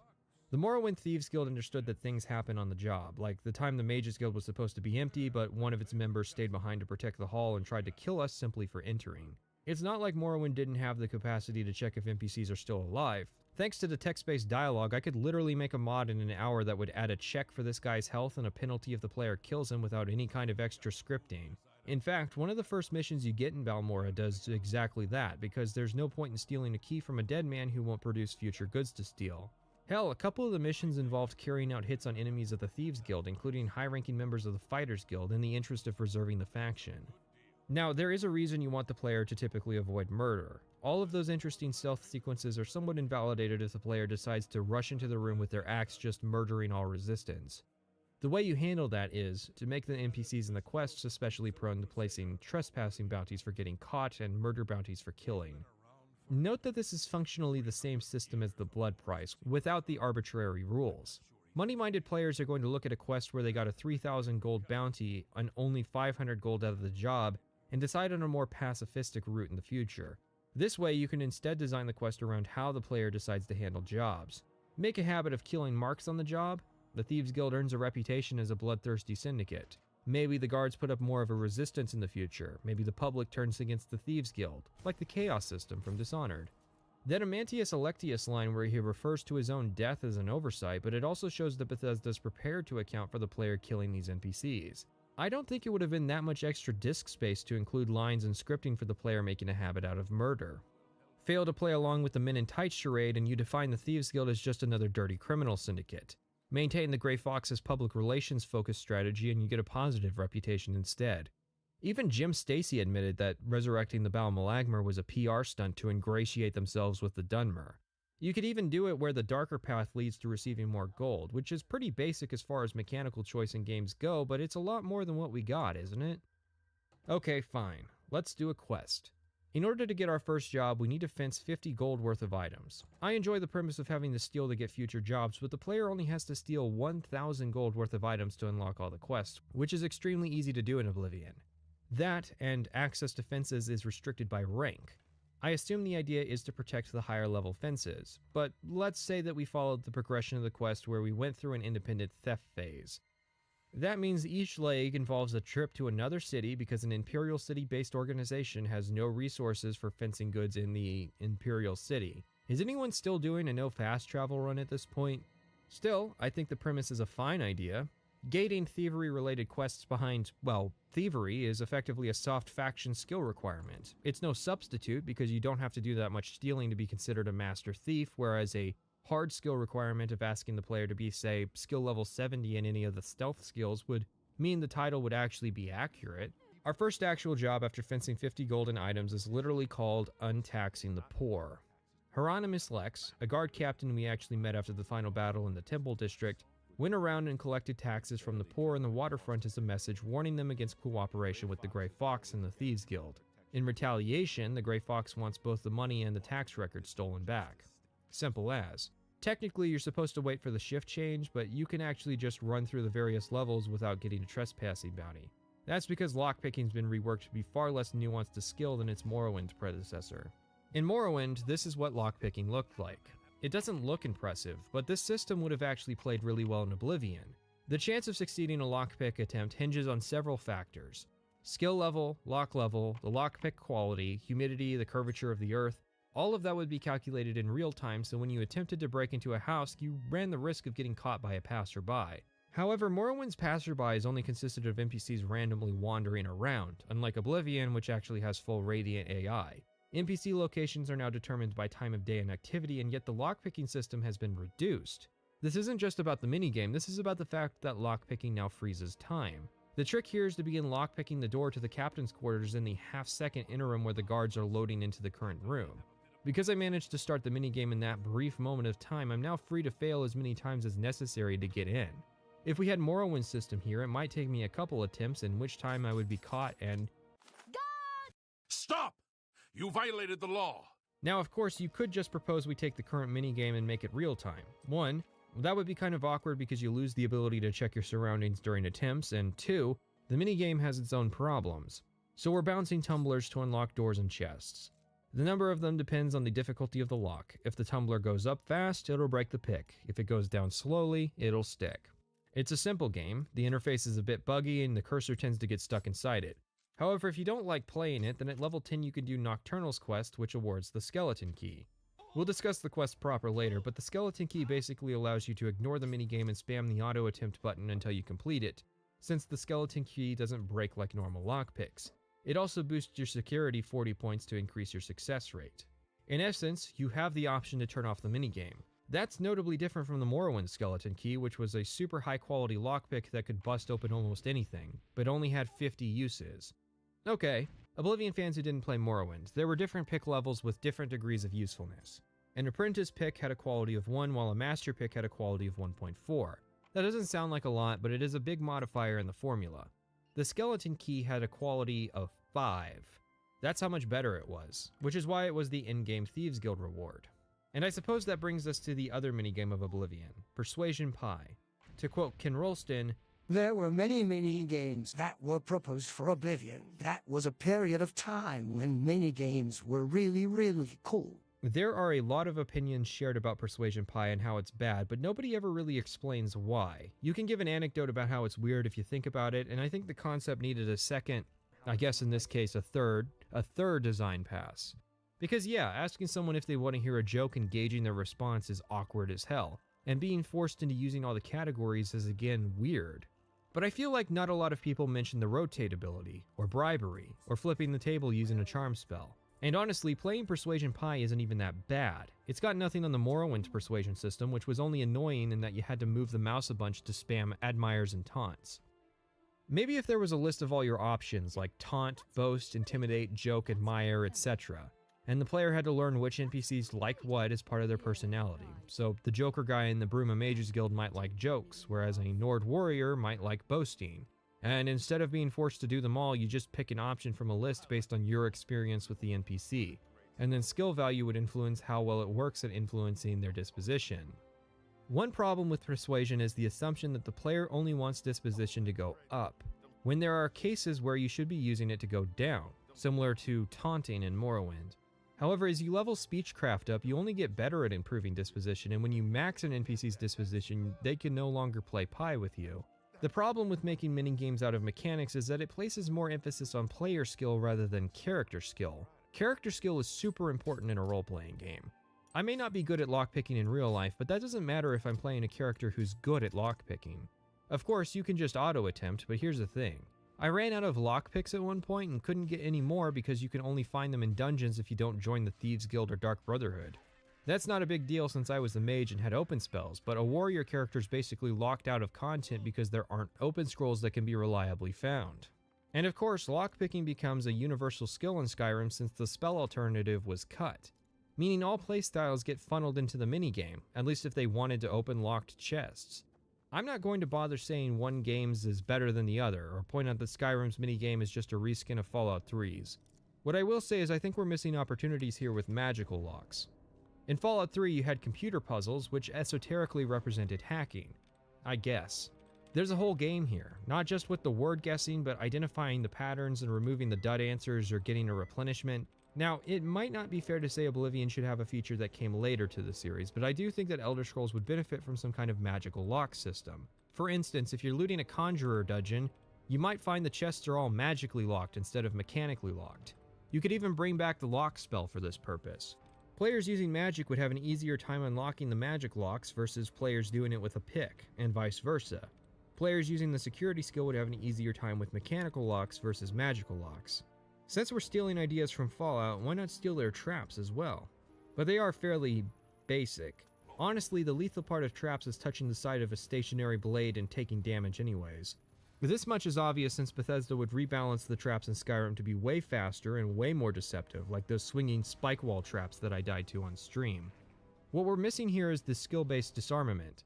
In Fallout, you can find traps which can be disarmed if you have the necessary skill to do so, serving as a way to bypass traps and a reward for having those skills. I feel traps are only made more interesting if it's possible for your character to have the skill to avoid them. Although I recognize it's a lot easier with the Fallout skill set to design traps around that premise. Still, I would like some continuation of the Morrowind traps, magic traps the player had to either probe using their security skill, or remotely trip using telekinesis, or tank the effect of. In summary, removing dice roll lockpicking in favor of player skill lockpicking is a step towards the action-adventure formula. It's now about getting in during that half-second interim instead of having the actual skill level to unlock doors on the first attempt. Oblivion inherited its crime system from Morrowind with some alterations and additions.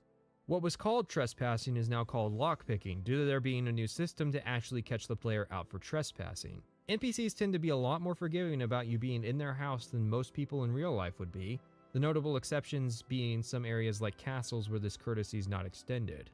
For theft, bounties now translate to half of the value of the item stolen instead of the value in Morrowind. That's an interesting change that I don't really have strong feelings about either way. I guess it makes sense that the player can no longer get a bounty higher than a murder just from stealing. Pickpocket in theory works the same, but has been reworked calculation-wise to actually be possible in Oblivion. There's also reverse pickpocketing, where you place items into an NPC's inventory. Nothing but approval. Assault and murder work the same and are more relevant later. There are two new crimes, stealing horses and breaking out of jail. You couldn't break out of jail in Morrowind, and in Oblivion when you break out of jail the guards just forget about your bounty. Skyrim would iterate upon this by adding the jailbreak bounty to your original bounty so you could escape but you would still be wanted. Skyrim would also improve upon the ability to be friends with guards. Oblivion would allow you to get away with the sub 1000 gold bounty if the guard had a disposition above 90. It was also supposed to have bribery, although I'm sure balancing the difference between paying bounties and paying bribes was not something Bethesda had time to figure out. We grab the tax record and gold, all 53 of it, and return to Armand. He lets us keep the money, which is kinda weird, right?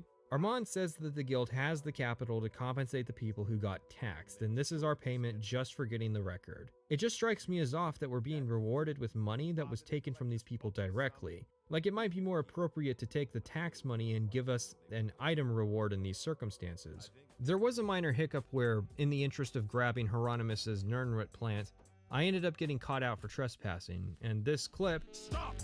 You violated the law. It's been too long since I've seen a good brawl. I'm just warming up. You pathetic worm! We're supposed to be impressed. kinda shows a problem with the guards. I'm across town being chased by guards over a 5 gold bounty. First of all, guards in Morrowind wouldn't really pursue you that hard for minor crimes. They would try to catch you if you were in their immediate periphery, but if you left the area, you'd basically go free. Remember that time my main quest character had a 300 gold bounty throughout 75% of the main quest? Not in Oblivion. To get the guards to cut me a break, I have to skip town out of range of them, let some time pass, and then head back into town. Going back to the waterfront while being chased by guards is a really bad idea because as a member of the Thieves Guild, I get a disposition boost with all the waterfront residents, which in turn means that some or even many of them will actually attempt to fight the guards on my behalf. This guy, Graman Gromarad, we've never met before. I haven't done his related quest, I've never talked to him, and he's prepared to fight without any kind of weapons or armor against fully armed and armored Imperial guards to the death to save my life. You would not believe the morning I've had. You were chasing a man. No, a devil. A thief who every day robs from the common folk. Bread, laundry off of clotheslines, and even watermelons. Today, things got a little out of hand, and a lot of good people are dead. I'm not even wanted for stealing the tax money. This is a 5 gold bounty because Captain Lex woke up and I was in his bedroom. Even better, the Doyen d'Armand offers the service of wiping bounties for half price. There's no reason not to do this, right? So the game says it wants 3 gold to take care of the 5 gold bounty. Armand then takes 2 gold because simple stuff like taking the amount of money the game says it costs is impossible. I feel like a single line of code clamping the bounty value would fix this. After completing the quest, we received 2 points of infamy. Reputation for Morrowind was split into fame and infamy, one of the areas where I think Oblivion somewhat improved over Morrowind. Just getting generic reputation, regardless of faction morality, which results in a disposition boost, is a bit busted.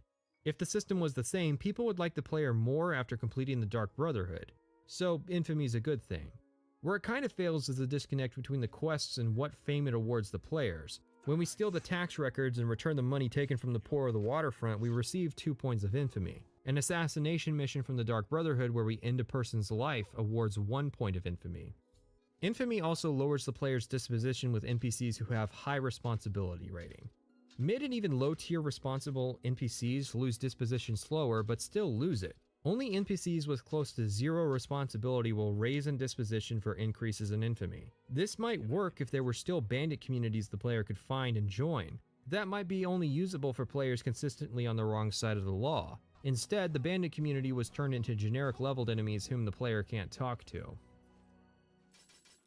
After another 50 gold of independent thievery, which can go by instantly if the player has already fenced over 100 gold, we get our next mission. We're to steal the bust made of the Countess of Shadenhall. It's been 20 years or more since the Count married Lethassa. She was a beautiful elven bride. She remained young while he aged. Not too long ago, She was found slain. It's all hush-hush. Nobody knows exactly what happened. That's kind of weird given the Count is also a Dunmer. Anyways, stealing the statue is super easy as there's only one guard. However, on our return from Shadenhall, we find the waterfront is full of guards searching for Armand. The player just intuits that they're searching for Armand on arrival and writes it down in their journal. Meth Redhill tells us the entire mission was deployed to uncover a traitor in the ranks, Mervana Arano. Her name actually comes up as exempt on the tax record, so good writing. Even though the tax is so pitiful that surely Hieronymus could have just fudged the numbers to cover for the traitor. We plant the bust in her cupboard, tell Lex that she was the thief, but he doubts us. After 2 bribes totaling 282 gold, he believes us. He even takes us to arrest her, which is a Karen's wet dream for how law enforcement works. It would be really awkward if later in the questline we were to reassign Lex to protect the Grey Fox's wife due to his, unwavering loyalty. So for our next task, we're sent to seek out Skriva, who will be our new doyen for the next 4 quests. Also, this is a me thing, but I had to go to a fence to unlock the next few quests, so there was a bonus trip down to Leowin and back. She wants us to go to recover a ring for a widow of one of the guild's fences who lived in, guess where? Leowin. The guild frowns on freelance thieves. Really? Then shouldn't membership be more inclusive? Because, well, funnily enough, said freelance thief is Amisai, the Argonian thief that Armand decides isn't worthy of joining the guild. When we meet with Adarji, she calls Amisai a filthy lizard and asks us to recover her ring and to kill him. We can only abide one of those things for her. Stupid guild rules. He is only an Argonian. He is less than human and much less than Khajiit. I disavow. So Amisai got arrested after attempting to swindle the Countess. Wait, that's illegal? Thankfully, bribery isn't illegal and we can bribe the jailer to get access to him. Or you can just save 20 gold like I did and break in. The guard doesn't actually sit at the door to stop you. Amisai is less than thrilled. He'd only had to resort to freelance thievery because of his rejection from the guild. We can offer him a lockpick in exchange for the information, although since I had the skeleton key, I didn't actually have a lockpick to offer him. Thankfully, this isn't like Morrowind, which probably would have just given him the skeleton key anyways. So I just unlocked the cell by hand, at which point some of you might be screaming because you know that this doesn't work. The unofficial patch fixes that issue and a whole host of issues with this quest. There are 10 separate fixes tied to just this quest, and it's kind of a massive problem that a quest is so fundamentally broken. Which is a problem because there were 6 patches for this game. Oh, but it costs money to do patches on Xbox. No, I'm talking about shipping fixes for one of the main quest lines in Oblivion with the patches that were already released. For instance, you can softlock the Thieves Guild by asking about the job but initially declining it.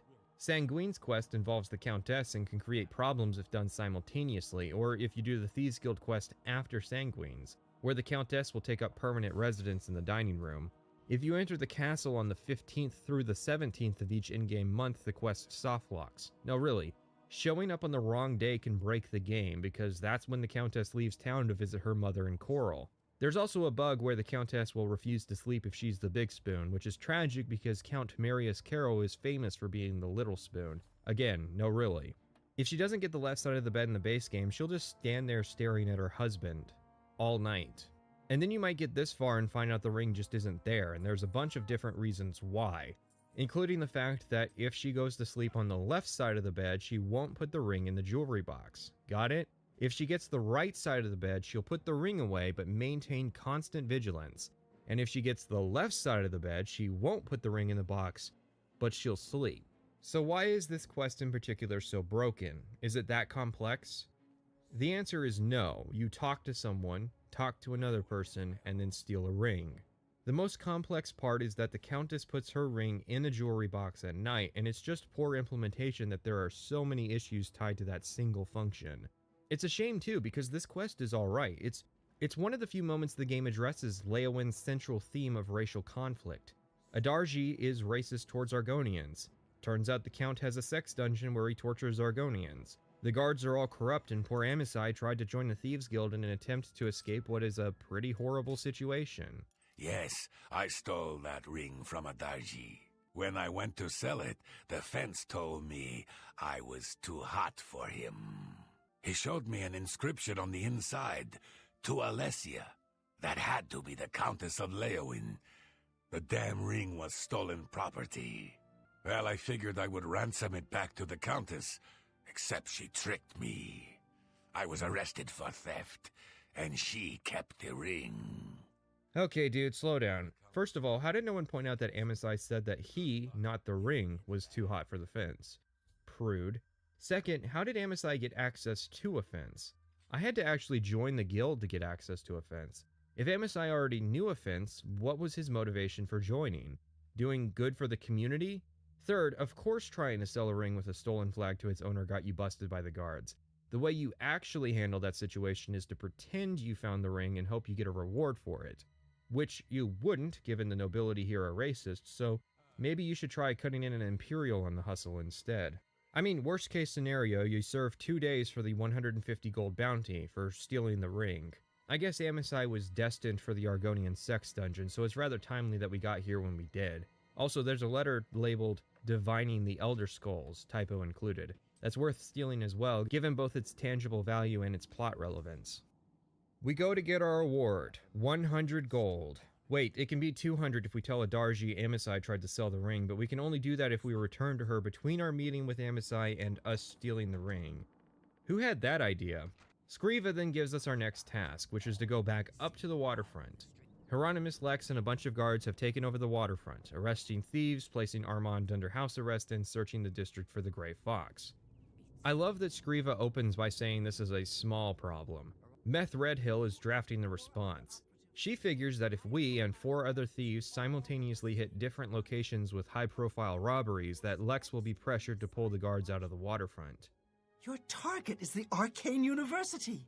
Yeah, you should probably know that there's a conflict of interest with your plan. But fine, it's neat seeing the factions overlap at some level.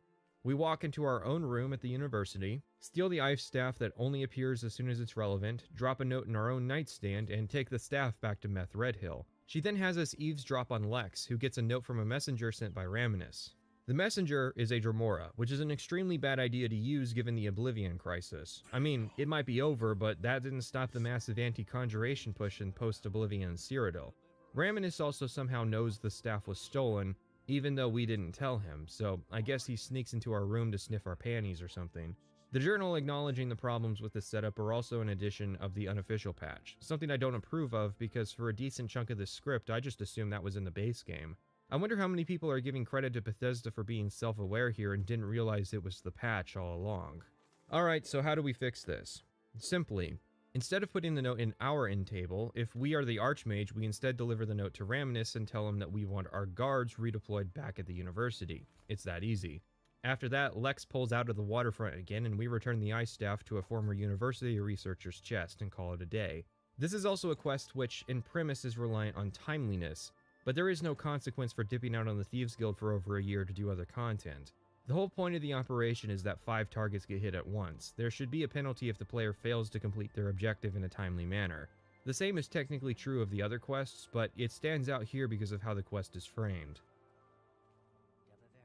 A fellow guild member has gone missing searching for the book Lost Histories of Tamriel and Skingrad. This happened to the Fighters Guild and they immediately assumed a dereliction of duty, whereas the Thieves Guild gives its errant member the benefit of the doubt. This could subtly reflect the differences of the factions, or the differences in the writers, or the writers may not have realized that Orion can't just assume someone abandoned their mission instead of failing to complete it. This is also the first time that my general rep with the Thieves Guild is high enough that homeless people I've never met are willing to help me out for free. The latter half of that last sentence is bizarre. I haven't mentioned it yet, but the homeless are something else. I'm saving up enough for some medicine. That's bad, but they can't even do a consistent homeless accent between lines. I'm saving up enough for some medicine. Here's what I know. Theranis was drinking at the Two Sisters Lodge. So, Theranis was bragging at the inn about stealing from the castle, which is all sympathy gone, when Captain Dion overheard him. He got arrested, and unlike Amasai, we can't bribe the guard to let us see him. Nesmith was really obsessed with giving people accents. Visitors ain't allowed down here. No, but it will earn you 2 years in Skingrad's dungeon. I didn't do it, but you do have the option to sign up as the guy who delivers food to the prisoners. Sounds kind of familiar.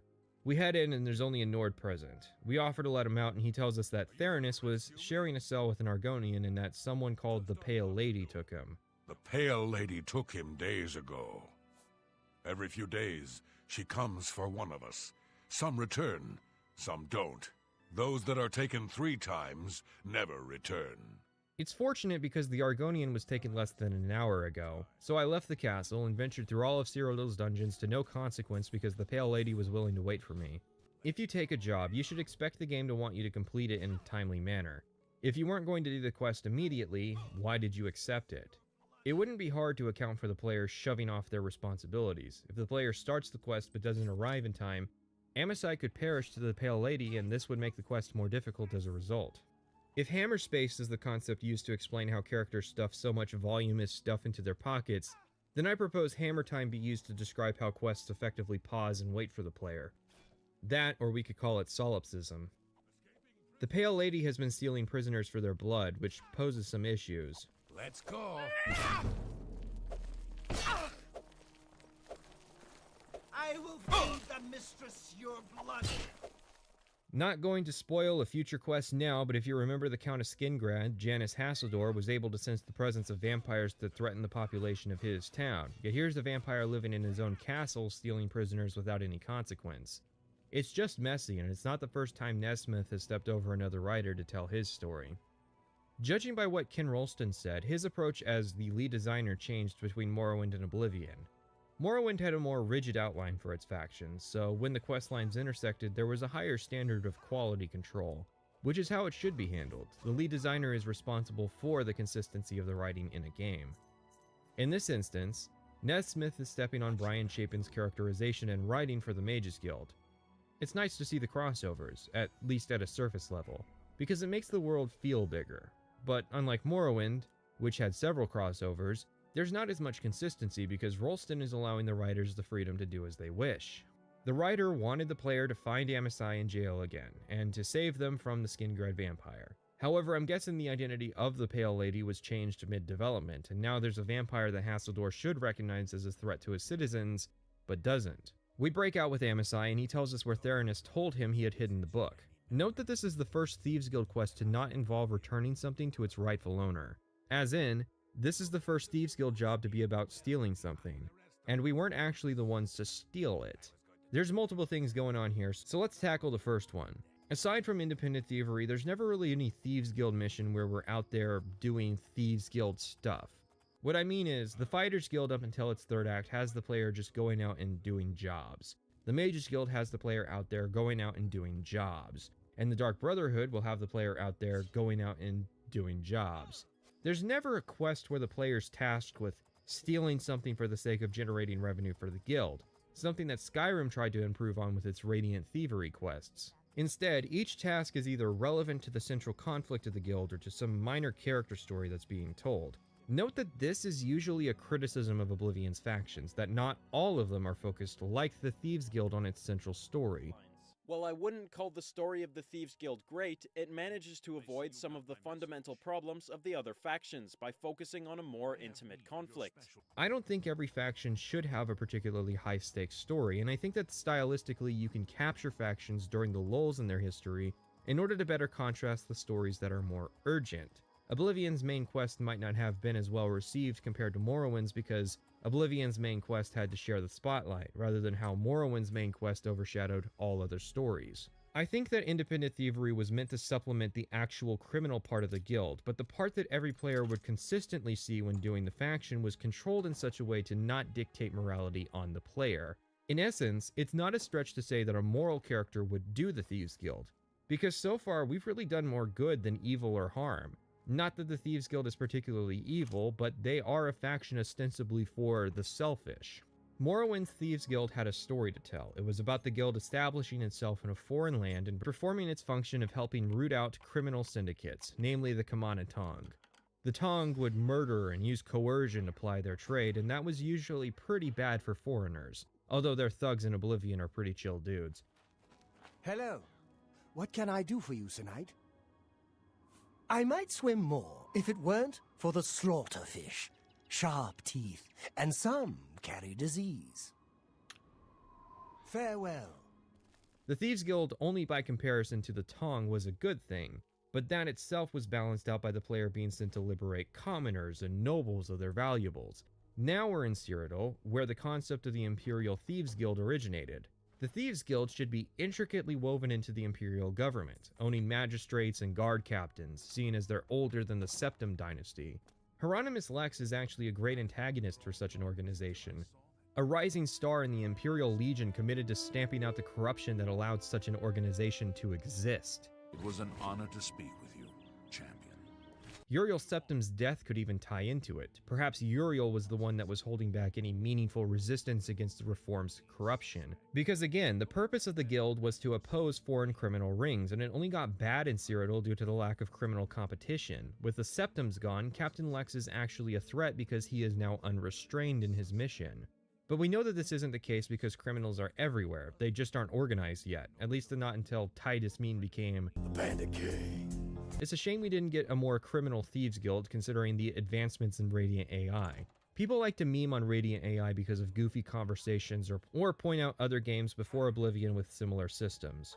Radiant AI is a package system for the NPCs to develop a schedule. The packages essentially exist like functions, or reusable verbs if you will. Every time you eat can be boiled down to the same basic thing. You find food, you eat it. Radiant AI adds modifiers based on hidden stats like responsibility for how the NPC might find the food, but otherwise NPCs eating is because they have a basic package telling them to perform the same basic scripted function. If you wanted NPCs to do that in Morrowind, you'd have to include a huge script. And if you wanted NPCs to do that repeatedly, then an even bigger script would be involved. That's a lot of work and testing just to make one NPC eat lunch and sleep at night, so creating an easily reusable system where the designer can slap 2 packages on and have them do the basics is an impressive display. It's easy to point out that Oblivion has only a third the NPCs of Morrowind, but I will admit that every NPC in the game having a routine where they eat and sleep makes the NPCs in Oblivion worth that downgrade in population size. Because now, instead of breaking into someone's house in the middle of the night and seeing them in the same spot they always stand in, now they sleep. And that means there's consistent times of day to break in and steal stuff. Where thievery before was simply it. Merchants try to keep an eye on the player. Of course, there is still the option of using Chameleon. I would be loath to forget to mention more in depth how Chameleon works, as I did promise to mention it later, and later is now. Chameleon works like invisibility, except you can still interact with objects. It's also much cheaper, at the cost of being imperfect. A few points of Chameleon is like having a small boost to your sneak skill, which means a lot of points is quite the boost. Surely it would be difficult to do something like that though, right? The Ring of Khajiit from Meridius quest gives a consistent 35% Chameleon. Sigil stones provide access to leveled Chameleon enchantments. Starting at level 9, you can get a 20% Chameleon effect from a Sigil stone, and at level 17, you can get up to 30%. You can also get 20% Chameleon from a Grand level soul, which are the most common souls in the game with black soul gems. Putting all that info together, you may have realized that 100% Chameleon is pretty easy to acquire. It's actually easier in Oblivion since they removed the cast effects from clothing, so that's a constant 100% Chameleon. In Morrowind, you could get 100% Chameleon pretty easily, but it had a time limit. We're effectively invisible at all times now, only detectable by the sound we make. This was probably the reason that Chameleon was removed from Skyrim, because if Oblivion broke something from Morrowind, Skyrim usually removed it. Now, as nice as the novelty of being able to run around invisibly messing with people is, it's obviously a wrench being thrown in the cogs of Oblivion. Thus, I provide a solution: Detect Life. One of the uses for Detect Life is finding NPCs who rendered themselves invisible. Mana Marco did this, for instance, at the Mages Guild. That's pretty rare since you can usually deduce the spellcaster who went invisible a second ago is still standing in the same spot. A change I've been discussing online is to incorporate new Battle Mage guards. They could be signified by blue hoods and would have access to magic like Detect Life and Paralyze in order to better fight crime. A guard patrolling an area with Detect Life would invalidate stealth, even players using Chameleon. So the way around that problem is to simply make them use the spell if they suspect an invisible person is in the area. Same thing with shopkeepers with a modicum of magical talent. If all your items start disappearing from in front of you, the shopkeeper might use Detect Life to try and find the thief. Another thing that's been removed from Morrowind was shopkeepers detecting illicit goods on the player. There has been some discussion on this, but to simply say that it's unreasonable that a shopkeeper even knows the player has moon sugar on them isn't entirely accurate. Again, this is a setting with mysticism magic. If the criticism was that there were too many merchants who avoided illicit goods, sure. But to say that merchants can't outright detect them in a world with magic is kind of crazy to me. Oblivion removed this because players complained about not being able to sell skooma to upstanding citizens. So now the player can, which is a missed opportunity in terms of using the responsibility stat. Anyways, that's not the only thing. Iliad ruins should honestly have the same moratorium placed on looting them the same way Dwemer ruins did in Morrowind, since we see even experienced warriors lose their lives to their traps. But no. The only thing NPCs refuse to deal in is stolen goods, and excuse me? How does this guy know it's stolen? In Morrowind you could sell stolen goods to any merchant provided they weren't the original owner. So we've gotten rid of contraband but made it so most responsible NPCs, which is all but the fences and one extra guy, won't buy a stolen item despite there being 1,000 possible explanations for how the player got their hands on it that wasn't thievery. A woman pays me for saving her children by giving me her wedding ring. Or maybe I acquire the wedding ring by stealing it off her finger when she sleeps. How does the merchant know the difference? If the answer is magic, I rest my case. You can't have the stolen item flag system and remove contraband. That just doesn't make sense. Again, instead of fixing the issues with contraband, they just cut the idea entirely. We're on to Skriva's final quest. The Grey Fox wants Hieronymus Lex reassigned to Anvil, and she notes that the Countess of Anvil is under the Grey Fox's protection. For some reason... We are thieves, not murderers. Oh please, I specialize in making it look like self-defense. We have to steal a letter of recommendation and forge Lex's name onto it, and a beggar points us at the castle smith who shows us the entrance to a hidden passage system in the castle. You're not supposed to be in here.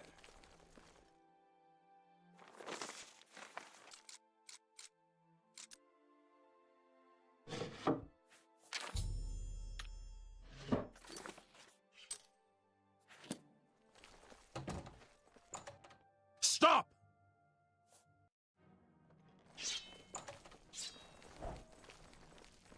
Intruder in the castle! Protect the countess! Stay away! Good day. Good day. Ah!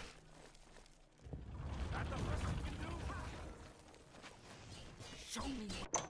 Yeah, that's Radiant AI in a nutshell. All these people like me for my heroic deeds and for closing the Oblivion Gate at Anvil, so despite looting Darahill's desk in front of her, she's willing to actually fight the guards that she called to protect me from the guards she called. It'll be really funny if she gets mad at us later. She wants me to tip you? You add insult to injury.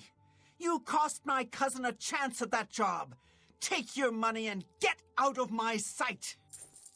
Before that, though, we have to forge the letter. A beggar points us towards a guy in Anvil known only as a stranger. Know about the Grey Fox. He's quite skeptical of the Grey Fox and then offers to do the forgery in exchange for money. I wonder who this unnamed character could possibly be.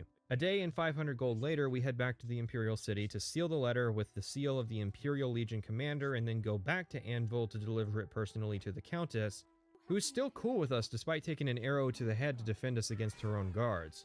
This is kind of an unenviable problem for anyone writing a thievery-related story. Despite us stealing the letter in front of Darahill and objectively failing to do it stealthily, and despite the Countess being there and likely asking Darahill about what had happened, the authenticity of this letter is not drawn into question at all. It is nice that the player can be penalized for giving the forged letter to Darahill, because she won't give it to the Countess, so we have to steal it back again and do it right. Also, again, it's funny that Odin's Avidius gets disqualified for questionable morals, when earlier we bribed Hieronymus Lex as part of the quest. We're the one to personally deliver Lex's transfer orders to him. I've been reassigned. This is outrageous. The Grey Fox had a hand in this. I know it. From here on, we're getting work directly from the Grey Fox, who sends messengers to tell us where to meet him. This is the genesis of the Skyrim Courier and also the thematic conclusion to the stories of Meth Redhill and Amisai, who were so successful in their careers that they're relegated to delivering the mail between more successful thieves. Anyways, we meet the Grey Fox up at Helvius Cecia's house in Bruma.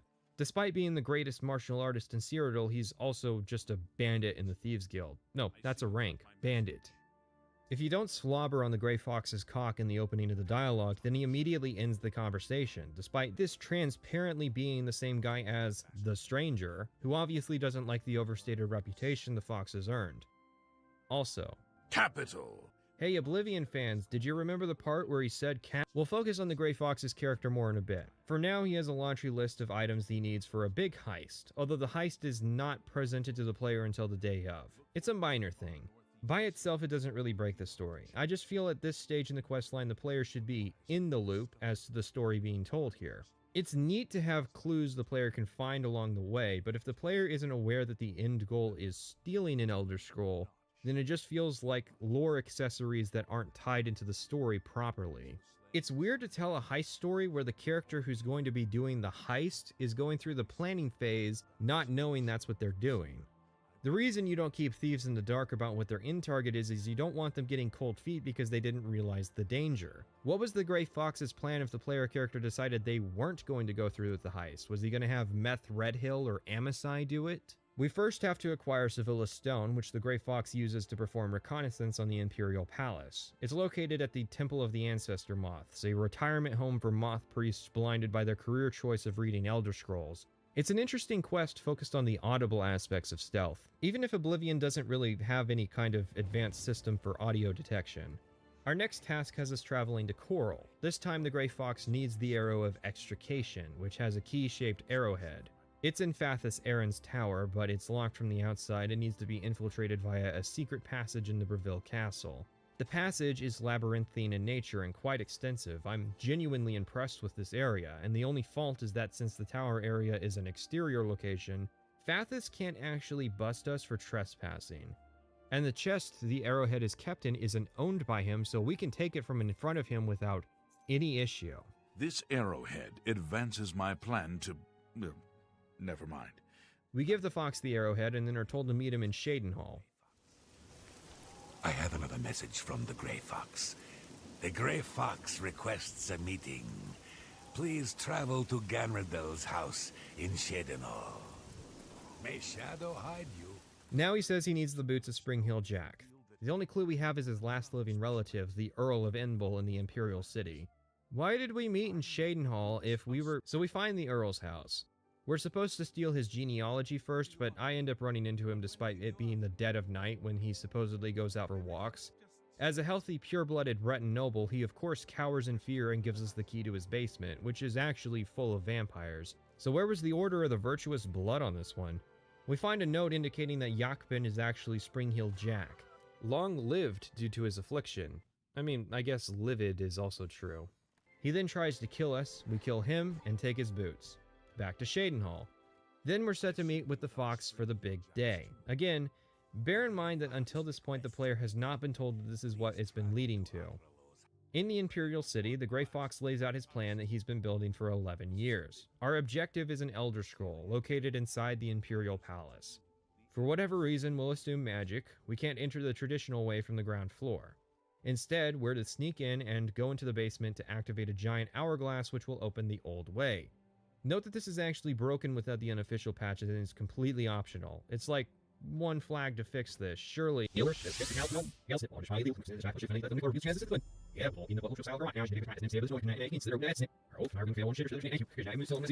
For whatever reason, we'll assume magic, we can't enter the traditional way from the ground floor.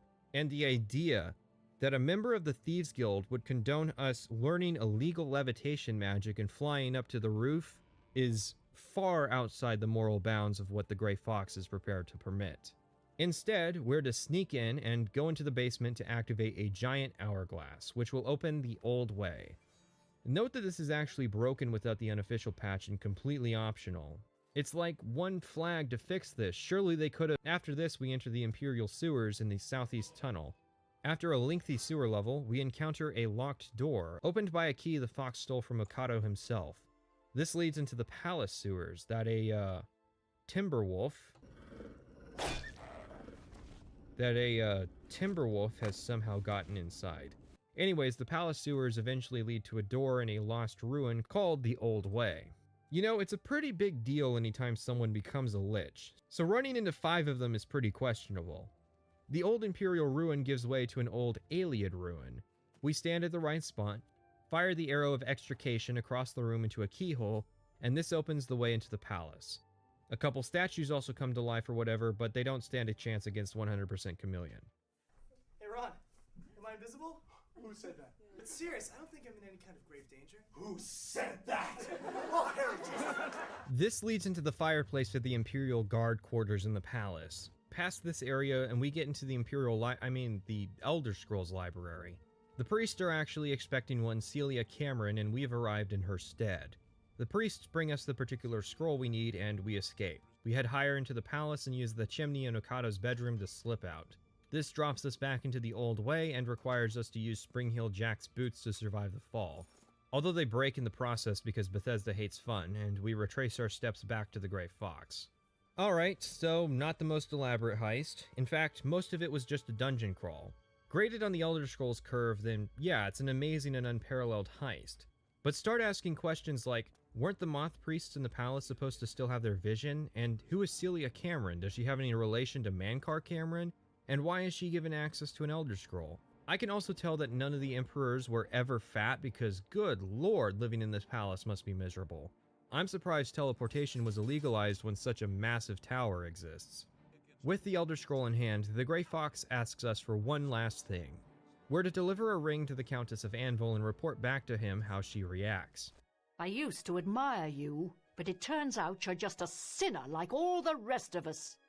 You know, I've basically spent the last 3 hours donating to the poor, returning stolen property, and protecting the waterfront, right? How am I a bad guy? We give her the ring and she wishes she could see her husband, to which the stranger appears and dons the cowl of Nocturnal, revealing himself as the Grey Fox. My stars and garters, can we hurry this up? I want to get to the Dark Brotherhood already. Mr. Corvus Umbernox reveals the truth and also states that he altered time by lifting the curse of Nocturnal. This allows us to take the cowl without inheriting its property of making the wearer unrecognizable when not worn. It also gives us a headquarters in the waterfront, but that's not really that much. The cowl is basically an alter ego we can use to commit crimes without attaching a bounty to our real identity. It's also got some useful enchantments on it, like 200 points of feather, and that's it. The Thieves Guild is the only faction to not have any kind of post-faction content. But what about the Grey Fox? Right. He's a character, alright. He says he inherited the cowl from the previous guildmaster. How and why? Count Umbernox has returned. After 11 years, he just walked back into Anvil. Yeah, that's basically the extent of the answer we get. We're also told that the Grey Fox has been a thing in the Thieves Guild for 300 years, which is why Oblivion is the first we hear of it. Corvus, I can't believe they named him that, Corvus also mentions that the cowl is the root of the guild's bad luck, to which I ask, what bad luck? That a guard captain recently decided to do his job? The bad luck line turned me off of this quest line, which isn't really Oblivion's fault, it just reminds me of that stupid bad luck meme from the Skyrim Thieves Guild. Hell, come to think of it, the Skyrim Thieves Guild reused the same exact premise. The Grey Fox's obsession with helping the poor of Cyrodiil is stated to be a somewhat recent development in the guild's history, something probably attributed to Corvus's reign, which is something that can only be speculated on as basic empathy and not much else. I tried to read some lore books on the topic and found it rather barren. Thief of Virtue, for instance, doesn't really explain it. Rather, it's about a guy who breaks into a castle and ends up banging a nobleman's wife because he valued sex more than the money he stole. Perhaps the idea is that the Grey Fox was only able to concretely unify the organization around a mission of philanthropy. If the guild focused on selfish profit, it would constantly be betrayed for money, like we see happen with Urano. It's easy to speculate when the game neither shows nor tells us what the point of this is, because Todd Howard decided he wanted it to be a personally exciting story and had all the parts about the organization itself cut. If I cut out the parts of the sequence where I stood in a corner and ground levels, then the entire guild is a 4-hour distraction. It's shorter than the 6-hour Mages Guild and 8-hour Fighters Guild because it was decided that having fluff was bad. Some might call this trim and efficient. I personally call it starved of context, and again, to the benefit of what exactly? Bruce Nesmith joined Bethesda with Daggerfall, having a career working on modules for D&D. He worked under Ken Rolston, who joined Bethesda with Battlespire, who also had his roots in tabletop gaming. In fact, Rolston and Nesmith had worked together on Lankmar, City of Adventure in 1985. I just spent like an hour reading about Dungeons & Dragons, and I've come to the conclusion that generally, their Thieves Guild don't tend to operate like how they do in Oblivion. An interesting thing to note is that a cave underneath Castle Umbernox is in fact the home of the Thief DLC home, Dunburrow Cove. It's a pirate-themed home with lots of features. The basic lore details is that the Cove is the burial place of the Black Flag, a ship belonging to infamous pirate Captain Dougal, whose death marked the beginning of the Umbernox reign in Anvil and his transition from Pirate Haven to Imperial City. You clear out the Cove, which is full of skeletons now, claim it for yourself, and then purchase upgrades for the ship. These upgrades, as you buy them, come with crewmen, a merchant, a fence, a security trainer, a marksman supplier and trainer, and a weapons merchant and sneak trainer. Once you have the complete crew, you can send them out plundering, and after a week in game time, they will return with 100 times your level in gold, maxing at 2,000. This DLC is part Redguard and part Pirates of the Caribbean, but I always liked it. Having a live-in fence means an easy way to store and gradually offload your merchandise, even if that's not really a big issue in Oblivion. You can also get some pretty powerful sabers that do quite a bit of damage. They max out at Ebony, but that's not a bad thing. Having a fence does somewhat break the Thieves Guild, since the whole premise of joining is gaining access to that service. And he isn't just a fence, he's a better fence than the best fence you unlock from the guild. He has 1,500 gold, like the best fence, but has a consistent place you can find him, unlike Fathus Ulis, who travels between Coral and the Imperial City. Fathus is also a master of mercantile, so it's harder to get good prices with him. This DLC also provides easier access to enchanted arrows, which continue to be an experimental idea. Elder Scrolls has gone back and forth on this. Back in Morrowind, you could find enchanted arrows, but not too consistently, mostly from leveled lists. There was also a free plugin that added an NPC who sold arrows with area of effect enchantments, but it's somewhat obscure and isn't shipped with the Steam version of the game. Oblivion limited it to a couple NPCs that drop them, some that carry but don't sell them, and one that does sell them but gets killed as part of a quest. Mellowin sells enchanted arrows, but only a couple. If you want to absolutely maximize your damage, then you'll need them. Honestly, I wouldn't mind having the ability to enchant arrows. It would be annoying to do them one at a time, sure, so maybe a single soul can enchant 20 arrows all at once. It might actually help me break the habit of saving all my valuable arrows for never getting used. There's also a chest that comes with the Cove that can't be opened, designed for players who wish to practice their security skill. While this house has a lot of upsides, the only downside is there's no fast travel point straight to it, so you always have to run a small distance from Anvil to reach it. And it's in the corner of the map if you're not doing a fast travel playthrough.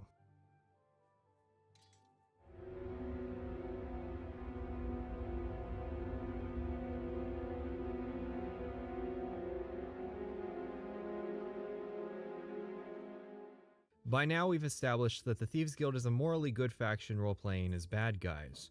So let's discuss the actual evil faction in Oblivion, the Dark Brotherhood. This is the work of one Emil Pagliarulo, not that he would let you forget it. What he would like you to forget is the arena, which is why it's a fitting conclusion to the factions starting and ending with the same designer. Emil Pagliarulo, in recent times, has come under fire for his work on Fallout 4, and his general mentality towards writing and how he handles criticism, which is to say, he doesn't. So let's take it back to the beginning, to Thief. Emil didn't work on this game. Rather, he was a popular reviewer and eventually editor-in-chief at Adrenaline Vault, who was hired on to work on 3 Thief 2 levels. 2 months after the game's release, Looking Glass Studios closed down. After 2 years of working on presumably Anachronox, Deus Ex Invisible War, and Thief Deadly Shadows at Ion Austin, Emil apparently reached out to his friend from his days at working at Adrenaline Vault, none other than the great Pete Hines, VP of Marketing at Bethesda. He also apparently knew Todd while working at Ion Austin. Yep, Emil went on to do side quest work on Blood Moon.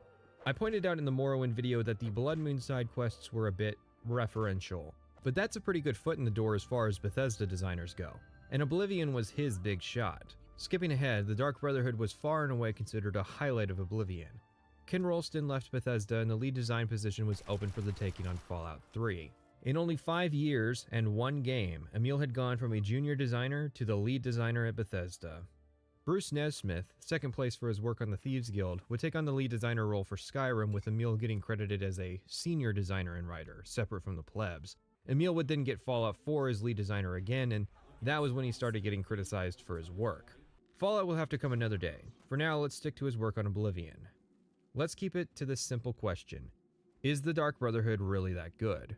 To join, you have to murder someone.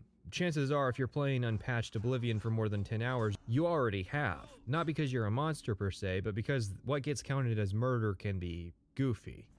The Great Prince, if you do his quest and he asks you to kill him, is originally counted as murder by the game.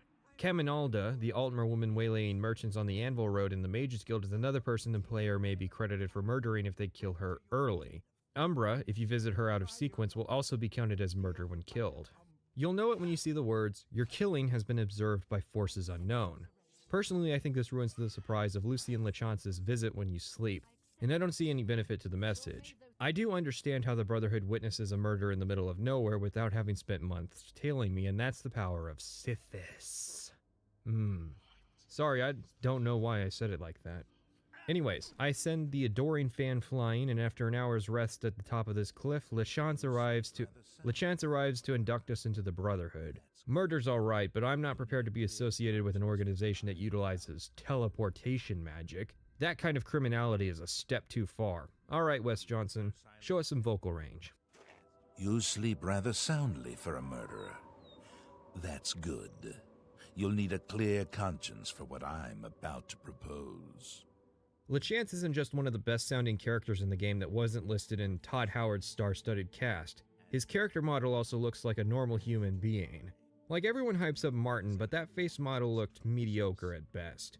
I'll discuss later why Lechance may have gotten special attention to his face. Right now, let's hear him out. I bear an offering, an opportunity to join our rather unique family. Now, what's great is you can kill Lechance here, ending the quest and closing you off from the Dark Brotherhood, or you can let him do it himself. Your path is clear. Send Rufio to his death, and the Dark Brotherhood will embrace you as family.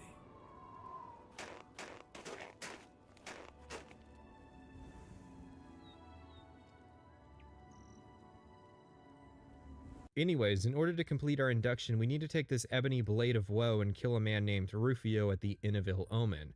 The blade itself is rather weak though, comparable in damage to a steel dagger, and using it's optional. Its full strength gets drawn out later, so let's get our hand on a real knife, Mehrunes Razor.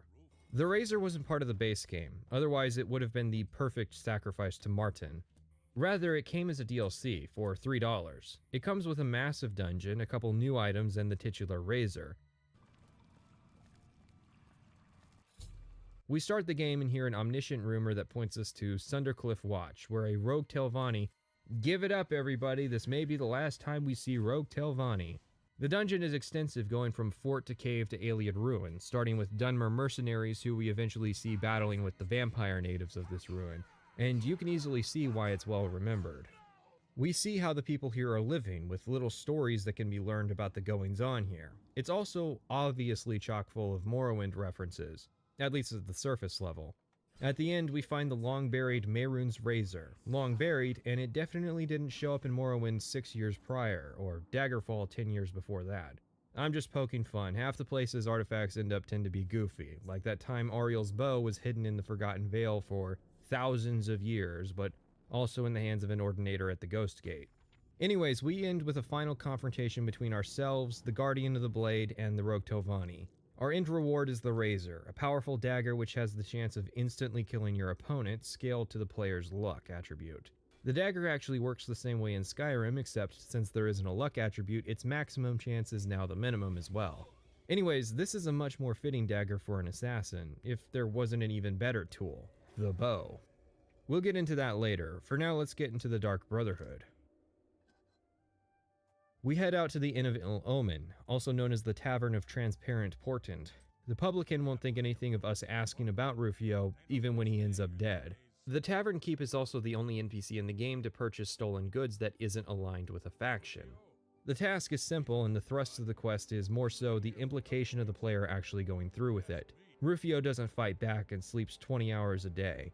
We can actually get some clues about who it is that wants Rufio dead. The Black Horse Courier ran an article about Night Mother rituals, stating one Claudius Arcadia had performed the sacrament that summons a Brotherhood representative. Later in the questline, we get the key we need to visit Arcadia's house and find his journal, indicating he was the one to hire the Brotherhood to kill Rufio, but he doesn't get a motive beyond revenge. Rufio, if you manage to kill him during his waking hours, will hint that he had killed a woman. That's the extent of it, and it means we're not really bad guys. So, the deed is done. Talos preserve us. With Corpus going around, we need to social distance. So Lucian explains the rules and structures of the Brotherhood. Makes sense. Unlike the other guilds which generally let us in for little effort, we've made a commitment to come this far. Unfortunately, this means we may have also signed up for a cult. Like Mehrunes Razor, the Dark Brotherhood was all over the place throughout the series until Oblivion. Starting as Sithis, god of death worshippers, transferring to Mephala in Daggerfall. Then it turned out that the Morag Tong were the original Mephala worshippers and the Dark Brotherhood had broken off from them. They weren't characterized as particularly religious in Morrowind. In fact, during the Morag Tong questline, they're mostly characterized as a-religious and money-focused, while the Morag Tong are the ones with values. Mephala's quest even starts in the Tong headquarters. Sithis has also undergone some back and forth in the series. He's not part of the Adric or Daedric pantheons. He started life as a generic death god and has stepped sideways into a position of representing chaos. What chaos has to do with dressing in BDSM tight leather and pleasuring yourself in the act of murder, I couldn't tell you. It's almost like it's a superficial downgrade from the pragmatic assassins of before, and no, just because one of their sprites in Daggerfall is shirtless doesn't excuse it.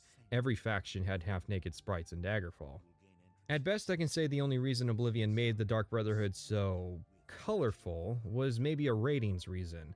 Like Bethesda was worried if the professional assassins were well-adjusted people, there might be backlash. Or maybe it's just stylistically meant to be that way. Well, the game got off on the gore but ended up having hidden titty models be its downfall. Or, as I've alluded to already, it's possible Bethesda wasn't entirely comfortable with giving the player a genuinely evil faction and ratcheted up the cheese factor to 11. If you look at the fiction of the Dark Brotherhood that's in Oblivion, it's actually a sort of like dark perverted version of the Catholic Church. You know, there's the Sithis is God and the Night Mother is Mary, and I just sort of took those experiences and sort of flipped them around. I wanted to have it. I wanted to have a certain tone, like, you know, a very sort of.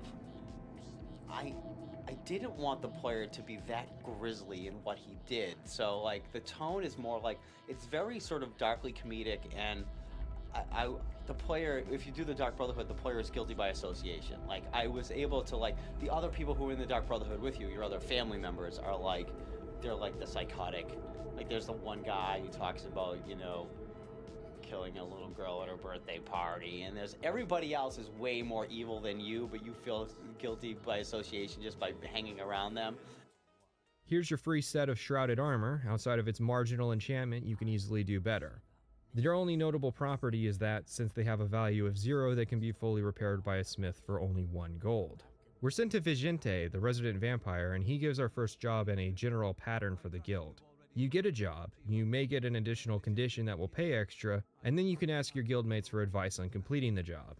Why should anyone bother with all that sneaking and skulking? Yes, of course I value our secrets, and I've never betrayed them. But using stealth to kill, it's just so weak. Bonuses? Useless, I say. Gold and magical trinkets are no substitute for the freedom to slaughter anyone I please, at any time. Oh, Gogren, your methods may be crude, but your heart is always in the right place. Our first task is to sneak aboard a ship docked at the waterfront and assassinate its captain. The first mate's been giving us trouble throughout the entire game anytime we got near the ship, which is often considering they parked it right next to my house in the Imperial City. Beautiful, isn't she? The Marie Elena. Damn fine ship, with a damn fine crew. I should know. I'm her first mate. So believe me when I tell you we don't like it when people snoop around in our affairs. Gogron figures that, since we aren't getting a bonus, we might as well go in guns blazing. It'll give us the option to use a one-liner. Also, scratch the line about Gogron killing a 6-year-old at her birthday party off your bingo card. Kill a little Nord girl. Antoinetta, meanwhile, will say the ship may be full of nooks and crannies to hide in. Thanks for the advice, guys. Our options are to go in through the main deck, but have our hands full of pirates, who the guards will actually assist us against because Oblivion can't do trespassing in exterior cells. We can hop up onto the balcony and break into the cabin directly, or we can stow aboard some cargo and sneak through the ship. So we've got options. Once we get to the cabin, we could just stab the captain, but that draws the attention of the pirates. Instead, this quest is the debut of the poisoned apple.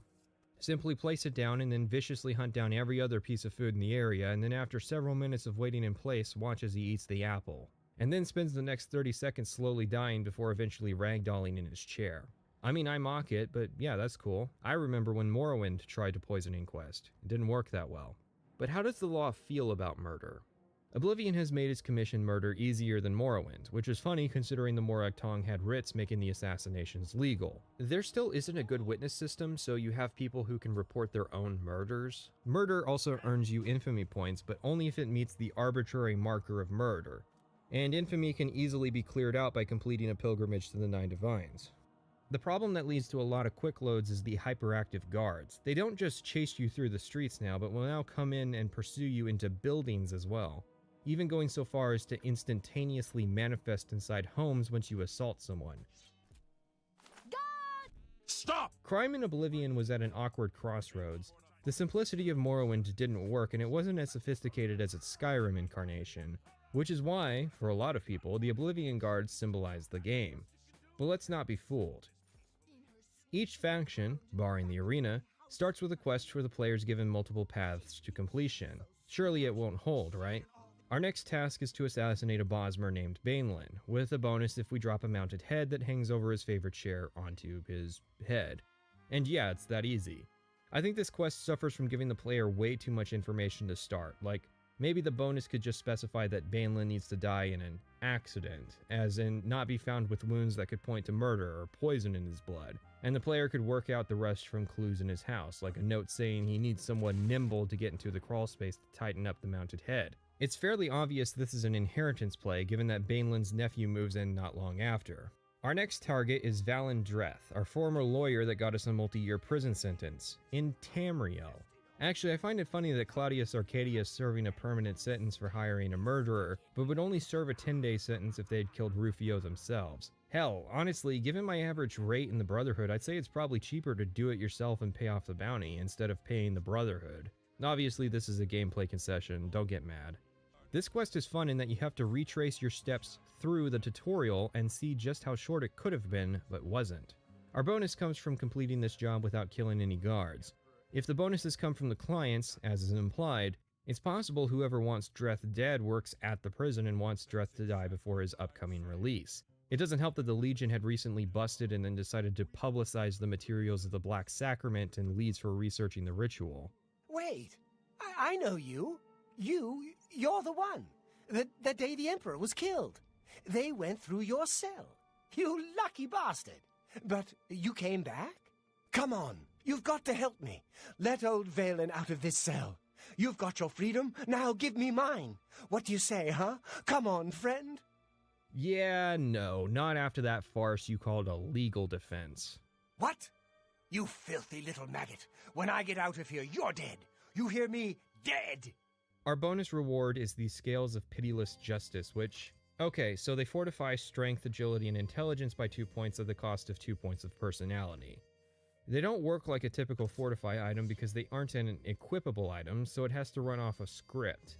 It's just an odd item because of how not weak, but how minimal its effect is. A powerful tool indeed.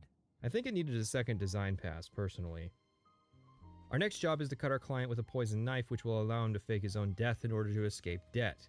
He owes money to the wrong kind of people. Yeah, I guess owing money to the Fighters Guild can be rough. Seriously, is there a secret underground bank handing out loans to people with bad terms? Or was there a payday loan office in Breville that I just barely missed? Francois here wants us to do it in front of the unnamed organization's enforcer, and then, after a day, we're to sneak into the chapel Undercroft and revive him with the antidote. You can actually fail this if Francois dies or if we go against the terms and kill the enforcer, and the consequences are handled properly. We aren't rewarded, our rank is delayed, and our relationship with our boss is worsened. Albeit in a really extreme manner. Vigente deciding to kick our ass for messing the job up is a bit extreme. Still, I have to appreciate that the player is at least allowed to fail, despite the fact that failure is more difficult than success here. That's our final contract from Vicente, although he does have a final offer. As a vampire, I may pass my gift on to others as I see fit. You have served me well, and I choose now to extend that gift to you. Shall I use my dark powers and turn you into a vampire? Awesome, let's do it. Wait, what kind of vampire? The cosmopolitan, hide-inside-your-house starving Cyrodiilic vampire, Clan Valkalhar, what? I was stricken with vampirism 300 years ago, while on an expedition deep into the ashlands of Vardenfell. Yeah? What clan? Normally I'd hope for Ondai, but willpower's my dump stat now, so I'm really hoping for Quora. Oh, I guess he was lying since we still end up being a Cyrodiilic vampire. But our transformation won't complete until after we finish the quest line because it takes 3 days, and believe me, the rest of the quest line will not take that long. We're taking jobs from Ochiva now, the Argonian who greeted us at the door when we first arrived. Her first contract is to kill Phalion, an Altmer skooma addict in the Imperial City. However, our bonus is to avoid doing it in public as that would draw the attention of the Legion. We can ask Phalion's girlfriend about him, which should raise a red flag but doesn't. We can also ask Phalion, who only talks if we provide him skooma. Either path points at Lorkmir's house in the afternoon, which is where Phalion hides to do his skooma. This satisfies the condition of making the murder not public, but doesn't answer the question of who exactly wants Phalion dead. I don't think it's the girlfriend because she talks like she wants him to reform, and he's already lost all his money, so it's not an inheritance play. The publican of the Tiber Septim Hotel where the two stay, maybe. She doesn't have anything nice to say about Phalion, but that isn't a motive, especially with how dangerous the Black Sacrament would be to her reputation. A guy got life in prison for performing the ritual for actual revenge, let alone just an eviction. You can find Lorkmir, the homeowner, dead in the basement. Atrena refers to the house as deserted despite the freshness of Lorkmir's corpse, and the place is already trashed. My theory, thus, is that Phalion summoned the Dark Brotherhood upon himself, which has holes in it, I know, but we have the body parts, the dagger, the candles. The only thing that would complete this picture would be to have the Nightshade leaves too. And the Black Horse Courier literally printed the entire ritual in their newspaper, so maybe in a haze Phalion reproduced it. The only problem is, how would Phalion pay for our services? He's broke. And even if he had the money, wouldn't the brother who came to arrange the murder just stab him on the spot? Don't tell me it was made a legit contract as a challenge or test either. Bainlin was more of a test. Our bonus reward shows a similar level of amateur design. Shadowhunt's bottom two effects, turn undead and weakness to poison, don't actually do anything. They don't have a duration, meaning that the undead hit would flee and rally in the same second. And weakness to poison doesn't work for the poison of that attack. You have to weaken first and poison second. But the weakness effect would fade before then, so it's worthless. The damage value is also just a hair above steel and quickly made irrelevant by generic loot, except in weight, which is such a pedantic category to favor a weapon for. If you hold out until level 30 to get the best possible effect values, you'll already have plentiful access to Daedric bows and Grand Souls to do better. You might counter that you can't get a damage, health, and magicka effect that powerful with a Grand Soul, and I would say 1, how did they enchant this weapon? And 2, damage magicka is such a meme in a game where every enemy has regenerating magicka, especially since just focusing damage works way better in Oblivion. So we get our next quest to take care of a warlord who's taken up residence at Fort Such, and we need to make it look like his illness has taken his life by switching out his medicine with poison whilst undetected. Cool, but I think this quest highlights a problem with the general writing behind the Dark Brotherhood, which is that it fumbles a lot of the details. It feels like Rolston really needed to be more active in making sure that Emil was developing his ideas correctly. You might be surprised to learn that Warlord as a title is exceedingly rare in Elder Scrolls. It's actually more so used to describe generic high-level enemies like Orc Warlords in Daggerfall, Dreg Warlords in Morrowind, and Marauder Warlords in Oblivion, than it is to describe characters like Warlord Gathric in Skyrim.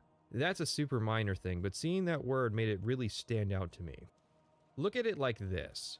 Rufio was staying in a place called the Inn of Ill Omen.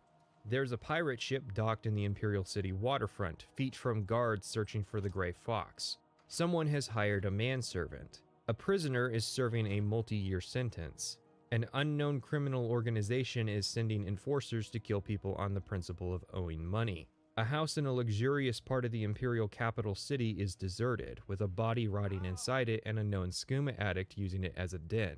and now there's a warlord with mercenaries controlling a fort. None of these things are wrong per se, but they are incongruent with Oblivion and Elder Scrolls. It's a slight deviation in the pattern. The problem is that Pagliarulo and Nesmith weren't in harmony with Chapin, Nelson, and Coleman. I mean, Rolston said as much in an interview. Quote, "I was the one who sketched the general history and the history of the different factions, but this time I strongly encouraged the designers to move away from these models or even ignore them completely depending on their tastes and skills." Source 11. And Emil agrees in the 5th anniversary podcast. Dark Brotherhood was cool because I took a different approach. Like, I didn't know a lot about the Elder Scrolls lore. So I took a step back from it, and I grew up a good Catholic boy in Boston, so I suppose we should talk about Pagliarulo's resume of the Thief 2 levels. If you don't know, Thief 2 was a counterpoint to Thief in that the levels were designed first and the story was wrapped around them, whereas Thief 1 wrote a story first and made levels around those story beats. And the end result of that was that nobody really agrees which game was better, but it may inform the design of the Dark Brotherhood quests. After all, many of them sound like they were designed first and written second. Like someone wrote down the idea, guy fakes his own death on a whiteboard, and then made a quest. And thanks to the contract nature of the Dark Brotherhood, it's able to fit together, but a lot of the missions read like whiteboard level ideas. Sneak aboard a pirate ship, do the tutorial backwards, replace a guy's medicine with poison.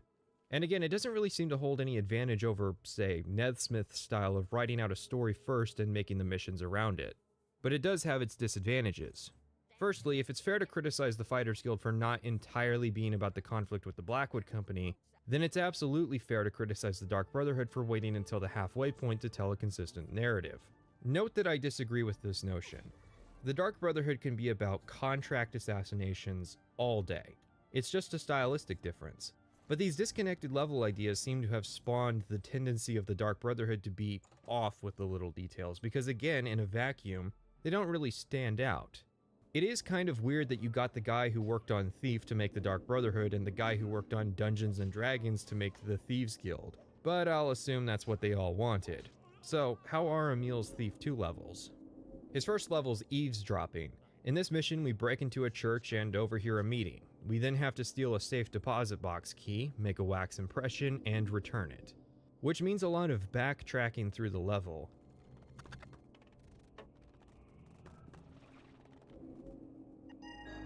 I think my work here is done. The key location is actually random, so I probably just happened to get the worst location, which was the top of the eastern tower on the opposite side of the building from the wax. His last mission is Precious Cargo, which is the level where you find the underground base through a lighthouse. And then there's Life of the Party, which, as everyone says, is really 2 levels inside of 1. I found Emil to be a bit key-heavy in his design. Precious Cargo is 2 separate levels separated by a single locked door, and the main thrust of the final part of the mission is just finding a key. And then there's Life of the Party. Yeah, the rooftop sequence is pretty good, but the actual Mechanist Tower is super tedious in my opinion. The key to the guy's office is in the ballroom 20 feet away, and the objective where you find the scripture's annoying because it's hidden in boxes that don't show any external indicator that they can be lockpicked, like every other single lock in Thief 2, so I spent a while searching for keys to them that just didn't exist. It wasn't very exciting to have the alarm going off as I escaped, considering I'd already knocked everyone in the building out during the numerous backtracks I had to do while searching for all the recordings. I don't know, I just liked the bank mission and the one at the sheriff's office way more. Bigger doesn't mean better, you have to earn your immensity in my opinion. Most of the actual level is the same size as any other level in Thief 2, there's just more filler that would logically exist in Life of the Party, and a lot of fun moments to set it apart. But now we're at the point that everyone discusses, the pivotal moment. Whodunit? A murder mystery story where we play the murderer. Our bonus comes from not being suspected by the other guests. I am guessing this is to appease Sithis and not actually a condition of our contract. All 5 guests form a complicated web of relationships, and there are many different ways to do the quest, turning the guests against each other. Now I'll tell you what I didn't tell everyone else. This quest is broken. Without the official patch, the guests can't actually detect when you murder someone with melee. You could run in fist swinging and drop everyone in 15 seconds. Even with the patch, it's not difficult, and the harder you push it, the more ridiculous it becomes. The guests all have ESP and know when the others have been slain, even if it happened seconds prior on a different floor. This house is a death trap. We're being killed off one by one. If you use illusion spells like Frenzy, Rally, and Command, you can completely break this quest. Watch as the old woman murders all the guests around her and nobody suspects her, even if they watch her do it. Drop poisoned apples everywhere and watch as all but one of the guests eat them anyways, even after their fellow guests died from the poison. Now, let's be fair. The complexity of this quest and the sheer amount of dialogue that had to be recorded, especially in context to the 2006 release, is impressive. It's a shame the only people trying to one-up it are in the multiplayer space. It seems like there would be a fantastic opportunity to make a murder mystery work in Elder Scrolls where the player has the power to influence other people to become the murderer. I hope Elder Scrolls 6 recreates this premise, but accounts for all the different disposition options, because, well, disposition will come back and the illusion magic won't be cut, because it'd be cool to see a version of this quest that responds to power gaming in some way. So for Sithis' sake, do not wear your hood. You have the incentive to do the bonus condition and not just kill everyone as fast as possible, as the bonus is 2 free skill points in Marksman, Security, Sneak, Acrobatics, and Blade. I do have to wonder if the inability to fail on the console ports has contributed to the popularity of this quest. The premise alone convinces people to do the quest through dialogue, isolating the guests and slowly picking them off. The Dark Brotherhood features a great deal more dialogue than any of the other quests in Oblivion, usually with 3 consistent personality options. If there's one thing I can't criticize Fallout 3 for, it's expanding the number of dialogue options given to the player over Elder Scrolls. Sorry, kid. Hell costs cats, and you look pretty broke to me. You grown-ups are all the same. All you care about is your stuff. My papa is missing, and I think the ants may have gotten him. I hope they get you too. One philosophy isn't better than the other, however. I would just prefer Elder Scrolls keep doing its thing and not feel compelled by other games into leaning into that BioWare, CD Projekt Red style of player dialogue.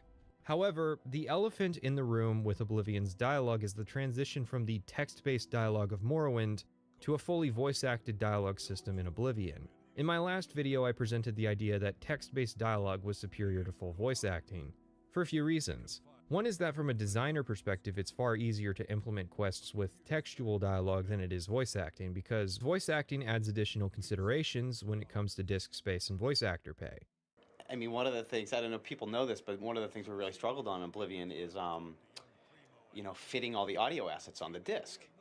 And we had too much dialogue. However, the downside of this is that most people don't like text-based dialogue because they can't read. One interesting outcome of the Morrowind video was a mix of dyslexic people who disagree on Morrowind. Some argued the game had helped them overcome their condition, others argued that it had inhibited them from getting into the game. Then the topic of text-to-speech came up, using a rudimentary mod to give all the dialogue basic voice acting. In the time since writing my Morrowind video and now, there's been a significant advancement in using AI learning for text-to-speech, to the point that Witcher 3 mods are able to create rudimentary dialogue for Geralt without needing the voice actor. One of my big oppositions to voice acting in the Elder Scrolls was the inhibition of quest mods. My first run-in with this was the Falskar mod back in 2013. Less the mod area itself and more the contrast in quality from the regular NPCs to the one in Skyrim. That element of textual dialogue being a benefit for designers goes doubly so for modders who don't have as consistent access to voice talent. OBVA, however, is a tool created for mod makers to synthesize new dialogue using AI trained on the game's existing dialogue. I can make the NPCs say whatever I want, and there is nothing to stop me. Subscribe to Patrician TV. Now, the thing is, you and I are both fully aware that Bethesda and other studios with budgets higher than the price of a car are never going back to the text-based dialogue. In fact, I was pretty confident that it was a dead issue in the Morrowind video. I more so made my case as a demonstration of the advantages of the system. The thing is, I stand by that position. Just like with fast travel and quest markers, there's no reason there can't be a middle ground in text-based dialogue as well. Thing is, all of this dialogue already textually exists in the game because it's in the subtitles. Whenever I actually play Oblivion or Skyrim, I usually just read through the words on screen and skip on to the next line of dialogue. I very rarely just sit back and listen to NPCs talk, so this is what dialogue actually looks like when I play for myself. The 6th guest has finally arrived. Whoever invited us here must at least know us, don't you think? The rest of us have already traded introductions. Now who might you be? I can read very quickly, a necessary part of both my job and my hobbies. Plus, it doesn't help that Oblivion and even Skyrim have awkward, noticeable pauses between lines of dialogue. We're being stalked like animals in the forest. I'm still not sure if the killer is one of the other guests or is hiding somewhere in the house. One thing I do know is that the killer won't just stop with two. They never do. You and I, we need to watch each other's backs. I've got my old Legion armor and sword in a chest upstairs. It's time I geared up and showed this coward just who he's dealing with. Now, my proposed system would be a toggle option between a classic window and a normal window for dialogue. Normal, modern dialogue would happen as always, in real time with options occasionally appearing when available. In the classic window, dialogue would appear in a text box, with additional, either unspoken or radiantly generated dialogue that would appear as well. This way, you could include that superfluous information that slows a normal conversation down. Normies can play a version of the game that's fast and quick and just follow the quest markers, while role players can get the additional dialogue with all those directions and lore details and encyclopedic dialogue people like to complain about in Morrowind. However, this design philosophy requires two things: a desire to cater to all fans of the series, new and old, and the drive to do that extra work. We're on Ochiva's final quest. We've been authorized to take down Adamus Philida. Who? You know, the guy we were supposed to avoid in the Imperial City, the guy who's been spearheading the campaign against the Dark Brotherhood. Adamus Philida? The guy is supposed to be an antagonist for the Dark Brotherhood, but because he's only mentioned in passing once, and otherwise only exists in a newspaper article, he just doesn't have the presence that Hieronymus Lex had. This is one of those disadvantages of the disconnected quest design theory. For all its benefits, it's hard to have an antagonist in a storyline with so many disjointed missions. Tying a thread between all of these quests to involve Philida is effectively impossible. Which is a shame, because Philida is said to have both interfered with contracts and to have survived 3 different assassination attempts. Maybe he could have shown up during the job in the prison and interfered with the contract. Like we kill our target and then he appears and now we have to escape him because our conditions say that we can't kill him. Maybe it's even possible the guards intentionally drew us here to kill a prisoner to increase the likelihood of him capturing us. Regardless, Philida's retiring now and has moved down to Leowyn, but the Brotherhood, being spiteful pricks, want to have the final word. So they fashioned a Rose of Sithis, a special arrow which will instantly kill its target, in this case Philida. He lives in his armor, however, and the game won't recognize if we nail the shot through the slit in his helmet. He only takes it off to sleep and for swims. Hitting him when he sleeps is difficult, but possible depending on how hard you power game. He has a bodyguard which maintains a constant vigil over him, never sleeping. And breaking into the City Watch barracks itself is a challenge. Each door is lit and under constant supervision with only a small lip that the player can lockpick the door from. If we go invisible immediately, the bodyguard should open the door. We head into Philida's room and then from the corner we shoot the Rose. We have to shoot from here because we'll become visible when we start to draw our arrow, and in that time can be caught if we're standing anywhere else. This is not how the quest is meant to be completed, as evidenced by the ever-awake bodyguard. So to do it right, we have to follow Philida around until he eventually goes for a 5-hour swim in the public watering hole. This man only sleeps 4 hours a night, so he spends more time of the day in the water than he does in his bed. Was his first passion endurance swimming and he only settled for the Legion? Either way, Philida is dead and we cut off the finger wearing his Legion ring, which we place in his replacement's desk. This is our bonus objective, which exists so we can send a message. Knowing what happens next makes this gesture quite ironic. Our work with Ochiva is done and we've received a letter from our recruiter, Lucian, inviting us out to his hideout at Fort Farragut. It's a dungeon quest set in a generic fort full of undead. Yes, I'll acknowledge the back door, but you have to admit that most players aren't going to find it on their initial arrival, considering it's facing 180 degrees away from the road and checking for back doors just isn't consistent in Oblivion. We meet with Lucian, who is impressed with our career and has a use for us. A traitor has infested the Brotherhood and they are most certainly definitely in the Shadenhall branch. We're new, having only been with the guild for at most a week, so we're cleared of suspicion. Thus, there is only one path.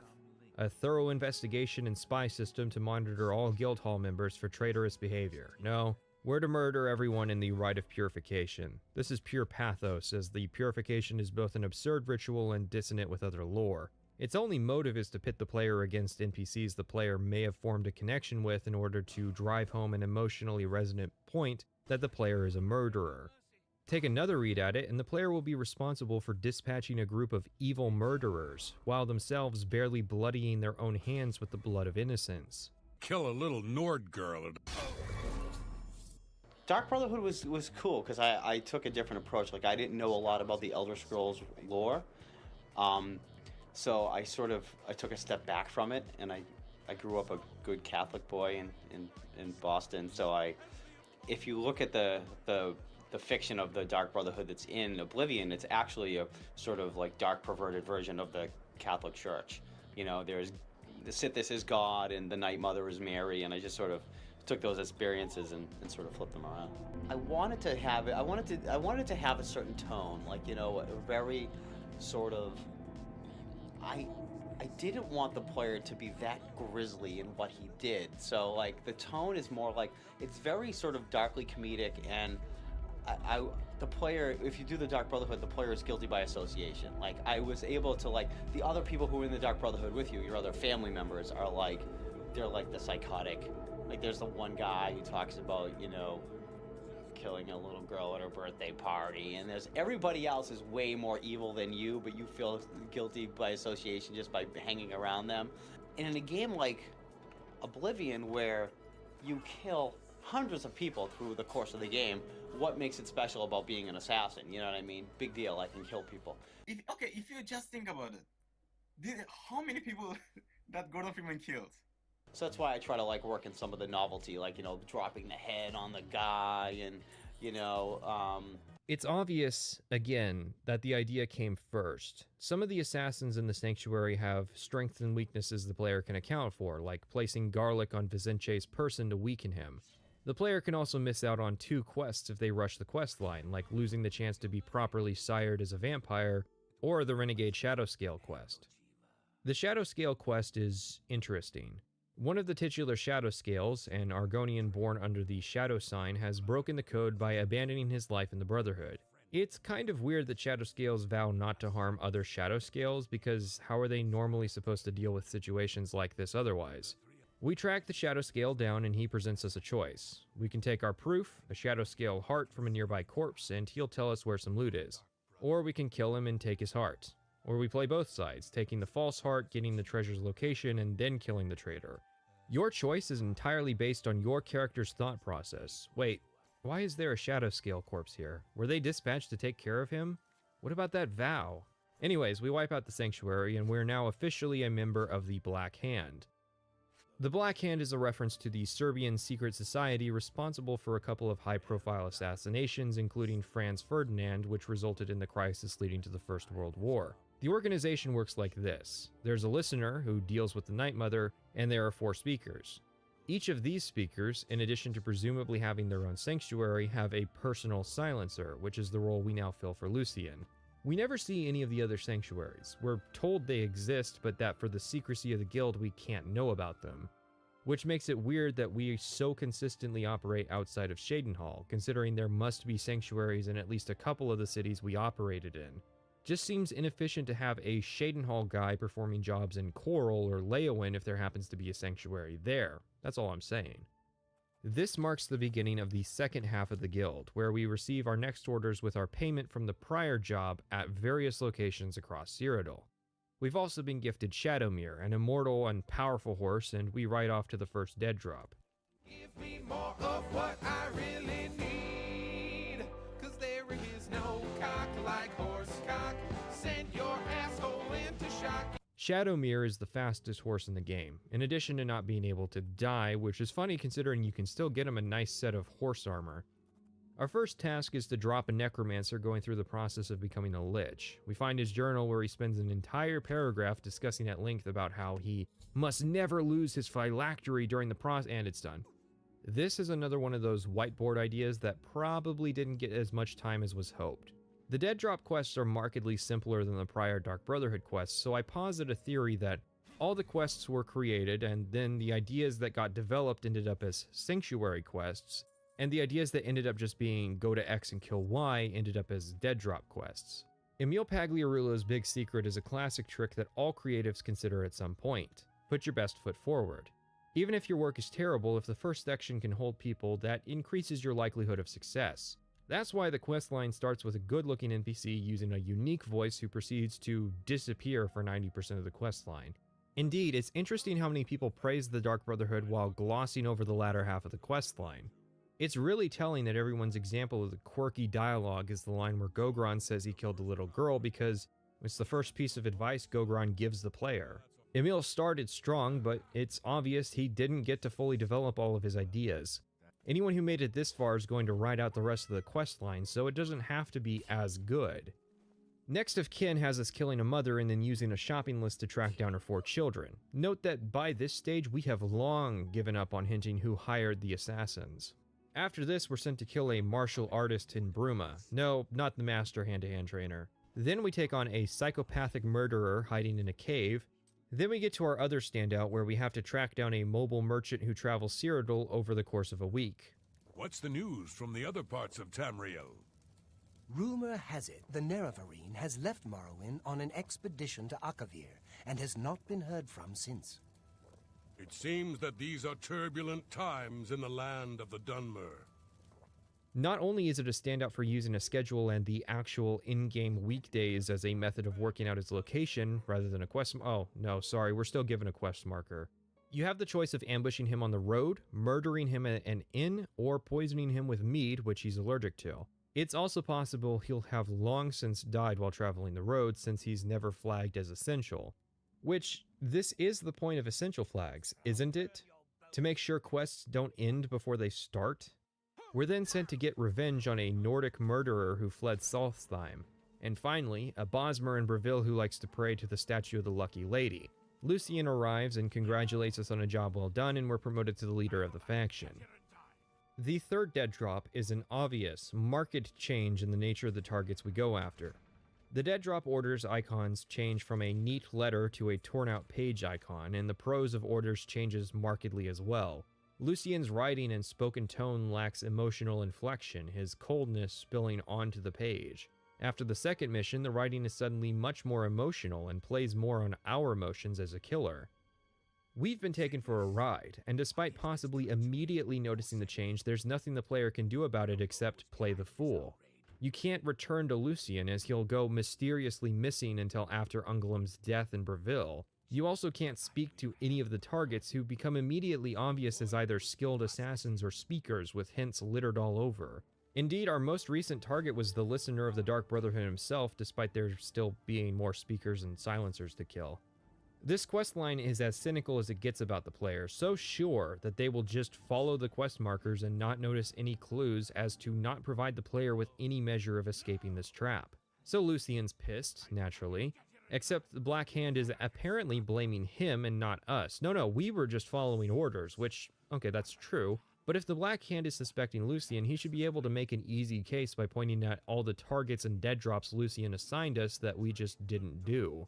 Anyways, rather than doing the smart thing and coming with us to Anvil to our next dead drop to investigate it, he instead decides to wait at Applewatch, despite stating that he's being pursued by the Black Hand.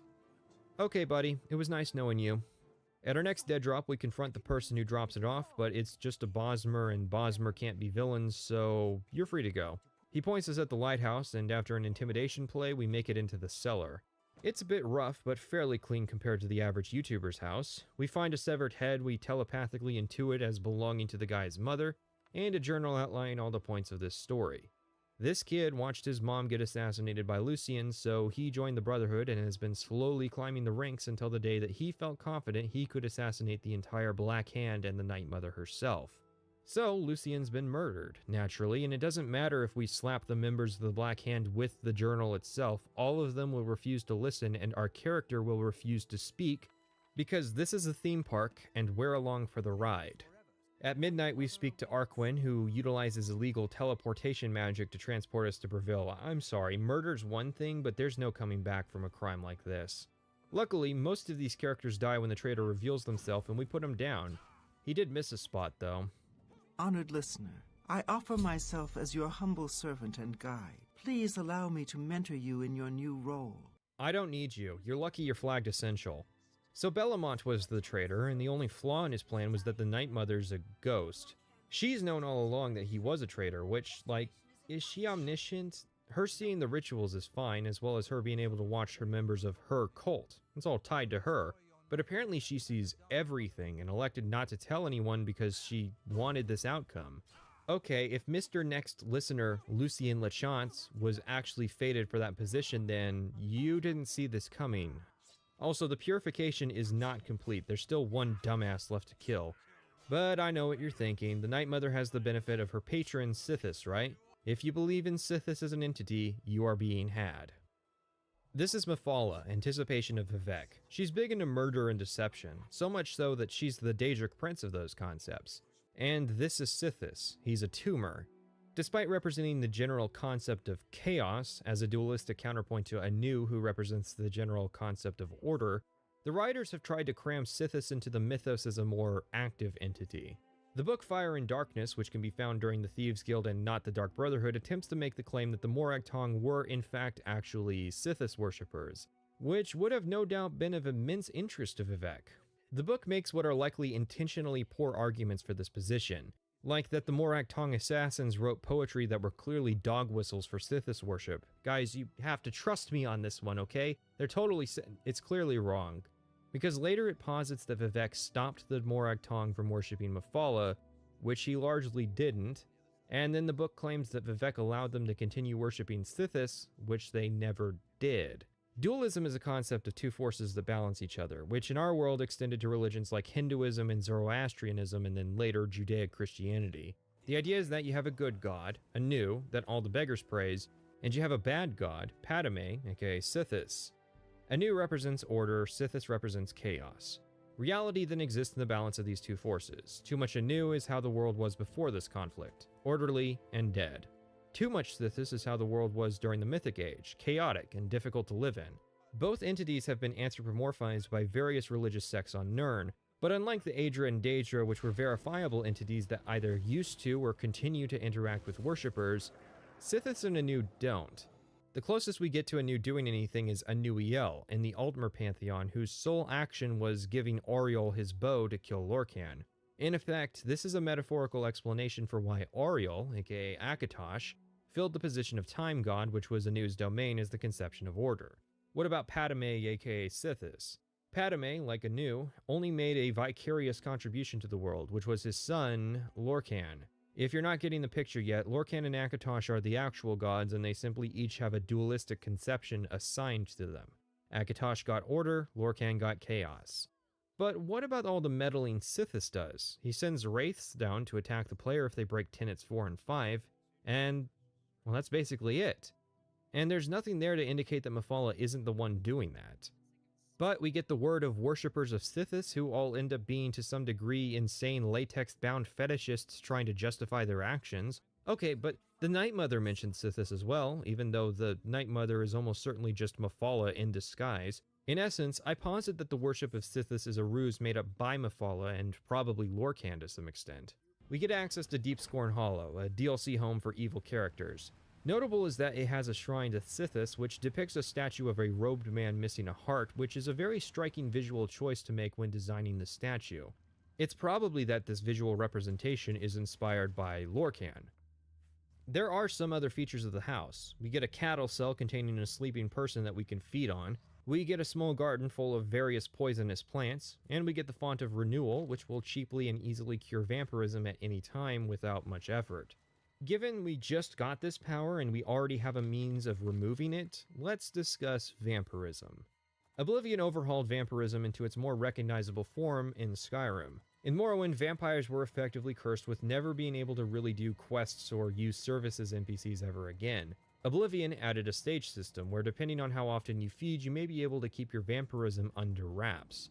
At the first stage, you'll be able to move around outside without issue. You gain the Hunter's Sight spell, which casts Night Eye and Detect Life. We become immune to disease and paralysis.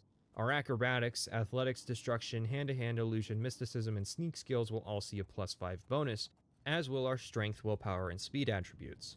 We only have a 20% weakness to fire and a 5% normal weapons resistance. On the second day without blood, our skill and attribute bonuses go up to 10, our weakness increases to 30%, and our resistance goes up to 10%. We also start to take damage from the sun, meaning we can no longer fast travel or wait outside during the day. We also gain the Vampire's Seduction ability, which allows us to heavily charm an NPC once a day. On the third day without blood, our skill and attribute bonuses go up to 15, our weakness increases to 40%, and our resistance goes up to 15%. We take 4 times as much damage from the sun during the day, and we gain the Reign of Terror spell, which casts silence and demoralizes once per day. Finally, on the 4th day and beyond, our skill and attribute bonuses max at 20 points. Our fire weakness reaches 50%, our normal weapons resistance reaches 20%, we take 8 times as much sun damage, and we gain Embrace of Shadows, which allows us to go invisible and use Night Eye for 3 minutes once per day. NPCs will generally stop providing services to the player at this stage, however, so feeding on a sleeping NPC to revert back to 25% is a good choice. My only real change would be to make it so that feeding reverts back only one stage, so if players are comfortable playing as Stage 2 or Stage 3 vampires, they don't have to constantly keep reverting back to Stage 1. Playing the entire game as a vampire is actually fairly viable in Oblivion. Your only combat weakness is fire, and you can either play a Dunmer or use the Atronax sign and a couple items to easily offset that weakness. People only notice your vampirism at Stage 4, and liberal usage of charm spells can offset that. And since most people in the game have sleep packages, it's easy to find fresh food. Sadly, none of the game's content accounts for vampirism. Nobody ever mentions the player's rather obvious affliction in quests, and unlike Morrowind and Skyrim, there aren't any special quests just for vampires, except for the Cure. The player can approach healers about the subject, who point to Raminus Polus at the Mages Guild, who himself points to the Count of Skingrad. Oblivion is kind of weird about how it approaches the subject of vampires. You have several stories like the Grey Prince whose father was a vampire, the multiple quests surrounding the Count of Skingrad, the Springhill Jack quest, Vicente is a vampire, and you have the Order of the Virtuous Blood, a vampire hunting order the player can join and get paid for vampire dust. And Azura's quests about vampires too. But you don't see any kind of replacement or expansion on the vampire clan's idea from Morrowind. The concept's just sort of in this transitory phase that lasted until the Dawnguard DLC from Skyrim. The Count of Skingrad and his wife became vampires 50 years ago, and while the Count was fine with it, the Countess was not. She refused to feed and eventually slipped into a coma. The Count since then has sought a cure, but is somewhat trapped in the castle for the sake of protecting his citizenry, so he passes the search off to us. He has heard that a witch of Glenmoral is near the Corbolo River. Glenmoral witches have existed since Daggerfall, but have been performing the thankless task of curing lycanthropy and vampirism since Blood Moon. This witch, Melisande, demands 5 grand soul gems as payment. Sure, take them. I don't need them. I can get them blackened for you if that's what you want as well. She'll then give the player a shopping list of ingredients for the cure: bloodgrass, garlic, nightshade, Argonian blood, and the ashes of a powerful vampire. This doesn't mean Janus, however, no sacrifice is necessary. Hindaril, a powerful vampire, was trapped in a cave by hunters. He hasn't fallen into a coma from sadness, so we have to fight him. Ingredients in hand, we return to Melisande, who takes a day to brew the potion. We then take 2 doses, one for ourselves and one for the Countess, and return to Skingrad. We go to where the Countess is resting. Melisande, who shows up for some reason, awakens her, and the Count gives her the cure, whereupon she dies, and a day later we're paid what is probably the highest scaling gold reward in the game, with 10,000 gold being the reward at level 30.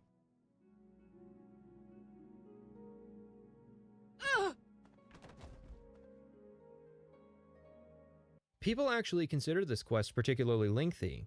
I think that might only be true if you do it at a lower level when Grand Soul Gems are much rarer. I like this quest, but it does raise the question of what the hell was going on with the Pale Lady. I'm guessing originally the Pale Lady was the Countess, and this was reworked after the Vampire Cure quest was written. There's also the Purge Blood font if the player's lazy and had a couple dollars to burn on the Vile Layer DLC. So, in conclusion, the Dark Brotherhood. Probably the best content of the base game, that being an exceptionally low bar to reach.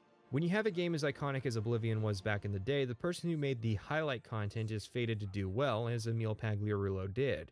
He's taken the reins as a lead designer at Bethesda, potentially even a successor to the Howard crown when Starfield's finished and Todd resumes his aging. I'm the only alchemist in Skingrad. Not much business here, but I can't go back to Morrowind. It's just like anywhere else in the Empire. By the way, do you happen to know what the fine is here in Cyrodiil for necrophilia? Just asking. Is it your first offense? Let's assume... no. Then it's at least 500 gold. That's nothing compared to Morrowind, thanks.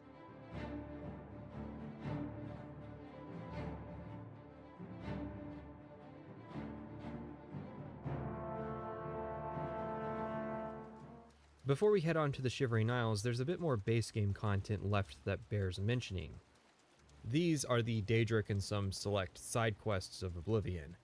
The Daedric quests are the work of Mark Nelson, at least that's what I've been led to believe, and nobody's taking credit on these, despite many of them being some of the best content Oblivion has to offer.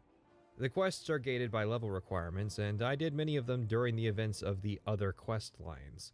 So you'll be seeing our character jumping around various parts of the playthrough. We'll handle these in the order that I did them, so let's begin. Also, I should throw in here, many of the Daedric princes have sibilance issues, where the sharp S sounds are piercing. I've tried to correct that for your benefit, but it does bear mentioning. Sheogorath. Shigarath's quest is offered at level 2. All 15 of the available Daedric princes have shrines, and most of them have offerings the player must give to get the quest, which the player can learn at the shrine from their priest.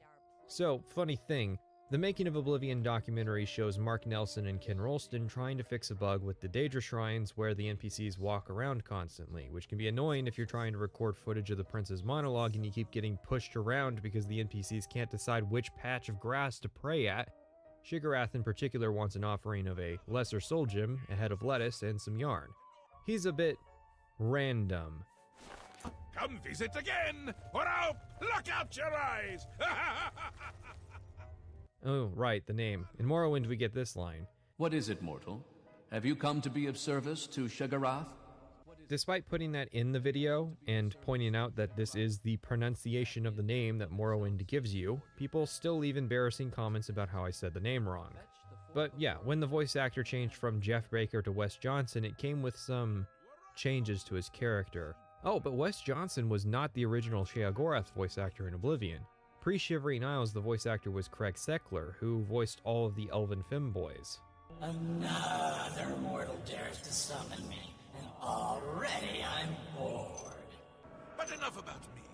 Let's talk about you. I could turn you into a goat, or a puddle, or a bad idea. I could make you eat your own fingers, or fall in love with a cloud. Perhaps I could make you into something useful. Let's find out. Sheogorath's presentation in Morrowind was very deadpan. He asked you to do something ridiculous, but he asked normally because being ridiculous was his normal. I'll have a lot more to say about this in the Shivering Isles section. For now, let's focus on our task. Shaggy wants us to mess with a Khajiit settlement that is superstitious. We're to go there, ask about the Kashara prophecy, and then fulfill it. We're directed to Ribasa, who after a disposition check will tell us of 3 plagues: vermin, famine, and fear. We have to figure this out on our own, but it turns out the local tavern keep is a cheese collector who keeps a potent Olroy cheese locked in a display box. We steal the cheese and place it in a pot over a fire, which draws a swarm of rats to the village. Ribasa panics and places rat poison everywhere, killing all the rats. He's taken this as potentially the first stage of the prophecy. If we then take the rat poison and place it in the sheep trough, they'll eat it and die, whereupon Sheogorath congratulates us and handles the 3rd step for us, making it rain burning dogs. Oh, this doesn't look good. That Not is a good bad at all. puppy. That is a bad puppy. The village is in panic, and Sheogorath, pleased, awards us the Wabbajack. The Wabbajack transforms creatures into other forms, sometimes less dangerous, usually more dangerous. It's a fine toy, but that it only works on creatures as well as the limited number of uses means it's easy to forget about. Still, I enjoy the idea of a powerful lich who spent years uncovering and undergoing a ritual to attain immortality, unparalleled in power by the mortal world and immune to the effects of age and disease, getting smoked in the side of the head by the Wabbajack and turning into a sheep, then dying almost instantly. Namira. You dare approach my shrine, child of light? You who walks this plain basking in the light of the warm, cruel sun? Namira's quest is available at level 5 and requires no offering, but does necessitate the player's personality value be below 20, which is impossible by default and requires every character to use some kind of supplement like cheap wine to reach that value. Namira wants to help some Skyrim fans who are being harassed by priests of Archay, who won't stop trying to get them to go outside. She wants us to help by putting out the torches and letting her followers kill them. If we touch the priests ourselves, we'll fail the quest. Overall, it's pretty easy. You have cleansed my followers' perfect darkness. The forgotten are free to wallow in their misery. Take my ring.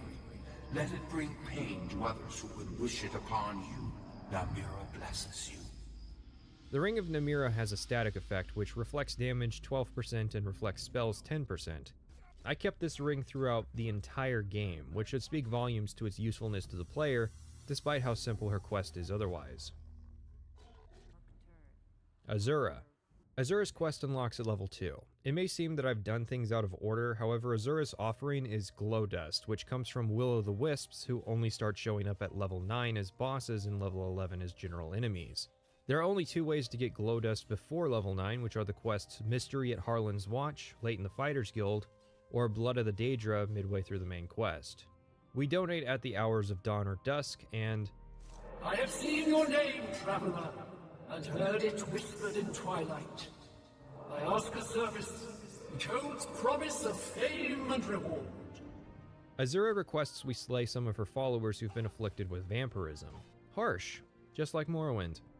The followers had acquired the affliction after slaying a vampire themselves and then sealed themselves away in its lair. Guys, you had 3 days to go pray at a shrine to get cured. Shepherd's pie and mandrake root would also do it. No?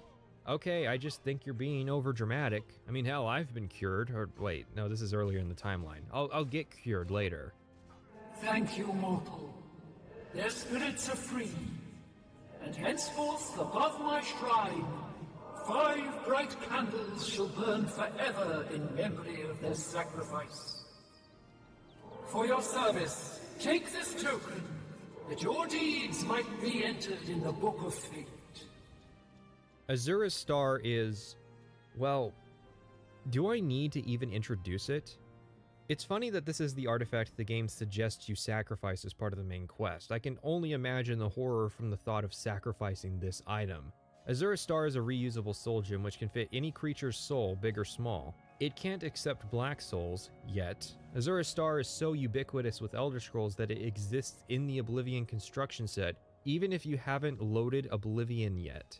It's important if you plan on making a consistent use out of enchanted items with charge, like the Wabbajack as a poor example. It also, however, invalidates any of the lesser soul gems in the process, since you don't really need to keep any of those around anymore. One way to get good use out of it is to keybind a super lethal soul trap spell to one button and the star to the next to make sure you keep your gear topped off. Sanguine.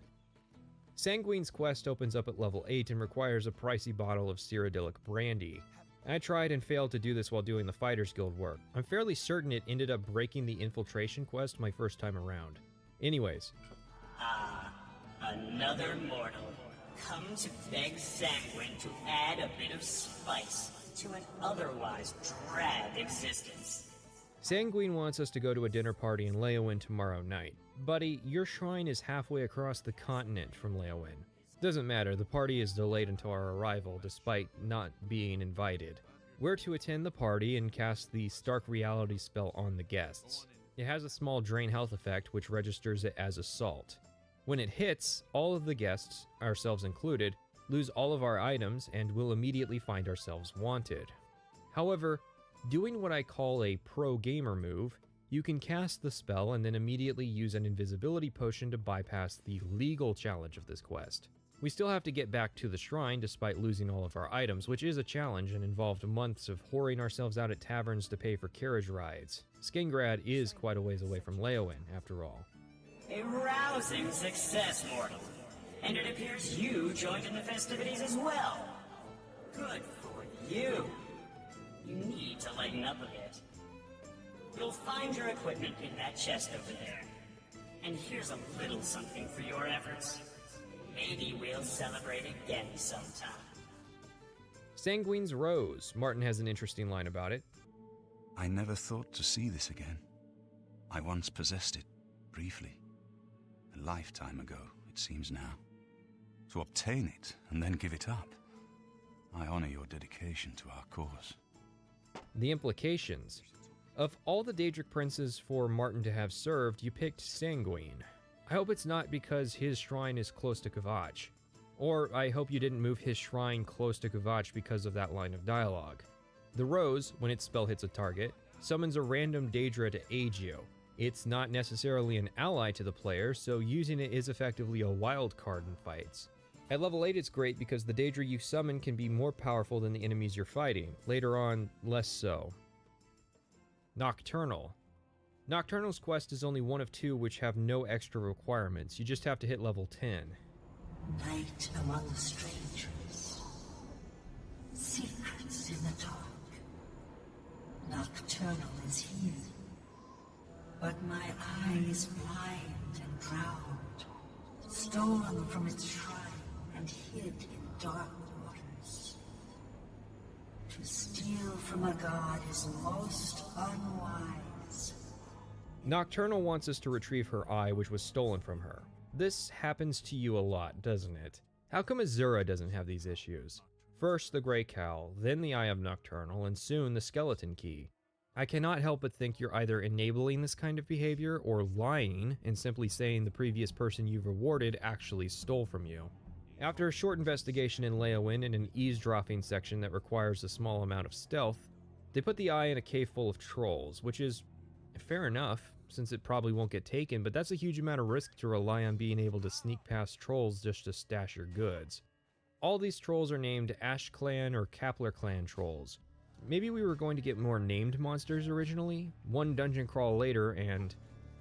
My eye is returned, and I once again see into the darkness that is your world. We mock the thieves, for bitter is their loss. You, mortal, may take this. It shall open the secrets of dark places for you. Wait, the skeleton key to the skeleton card? That's a stupid joke, but I'm gonna make it as often as this is the first thing I think of. Hey, Nocturnal, isn't this thing super dangerous? Like Mehrunes Razor changing yourself into the Dragonborn kinda dangerous? Unlocking metaphysical concepts dangerous? I guess that part of the lore wasn't written until Skyrim. The Skeleton Key, as mentioned previously, is an unbreakable lockpick that also boosts security by 40 points. It basically allows you to turn off the lockpicking minigame and just spam auto attempts. This is because they changed the fundamental way lockpicking works, so the Skeleton Key has to be a good alternative to normal lockpicks, which are universally homogeneous in quality. I favored lockpicking on my character as opposed to using magic due to my condition where I don't naturally regenerate magic, discouraging casual use of magic. Simply put, the Skeleton Key is too valuable an artifact for an Atronet character to even contemplate sacrificing to Martin. For everyone else, though, well, why aren't you using alteration magic? Peryite. Peryite also requires no extra sacrifice, although this time that's likely because the worshippers who usually tell you what the princes want are all frozen in place. This one moves. A welcome change. So, mortal, you have found my shrine, and you have seen my followers. They are an embarrassment to me. The fools cast a spell in the hopes of summoning me to them. It was prideful and foolish, and it has had its consequences. Peryite's followers attempted to summon him but failed and ended up trapping themselves in Oblivion. Oh, an adventure in a game called Oblivion to a Daedric prince. It's just the Deadlands. You guys couldn't make a basic ass enclosed swamp area for Peryite's realm? Peryite, with his disease themes, misses his chance to be relevant in Morrowind, and he's not making up for that by having us do the 61st Oblivion Gate, this time without the Sigil Stone. You have returned my followers, mortal.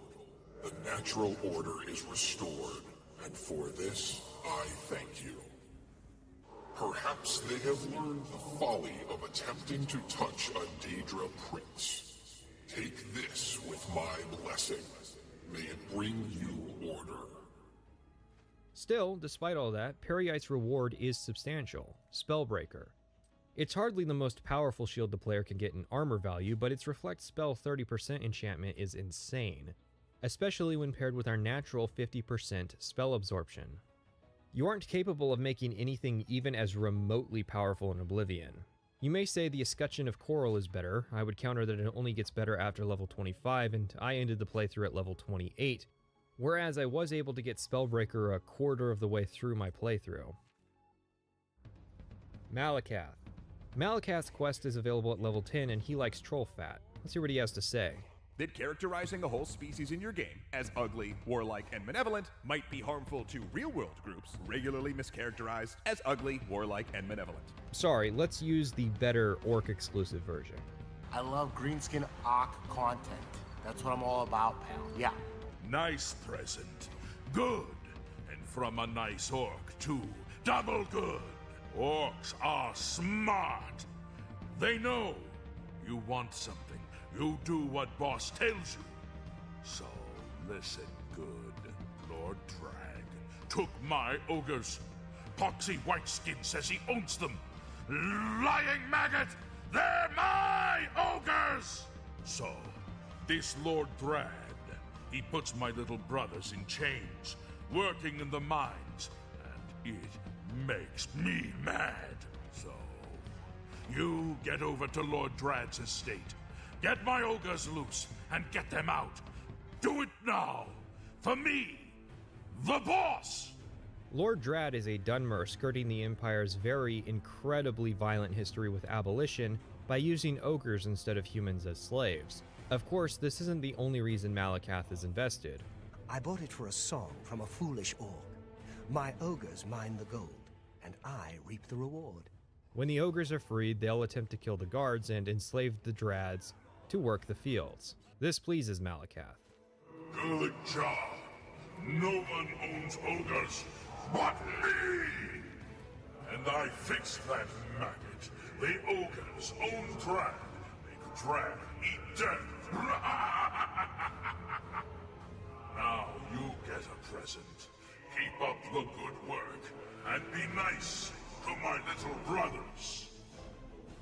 Yeah, that's not going to happen if ogres keep being generic enemies. Anyways, Malakath doesn't get the cycle of retaliation, or more likely, really doesn't care, as the Greenskins' continued societal subsistence is crucial to his continued worship. Truly, what an amazing parallel to real-life races. Whenever I think of orcs, I'm immediately reminded of the struggle of inner Australian rock warblers and their plight compared to their mouse warbler counterparts. And Malakath is not popular at parties. You don't say. Our reward is Volendrung, which is kind of terrible. It's interesting that the hammer, which originally belonged to the dwarves but was taken over by Malakath, has had an increasingly corrupted appearance as time has gone on. A neat visual detail that ESO completely missed by just reiterating the Skyrim design, when during that time period it would have looked like it belonged in a Warhammer game. Anyways, it's a two-handed blunt weapon and its notable quality is being exceptionally durable. It does middling damage, however, and its enchantment does not substitute its later game weakness. Drain health 5 points for 20 seconds means the target's health is drained by 5, but restores at the end of those 20 seconds. It's only temporary damage, and as such you typically need a large amount of drain health to offset that weakness. It does paralyze for 3 seconds, which is good, but its charge to cost ratio is such that you may find yourself having to recharge the weapon every 2 or 3 enemies you fight with it. All that and the general bias against two-handed weapons in Oblivion makes Volendrung a good pick for the sacrifice, which is a shame. I had this realization that there's an infinite lockpick for thieves and an infinite soul gem for mages, but no infinite repair hammer for fighters. Perhaps Volendrung would have been suited to serving a double role as such. I can't really think where else such a hammer would fit, considering none of the Daedra really represent smithing. That's more a Zenithar thing, really. Meridia. Meridia's quest unlocks at level 10 and requires an offering of an undead ingredient like bone meal, ectoplasm, or mort flesh. By the detritus of the profane I am brought forth, and by your offering you have made the profane your interest mortal.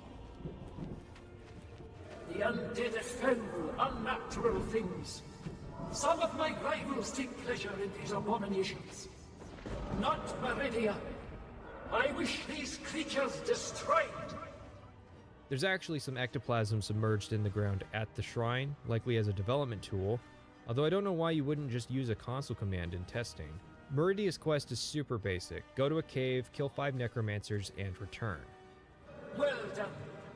Those creatures were an affront to all life, and I have paid the price for their actions. Take this ring and go with my blessing.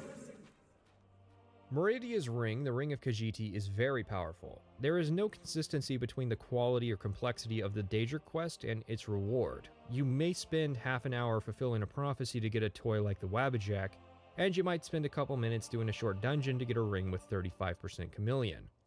The Ring of Khajiit is also kind of weird in that twice it was used as a Meridia reward and once as a Mephala reward, despite the enchantment clearly leaning towards Mephala. That's the sort of thing that causes decades-long lore discussions about the intricate relationship between Meridia and Mephala. Yeah, okay, we can do that, but I'm gonna need reference photos. Okay, basically, I think the wrong prince got the wrong item because they have similar names. It's that easy. Mephala. Funny we mentioned Mephala because it's time for her quests at level 15 with an offering of Nightshade. Call me web spinner. Pluck but a single thread, and the weave unravels. Yeah, tell me why Meridia has your ring. Don't spoil my scheme. Mephala notes that the village of Bleaker's Way has two families living in it, one Nordic and one Dunmer, who are living in harmony. She wants to upset this balance by staging 2 murders and planting evidence. Yes, this is the person who is most definitely not making up that Sithis worship stuff. It's weird that the conflict starts after both family patriarchs are framed for the other's murder, like they both died on the same night. It's not possible for them to have murdered each other. It might be better if the quest plays out differently based on how the player approaches it, like maybe if the Nord is burned to death and the dagger's planted, one of the Dunmer might point out that the cause of death doesn't match the murder weapon.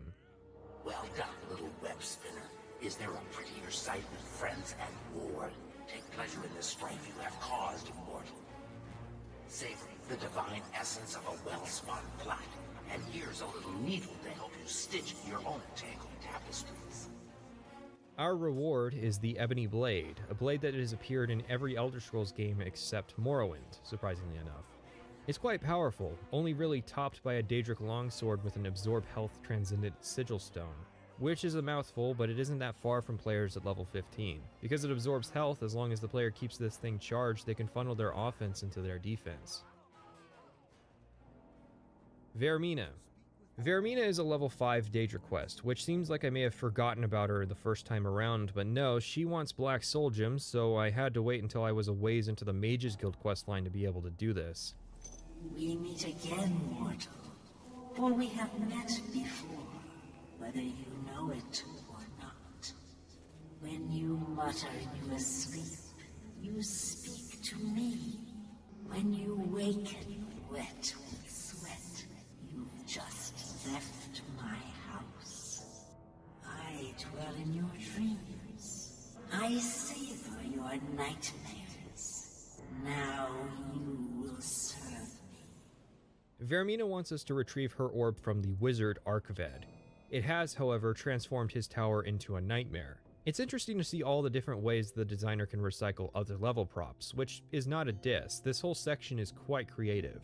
You have the upside down dining hall, then later it's oversized. We get to Arkved's bedchamber and grab the orb. He's permanently asleep, so he's not a boss or anything like that.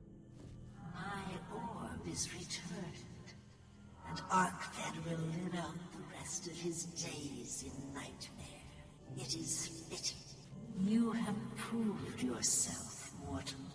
It is fitting as well that you should bear my token. Vermina's reward is the Skull of Corruption, which creates a corrupted clone of its target NPC for 30 seconds. This is pretty fun, and I liked bringing it out for boss fights. It's also buggy due to how it works. There's a duplication glitch tied to it if you have the Staff of Worms. There's also 2 different methods of making a permanent clone of yourself using the Skull of Corruption. Hircine, my man, welcome back from the Blood Moon. He's a level 17 Daedra and wants a wolf or bear pelt as an offering. Summoned my prey. The hare crouches before the fox's muzzle. Perhaps I should ask you, mortal, sent you to hunt for my amusement. Jonathan Bryce is that voice, and if you're ever convinced the voice actors in Oblivion are bad, recognize that this guy also voiced the Argonians, Khajiit, Nords, and Orc males. Most of the Daedric princes served as an opportunity for the normal voice actors to flex their muscles, even if their recordings have some sibilance issues. Hircine wants us to hunt the last unicorn. Oh, sorry, second to last unicorn. Thanks, Creation Club. The unicorn is an exceptionally tough creature, resisting normal weapons, paralysis, poison, and resisting 50% of magic and reflecting 20% of physical damage. If that isn't tough enough, it's guarded by 3 special minotaurs, all of whom would be challenging in their own right. Their main weakness is the hunter's tool, the the bow. Reflect damage only works on physical damage, not ranged damage, which may well be intentional given we're working for the hunter god. So, after a few minutes of backtracking and taking pot shots, the 4 enemies go down, and with the unicorn horn in hand, I return to Hircine. Yes, Hunter, make your offering. Did you taste its flesh and drink its blood? Never waste the spoils of a kill. You've pleased me, Hunter. Take my token and wear it well. Hereafter, take your prey and whisper my name. Our reward is the Savior's Hide, which has quite literally gotten weaker with each iteration. It started life as an armor set designed to help the player against Mehrunes Dagon in Battlespire by reflecting 100% of physical damage. And then in Morrowind it was downgraded to resisting magicka 60%, which was still pretty amazing. Now it's down to 25% resist magicka, and in Skyrim it will drop further to 15% resist magicka with 50% poison resistance.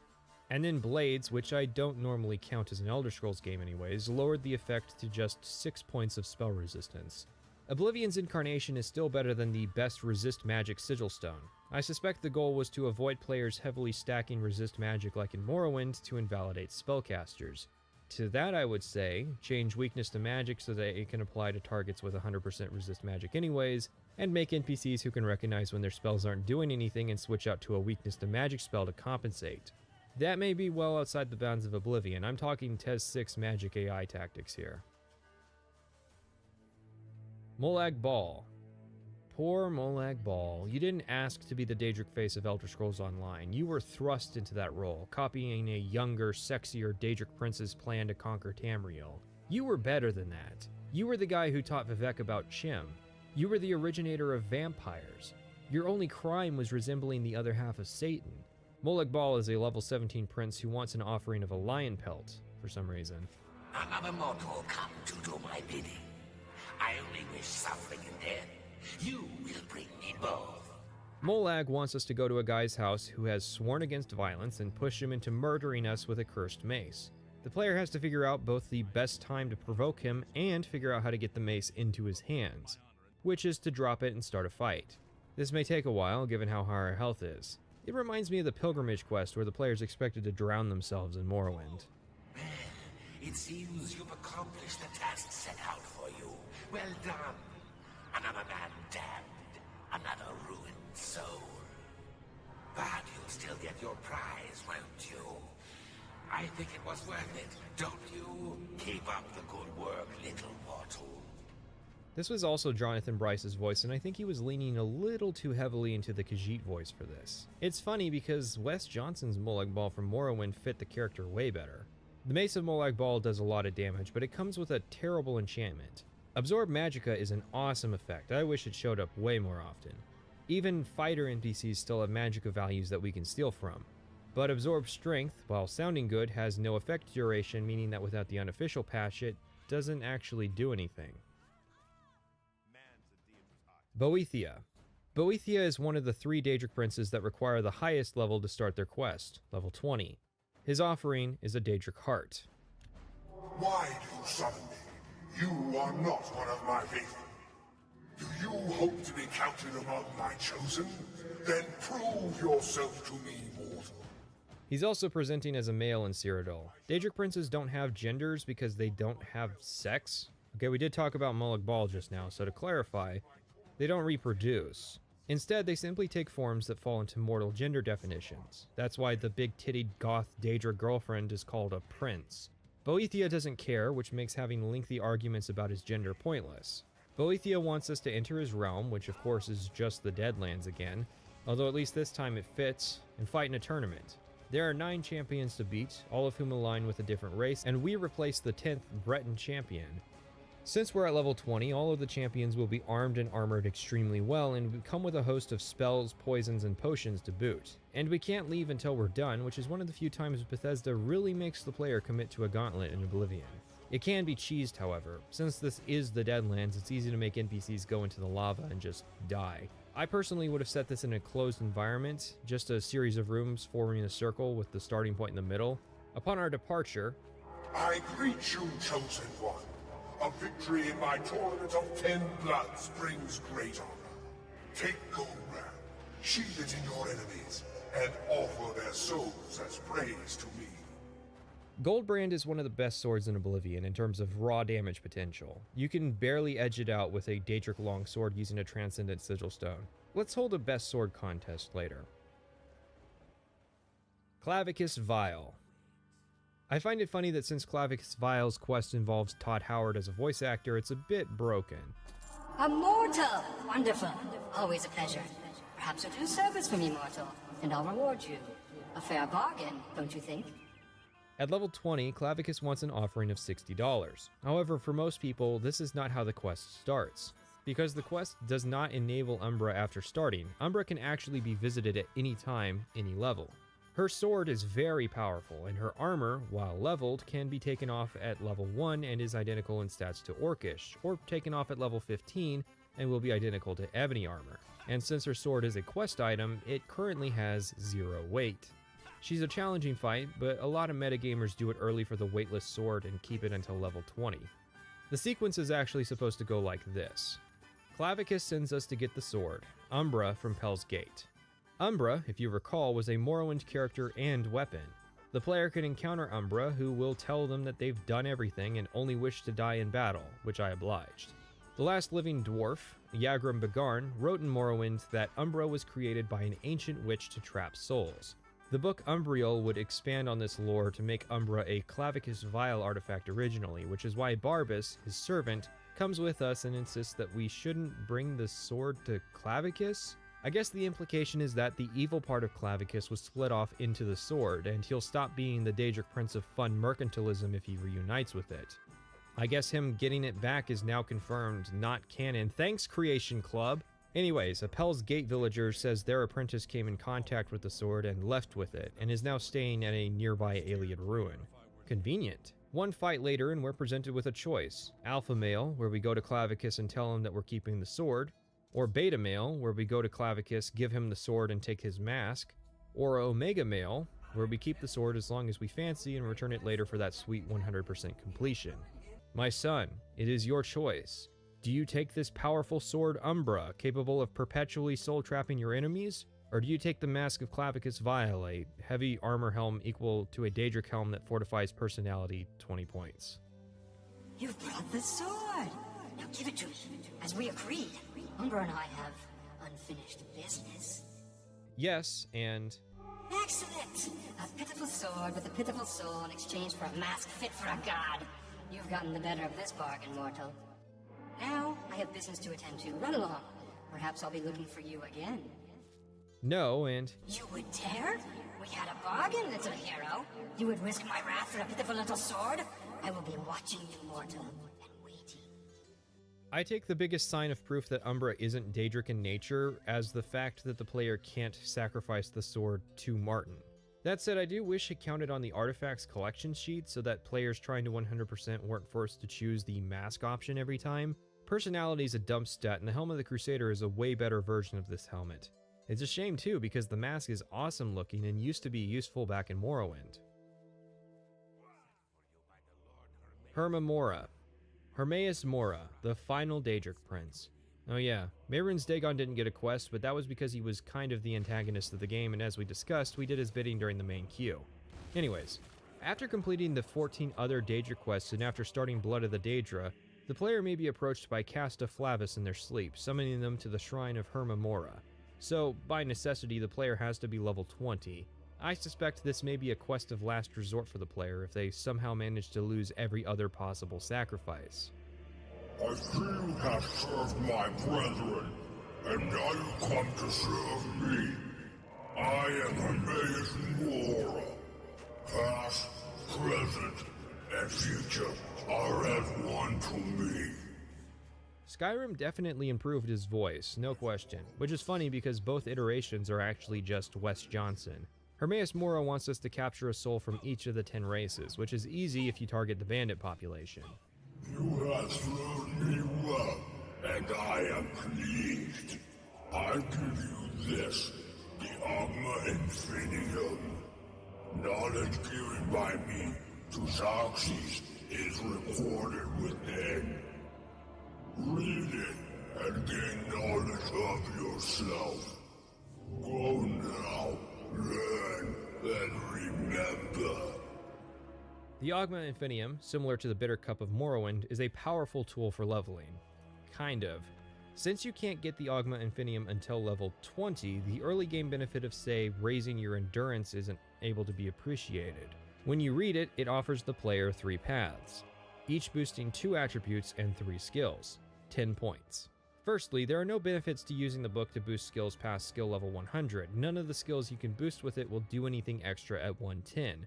So me getting to heavy armor 110 is pointless. Attributes, however, will. You will continue to increase your max encumbrance with strength, speed with speed, magicka with intelligence, and magicka regeneration with willpower. You can optimize using the book if you get all 3 skills to 90 and the attributes to 100. The best use in that respect would be the Path of Spirit, as destruction and restoration are handily the worst skills to level of the bunch. I don't really see any benefits to the Path of Shadow, as its skills are easy to train and agility is a shadow of its former self. Path of Steel, then, is what I chose, for the strength and speed benefits. With this marks the end of the Daedra section. It's a mix of interesting and boring quests, and I've been led to believe it's the work of Mark Nelson. He created the Daedra quest from Morrowind and would go on to fill the lead design position for the Shivering Isles, while Bruce Nesmith was in the design director position. The thing is, a lot of these Daedra quests feel exactly like their Morrowind iterations. You talk to a statue, it tells you to go somewhere, and either kill something or perform some task, you return and get rewarded with an item. The falter here is fast travel. Ken Rolston said in an interview that Mark Nelson hated fast travel. I pointed out in the fighter skill section how that stance didn't make sense with how the quests were written. And it's possible that it was designed after this issue was resolved at Bethesda, whereas most of the Daedra quests were on paper before then. See, the thing is, the reason the Daedra quests in Morrowind worked was that they were exactly that, quests. Most of the time you had a significant amount of traveling through dangerous territory, both to find the shrine and then to do the quest proper. I was playing some TES 3MP with a friend and we decided to do Molag Bal's quest to get him the mace, and we failed the quest. Not because we did it wrong, but because even with 2 of us, our characters just weren't prepared for the high level challenge. Plus, you can't reload saves in multiplayer, so when you die, you just go back to a shrine. And Molag Bal's quest is literally just go to this cave, kill these Daedra. Despite failing, this quest was a highlight of our adventure due to the navigation and exploration that was involved, despite myself having done this same exact quest only a couple months prior for the Morrowind video. In Oblivion, travel is never a factor in the quest itself thanks to fast travel. Recognizing this, you may have noticed that most of these quests took place in areas that were extremely close to the shrine itself, the notable exception being Sanguine's quest, likely because it may have taken place in Skingrad, the wine city originally, and was changed when the vampire stuff got added. If you don't know, Oblivion was designed in white box environments. This means that rather than Bethesda loading up the entire game to test their ideas, you were always working with just a couple cells and whatever items you wanted or needed that day. From a design perspective, it's easier if most of the Daedra quests involve the player just going over the next hill and completing it. There's almost a sense of rebellion from this, like Nelson is challenging Howard's fast travel philosophy. And in watching a lot of videos on Oblivion, I've yet to actually see anyone else point out that most of these quests take place in the same general area as the statue. Probably because these people, even if they played Morrowind, found relief in having the adventure part of their adventure game cut out. The problem is, when you remove the travel element from these quests, having a quest where you go to X and kill Y is suddenly extremely bare bones. And Nelson probably understood that, which is why he opposed the idea. Bethesda was essentially putting themselves in a situation where their old standards of quests just didn't work, not because the idea isn't sound, but because accessibility trumped aesthetic style. Which is probably why Mephal's quest was the exception rather than the rule. Still, between the unique idea of sacrificing items to access the quests, the level requirements, and general idea of working for actual gods, The Daedric quests generally remain a highlight of the game for me.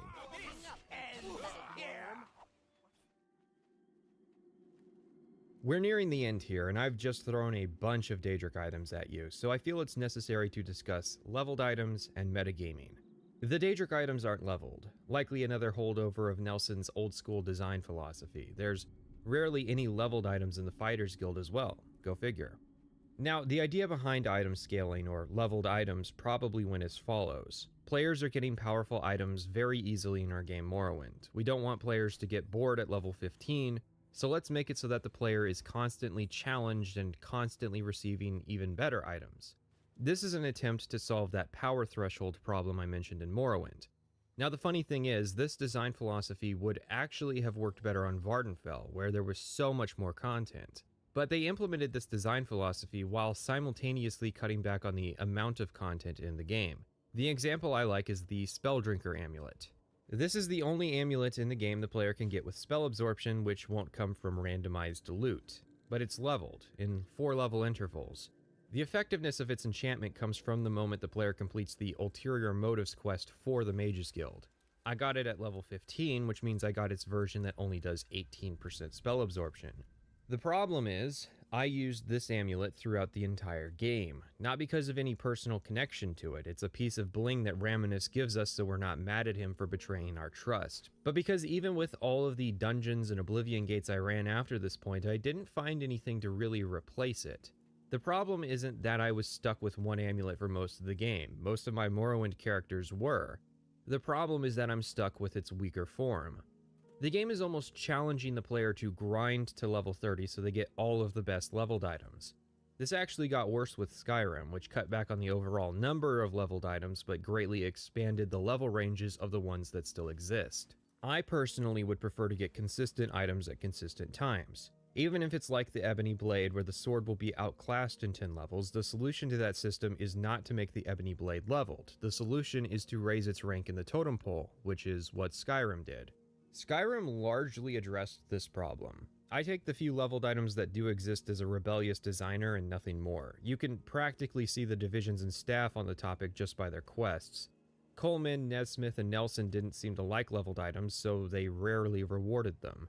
Chapin and Pagliarulo seemed to love leveled items. Emil especially, given how many bonus items he awarded with level scaling. Is it any wonder then that Fallout 4 ended up being a looter shooter? I think one potential fix to the system may be some kind of upgrade system, where once you reach the higher level brackets, the enchantment can be leveled up to what you would have gotten if you'd completed the quest at that level. So what is the best of the best? Let's put the build I came up with forward then. To start, Breton Atronak. Resist magic 50%, absorb magic 50%. I'm basically already an anime protagonist shrugging off all the special attacks. Spellbreaker from Periite Shrine, reflects spell 30%. Spelldrinker, absorb spell 26%, only 18 on my character. Ring of Namira, reflect spell 10%, reflect damage 12%. Blade Turnhood from the Mehrunes Razor DLC, reflect damage 15%, resist normal weapons 15%, shield 17%. Raiment of the Crimson Scar from Vile Layer DLC, reflect damage 35%. In total, 40% spell reflection, 76% spell absorption, 50% magic resistance, 62% damage reflection, 15% normal weapons resistance, 17% shield. If someone attacks me with magic or physical damage, they'll do more damage to themselves than to me. And we've still got a free ring slot for a wild card. Now for the weapons. Daedric Bow, enchanted to do 10 points of shock damage for 3 seconds. Even with console commands, I couldn't reopen the Oblivion gates, which means I was cut off from the very best Transcendent Sigil Stones. Otherwise, I would opt for a Transcendent Sigil Stone with damage health, which will also do 30 damage, but instantly, and you get 9 more uses. Sneak attacks with a bow will give us 3 times damage, which is not as powerful as people make it out to be because it only applies to the damage of the bow and arrow, not the enchantment or poison, which is where the fun begins. So first, we have our character, who I'm going off of the final save, so they have a marksman skill of 56. I'll put the UESP numbers next to it, which assumes a max marksman value of 100. The Daedric Bow does 12 damage, and the Daedric Arrow does 9 damage, which is a cumulative 21 damage for an ordinary shot, and 63 damage for our stealth attack. That's pretty good. Our character with a blade of 66 can only pull 42 damage out of Goldbrand in a single swing and can up that to 252 damage with a 6x sneak attack. However, the Daedric bow is ranged, making stealth far easier, but Goldbrand can hit multiple times in the time it takes to land a second shot with a bow. It's fairly balanced. Let's introduce a dump truck to the equation. This is my super poison. I call it Game Over. I don't even know what's in it anymore. Before I show you what it does, this is the best a default poison can do. Damage health 30 points. It's a nice topper to our bow damage. Time for the dump truck. Damage health 6 points, 25 seconds. Fire damage 8 points, 31 seconds. Shock damage 8 points, 30 seconds. Add all that damage up and you get 638 points of damage. Some characters might resist the fire damage, and some characters might resist the magic damage, and Argonians will resist the poison, but in general, if this arrow hits you, let alone from a stealth attack, that's 701 points of damage. I don't even need the stealth damage at this point. I can just run around putting this poison in people and watch as the bodies hit the floor. And if they resist it, I made a spell that does 100% poison weakness, doubling the damage in a normal person and rendering people formerly immune to poison now vulnerable. Nothing is funnier than an ancient lich suddenly being vulnerable to poison and dying from a single cut. Players getting to use weapon poison was new in Oblivion. In Morrowind it was represented in shorthand with an actual poison spell, which means that we're basically seeing the Morrowind version of weapon poison late in Oblivion, hence why it's so unbalanced. This must have been frustrating to the designer that worked so hard to put balance in a single player game only to find out that super poisons existed. This isn't even a matter of playtesting, the designers probably just didn't realize the potential of this system. I suppose, then, a small contest of the best swords is in order. Swords tend to be massively overrepresented in fantasy. Our first contender is the Ebony Blade. 23 damage, absorb health 8 points, silence for 10 seconds. While I like the utility value of silence, having it constantly applied means enemies aren't using magic, which means the absurd amount of spell resistance, absorption, and reflection is just going to waste. I want enemies to use magic on me because that means I'm either going to get more magicka back or do more damage to them. Absorbing health is nice though, but only 45 uses? Bruh. Goldbrand, 25 damage, 22 points of fire damage, and 76 uses. Really good, a very popular pick with good reason. Umbra, 28 damage, soul trap for 120 seconds. Soul trapping for so long with a sword is only sensible if you're using poisons, and even then most custom poisons only go on for like 30 seconds. I just think the sword would be better if soul trap only lasted 20 seconds but it got a lot more uses, not that 125 uses is that bad. The problem is that because it does less damage than other swords overall, it takes more swings, thus you use more uses, and while it might keep your soul gems full, that also means constant gem cycling. That said, Umbra has 0 weight until you complete the related quest, which is the real reason it's so popular in Oblivion. I actually never understood why removing weapon weight on equipped weapons wasn't an expert or master perk in Oblivion. Finally, the generic Daedric Longsword, 24 damage. With a Transcendent Sigil Stone, you can apply 25 points of Absorb Health, which will have 40 uses. While it does really good damage and heals to boot, it's also really ugly. Onto our DLC options. Sword of the Crusader. Getting it at level 21 or higher, it'll do 25 damage with 14 points of fire damage for 2 seconds or 28 fire damage, and 40 points of magicka damage on top with a total of 62 uses. Uses are weird because for this sword in particular, its use number is parabolic. At level 7 through 9, you'll get a sword with 125 uses, for instance. Battlehorn Castle adds the Dragon Sword of Laneland. Without the unofficial patch, the highest level version you can get is the level 20 version since it scales to Lord Cain and not the player, and he maxes at level 20, instead of going up to 25 where you get the best version. Unpatched, the sword will do 18 damage with Absorb Fatigue 21 points for 5 seconds and 20 points of fire damage with only 26 uses. Patched, and you can get the sword to 21 damage with 23 points of Absorb Fatigue for 5 seconds and 25 points of fire damage. Fatigue is kind of a meme in Oblivion, and at level 25 you really shouldn't be losing so much fatigue in combat as to necessitate trading damage for Absorb Fatigue. The Dragon Sword does look cool though. Then we have the Shivering Isles swords. Dawnfang and Duskfang are actually a single blade, alternating form with the time of day. During the day it'll do fire damage, and at night it'll do frost damage. Notable, however, is that if the sword lands 12 killing blows in a single 12-hour period, the next phase will be superior, absorbing health during the day and absorbing magicka at night. The best version is available at level 30 and beyond, doing 25 damage with 15 points of elemental damage and 7 points of absorb. It also recharges when it changes shape, but the nourishment only works when it's charged, so you have to keep it topped off if you want to get the superior effect. It also looks super edgy. Personally, I don't like its design. It feels like the origin of the paddle blades of Skyrim. There's also Amber and Madness weapons, which are slightly better than Daedric's base stats. Same principle, just with one more point of damage. But what about two-handed weapons? Personally, I find the loss in speed to be too big a detriment for two-handers in Oblivion. Because of the way combat works, there's more of an incentive to get more swings downrange than big, high damage swings. And it doesn't help that Oblivion itself is pretty biased towards giving the player one-handed weapons anyways.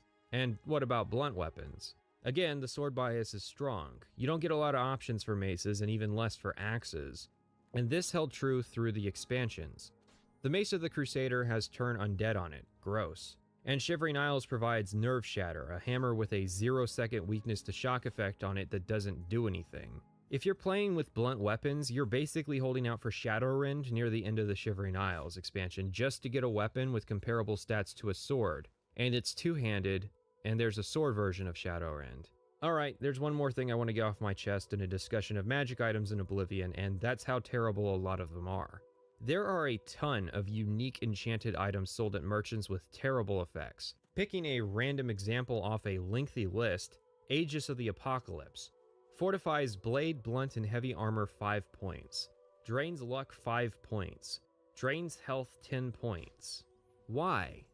Why are there so many base game items sold by merchants, usually for tens of thousands of gold, that are balanced in their spell effects? Like the Truncheon of Submission. It's funny because it heals the target. That's worth a laugh when you see it. But the Helm of Ferocity drains intelligence, willpower, and personality, and only for the paltry benefit of 5 points to your favored combat stat. It's not like Fortify Blade is worth anything to a hand-to-hand fighter, is it? And you get the Tower of the Nine, which isn't even a tower shield, which drains light armor 10 points. I mean, yeah, it's a heavy shield, but why does it have that effect? The problem is that negative effects still increase the value of enchanted items. It would be one thing if they were cheaper due to having downsides, but they aren't. They're more expensive. I'm not even against this idea. I actually like the mentality of having a trade-off with an item as long as the cost is balanced around that trade-off. I'm not paying 10,000 gold for an item that is handily outclassed by random dungeon loot. Another thing would be the number of items that just demonstrate a lack of understanding of the game's mechanics. I've detailed various items which in the base game effectively have no enchantment because they last for 0 seconds, or are weakness effects that don't apply on strike because that's not how it works in Oblivion, or are armor for spellcasters in the game where spellcasters are penalized for wearing armor. How about this one? The Circlet of Omnipotence. Omnipotence. Unlimited power. You find this ring in a random, easily missed chest during the Pale Pass quest, and all it does is fortify agility, endurance, speed, strength, and willpower by 3 points. 3. You seriously expect someone to give up a valuable ring slot for an enchantment so paltry most players wouldn't even notice the difference when they wore it? So, with our anime protagonist character who reverses a ton of damage on his enemies and is capable of melting hardy opponents, there's only a few side quests left in Cyrodiil for us to do. Oblivion is a world full of side quests. Each city has around a half-dozen side quests not tied to any of the factions, and there are more spread out throughout the world. These can be hit or miss due to the nature of how quests are made at Bethesda. If a programmer decides he wants to make a quest about retrieving a woman's potatoes from an ogre, well, I guess he can. Not that I know who made the potato quest. Again, the nature of credits in these games means that unless it's stated, we don't actually really know who made what in Oblivion. But I don't see a problem with getting a potato quest. Sure, it's not complicated, it's go to X, kill Y, and retrieve Z, one of the most basic quest designs. It's fairly similar in that structure to a lot of other side quests. The only difference is instead of fetching something of lore significance or character implication, it's just prized jumbo potatoes.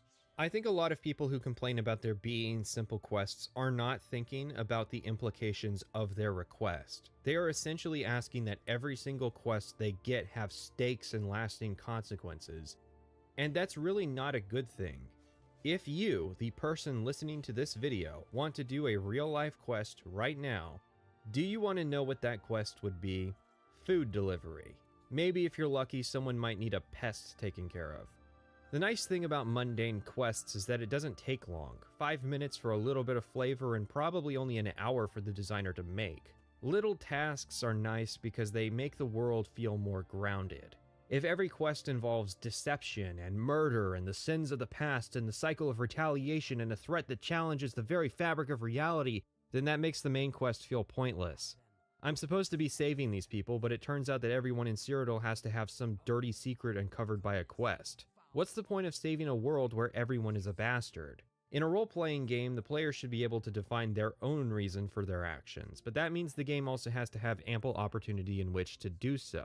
I'm saving the world so that these people can enjoy their quaint lives of waking up in the morning, going for a casual stroll in the park, eating lunch, and then doing 2 hours of work before socializing at a tavern.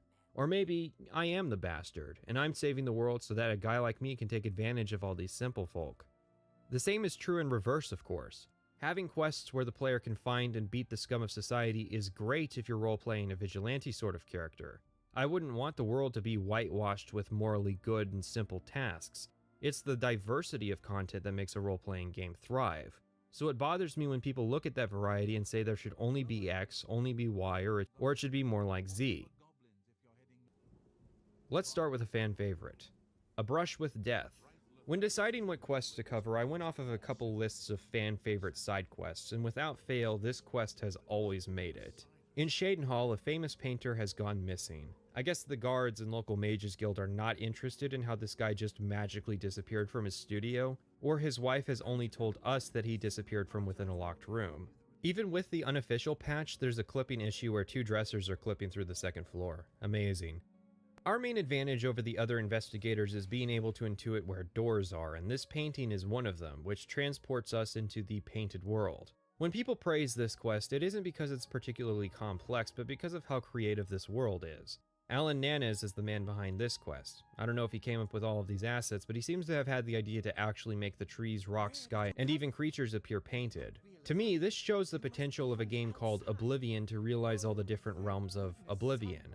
Like how Paradise was visually distinct with just a few minor alterations to the visual aesthetic of the game. Hircine's realm is probably just a black forest. Malakath would be in a more mountainous area. We know Bethesda's capable of doing it because we got the Shivering Isles and Hermaeus Mora's realm in Dragonborn. The only limitation for Oblivion is file space and development time, another victim of the release date curse. So the painter's trapped in this painted world after losing his paintbrush to a thief. The brush was given to him by Dibella and exists as a vanilla example of an Adric artifact we could have given to Martin. This brush allows its wielder to paint their imagination into this world, which then appears on the canvas. So, why does he have a sketch of a forest if he isn't actually a classical painter? Is it to trick people into thinking he's an oil painter when actually all he does is just VR painting? Which is harder, by the way. Also, side note, if the painting is his imagination, then why is it an impressionist style? Shouldn't it be a realist style, since Writhe would be imagining realistic objects? Or is the implication that it's going off of his memories, which are now impressions? I suspect the answer really is that the style has to be impressionist to convey that it's a painted world, because Bethesda's already attempting to convey realism in their normal aesthetic. While we're killing painted trolls with turpentine, let's discuss Oblivion's aesthetic style. When people discuss style in Howard's Elder Scrolls, realism is the word of the day, and I don't think it's accurate in the least. In fact, each Elder Scrolls game has come with its own unique visual aesthetic. Arena and Daggerfall have very similar styles due to their proximity and release dates. They draw visually from like Dungeons and Dragons, with an emphasis on the human form and contrasting colors with the background. Morrowind inherited the former but lost a lot of the latter. That's why shirtless old dudes are jacked and faces are super exaggerated. Its environment was fairly desaturated, however, and the only time you would see the use of contrast was when characters were dressed brightly compared to their environment, or maybe you would see a blue or red candle lighting up an area. Oblivion is almost a counter-statement to that. Everything is bright and colorful except dungeons, which are desaturated and moody. The unique usage of lighting is gone. In Morrowind, enemies followed a rule of aposematism. The brighter and more colorful they were, the more dangerous they would be. In Oblivion, every enemy is bright and colorful, and level scaling removes most of the danger. The problem is the bulk of this visual discussion almost always stays in the Great Forest and around the Red Ring Road, when Oblivion offers so much more than that. The Gold Coast and Imperial Reserve feature a more golden landscape. Skingrad is intentionally meant to evoke the imagery of a city in the Alps. Blackwood is darker and more humid, fitting a swamp, while the more mountainous regions near Shadenhall and Bruma are desaturated, full of grays and whites. To simply say that Oblivion's world is bright and colorful and cheery is dishonest, and is akin to saying that Vardenfell was entirely an ashy wasteland. It actually has trees, unlike Vardenfall. I'm not going to focus on Skyrim's visual design yet because this isn't the video for it. I don't think they improved, but I do think that Skyrim is beautiful. Anyways, we managed to get to the thief's body, who was killed by his own painted trolls, and the painter uses it to teleport us out of the painted world. He gives us his apron, which fortifies agility and intelligence of all things. And yeah, this quest really is popular just because it's visually distinct. It goes to show a short dungeon crawl can be made interesting when you use a unique design. Where spirits have lease. Something new to Oblivion is the ability to buy houses. In Morrowind, the only player home you could get legally were the strongholds, which weren't always ideal given they weren't in central locations and were gated behind the Great House content. Oblivion changed this for the better by offering houses for sale in each city. This was one of the main money sinks in Oblivion, since houses cost several thousand gold, if not tens of thousands of gold. The DLC would then break that by offering houses for real money that were effectively free once you installed them. Anvil offers the player a moderately sized house on the cheap as well at only 5,000 gold. So when the player turns around to find that the house is haunted, well, this caught people by surprise. This is another one of those essential quests that people recommend. Velwyn Benerus, the guy who sold us this place, immediately skips town as soon as he has his money. We confront him in the big city and he feels guilty and is willing to return with us to Anvil. He offers to help us with exercising the place, as his blood is needed to open a wall in the basement. He flees as soon as it's open, and we confront the Lich Lorgren Benerus down in the basement. This quest is pretty simple and it involves traveling back and forth a lot, but it's themed really well. The basement is spooky, and there's even a Necronomicon, which I consider a fun element to the house since it sticks around even after the house is restored. I am Lorgren Benerus, and I desire the chance to atone for my sins.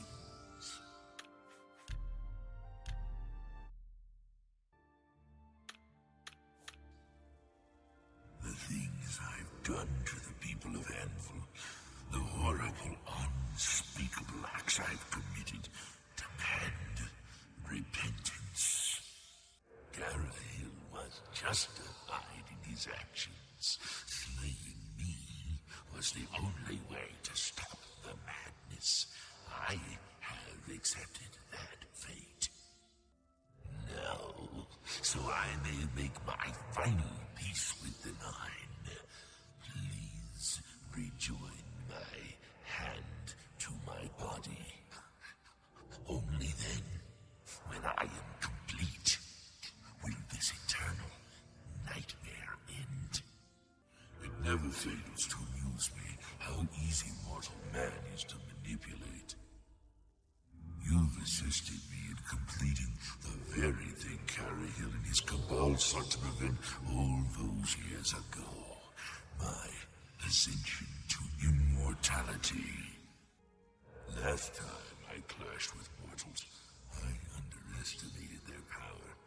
I shall not repeat that mistake twice.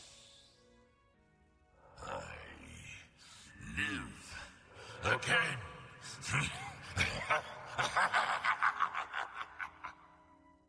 We have to kill Lorgren, who's become a lich, but that isn't a problem because he's not that powerful. Maybe I might criticize Velwyn for foolishly selling the house. He should have invested in hiring an adventurer to take care of the lich, and then the property value would have gone up, resulting in more money for him. But it's part of his character, so it fits. Also, you get a line from Carahil at the local Mages Guild about this. I've heard you were able to lift the curse from Benerus Manor and destroy Lorgren Benerus once and for all. I thank you for completing the task I set about to do long ago. His unholy craft will no longer threaten the citizens of Anvil. Well done. Zero visibility. It speaks volumes that such an obvious and intentionally dumb village name is the setting of such a prolific quest. Everyone in All Is Well, you know what I'm calling it, Ailswell, has turned invisible and they want us to reverse it. Turns out they live near a wizard who they've taken to blaming for it, but they can't confirm this because, well, they can't find him. I have to use a detect life spell to track him down, and we find him living in the tower with a bunch of invisible creatures. He got tired of getting harassed by the villagers, so he cooked up an invisibility spell with an area effect. Only problem was, the radius of the spell included the village, so unknowingly he actually turned all of those people invisible. There's an entire conversation, and unless you're polite or boost his disposition, you might not get all the tools you need. He gives us a scroll to reverse the spell, but we have to cast it in the middle of town, and he can give us a ring while we do it, or it'll end up damaging our luck. Honestly, why aren't there more spells that are made more powerful if you incorporate downsides into them? Our reward for fixing the village is free lodging at the Ayleswell Inn, which includes a safe chest to store stuff, basically a free house to live in. Given its proximity to the starting location, it's fair to say the developers may have intended us to encounter this village on our way to Wayne Priory as a first quest, which is probably why it's so simple yet popular. A Shadow over Hackdirt, with its obvious reference to the 1968 film Shadow over Elveron, is another quest considered part of the essential Oblivion experience. And I'm gonna be honest, I don't get it. I don't think I've ever actually done this quest correctly, or if I have, then I don't understand what the excitement's about. The quest apparently starts with a young Argonian woman approaching us. If the footage is missing, it's because I literally do not remember this happening. Hello, I don't think we've met. Are you new in town? Oh, well, I'm sorry for bothering you. My mother often says I'm too forward with strangers. I do, however, remember her mother asking me to find her missing daughter, mostly because her mother's the advanced mercantile trainer and would ask me to try and find her missing daughter every time I rolled into Coral for training. No, don't worry, I'll go looking for her. Eventually. Dharma, I'm not sure if her name is intentionally meant to refer to the religious concept of Dharma, volunteered to handle business for her mother in Hackdirt, a village located deep within the Great Forest. It's not exactly the richest of places, but then again, they did decide to name their settlement Hackdirt, so perhaps it's an intentional living style. It is not.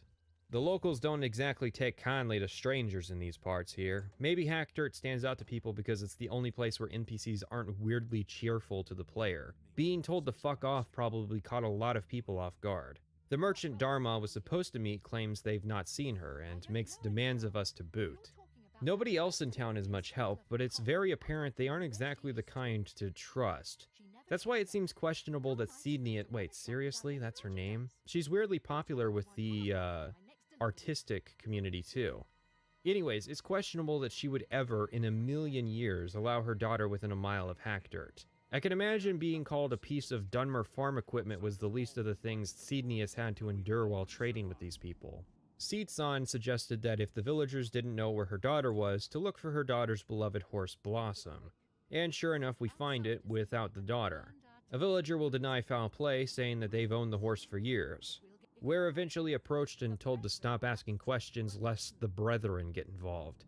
After trying to persuade several people to help me, there were just no leads. It's a shame the villagers don't change their tune with a higher disposition. They'll have the variable that normally indicates they should like the player, and then they'll still tell us that we're unwelcome. So eventually I just take to looking for clues in people's houses and eventually find a trap door into a cave system. After a small bit of stealth, I find Dharma in a cage and I set her free, and we walk back to Coral with zero resistance. Yeah, I think I did it wrong. There's a whole story here about the history of Hackdirt and how this cult took over and these creatures that roam the caves, and escaping with Dharma is supposed to be a challenge. And despite having done this quest twice, I've never experienced any of that. And yet, I approve. Thing is, having the freedom to somehow mess this quest up enough to actually pull off a rescue without any lives being lost is kind of interesting. It's apparent from reading the UESP that I missed the one NPC who can actually help us and just barely missed the events where I'm supposed to get ambushed. I didn't do it how the designers intended clearly, but I could still do it, and that's emergent storytelling. Kudai, at the Breville Mages Guild, wants us to help her with her missing friend who's gone missing inside of a dream world. Already this sounds like two quests we've done already, smashed into one.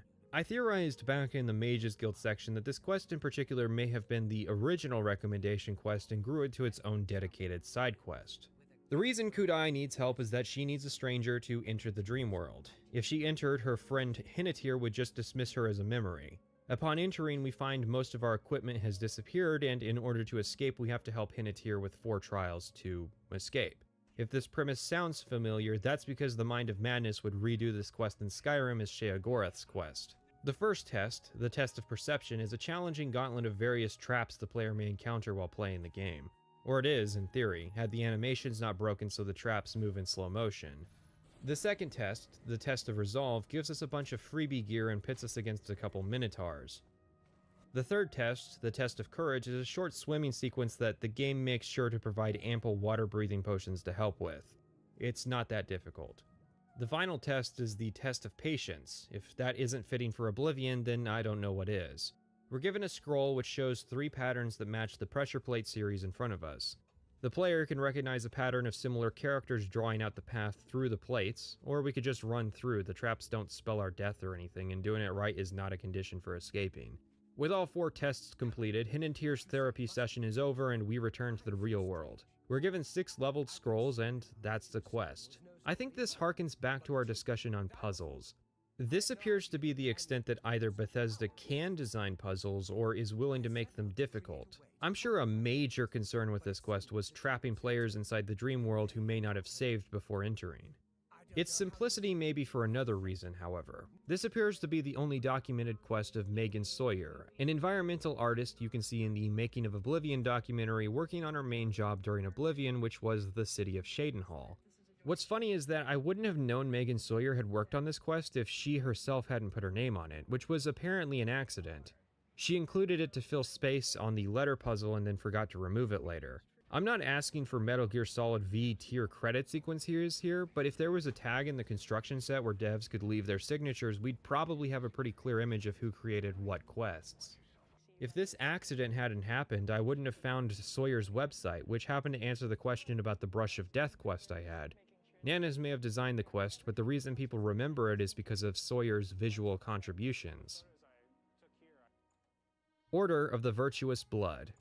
After you reach a fame value of 5, which is super easy, a Dunmer woman will approach you in the Temple District. Her husband, Gillen, wants us to meet his boyfriend, Dio Brando, who's heading up a vampire hunting organization.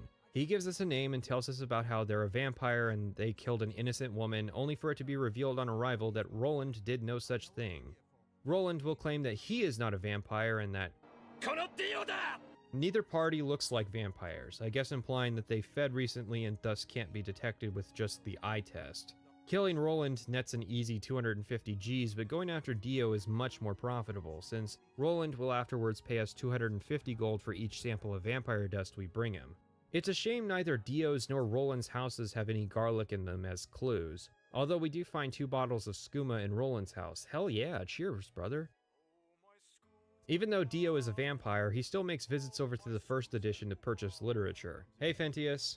Fentius, always willing to gossip, tells us that he overheard Dio mention Memorial Cave. To who exactly? Well, whatever, we head out and find his vampire lair, where he lives with 12 other vampires. Wait, what? I mean, heading up the only local vampire hunting organization in Cyrodiil and then killing off its competent members is certainly a good scam for a vampire to run, assuming Dio is the patriarch. Roland has a reward for clearing his name, will give us the Ring of Sunfire, resist disease, whatever, but 25% spell reflection at level 25 is fair. The game's over at this point anyways, but still, that's an insane ring to say the least. The Killing Field. Whoops, I haven't written it yet. When we step out of the prison sewers and into the world for the first time, the first dungeon that's immediately visible is Vilverin. Vilverin features an Iliad statue in a difficult-to-miss location. The statue is extremely valuable, but when you sell it, you'll eventually be approached and asked to visit Umbacano Manor in the Imperial City. Umbacano is a high elf collector of Iliad artifacts, particularly the 10 Ancestors, a set of statues that used to reside in the Imperial City but were scattered across Cyrodiil during the Slave Rebellion. Umbacano wants to pay us to retrieve the statues for him and will pay us 500 gold per. Note that he doesn't give us any clues as to where to go for statue number 2. There are 53 Iliad ruins, and only 9 of them have statues inside them. We do get clues later after we find the second statue, but for now we just have to dungeon dive and hope for the best. Oh, and in at least one ruin I managed to miss the location of the statue due to it being hidden. After 3 statues, we get the next quest. There's no fancy reward for completing the set beyond 5,000 gold plus the 5,000 you'll make from selling the statues, so you might as well not bother. Umbacano will give us a key and ask that we seek out the location of a ruin called the High Fane. No relation. I'm not sure where, but at some point in the playthrough I happen to have read a book called Cleansing the High Fanes, so in a rare moment of lore integration, our character will actually offer up the name and location of the ruin.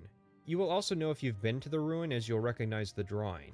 Otherwise, we head outside and get approached by Cloud Merrick. He's a fellow treasure hunter who works for Umbacano and will heavily push the player towards finding the ruin, which obviously turns out to be a trap when we arrive to find sightseers adorned in Daedric and glass armor.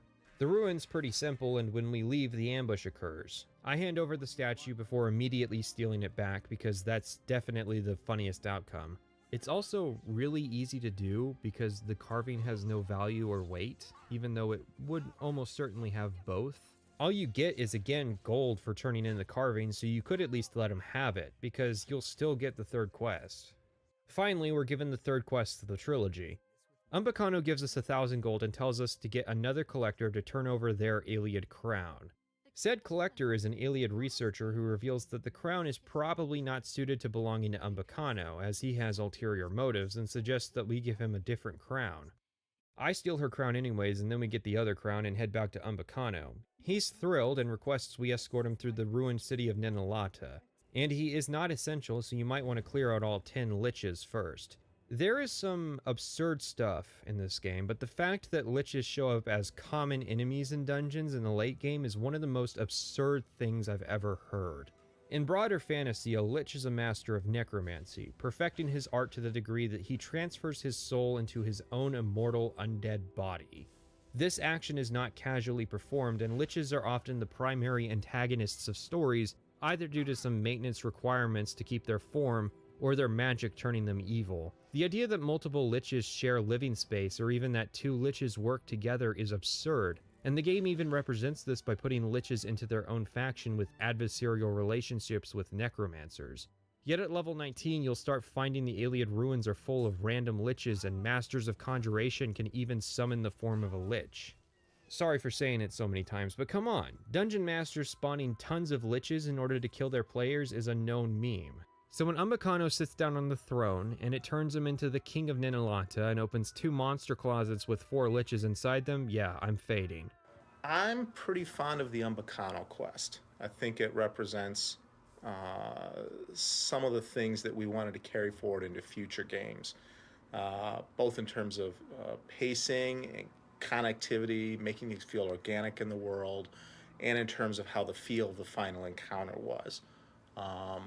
Back in those Wild West days, sometimes the final encounter was you put a guy down in the world and he's just really tough and you have to beat him. Well, here we actually made an actual encounter that you had to deal with that felt like it was more like a boss encounter.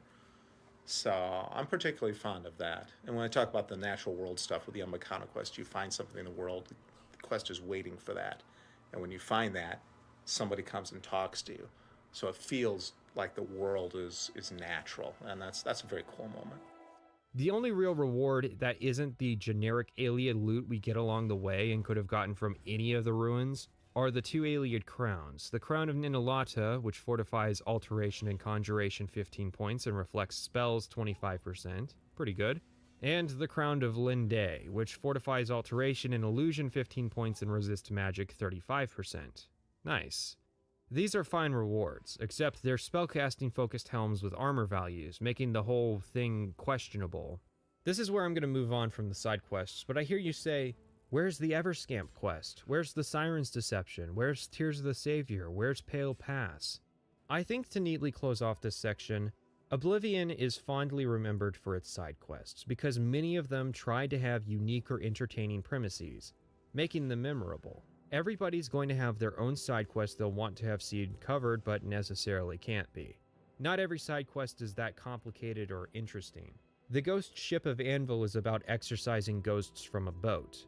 But as I said at the beginning, that's not grounds to cut it simply because it's not bombastic. To me, there's a sort of thrill starting a side quest that you think is going to be simple, only for it to become more complicated as time goes on. Sanguine's quest in Skyrim is a good example. That surprise only works when you have quests around it that aren't complicated for it to better blend in. If Skyrim only consisted of its top 20 most bombastic quests, then Sanguine would not have been a surprise and thus would not have been as interesting. There's one more variety of quests I want to talk about in Oblivion, and those are the Master Trainer quests. All 21 of them tend to work the exact same way. You reach skill level 70, an advanced trainer will recommend you to a Master Trainer. In order to offer their services, all the master trainers will have some sort of request, usually related to their skill. The sneak trainer wants you to steal a coin from her. The mysticism trainer wants you to close 3 Oblivion gates. The marksman trainer wants you to own an elven bow. The heavy armor trainer wants you to get him a set of silver glasses for an innkeeper he likes. The hand-to-hand trainer wants you to spar with him. The destruction trainer wants 20 bear pelts. The conjuration trainer wants you to summon a ghost. I think the most unique one is the alteration trainer, who lives in the Niben Bay, and yeah, he spends most of the day underwater. He'll only offer training to the player if they can survive underwater for 3 in-game hours or 6 minutes of real time. This is not terribly challenging, especially if you're skill level 70 in alteration, but it's a great quest idea. The player is either expected to know magic or be Argonian. Skyrim got lazy with this, likely because there weren't enough people using trainers to even notice the effort that was going into their quests. So for the most part, the 18 master trainers of Skyrim simply required you to either be a member of the Stabbers, Skulkers, or Weird Boys factions. So I put out some feelers after my Oblivion research streams that anyone who had made an Oblivion video was invited to do a short collaboration where they discuss a side quest and their experiences with Oblivion. This was intended to be an olive branch of sorts to the channels I covered in my streams. Instead, the 2 creators I hadn't covered were the only ones to respond, From Hero to Zero and Private Sessions. The former because his video came out after I had finished, and Private Sessions simply because he wasn't really on anyone's radar until after. A Brotherhood Betrayed has the player investigating a murder in the city of Bruma. Only thing is, the culprit has already been found by the guards and found not guilty. Raynal Draelis was caught in the house belonging to Braden, and when the guards found him, Raynal claimed to be a vampire hunter and that Braden had been a vampire living a double life. Due to some circumstantial evidence and word from Skingrad, the guards of Bruma are quick to believe Raynal's claim. The only problem is that Braden's wife is convinced her husband was no vampire. The evidence the guards are leveling against her husband is faulty, and she's able to dismiss it all quite readily. Help me clear my husband's name. Someone needs to get Sciorta under control. She believes this is a perversion of justice and asks the player to get to the bottom of it. Carius belittles the player's involvement in the investigation as he's already content with the flimsy explanation that supports the word of the supposed vampire slayer.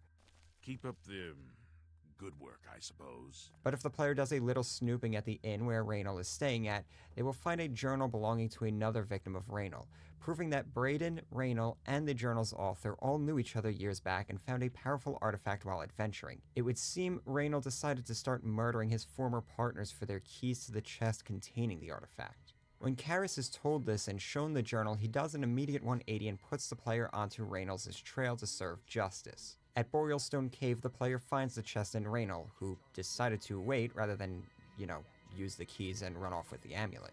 He refuses to surrender, opting to take his chances in combat rather than rot in a Bruma dungeon for a double homicide. He's really forthcoming with his motivations, more or less narrating and telegraphing everything he's thinking and about to do. He then wishes the player good luck in killing him, and then gets killed by the player. The player then takes possession of the keys and the amulet, which doesn't seem to do anything special at all. Upon returning to Braden's widow, she informs the player that Braden had a special spell put on the amulet to mask its true purpose. She whispers the special word that undoes the spell, it's Brotherhood, by the way, and then gives the player the amulet as a reward, which just turns out to be a meager Fortify speed enchantment. Yeah, that's right, 3 men died over a necklace that fortifies speed. Hello, I am Private Sessions. You may know me as the owner of a YouTube channel called Private Sessions. I used to have the longest Oblivion retrospective on YouTube until Patrician came along and made one longer. Patrician asked if I wanted to cover a quest in his video and talk about my experiences with Oblivion. So here I am, covering a quest in his video and talking about my experiences with Oblivion. When I started playing Oblivion 15 years ago, I never would have thought it would one day make me mildly YouTube famous. It's been a fun and exciting adventure. And is this style of narration really boring and annoying? Because this is literally how this quest is written. Whoever wrote, designed, and made this quest seemed to not understand what the old writing rule of show don't tell means, because this entire quest is spelled out in painfully dull, almost monotonous detail. Like, let's just read a couple of excerpts from the journal we find. It's quiet out here, as if the ruins were paying respect to the alien inhabitants that disappeared here long ago. Or how about this one? As we carefully walked along, I scanned the floor and the walls very carefully for any type of triggers, tripwires, or pressure plates. Such was my specialty. The entire quest sounds, reads, and plays like this is the first story the designer ever wrote, and if Bethesda had even remotely tighter quality control mechanisms, this quest would have at the very least been rewritten to sound less amateur. And once again, I just can't get over the fact that the keyword to unlock the amulet is Brotherhood, you know, like the name of the quest and the name of the adventuring group. And the thing just fortifies speed. Woo! Anyways, thanks to Patrician for including me in this video. Oblivion is a fun game. Go play it. Hey there. You probably don't know me. I'm from Hero to Zero. Actually, now that I think about it, you might. Because apparently, after watching an 8-hour-long Morrowind video, a lot of people went, what's another 1.5 hour, am I right? Basically, before Pat uploaded his grandiose 8-hour epic, I was sitting at a very modest 11 subscribers. But then, suddenly... Anyways, a year and a half go by, during which I'm comfortably riding the coattails of seemingly everyone that's uploaded a video on Morrowind, trying to reach out to Pat with a joke tweet which he replies to and promptly forgets about. Well, who can blame him? This is Twitter after all. And working on other projects, I finally release my take on Oblivion. For some reason, my videos on the Elder Scrolls series and Pat's sphere of influence seems to be intertwined. Maybe by sheer coincidence or some other cosmic force, but either way, someone picked up my Oblivion video and posted it in the Patrician TV Discord server. One thing led to another, and here I am, guest appearing on what I'm certain will be the definitive Oblivion video on YouTube. But hey, you're not here to hear me talk about myself, so let's get into the meat of things. As we all know, a great narrative needs a protagonist that is tailor-made for the role, which is why I have crafted the most optimized detective known to man. A huge cranium to house his galaxy-sized brain, pronounced eyebrows for optimal eyebrow movement when scrutinizing his suspects, huge eyes whose pupillary distance has been stretched to the very limit of human understanding for unparalleled situational awareness, and, of course, a little something for the ladies. This is the great detective. His one and only purpose after breaking out of the Imperial prison is to find the perpetrator of a most heinous crime committed against the Countess of Coral. You can go to Castle Coral at any time and talk with Ariana to learn of the ongoing investigation surrounding a stolen painting of her deceased husband.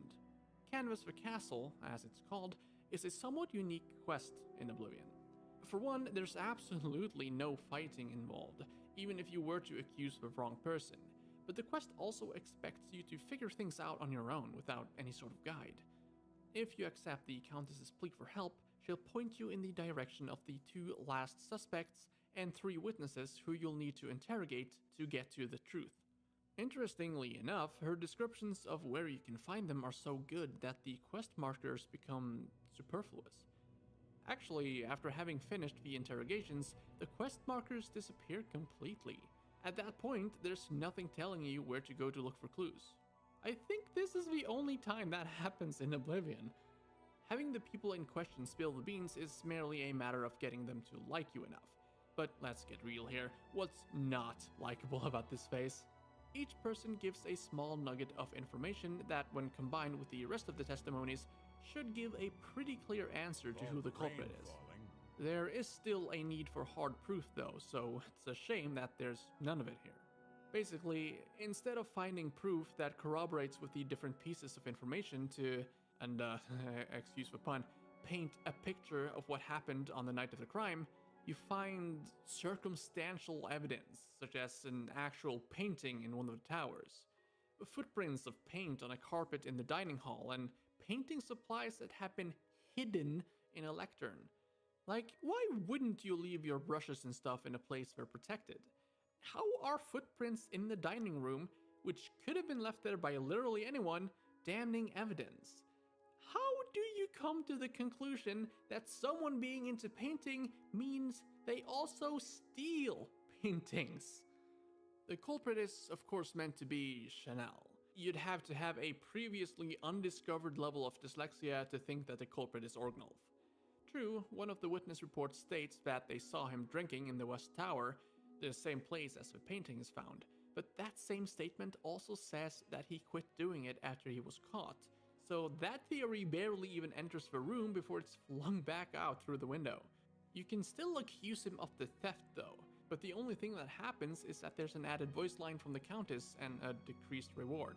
There's also an option to straight up lie and say you never found anything. The reward from the Countess is barely worth the effort, but Chanel will be so grateful that she offers to paint you a picture as thanks. It's just you'd have to wait 3 whole weeks for it to be finished. The canon route for the Great Detective, though, was always meant to be the one where the culprit is exposed and the painting is returned to its rightful owner. He doesn't give a crap about some lame sob story. I am ashamed that I took the painting, but my love for the Count was greater than you could imagine. Chanel gets exiled from Coral, and all that's left is to admire the fruits of... hang on. Admire the fruits of the investigation's success. It's almost enough to bring a tear to an old hard-boiled detective's eye. This is your last warning. Get out or I'll arrest you.